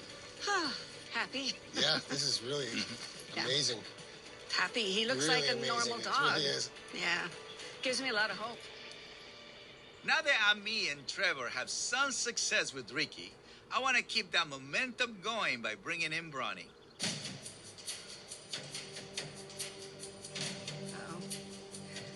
And adrenaline. Yeah, definitely. Even though these brothers have been each other's biggest triggers, I believe they're ready to reunite off leash, but it all depends on their pet parents' ability to put faith over fear. Oh my God, I'm a nervous wreck. So the brothers have to learn to be with each other. They're right next to each other, but there's no intention to fight or to be afraid from each other. To keep this moment safe, I asked Trevor and me to watch me from a distance, and we will start with the dogs tethered to the fence. Eventually, they will be allowed to reunite off-leash. I think I'm probably still a bit skeptical about whether or not we can leave them off leash together.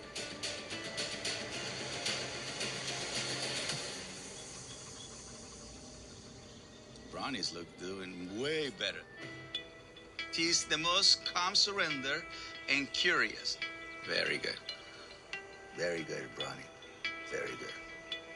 And Mr. Ricky is good too. The dogs are completely without fear and reactivity. So we will allow them to roam freely, but my team and I will monitor closely for any sign of aggression. They have to learn to be with each other, so you don't have to have gates in your house forever.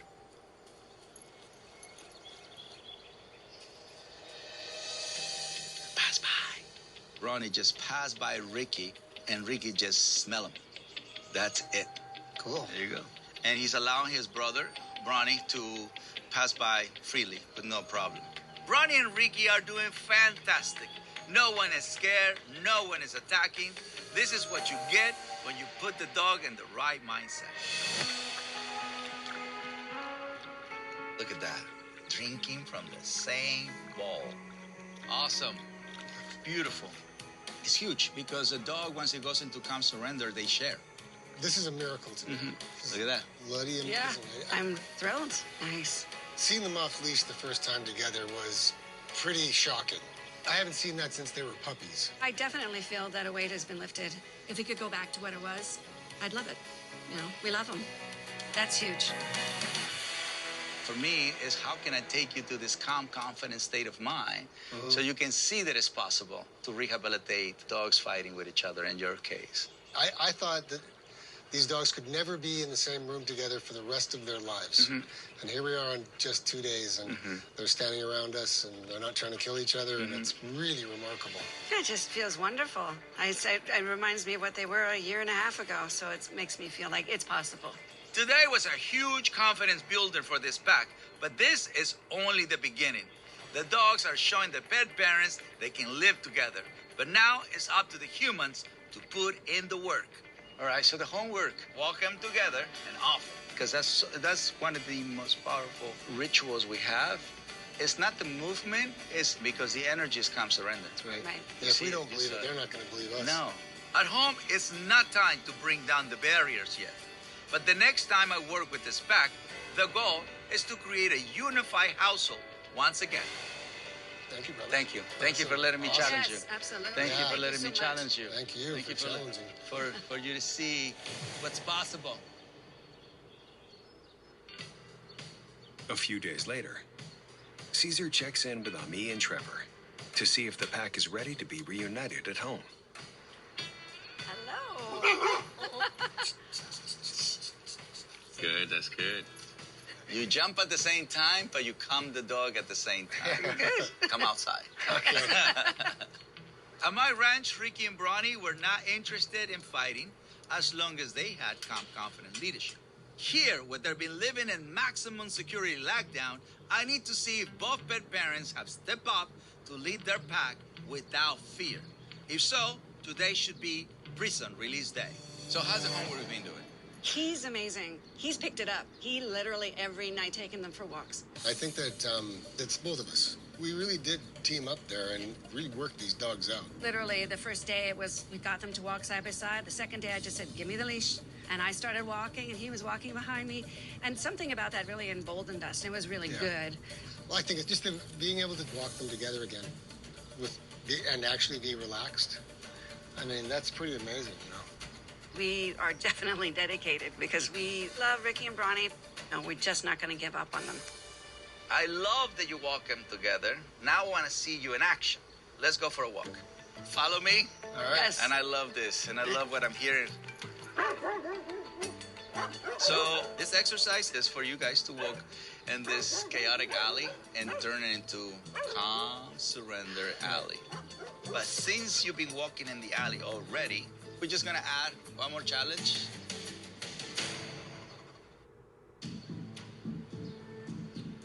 I'm gonna have my handlers walking my pack of dogs past you while you walk Ricky and Bronny. So if he pulls, should I literally just stop? You can, or you can move a little faster, or you can snap them out of them. You have so many choices. I'll just... Don't do all of them at once because, you know, if they don't work and then you fell 4 times. He's going to be doing everything. Trevor and Ami have made great progress with the pack walks, but the ultimate goal is to remove the barriers within their home. Ignore the chaos. Ready to rock and roll? Yes. Do it. Calm, confident. To do that, we must ensure they can provide consistent, calm, confident leadership when challenged. Remember, distance way before you get too close means respect. Yep. Nice block, nice block. Bronny is a little reactive, so he's feeling threatened. But I like that Ami is trying to correct and protect. Ami is doing a good job trying to correct Bronny's reactivity, but I want to give her another tool to use with him. Let me help you with it. Sure. Turn around, guys. You touch and you stop. Okay. So you have to see calm surrender. Okay. Do it one more time so you don't have the pull. All right. Yeah. When Bronny tries to react, Ami needs to stop him. Reassure there is no danger, then proceed. Don't anticipate.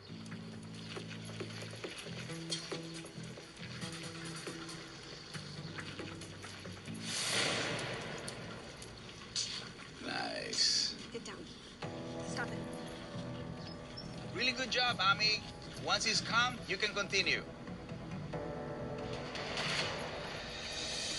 That was a great correction from Ami. By letting go of her fear and getting him to sit, Bronny was able to see that there was no threat.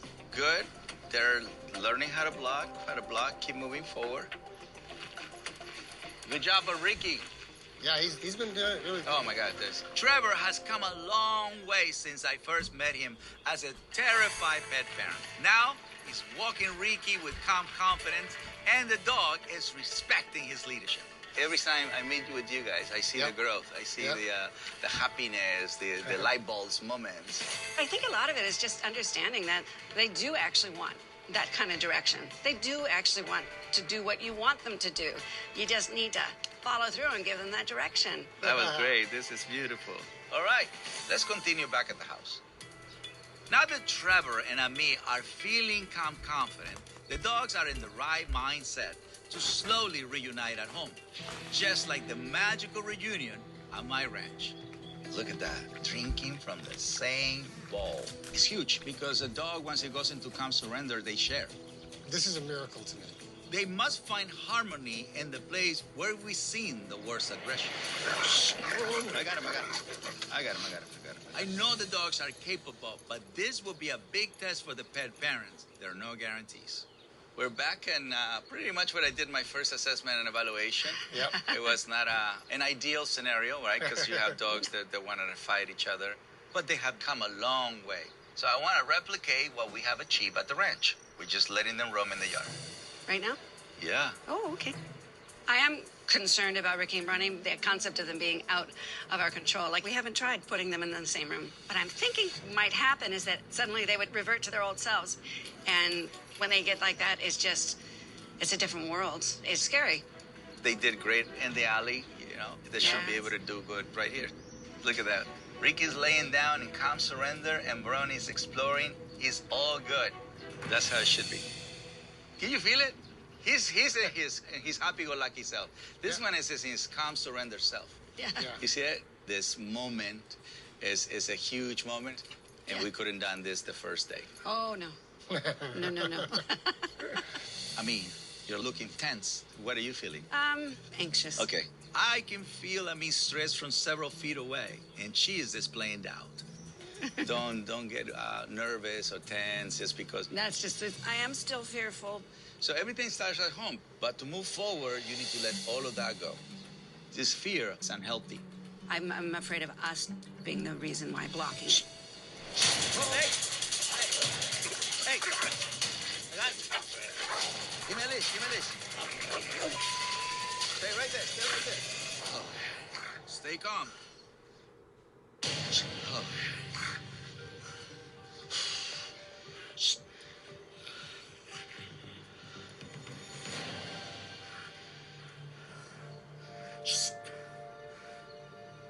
It got better under the eye.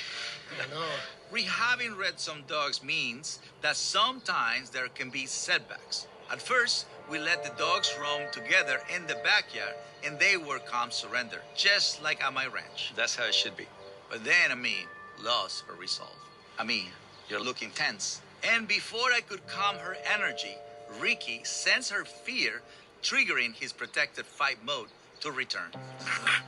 This is a very dangerous regression.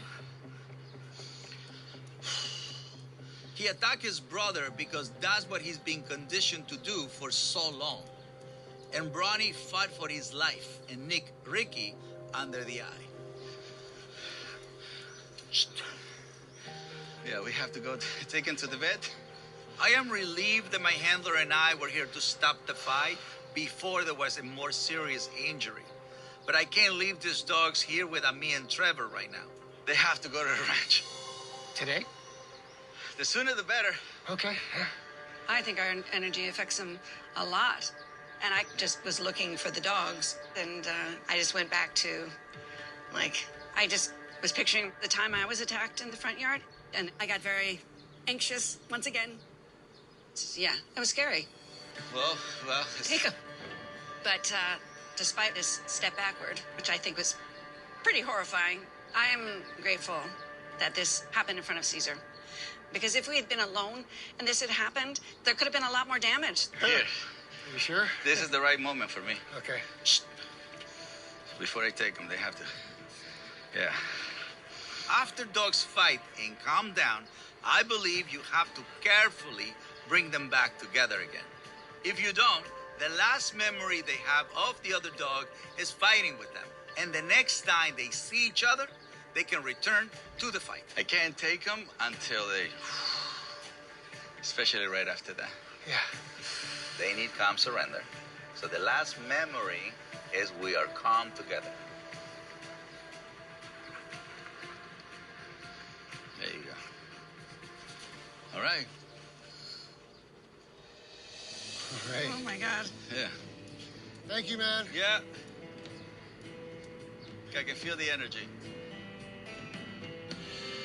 Caesar immediately takes the dogs to the veterinarian. Somebody already got the stitches. Hold on, let me face them this way. There you go. Wow, what a great job. I made it look like plastic surgery. Yes. After getting the medical all clear, All right. Thank you, everybody. they reach the DPC to begin a new phase of their rehabilitation.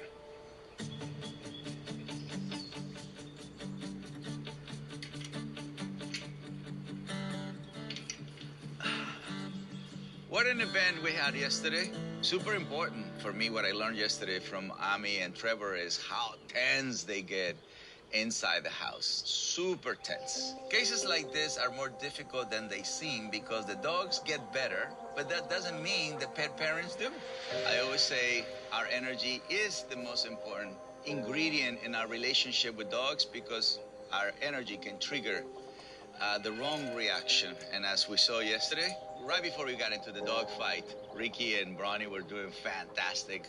But unfortunately, Ami became fearful, which triggered Ricky to attack. Ricky's stitches right there is a little swollen, but it's normal. It will go away in 2-3 days. Otherwise, there is no wound in any other place of the body. But the next step is for them to integrate themselves completely and for them to follow my pack. That needs to happen. But once the dogs are in a calm surrender state and you tell them to give you distance, they don't have the need to fight because they're being told what to do. This is their first day here solo with me at the ranch. And they're doing really good. I'm not afraid of it, so I'm not tense. I'm not gonna feed the wrong energy in order for them to fight. So they might have the wrong energy, but not from me. So I know Ricky and Brownie will get there. The real question is, can Ami and Trevor? It can take weeks, months, or maybe this pack will never be able to reunite again. That's up to the humans.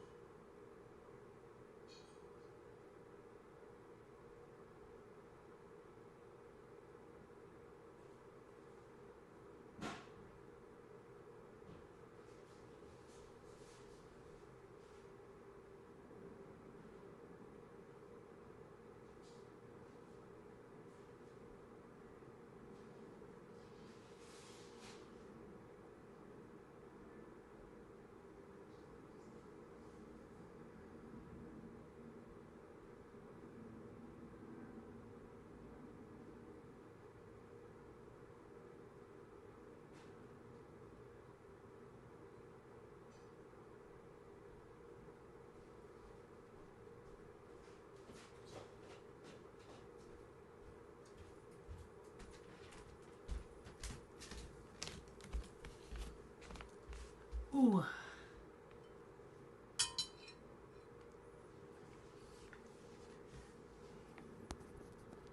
All right.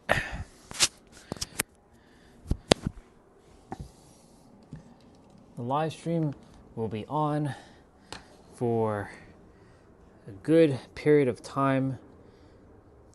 I just came back.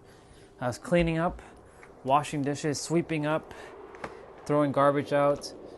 I was going to do the laundry, but, you know.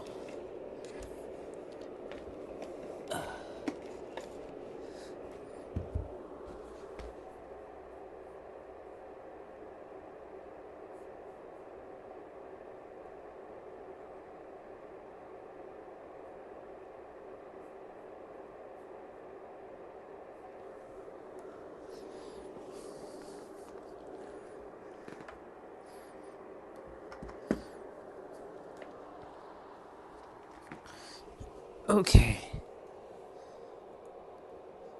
I wonder if the T-Bray is on. He's probably here. You here, dude? I can smell your carcass. I think you're here.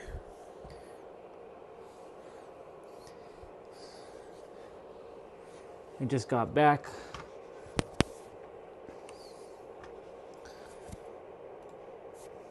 I didn't put on the laundry though because I didn't know which towels were which, so I'll leave that to be. But everything else is done. It's finished. Why is that on an angle? Why is that on an angle?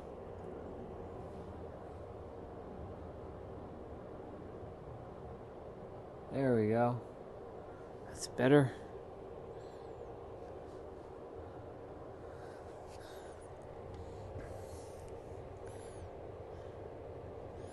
Let's see.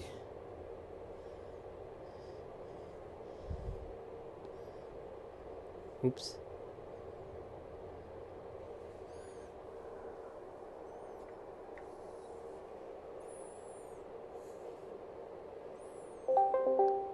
He told him to call him. Or he told me to call him. So, I'd be calling him. I'd be calling the dude. You told me to call you, so I called you. You home? What's up? You home? Yep. What are you doing? Or what are... Jumping on? Yeah, I'm jumping on.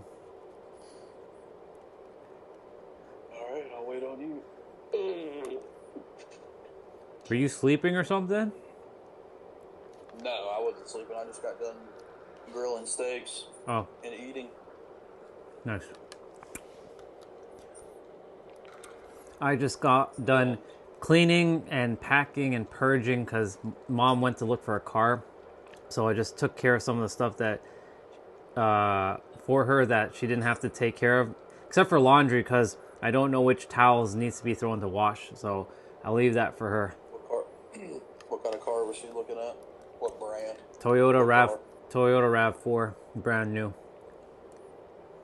She wants something like that.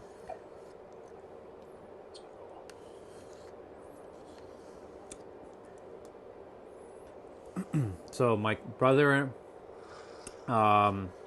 his fiance, they drove to a Toyota dealership, or apparently they found someone who just got a brand new Toyota RAV4 2026, and they might be going to see it. But the thing is, the person apparently can't pay for it, so they gotta sell it. So they were talking to so they traded it back in? not traded back in, but they know a person at work that they said that someone is selling their car. So I don't know if that's where she's going or if she's going to the actual dealership, but I'll know. She wouldn't go to the dealer. She wouldn't go for the dealership for that. Yeah, no, she wouldn't. Yeah, dealership can't do anything for it. No. But I'm just seeing if she also went to the dealership as a second option or as the main option, and or that other option just to see. We'll see. It's time that she gets a car. She deserves it.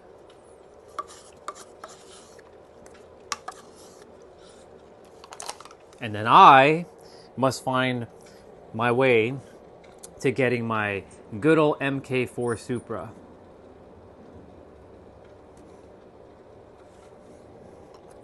I still will have a Mark V, but I really want the Mark IV. I decided, like, if I really wanted to have a Supra, which one do I want? I want the older one. Something about it.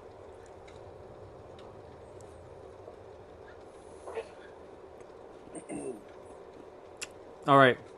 I don't know. I'd take a newer one. I like the newer Especially one. if it was going to be like my daily driver. Honestly, man, I mean, I know you like the car. My friend loves his. I was asking him about it last time he was over here. He has a new one or an old one? No, he has a new one.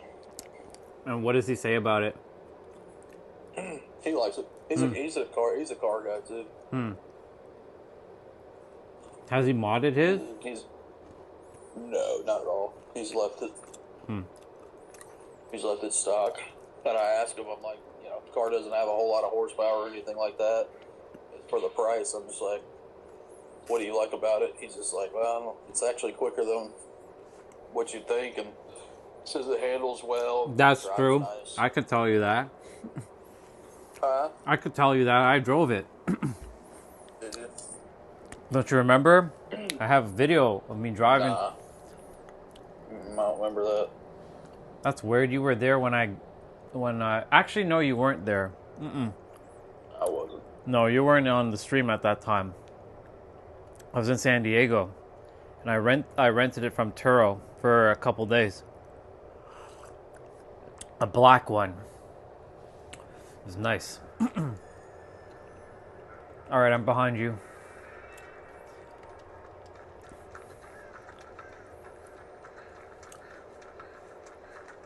Of course, run right over here. Yep, we gotta move. Yep. Sorry. Yep, I can see that flowing white hair of his. And Chucky. Nice. He dropped that pallet. Ooh, I found a cage unhook state thing. I'm gonna take you to it when Yeah. Okay. I see you.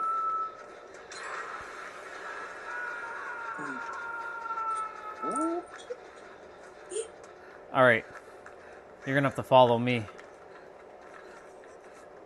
I'll heal you first and I'll take you back to it. We're gonna have to go. Oh no, we're not. It's all that red light. They're coming though. Shit, he's on me fucking again. No, he's not. Huh? He didn't see me. Oh my god, he didn't see me either. I got trapped. It's right here.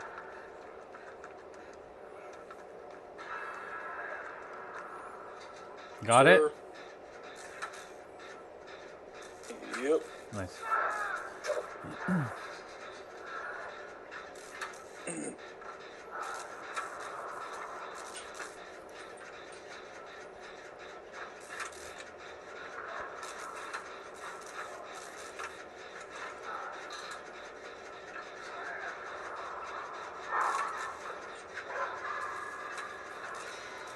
Yeah, I'm just not really. When I was younger, I was into cars a lot. You know, I liked cars a lot. I had a SRT4 Dodge Neon. Had a newer GT Stang, red on red. Nice. And I used to drive a bunch of cars around from work. I'd always drive some cool, pretty awesome cars. But you know, every time I get into cars, man, I'm a big body rider. I like big sedans and trucks. Kind of my thing. Maybe not so much trucks. I do like trucks, but I'm more of a big sedan guy. I'm the more smaller, compact sedans. I mean, coupes. You know, I like roadsters. Even a little Mazda Miata is pretty sweet to ride around in. So tiny. My friend used to have a monster Miata. Put a 5.0 in there. Right. It was fucking nuts.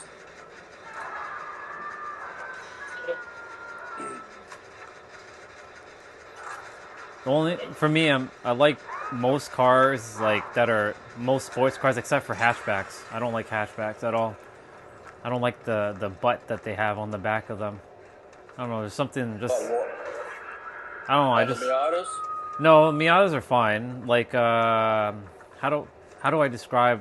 Okay, like a Volkswagen Jetta that has that's a hatch, for example. Not a sedan version, but like a hatch, where the back is like completely rounded off. I don't like those types of cars. I like them to have a little bit of like a tail, you know, as I call them.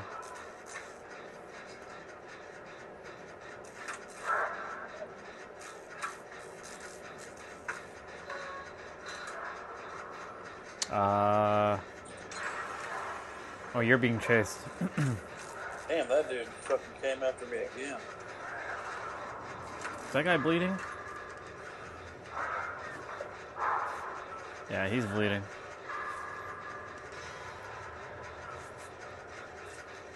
Oh man, it's taking forever to heal this guy.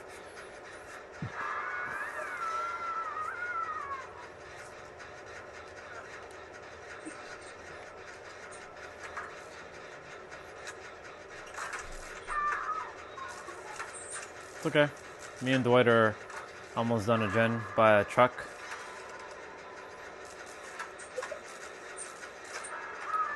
Shit, he's on me fucking again. This motherfucker.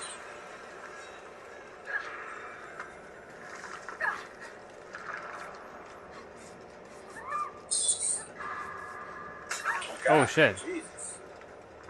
Can't run away from these guys.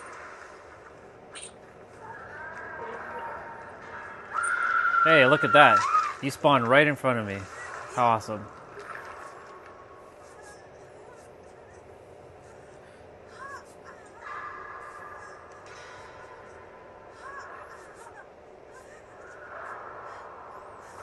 They have not seen me once yet.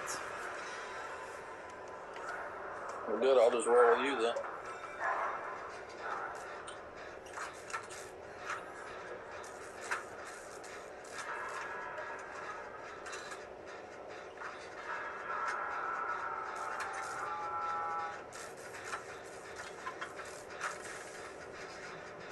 There was a gen that Sable was doing. Other end of the map though. They were almost done it.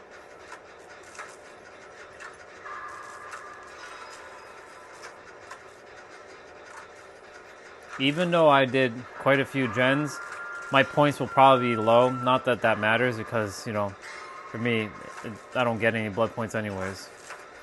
I'll get that person behind us.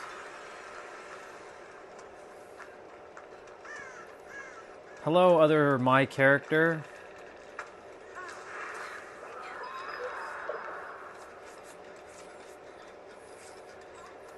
Oh shit, I gotta get that person over there, since nobody got them. Shit. Oh no, they got him. Alright, one gen left. Shit, he's coming. Is he chasing you again? Oh my god, he's chasing you again. Shit, man. Nah, he's coming out. Nope. He got somebody. Is that person? Nope, that's their second hook.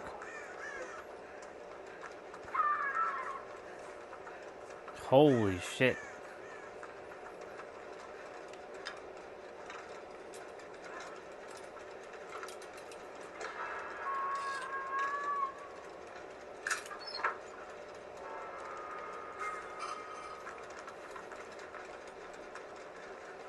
I see Maria. If she's inside the gas haven place, she's doing the gen. I'm there with her. She put a trap inside of it just in case. I got the fog.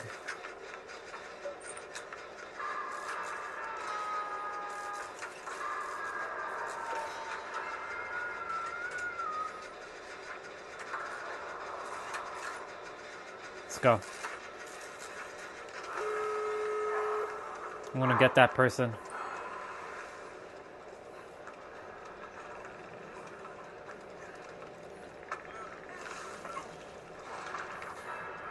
Shit, man, everybody's getting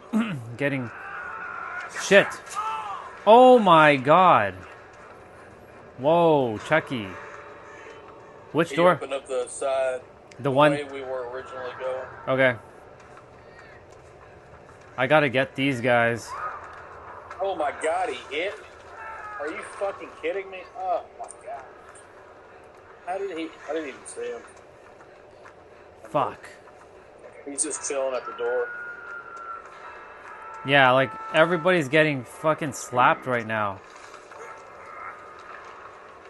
I don't even know how I didn't see him. That's pretty insane. I like literally ran right into him.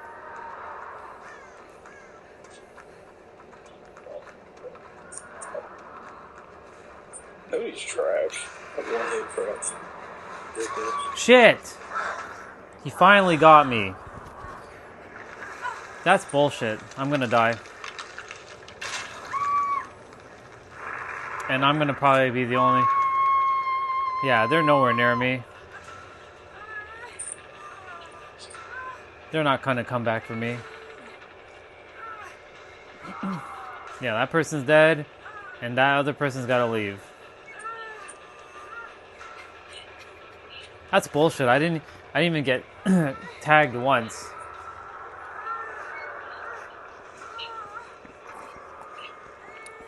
I heard the hatch. Look at this guy. She can't. Oh shit, she did come for me. Nah, she's dead. Yeah, just girl, it's fine. Yeah, she tried. She attempted. I give her respect for that.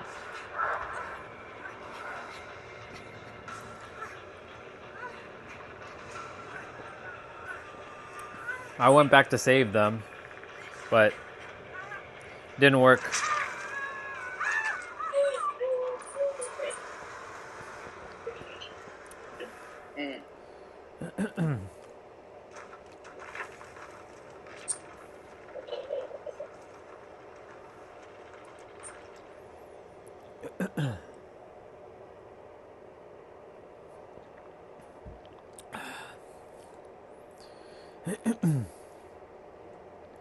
Not once did they see me until that first and only hit.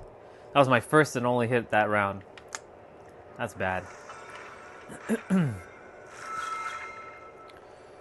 Tier 16. Making good progress.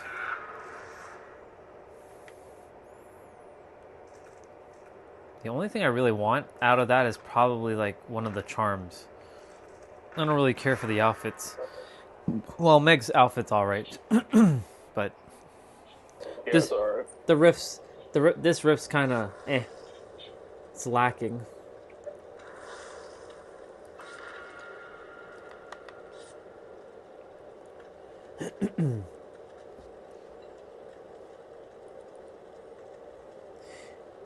If I wasn't going to get a Supra, the other car would be a Toyota 86. Since it's considered the cousin or the sister of it, or the brother, however you want to say it. Man, I guess, man. I don't know. I drove them. I actually drove one of the first FRSs that ever came out. You didn't like it? And then, nah. It's 200 powered, man. It's That's what I'm light. saying. It's light. I just feel like they're all 200 powered. They are.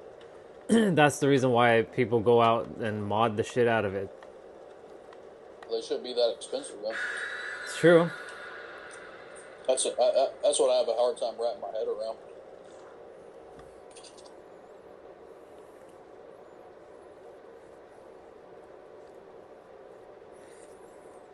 Companies, it's similar to, well, it's like Apple charging you absurd amount for RAM in a machine and calling it like unified memory. It's the same thing because the people will always buy it. Like, it's the demand. and they know people are suckers. Because, you know... Yeah, I guess. That FRS that came, I think it was number like 20, 21 or 22, like badged. Right. It was, but I mean, they look cool. I mean, I liked the way they looked. I mean, I would have taken a Scion TC over that. Right. The squared body one. Yeah, I actually did like those cars. Those cars were alright. I've seen For those. what they were. They didn't ask a lot for them.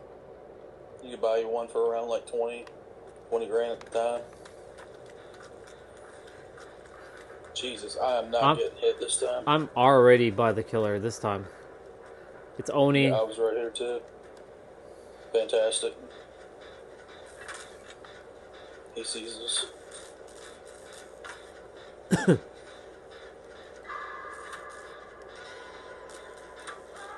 Ah.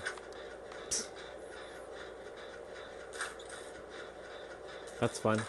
Wow, that gen's already almost Get done. on the fucking gen, you moron. It's just literally looking at us while we're doing the gen. I'm on the same one. He's coming this way. But Fine. there's a guy in between us, so Tony's on him.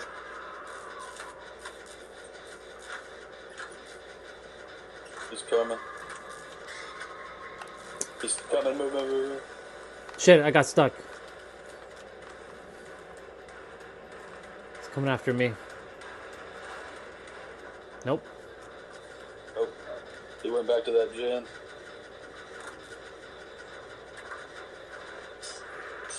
Is he chasing you? He's coming. Yeah. He's coming back for me. He's kicking it.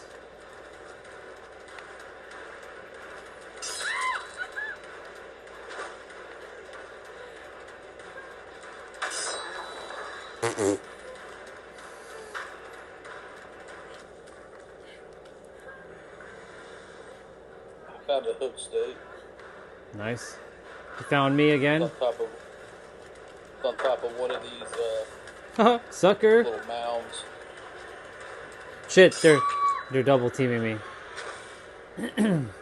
I took some time with them. That's fine. I held them off. I did my job. They're about to get Papa Should be Jen. coming. It's Yeah, good. it's right here. Go grab that hook state up on that mountain. I shall do just that.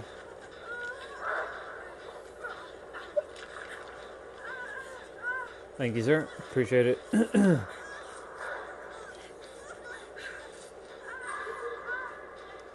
You're injured. Let's get you. I'm good. Alright. That's fine. I can wait. I'm in no rush.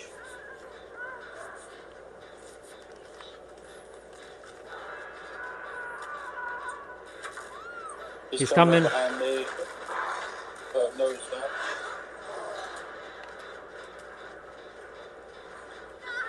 Somebody's downstairs. I'm going down He's there. waiting for me. Oh no.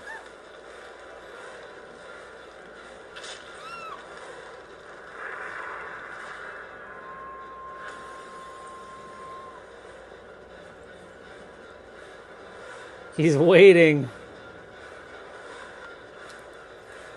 Ooh, we're about to crack. Oh man, they had that finished. What happened?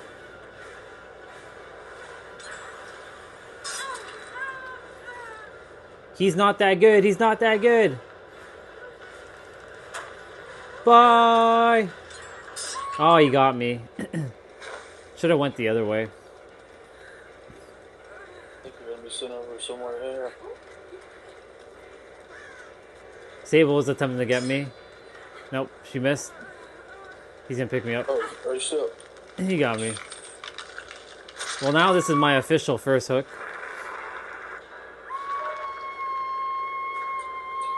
It's okay, I'm holding them off. So this time around, I'm being like the decoy. Because the more time they waste with me, the more gens will get done.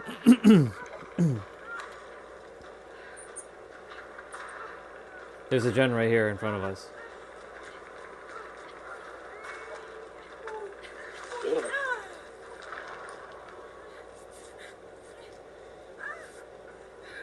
I don't know if there's a gen in that shack. I don't think there is.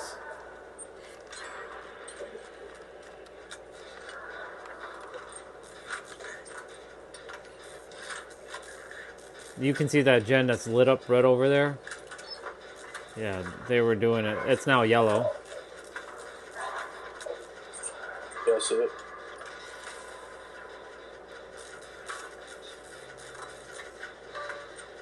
Okay, there's 2 people on that one.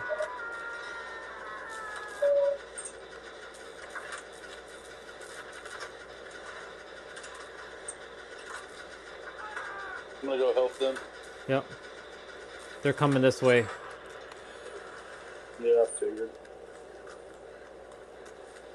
Yeah, you guys finish that one up.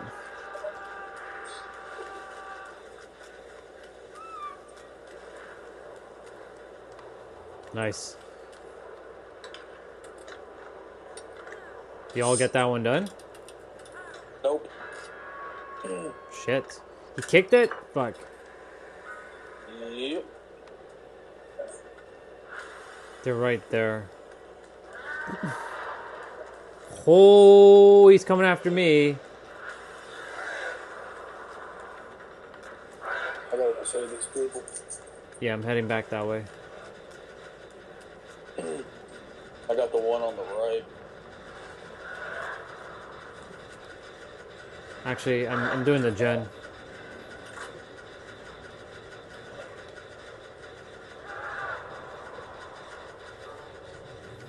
Somebody turned into a bot. Well, they're dead anyways. Shit, that person's gonna die. Oh no, they're not. Nice.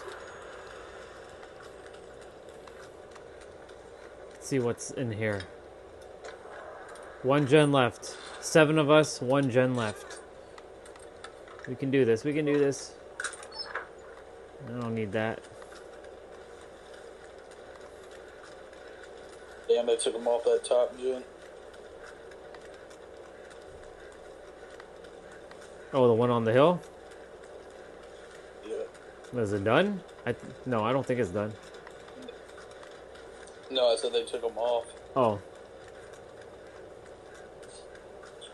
I was trying to lead this person to the next one, but she left me. I'll be there in a moment. That generator. Where are you going? Where are you going? Okay, that one works too.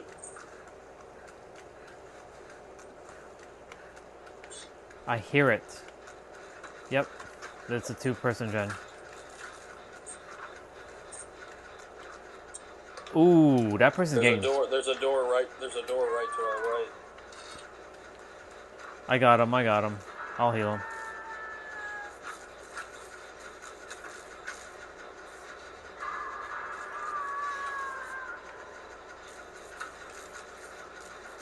Shit, there are 2 people hooked. One's here.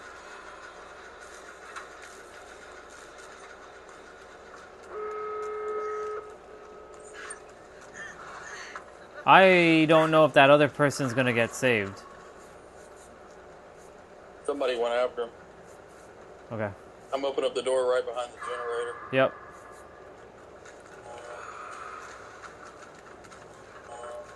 I'm making the create the beam of light thing. Damn, that dude is so fucking far away. It's not even funny. He's opened up the other door. I don't know if I'm gonna make it to that person. I'm almost there. Can you see the beam of light? I'm Probably. not even looking.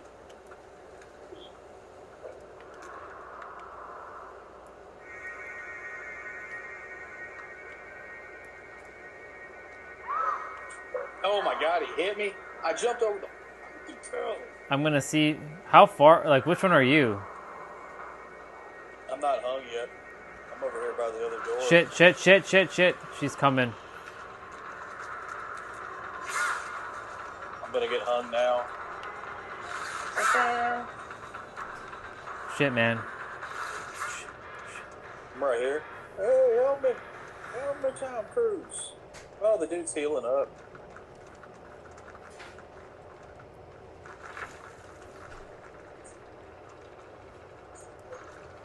Did you get out? Nope, you go. No, somebody save me.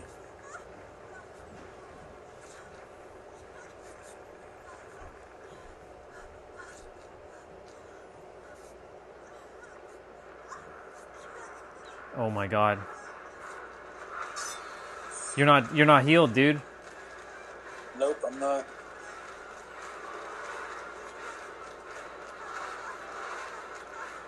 Do you know where the door is? Nope.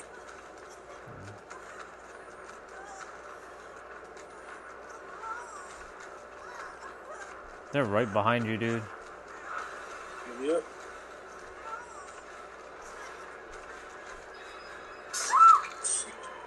Ah. It was right there. Oh well. Oh man. Hold on, there's still one guy here. They're still here. Nope, not anymore. Oh, he got out. Why did he get out? Son of a bitch. I could have got out. I went for the save. Yep.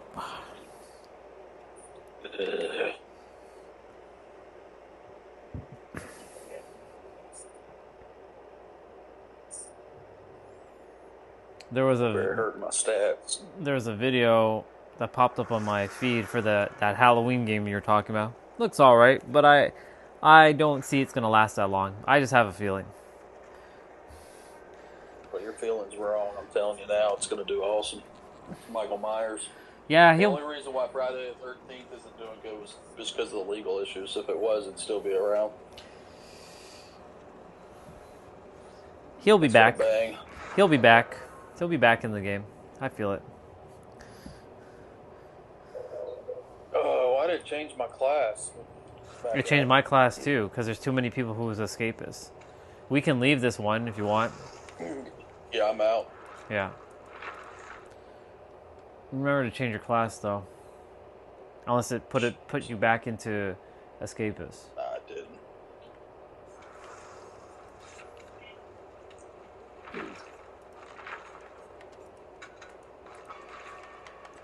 Yeah, I'm not doing any other classes. Works for me. I like my escapist class.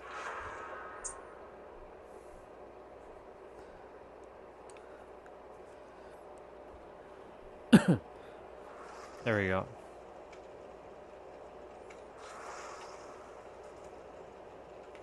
It's funny how others, they like their fixing palette and scout, but no one's a healer in this one. Not that we need that, to be honest. Like being it's so weird how the medic doesn't get a healing themselves. Like they can heal halfway, but they don't get full heal. And their passive ability isn't healing. It's some other shit. Does that guy have a beak? That person has a beak face. That's funny. A beak? Yeah, they have a beak on their face. And they have sunglasses Like on. what?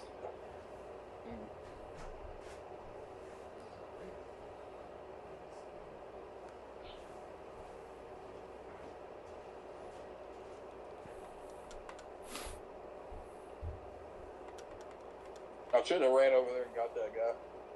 I should have waited and see if somebody else would have got him. Because there were people over there.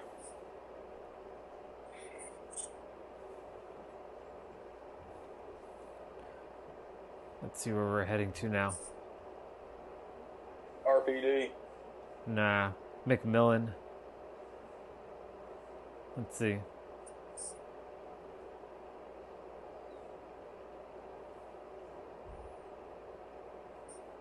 It's either McMillan or the Snow Place. You said McMillan.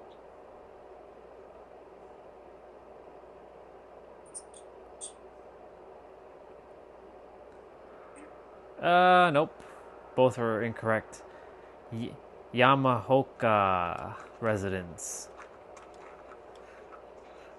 This map's alright. I don't mind it. It's alright. It's big. Yep. Probably got a Wesker. Nope. No Wesker. Nope, it's the man. And it's the ogre dude, the dude that runs fast, Blight. He's coming this way. So we got 2 speedies, basically. Oh shit, he got me. Oh, I'm so fucked. Let's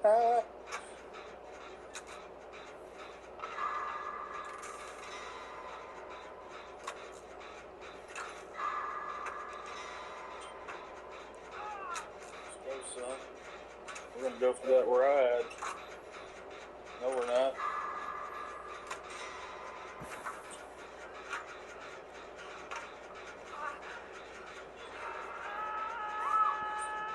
Gosh. This is a slow start. We should have at least 1 gen done before anybody gets hooked.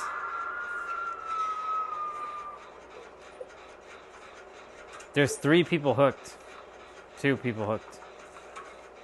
There's you in the far corner over here, which I'm sure no one is around you. You're coming.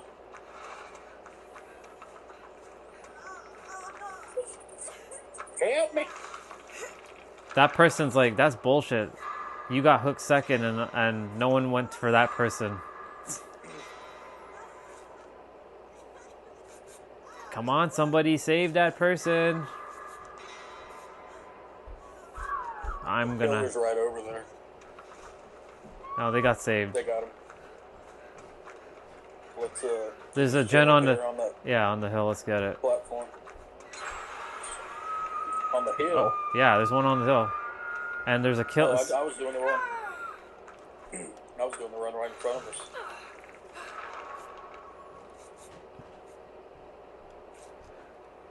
Yeah. Go save this other person. Oh, Yeah. it's the man. God, he's back on me again.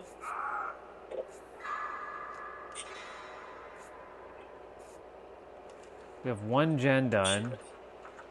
He ain't messing around.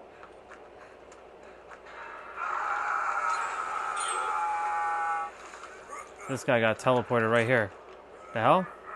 Okay. I think he knows where that healing hook thing is. That's why he left here. I'm like, okay. Go float your boat, dude.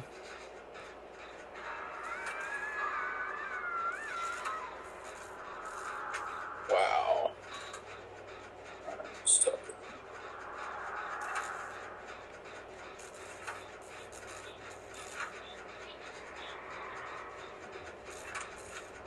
Oh, I didn't see you hanging.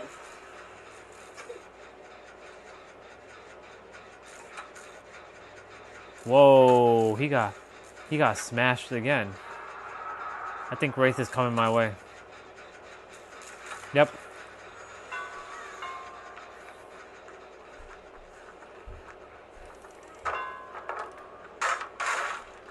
Shit, he's fast.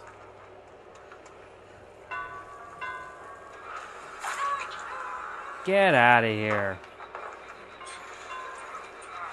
I see you. You're in the house. No, I'm not. Oh, that's not you.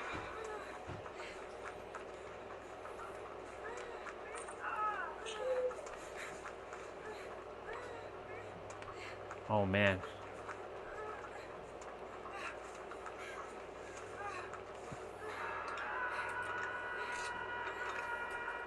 I think we're all about to meet over here at this gym.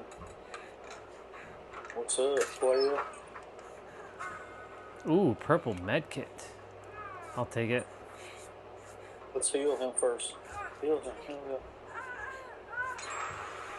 Damn. Why'd you do that?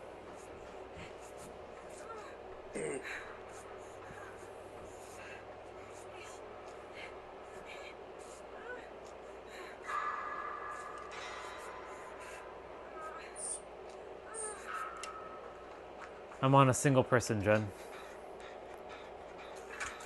But there's also a person all the way over there. Oh, no, they got saved.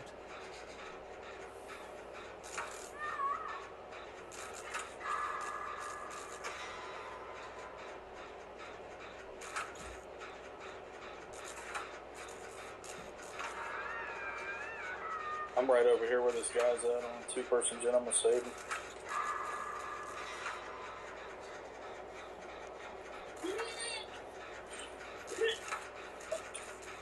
Oh, shit.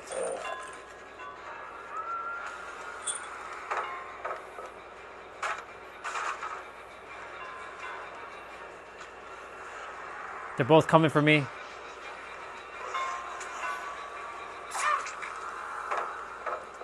I gotta hold them off. I'll hold them off. I'll hold them off.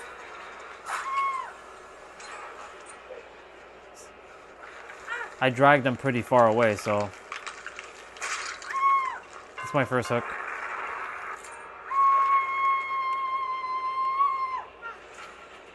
I'm back on those gens.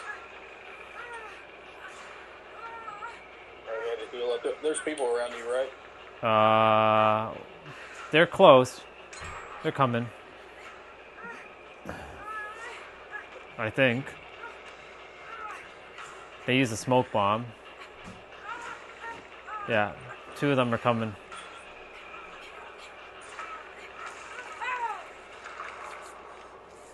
Yeah.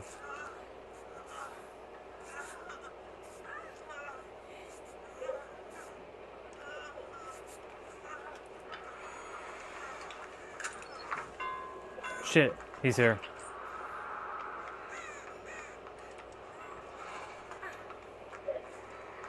Damn you.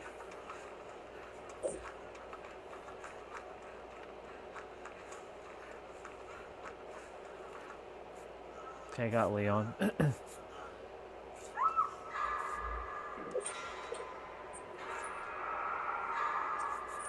That guy's dead.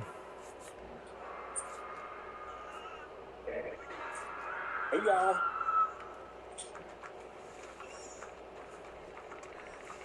Somebody's doing my one single. There's a gen that I was doing up there, but it's dead.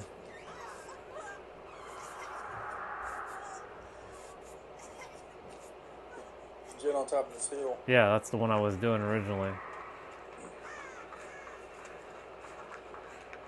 Not a single person.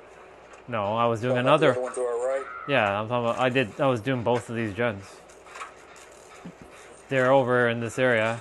They took the person off the single person gen though. They're coming. The Wraith is coming this way.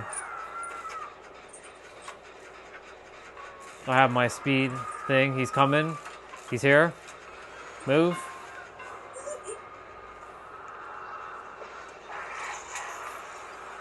He's coming after me? Yeah, he's coming after me. Not the Wraith, the Ogre dude. Damn, we just like did all the gens on one side of the map. Sucker. You missed me, bitch.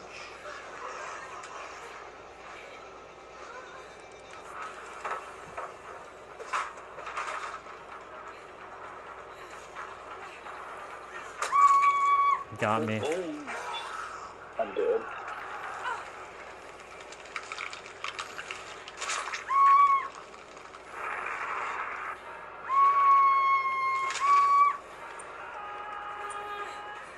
It's okay. I see, they were... Oh, the Ogre guy's here.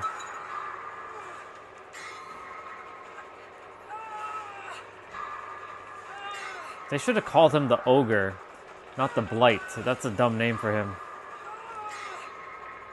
He's more Ogre than Blight. Whatever Blight is.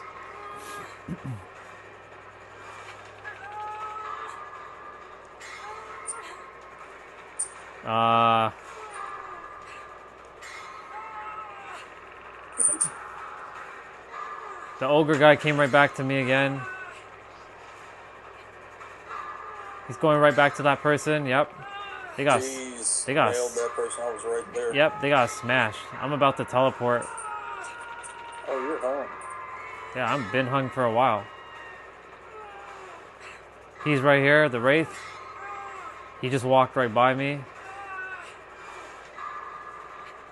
Oh my god. I'm gonna have to go for these guys.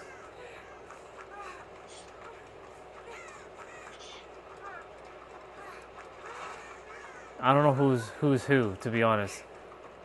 Oh shit, that person's dead. I'm dead. Little camping mother effers.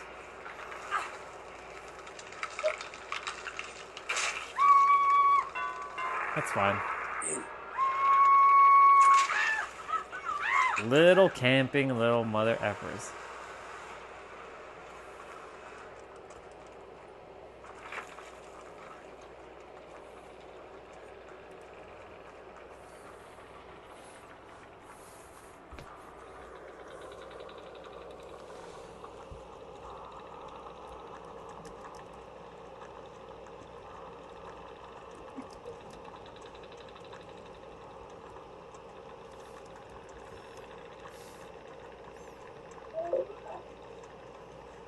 She's not even trying to save that person.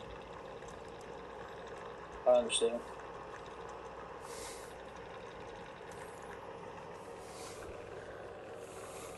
I told to the race because he's a Steam player when he sees it. You're a disrespect to rates. LOL. Camping, blank blank blank blank blank, which means basically mother effer.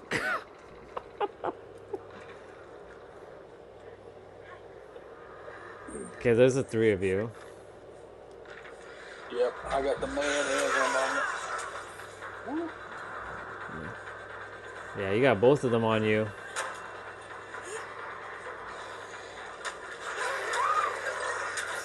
I hate how he bounces off stuff, man. The three of them are just kind of like together, kind of walk in the corner. Who the hell is this? Oh, is that Zarina? No. Someone's got a penguin, like a friggin' penguin head character. Like, I don't know who that is. Oh, it's got to be Zarina. I've never seen that outfit for Zarina. That must be one of the new outfits.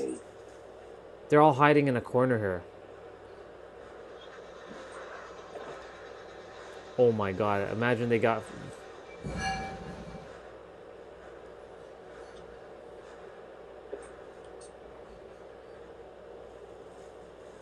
They're all kind of just camping in a corner. Are you still in this, watching them or no? No, I'm dead. No.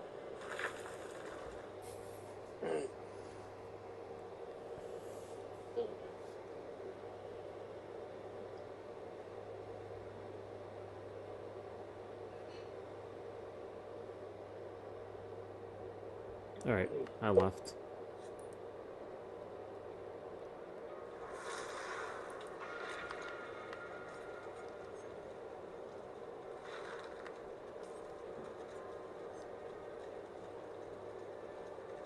You ever had the, you know what the smart food popcorn is?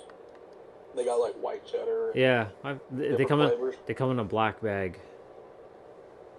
Dude, they're fire. I'm like, it's crack to me. Yeah, once in a while I get the white with cheddar. Not really. I make sure I don't eat that one often, but it's good. It's all right. Or I usually get the orange one, the orange cheddar one. Doritos is what it is here. Mm. Yeah, they're good. But they have the fire kind, which is like those hot Cheetos. I'm sure we have them. Well, I don't want to say we. I'm sure Canada has them as well. I just don't go looking for those things. I'm sure they're in the store.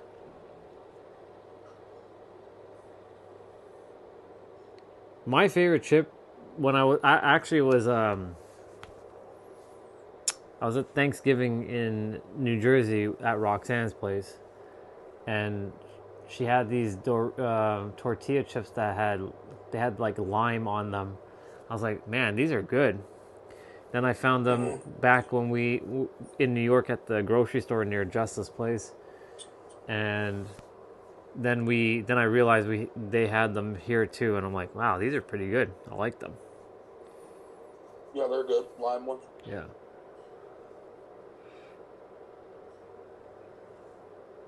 I dig it.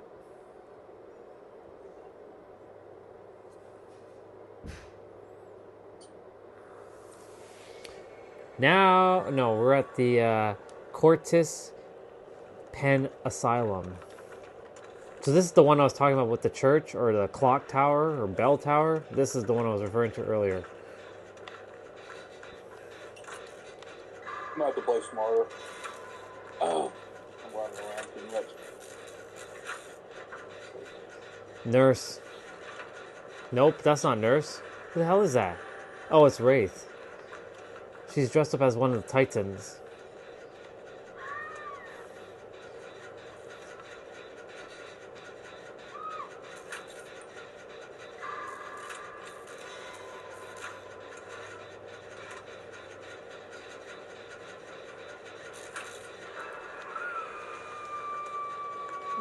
No, I can do this. I can do this. She left.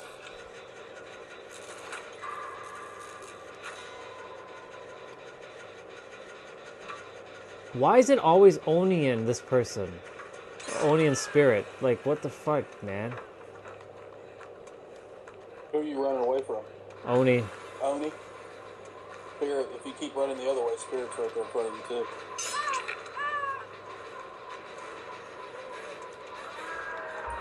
I took that hit for that person. I think he's on me. Oh shit. They're both on me. Oh my god.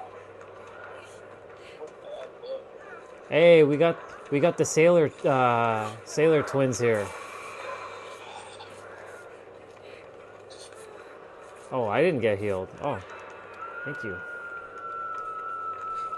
I'm all the way across the map. The sailor twins are working together, by the way. Steve and whoever the sailor girl is again, I forgot. It's not 11. I forgot her name.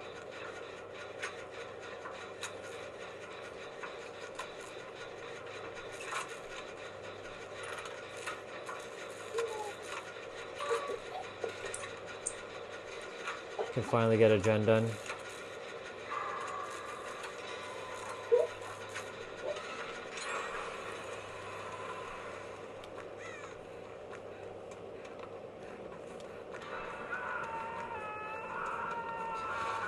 Oh shit. God damn, man. Like, fuck. Here he comes.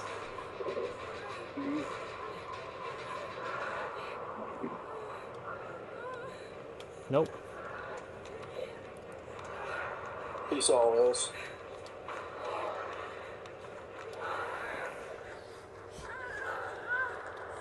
Shit, I'm the only one that's... Nope. He got me. Couldn't drop the pallet fast enough. I saw him coming for me.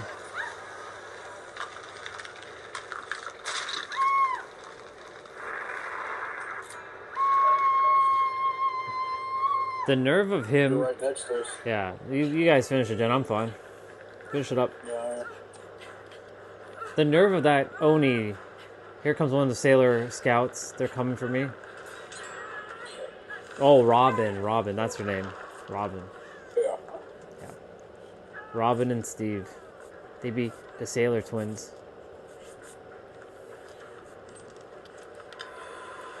I always like looking at people and what they're wearing as charms. Oh, shit.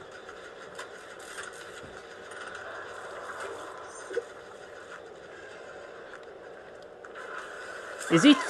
Are you for real? I just... Oh my god, man. He one-shot me again. He just MTV'd you fully beat down. Yeah, you did. Hey! This is ridiculous. It's fine. I don't know, man. You gotta run. Is that him again? I need to find me one of those hook things. Thank you.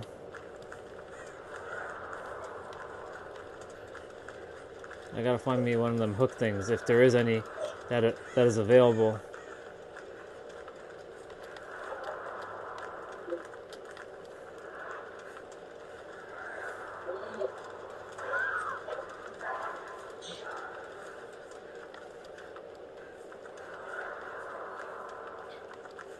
Yeah, I'm hurt. Use my little thing and I'm gonna save that person. I got him. I'm already here.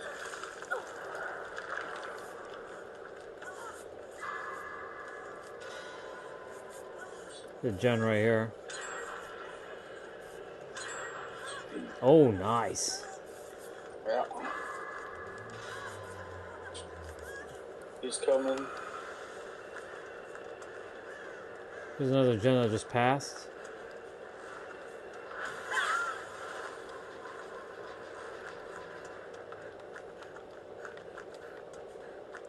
Seeing a bunch of totems, but I'm not running into any of those items.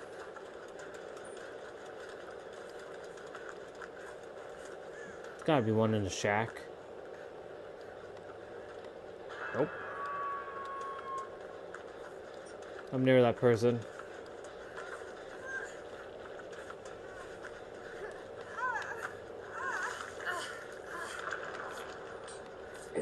They're right next to you on the gym. Yes, they are.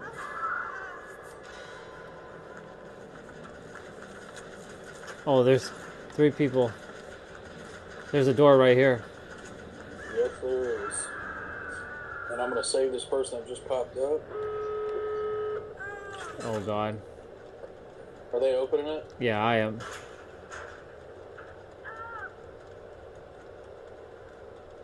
Why did everybody run over there?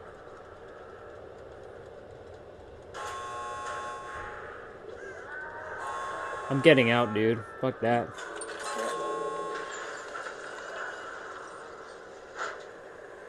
She's coming. She is dressed as a Titan. Yeah. She was dressed as a Titan.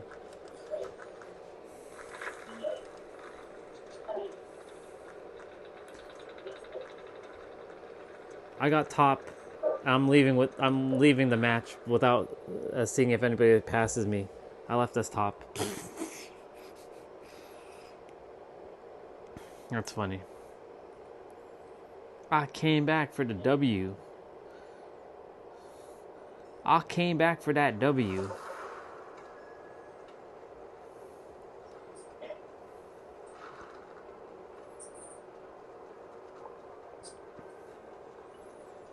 Did you get out? Yeah, I'm out. Yeah.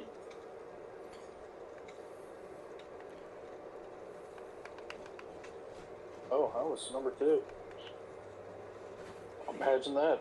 Figured I was last.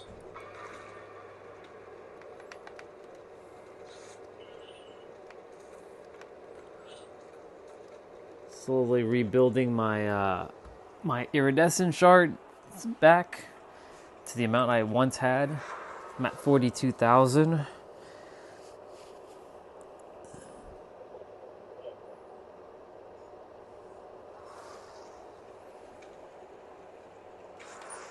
Ooh, there's an Alice in Wonderland Kate here. I would, but oh, there's a Mad Hatter version as well too. Nice. They're playing together 100%. They've got to be playing together.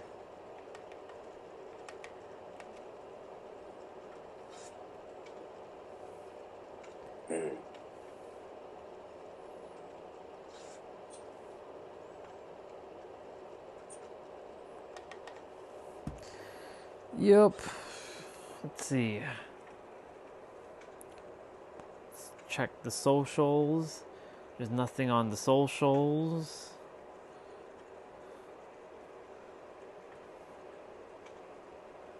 There's nothing on the socials.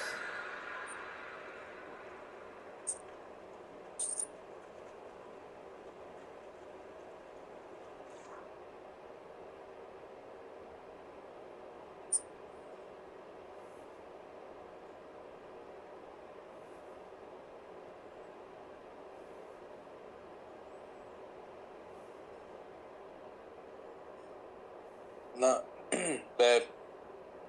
It's up in the cabinet.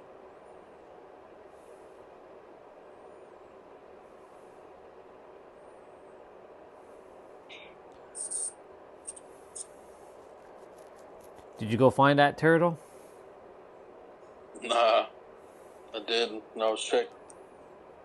Yes. I was checking to see if he was came into the yard.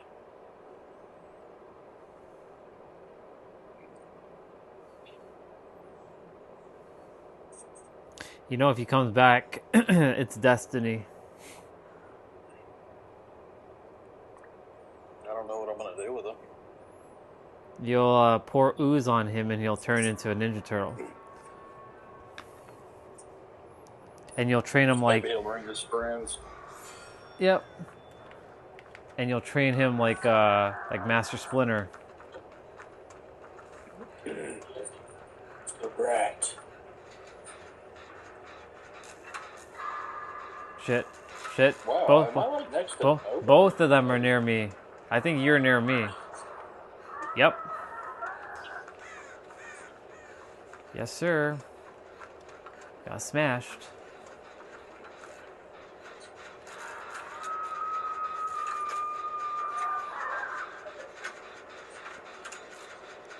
Did you got... No, you're fine.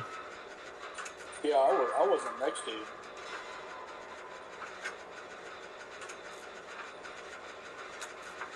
I was like thinking to myself, did you change costumes or something? Oh, Pyramid Head. Who hit you? Nobody hit me. Oh, that's not you. You're on the other side.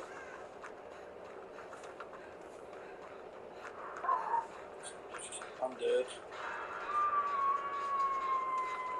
Oh my god, I'm not gonna make it to you. You keep saying me, but it's not me. You're not hung? No. I'm the same Oh, I person. thought you were hung. I'm the same... It's the same person that I've always been. Shit. Gotta move. Gotta move. Gotta move. That person is... Yep. They wasted my, Oh, she turned into a bot. That sucks. Nurse. They're coming after me.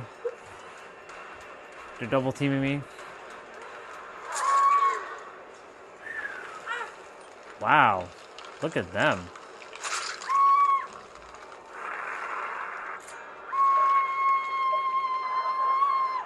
Nice. There's a few. Yep. Perfect. Oh yeah. The other Kate saved me. Nice. I have the Mad Hatter and Alice in Wonderland saving me.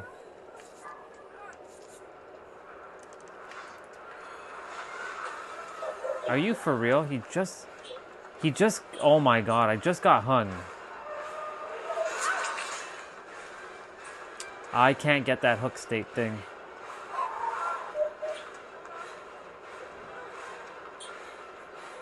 Oh my god, there's two. That's bullshit. I just got hooked. Nope. Didn't work. That's wild, man. Double team hook.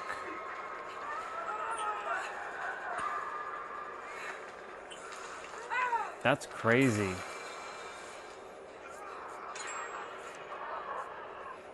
This is a bot.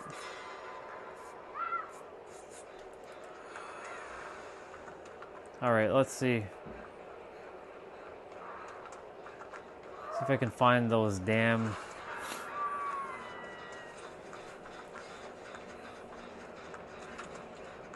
There's two of them? Two of what? Oh. Nope. Someone's... So, there's no hook thing. Oh. Nope. Yeah, I may as well just get this done.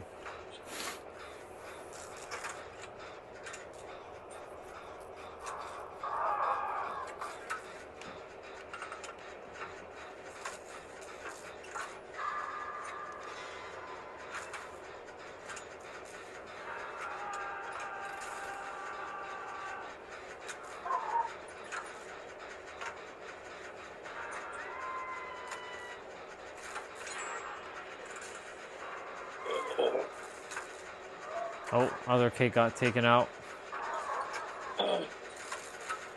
We could do this other gen. Yep. To my right. I'm gonna save her. I'm gonna unhook her. I got her. Only fair she got me. And she's Kate.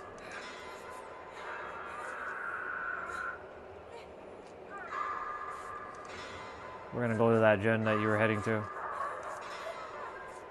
Spirit just landed right on.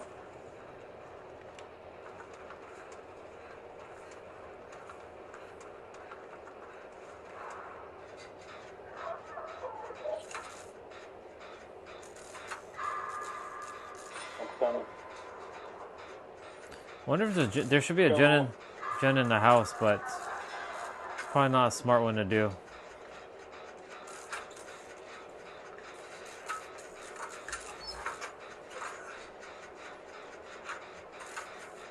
Get away from us, son. Bring them over here. They're both there. They're by the house. Yep. He ran right over there. Probably gonna chase him. They're coming. They're coming.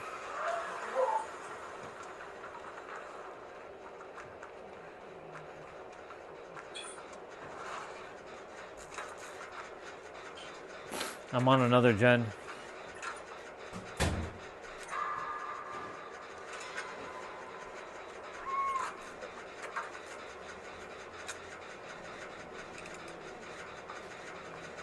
Come on, guys, what are you doing?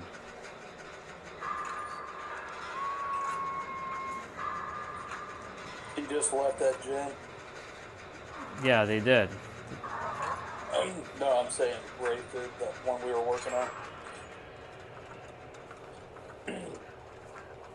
I'm on it. She's probably getting ready to come back. Oh, you mean nurse? Yeah. Yeah, nurse. Oh. We got the door right behind us. You get it about that, I'm gonna hit it. Yep. Go.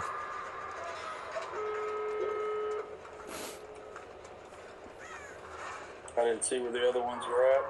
Oh, nope, they're coming over here. Are they? Yeah, they are.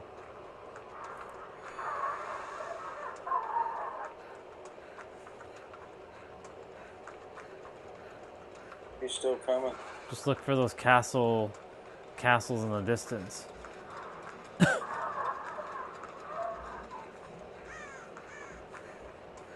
I'm going back to it. Oh, are you on it? No, I'm almost there. Pyramid Head went to the other one. I'm on it now. Alright. I'll get that person that's near there. 75% left. Half done. Border. Yep. Final push! That's 2 people sweep.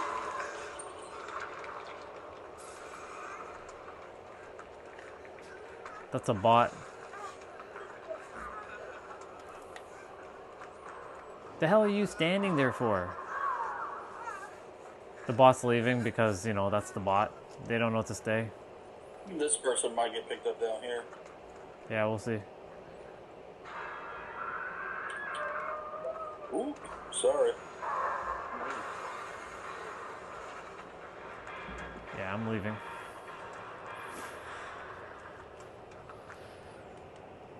I'm taking the W. Yep. The other cake get out? What movie? I watched Netflix, Thrash last night. You watch what? Their new movie. Netflix's new movie, Thrash. Oh. Yeah, I don't really watch anything new like that until, I don't know. I'm weird like that. Unless it's like in the theater and it's like hype, like, you know, Marvel or something. I'm sure it's good. What, Thrash? Yeah. was okay. The beginning of it was really good. I mean, it was good, and then it kind of like died off a little bit, like most Netflix movies do. I can't think of a Netflix movie I saw. Maybe Red Notice. I think that was a Netflix movie. Maybe that was. If it was, that was good. They had The Rock in it and Deadpool dude. Ryan Reynolds. Ryan Reynolds. Yeah, that was a good movie. That was a kind of a comedy movie, I think, too. I don't know. It was good, though. When I first came out, I watched it 3 times in a row. Red Alert or whatever it was called? Red Notice. Red Notice.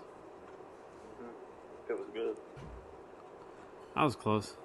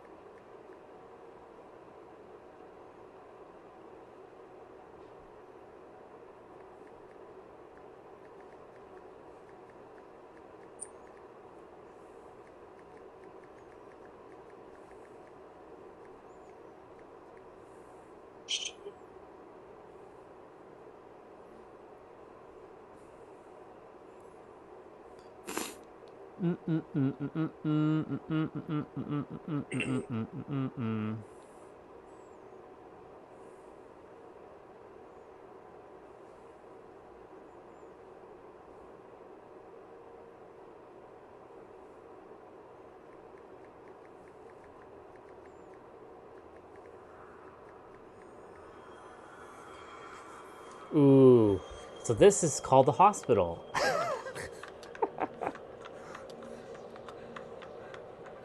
So the next time you say you can't name a map for the life of you, you have RPD and you have hospital. Oh, we have Nemesis. So this is gonna be fun because zombies be popping up in a short space. Yep.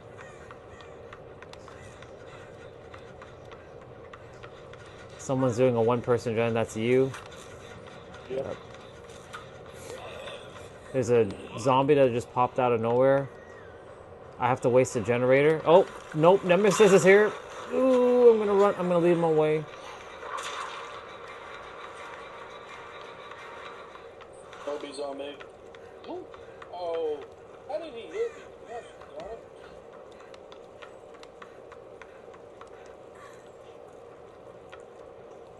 That means everybody else is on the other end of the map or something, because, you know, I ain't seen anybody yet.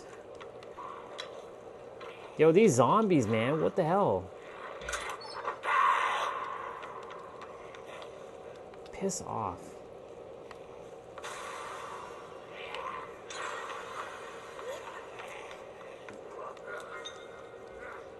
Nice. That person's moonwalking in front of me. How dare you moonwalk in front of me?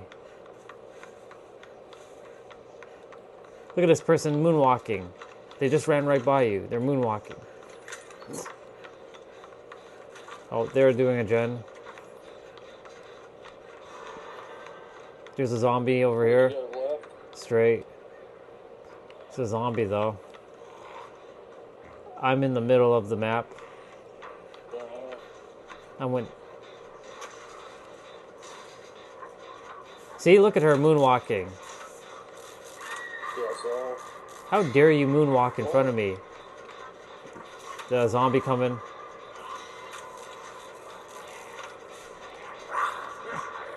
Shit.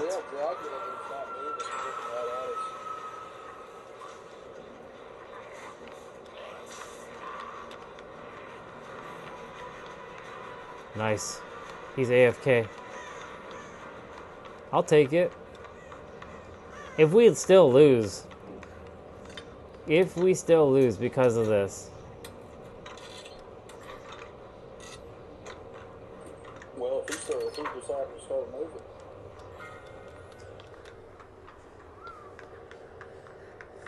Eh, he's probably just... Oh. We got Mikasa Ackerman. She's got that Yui, that new outfit. She's looking nice. The Attack on Titans. Ah, yeah. Nemesis. Nemesis. He's on his way.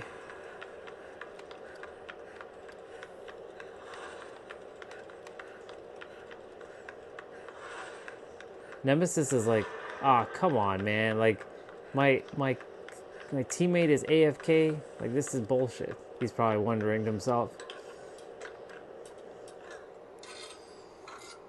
I'm in the center.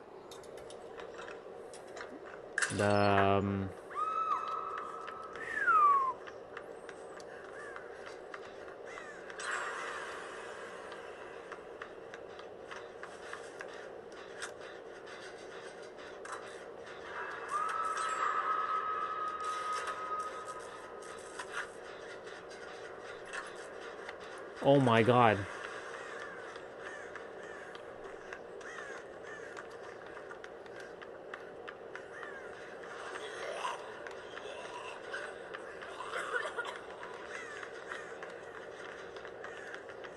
I think they're doing a gen. Yep, they are. There's Nemesis.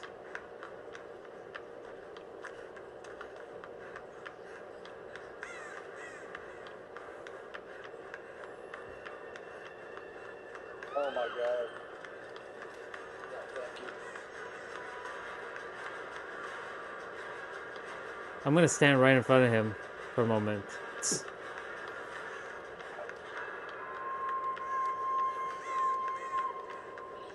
I just blew that up because it's a fucking zombie.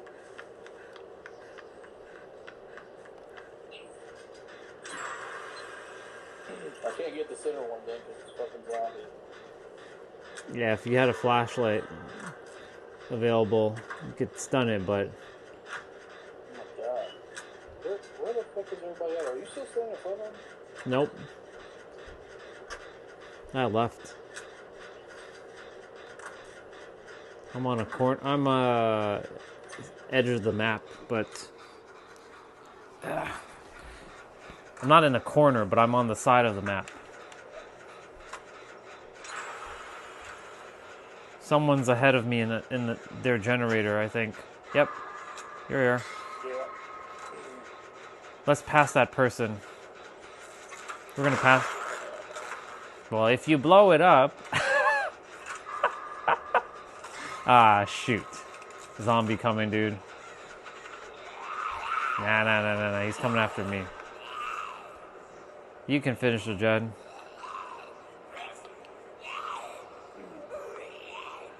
Nemesis is gonna come this way.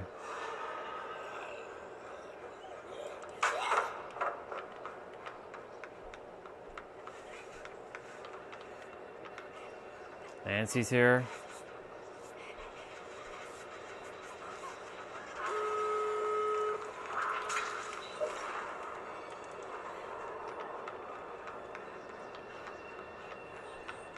Shit.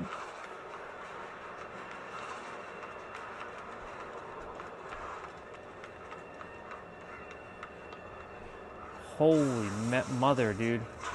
I don't even know which door got open. I have no idea which door is open. I'm at it.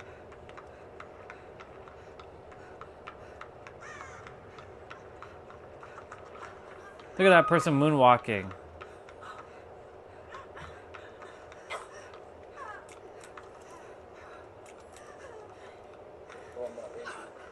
Person showing off with their moonwalk.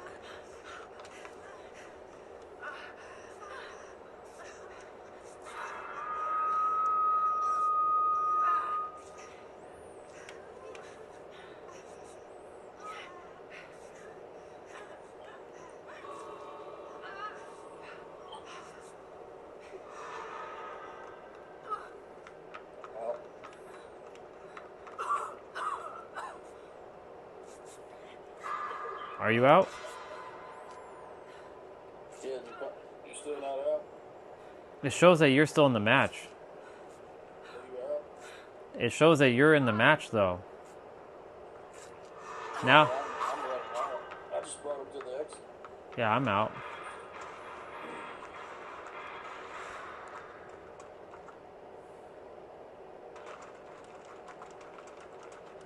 That would have been different with them playing. That actually I felt would have been a little tough. I don't remember playing with them on that map. Yeah. If Dracula was playing, we would have probably, this would have been much harder.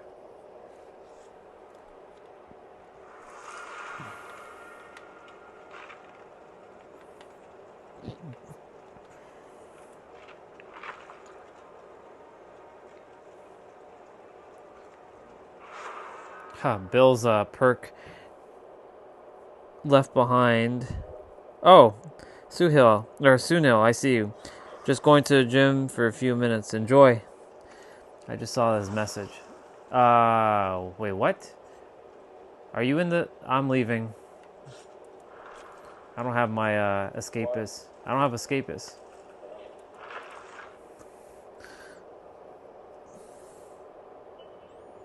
Sounds good. See you later, dude. Ah, shit. Gotta switch.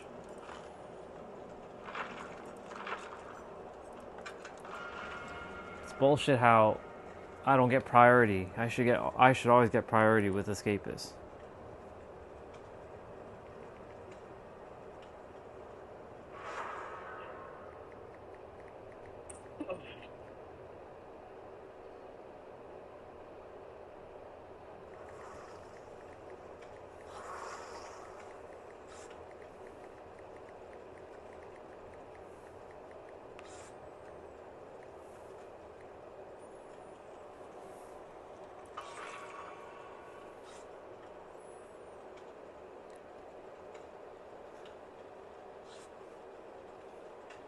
Renato Lyra.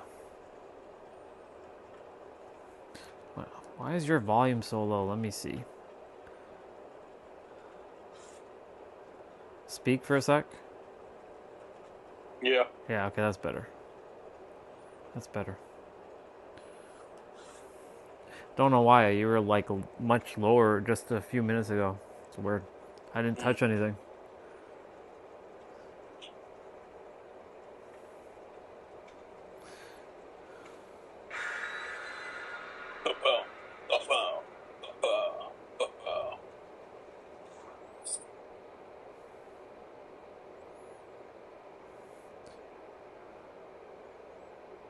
Doop doop boop doop boop doop boop doop. Why did they change the music? It used to be the da-na-na-na. I didn't even notice them changing that They do it for events. until like recently. They usually do it for events.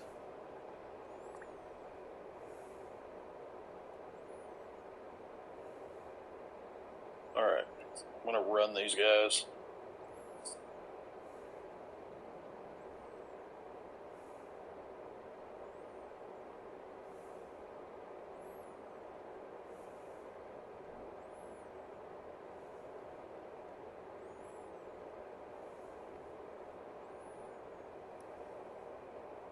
Bow, bow, bow, bow.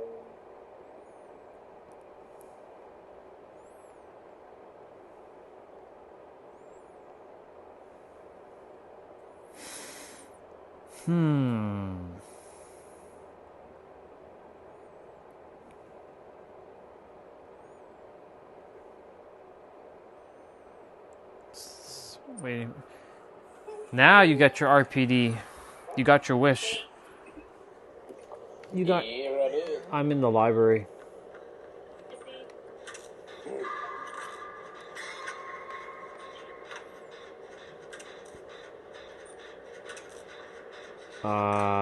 Both killers are near me. I'm in the library. It's hard to tell if they're upstairs or downstairs. I think they're downstairs. No, they're upstairs. It's Oni. Oh, it's Dracula. Yeah, Dracula and Oni. Whoa. Whoa, whoa, whoa. What the hell happened to that guy? You got picked up. Dude was screaming for his life. It's not like he was getting worried. I'm heading to him. I'm picking the guy up top. I'm Leon. Ah, come on. Aren't they both Leons? Yeah, they're both Leons. Yeah, they were both Leons. They're both screaming their heads off. Crazy. Leon, you shouldn't be screaming like a little pussy. You're supposed to be man enough, you know what I'm saying? Oh my god. They're not staying with me. What, dude? Please stay with me so we can finish something. Creepy kitty.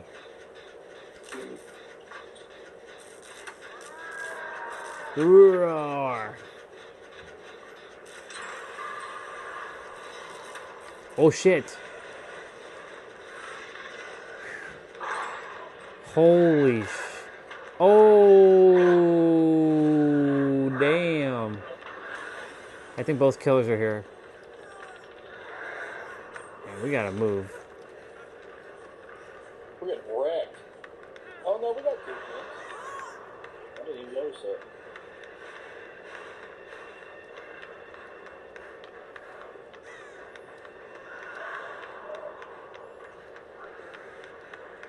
Oh, whoa, whoa, whoa, whoa. Oh, we got the demon looking Dracula. Yeah, he's pretty sick. Yeah, I have that outfit. I don't have him as a playable character though. He'd be coming for me. Dude, yo, where did Oni come from?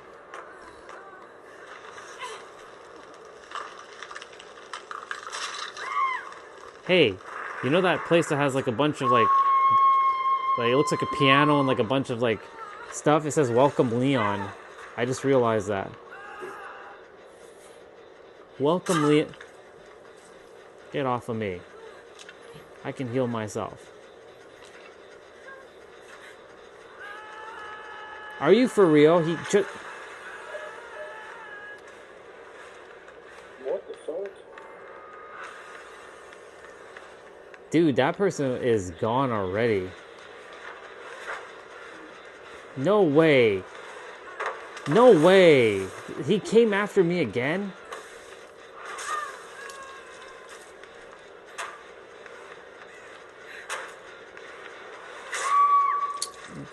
So stupid.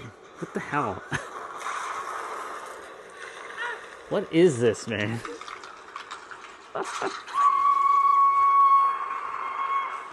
Oh my god. Oh my god, man.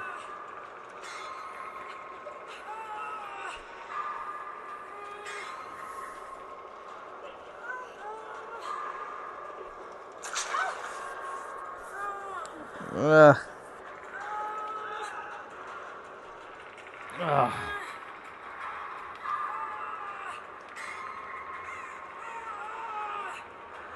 They're coming.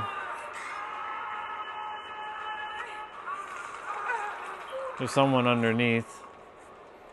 What? This guy just walks by. Is he a bot? Yeah, he's a bot. Not really. Well, it doesn't show that he's a bot, but like the way he's walking, he's like stuck on the wall there. Unless he's glitching. You did see that, right? He just teleported back. Yeah, I saw it. That's weird.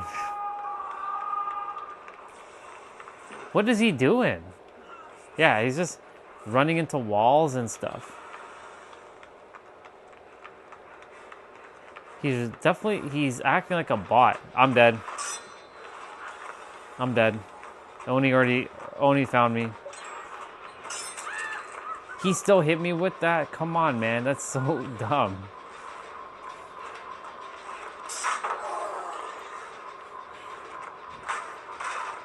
I'm not gonna make it. I'm not gonna make it. There's no pallet. Nice.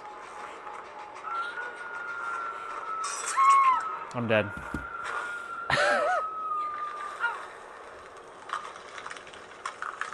Toodles.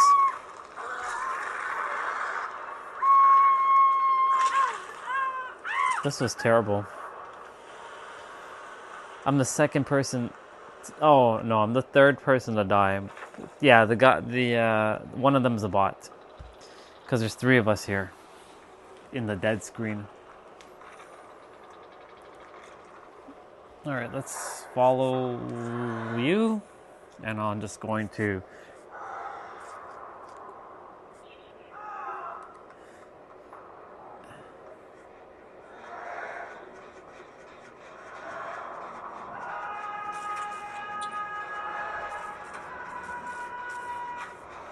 So these people are for real screaming.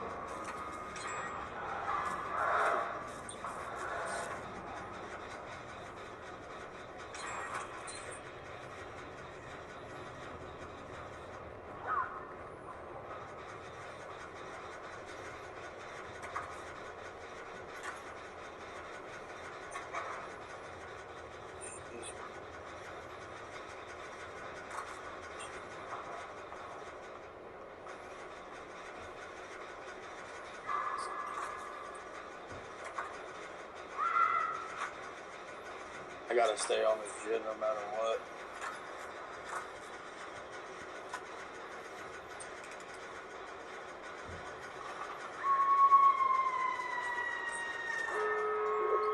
Nice.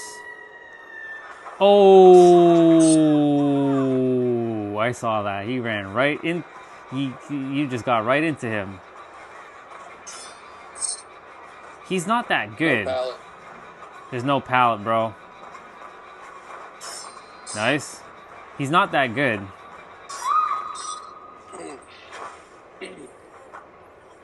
Second hook? First hook? Oh, second hook. Second. Yeah.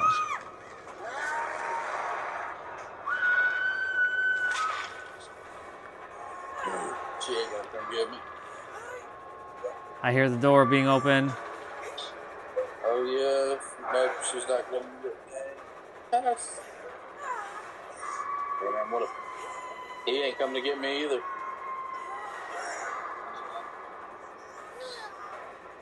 Come on, bro.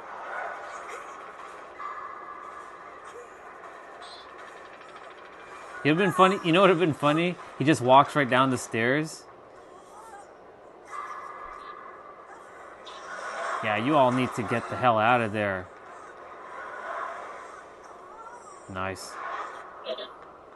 Good job. He went the wrong way.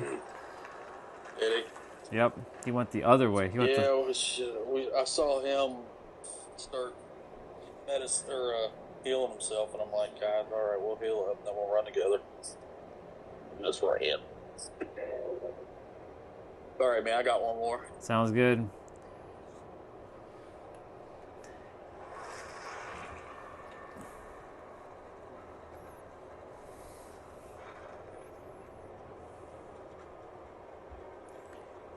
Down. Hey, 250. Yes, you just reached tier 16. I know, because I got the same reward too.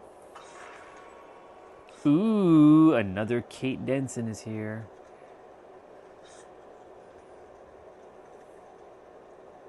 Bow, bow, bow, bow.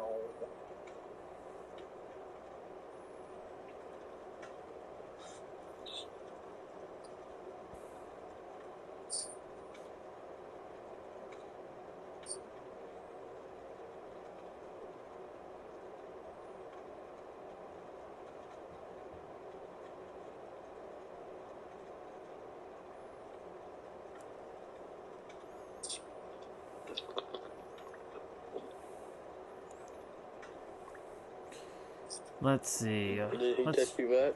Huh? Oh. He said we're good. Oh. That's... I need to find a spot then.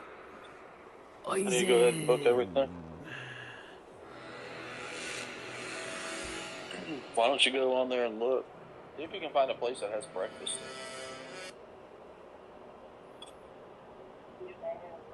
mean, if he had some just ideas, would be excellent.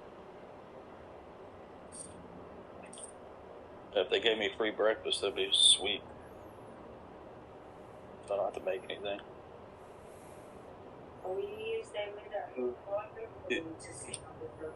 No, we'll stay with him like first 3 days, and then after we'll go. Yeah, I'm staying.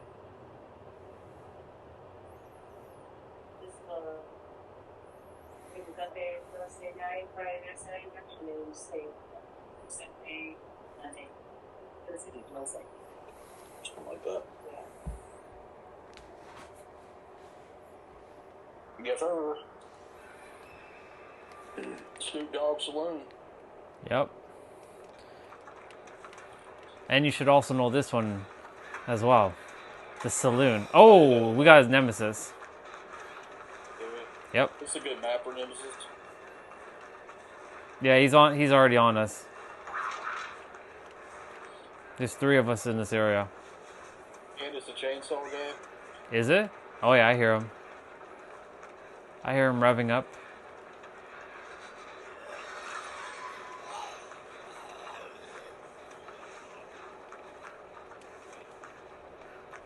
We're gonna hear wah, wah, wah, wah. All right. We gotta go, man.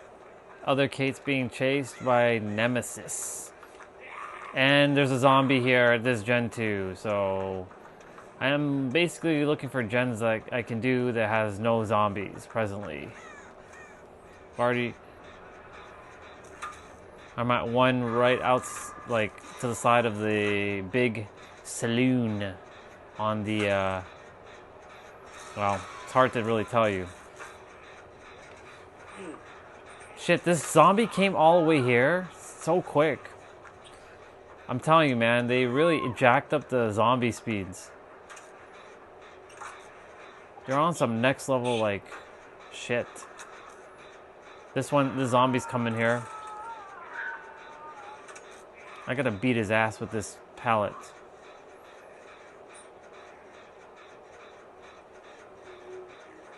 He stopped? Shit. Okay, well, I'm near these guys. I'm in the... Are you okay? I'm in the middle. I got other Kate.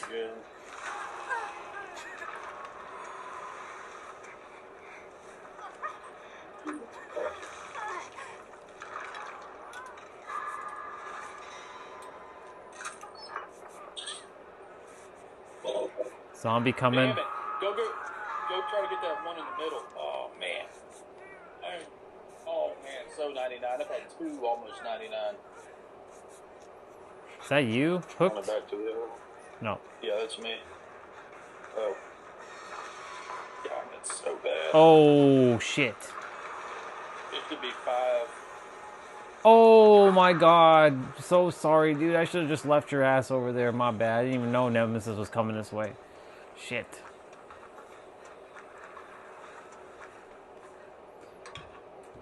Did you go back to the middle? No. He's found me. Damn it. Ah! Wah!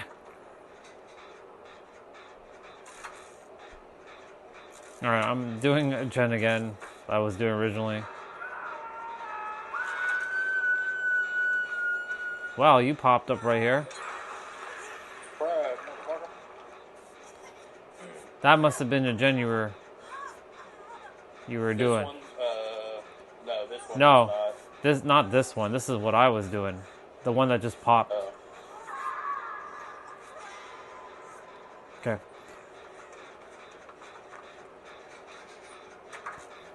This is the first time I'm seeing you for this match.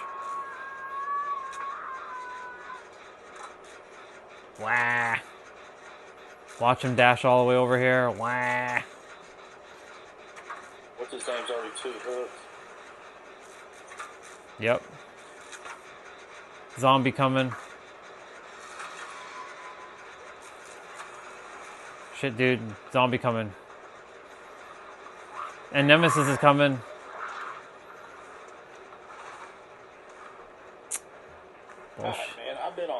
generators in it.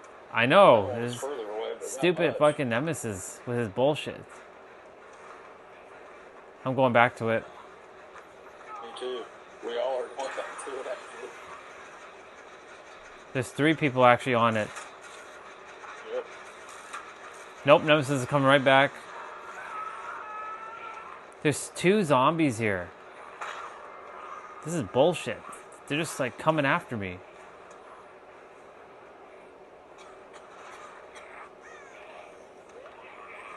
Wow. Wah. Wah. One is dead. Did they pop that gen? I think they did, didn't they? No, they popped another one. Nemesis coming after me. Wah. Shit.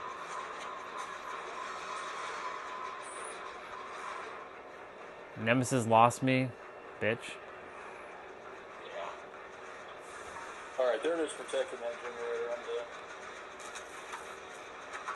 There we go.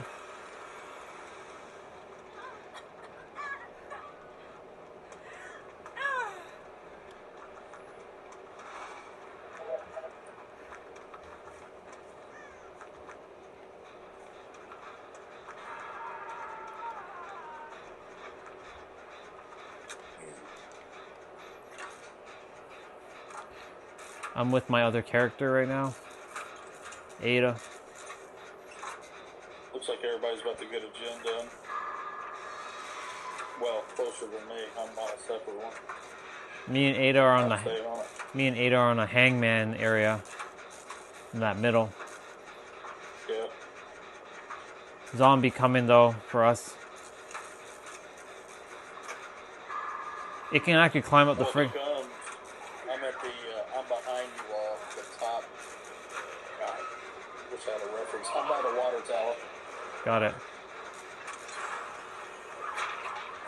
Oh, shit. Bye, Nemesis. You suck. Bye.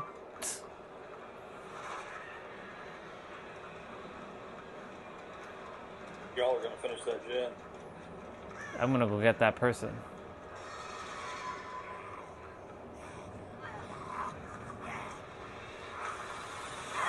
No! Dude, he just came barreling out of nowhere. Nancy, are you not moving, girl? I'm by a door, but no one's near me. Everyone's on the other end of the map. Nemesis is chasing me. Shit, man, no one's. I see you. I see you. You're on the other side? Nope, this is me. This is me. Yep, this is me. You gonna heal up? Yep. There's a zombie coming though. Gotta move. Where are you? I was just waiting on you to. Can you not heal up? Screw it. Just go to the door. Getting a zombie. You went to the other door. No, I'm just hiding to heal myself at this point. Oh, okay. Are you still in the area? Kind of. I'm hiding in a corner. Like edge of... I'm not gonna be able to get this. Come run back to this door and get this zombie, or open up the door.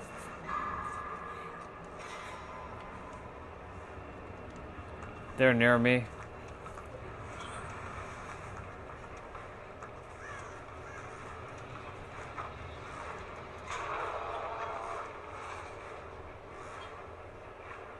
Is that door open?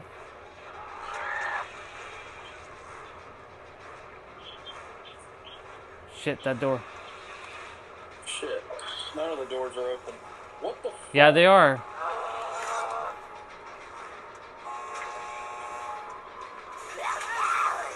Fuck. I'm here at one of the doors. Me and Kate are kind of stuck. Go, Kate. Yeah, I have to get out. I'm dead. Oh my god, I hit my thing and it didn't work. Are you dead? No, I got out. Oh, nice. I just Nemesis just chased me all the way from the top. And then when I tried to use my boost, it, of course, didn't do anything either. So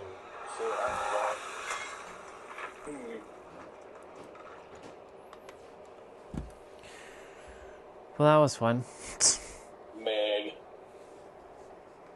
That was fun. Alright, man, it's time. Yep. GG's. Have yourself a good night, dude. I'll see you later. Peace out.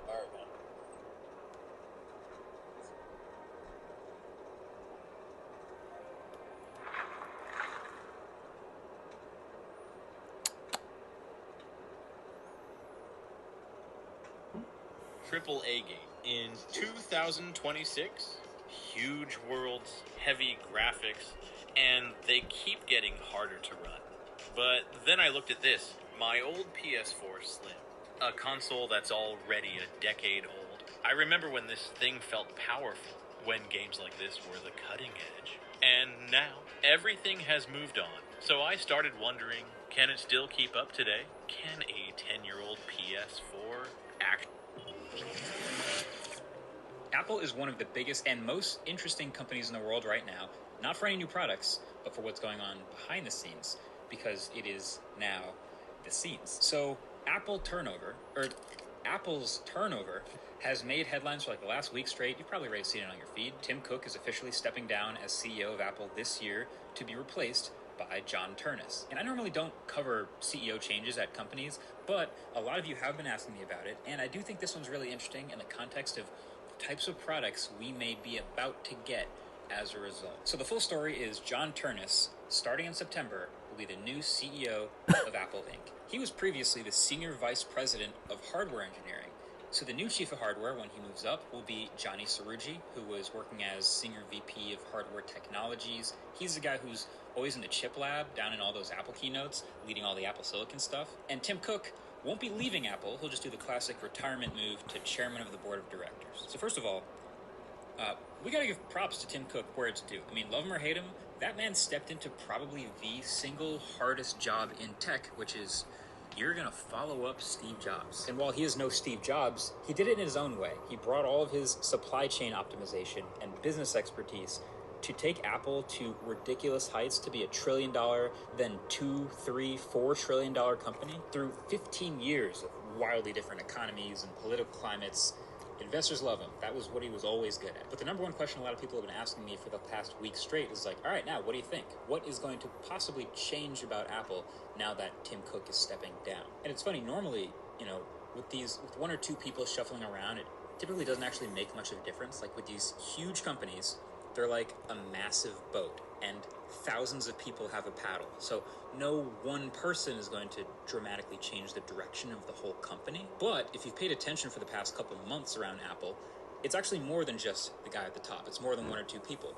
There have been a lot of really high-level executives and important people and leaders in the company stepping down, leaving, and mostly retiring. There were maybe one or two surprises in there, but it was mostly a bunch of fairly long-tenured, predictable, 65-plus-year-old C-suite executives just retiring around the same time and then handing over the reins to a bunch of the younger generation inside Apple. So then Tim Cook, who is 65 years old, was essentially the last big domino in a large, likely orchestrated series of exactly that. If you want a lot more insight on this, you should watch Snazzy Quinn's video on it. It's a few months old, but it has aged incredibly well on all of this. So my takeaway from all this is it feels like there's a bunch of coordinated oars all changing direction at the same time in the production. Final Fantasy has been throwing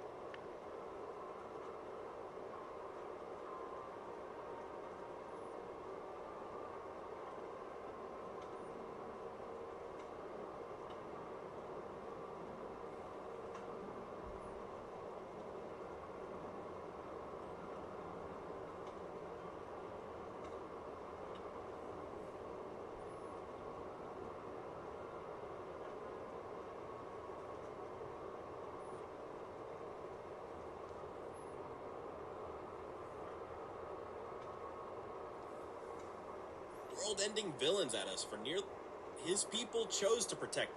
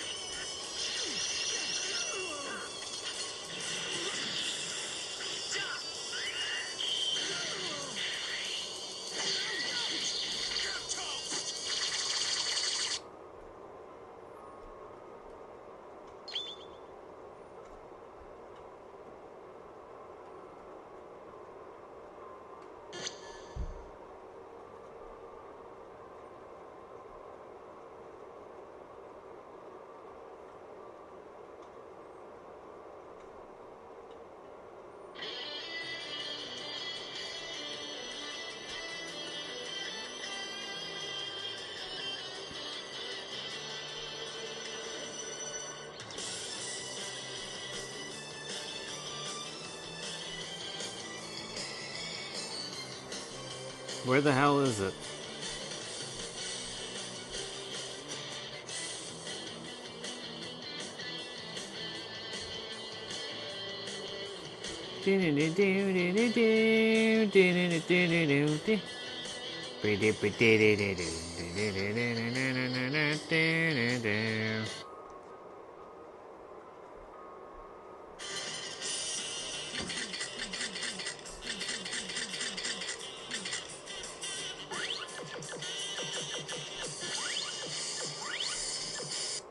It's in the comments, huh? Ah.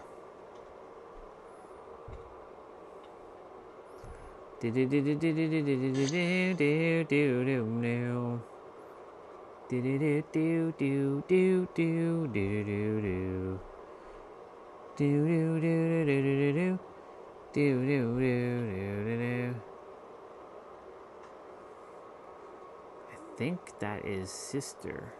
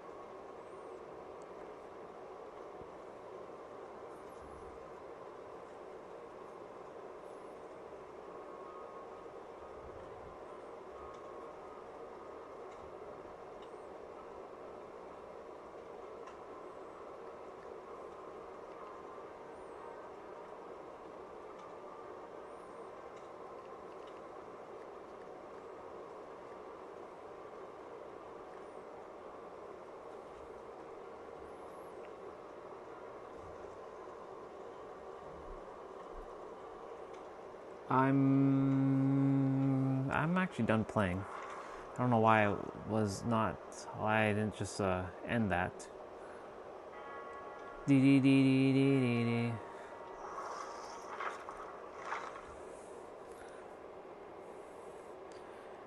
downloading a ROM.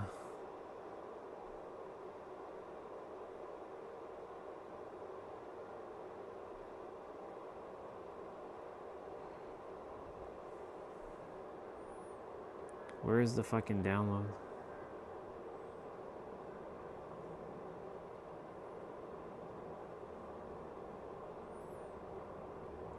Why do you all have to put a dumbass password on your shit? Like, fucking stupid. Like, do you really need to put fucking password on your game? Like, it's dumb. I don't need a friggin' password.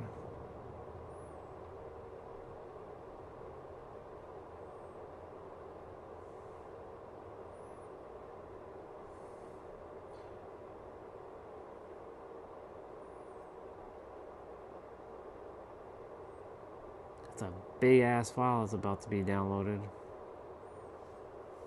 Alright.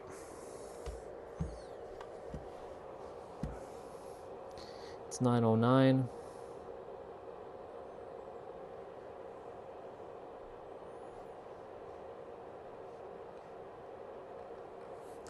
I'll be back in a moment. Do do do do do do do do do do do do do do do do do. Alexa, play notification.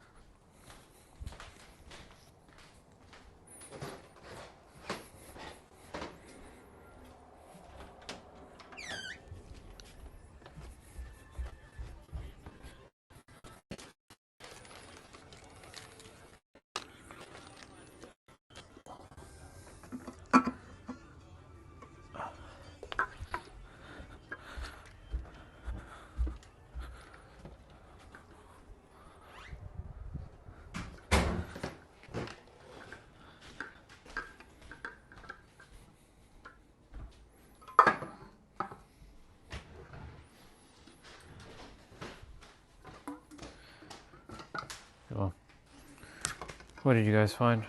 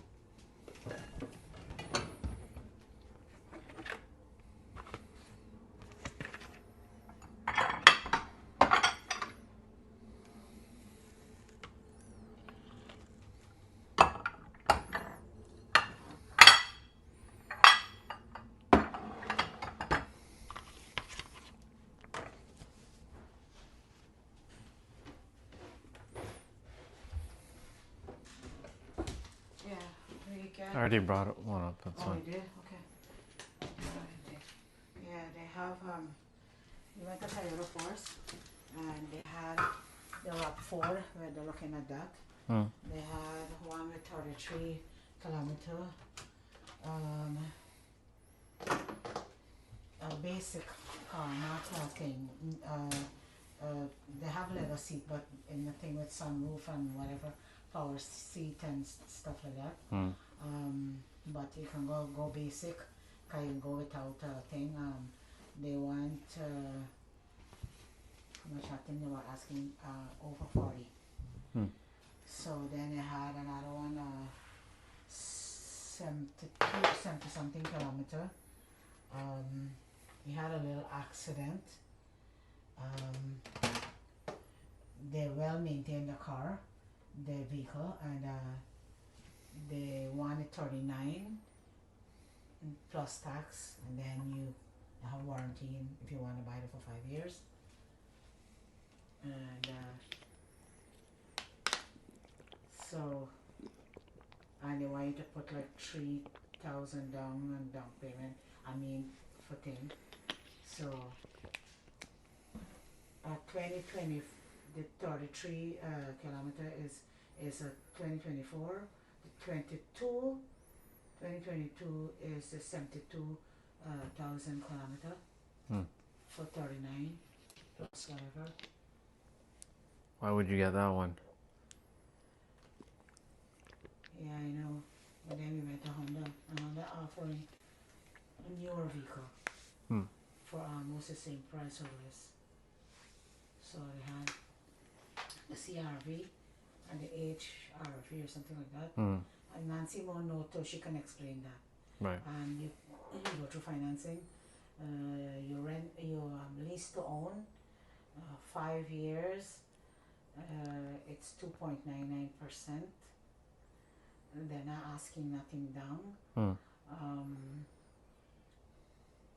You pay that like whatever for the 5 years for 5 years, and after that remaining, like it would be like 20 grand. You can pay it out or finance the right. So then they had they have 84 months if you want to go, but the financing, the interest rate is high. It's much more like higher, and for 84 months. So when you finish paying for that, that's it. So for me, apparently, it would work out the same thing, because if you go for the 84 months, it's the same actually, that interest with interest, and the payment, it would be like if you do for the 5 year lease to own, Right. you're gonna go for the thing. Cause I was thinking about it. You're gonna have to pay like the 20 grand, but if you go for the 84 months, it could be almost the same thing. Right. But your father said don't do lease to own. Hmm. So Yeah. the payment will be lower. You don't have to put down anything. Your choice if you want to. And then they have an open mortgage, like open thing that you can pay it out at any time if you want. Right. Or you can put down every year, like whatever. So that's something too. Which one felt better to you though? To me, the more for what Just overall. overall, to me the Honda is much better because it's newer vehicle, nobody driven it, Right. and there's no accident or anything, and they're much better because the Toyota is nice, yes, but then again they had a little accident, and then they're asking for that much Right. on the last year of the 2022. 24 wasn't bad for the 33, but they're asking for more. Right. Yeah, so Were the dealers here on Highway 7? Highway 7, we didn't go no Oh, okay. because there it's supposed to be a little more cheaper. Because Nancy was looking online, Yeah. and it showed that there the vehicles are more cheaper there than here. Yep. I don't know what's the difference. Location.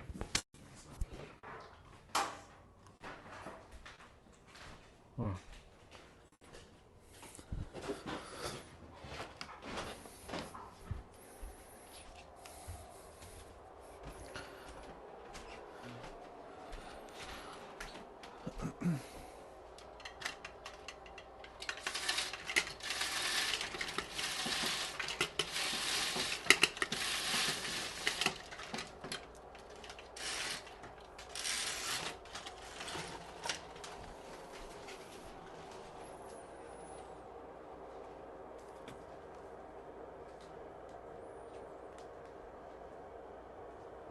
What the hell's up with WhatsApp?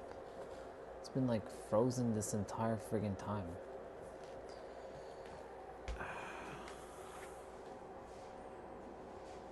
Force quit. Wild.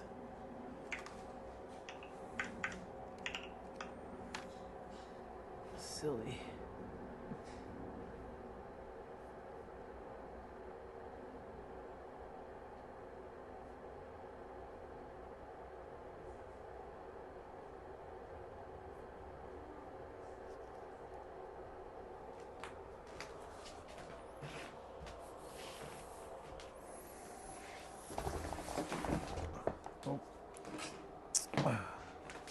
Son of a bitch.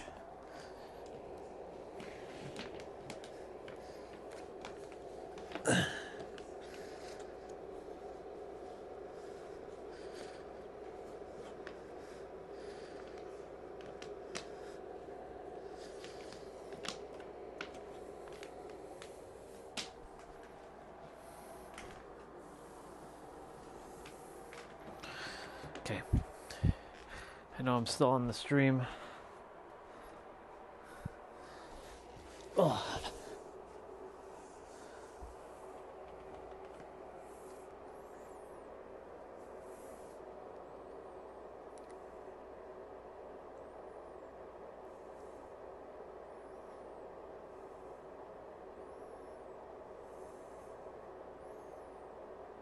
Mm-mm-mm-mm.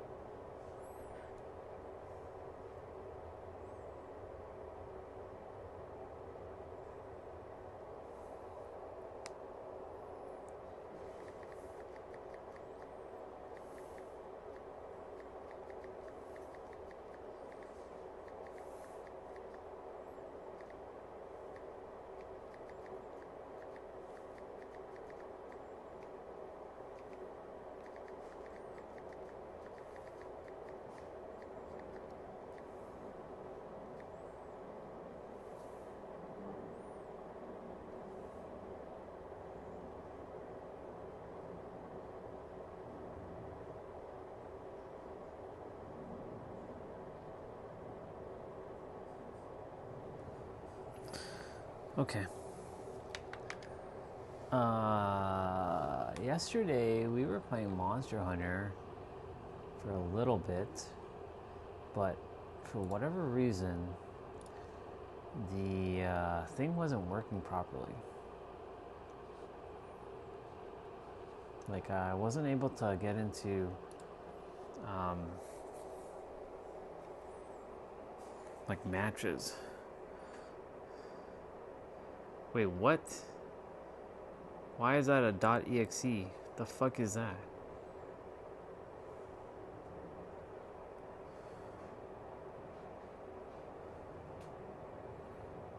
Move the trash.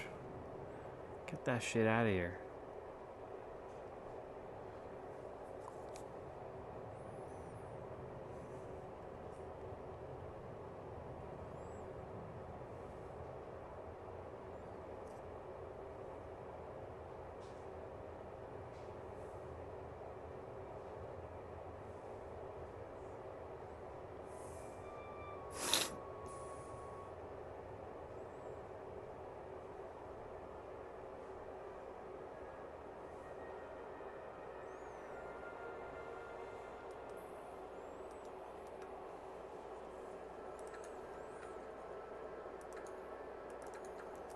Alright, yesterday was attempting to join parties, wasn't able to join parties, didn't know what the fuck's going on.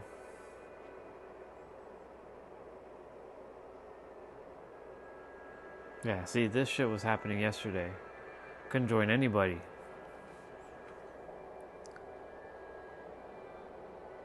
Had to make my own damn game. Oh no, I actually joined.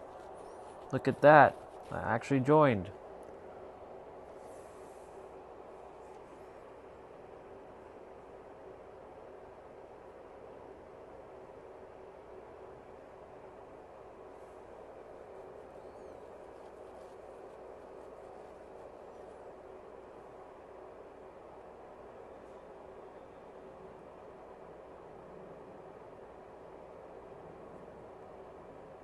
I just got back from the bank, and the guy in front of me was flirting with the cute bank teller girl, and she was laughing and seemed like she was into it. So he goes, "Can I take you out sometime?" And she started laughing and went, "With what? The $11.96 in your account?" I just got back from the bank, and the guy in front of me was flirting with the cute bank teller girl, and she was laughing and seemed like she was into That's it. crazy. So he goes, "Can I take you out sometime?" And she started laughing and went, "With what? The $11.96? I just got back from the bank, and the guy in front of me was flirting with the cute bank teller girl, and she was laughing and seemed like she was into it. So he goes, "Can I take you out sometime?" And she started laughing and went, "With what? The $11.96 in your account?" So stupid. Honestly. That's so dumb.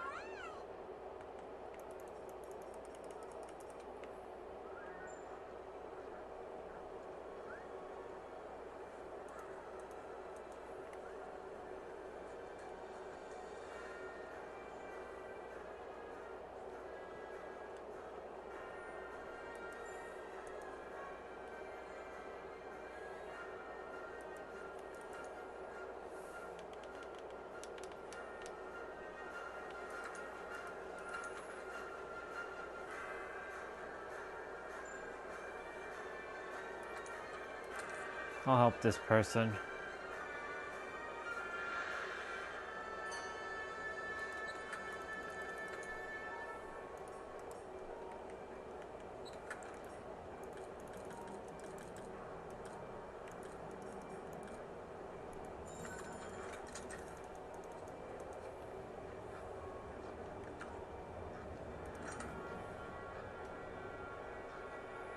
I'm gonna go help somebody clear a monster, because this monster can be a pain in the friggin' ass.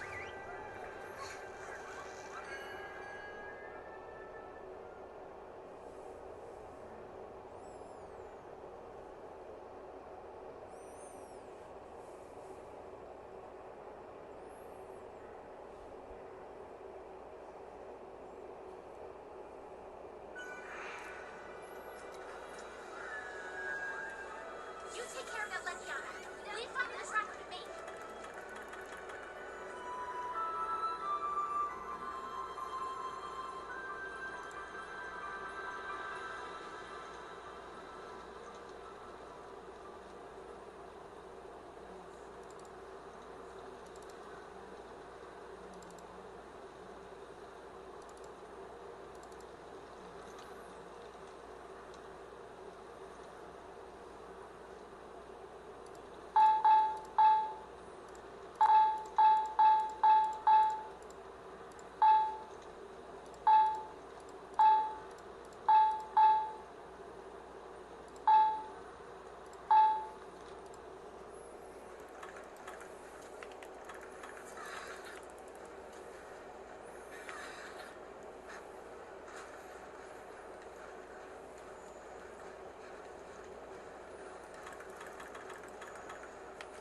Come on.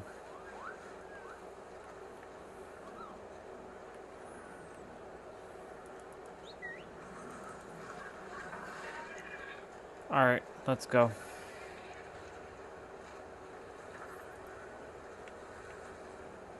I gotta find tracks first. Oops.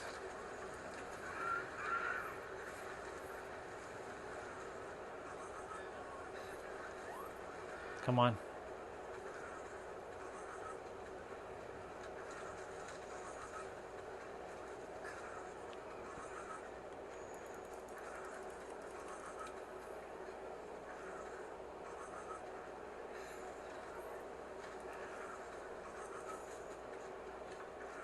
Ooh.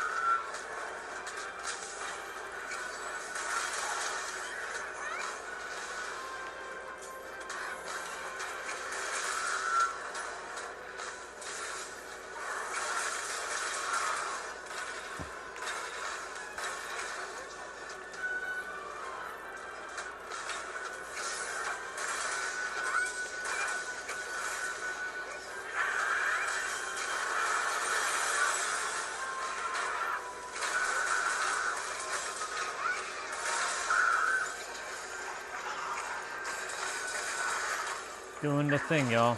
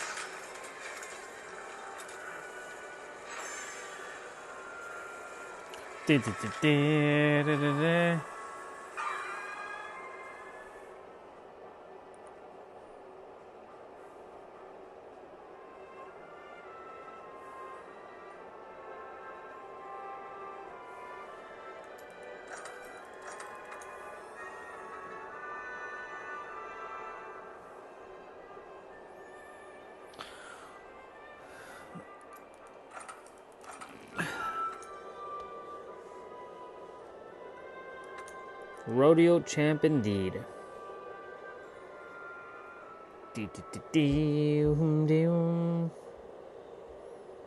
Nice.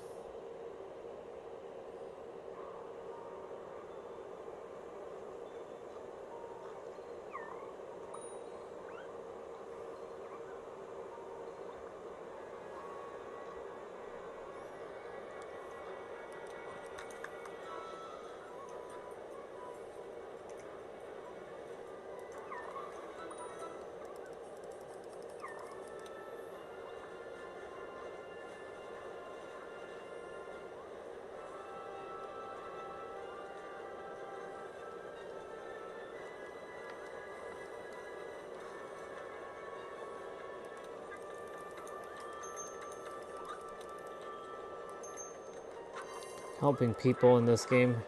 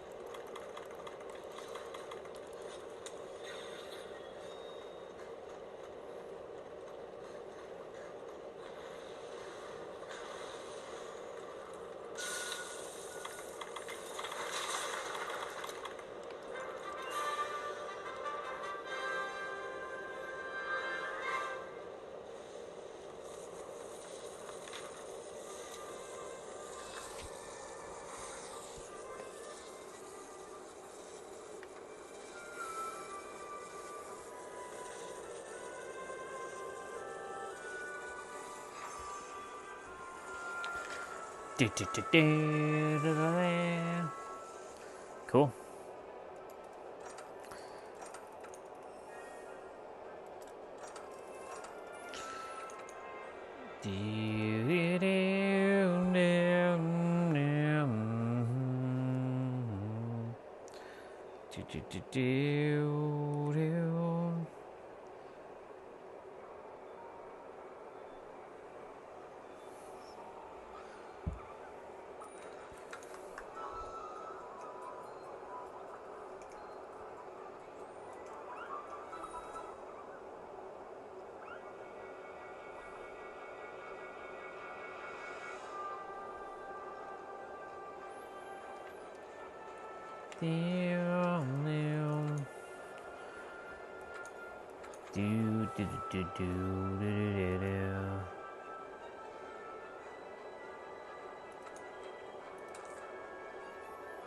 Ugh, ancient forest. Not a big fan of this place.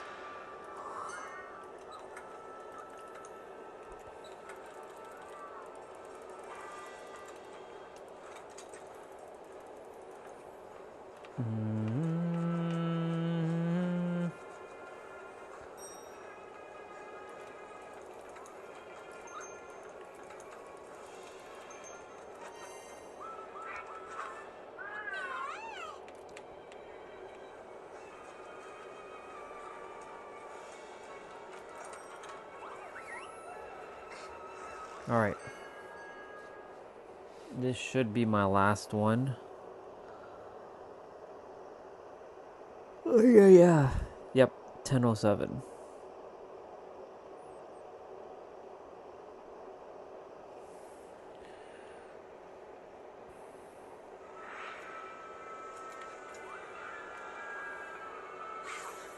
The very first Nargacuga investigation in the New World. Talk about lucky.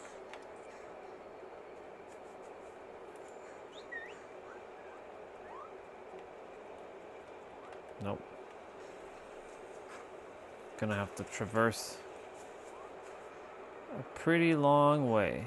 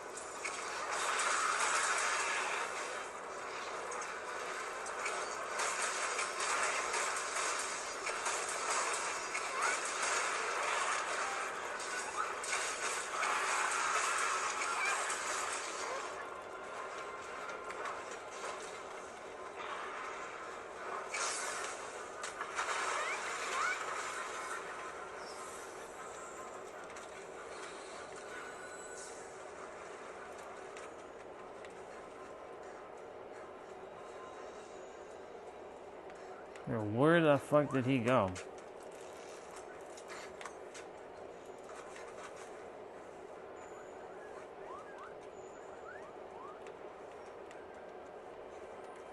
He did go that way. What the hell?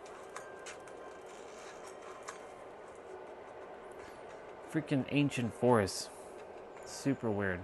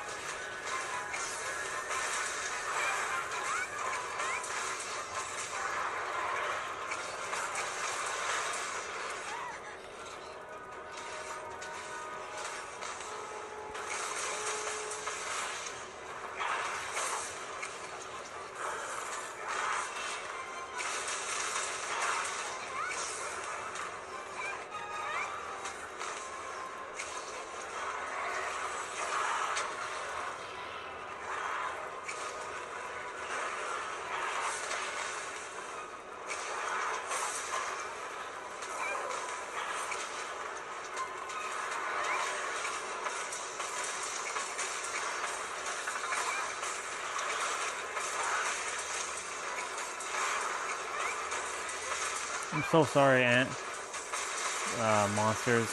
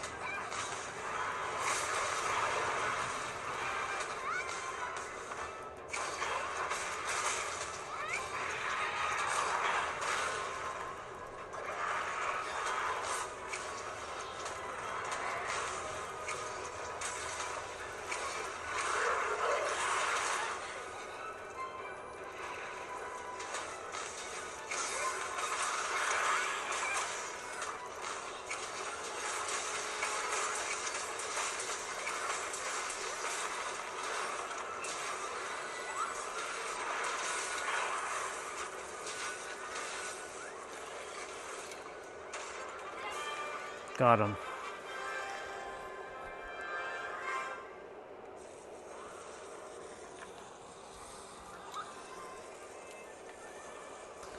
Got it. Okay, Google. Turn on light. We did it. We did it. That was pretty awesome.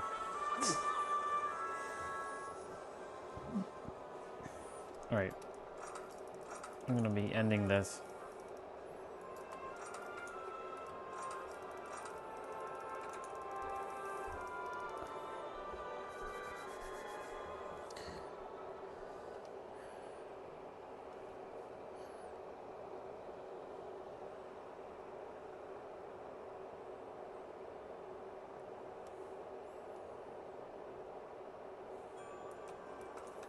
Get We're gonna pet Poogie.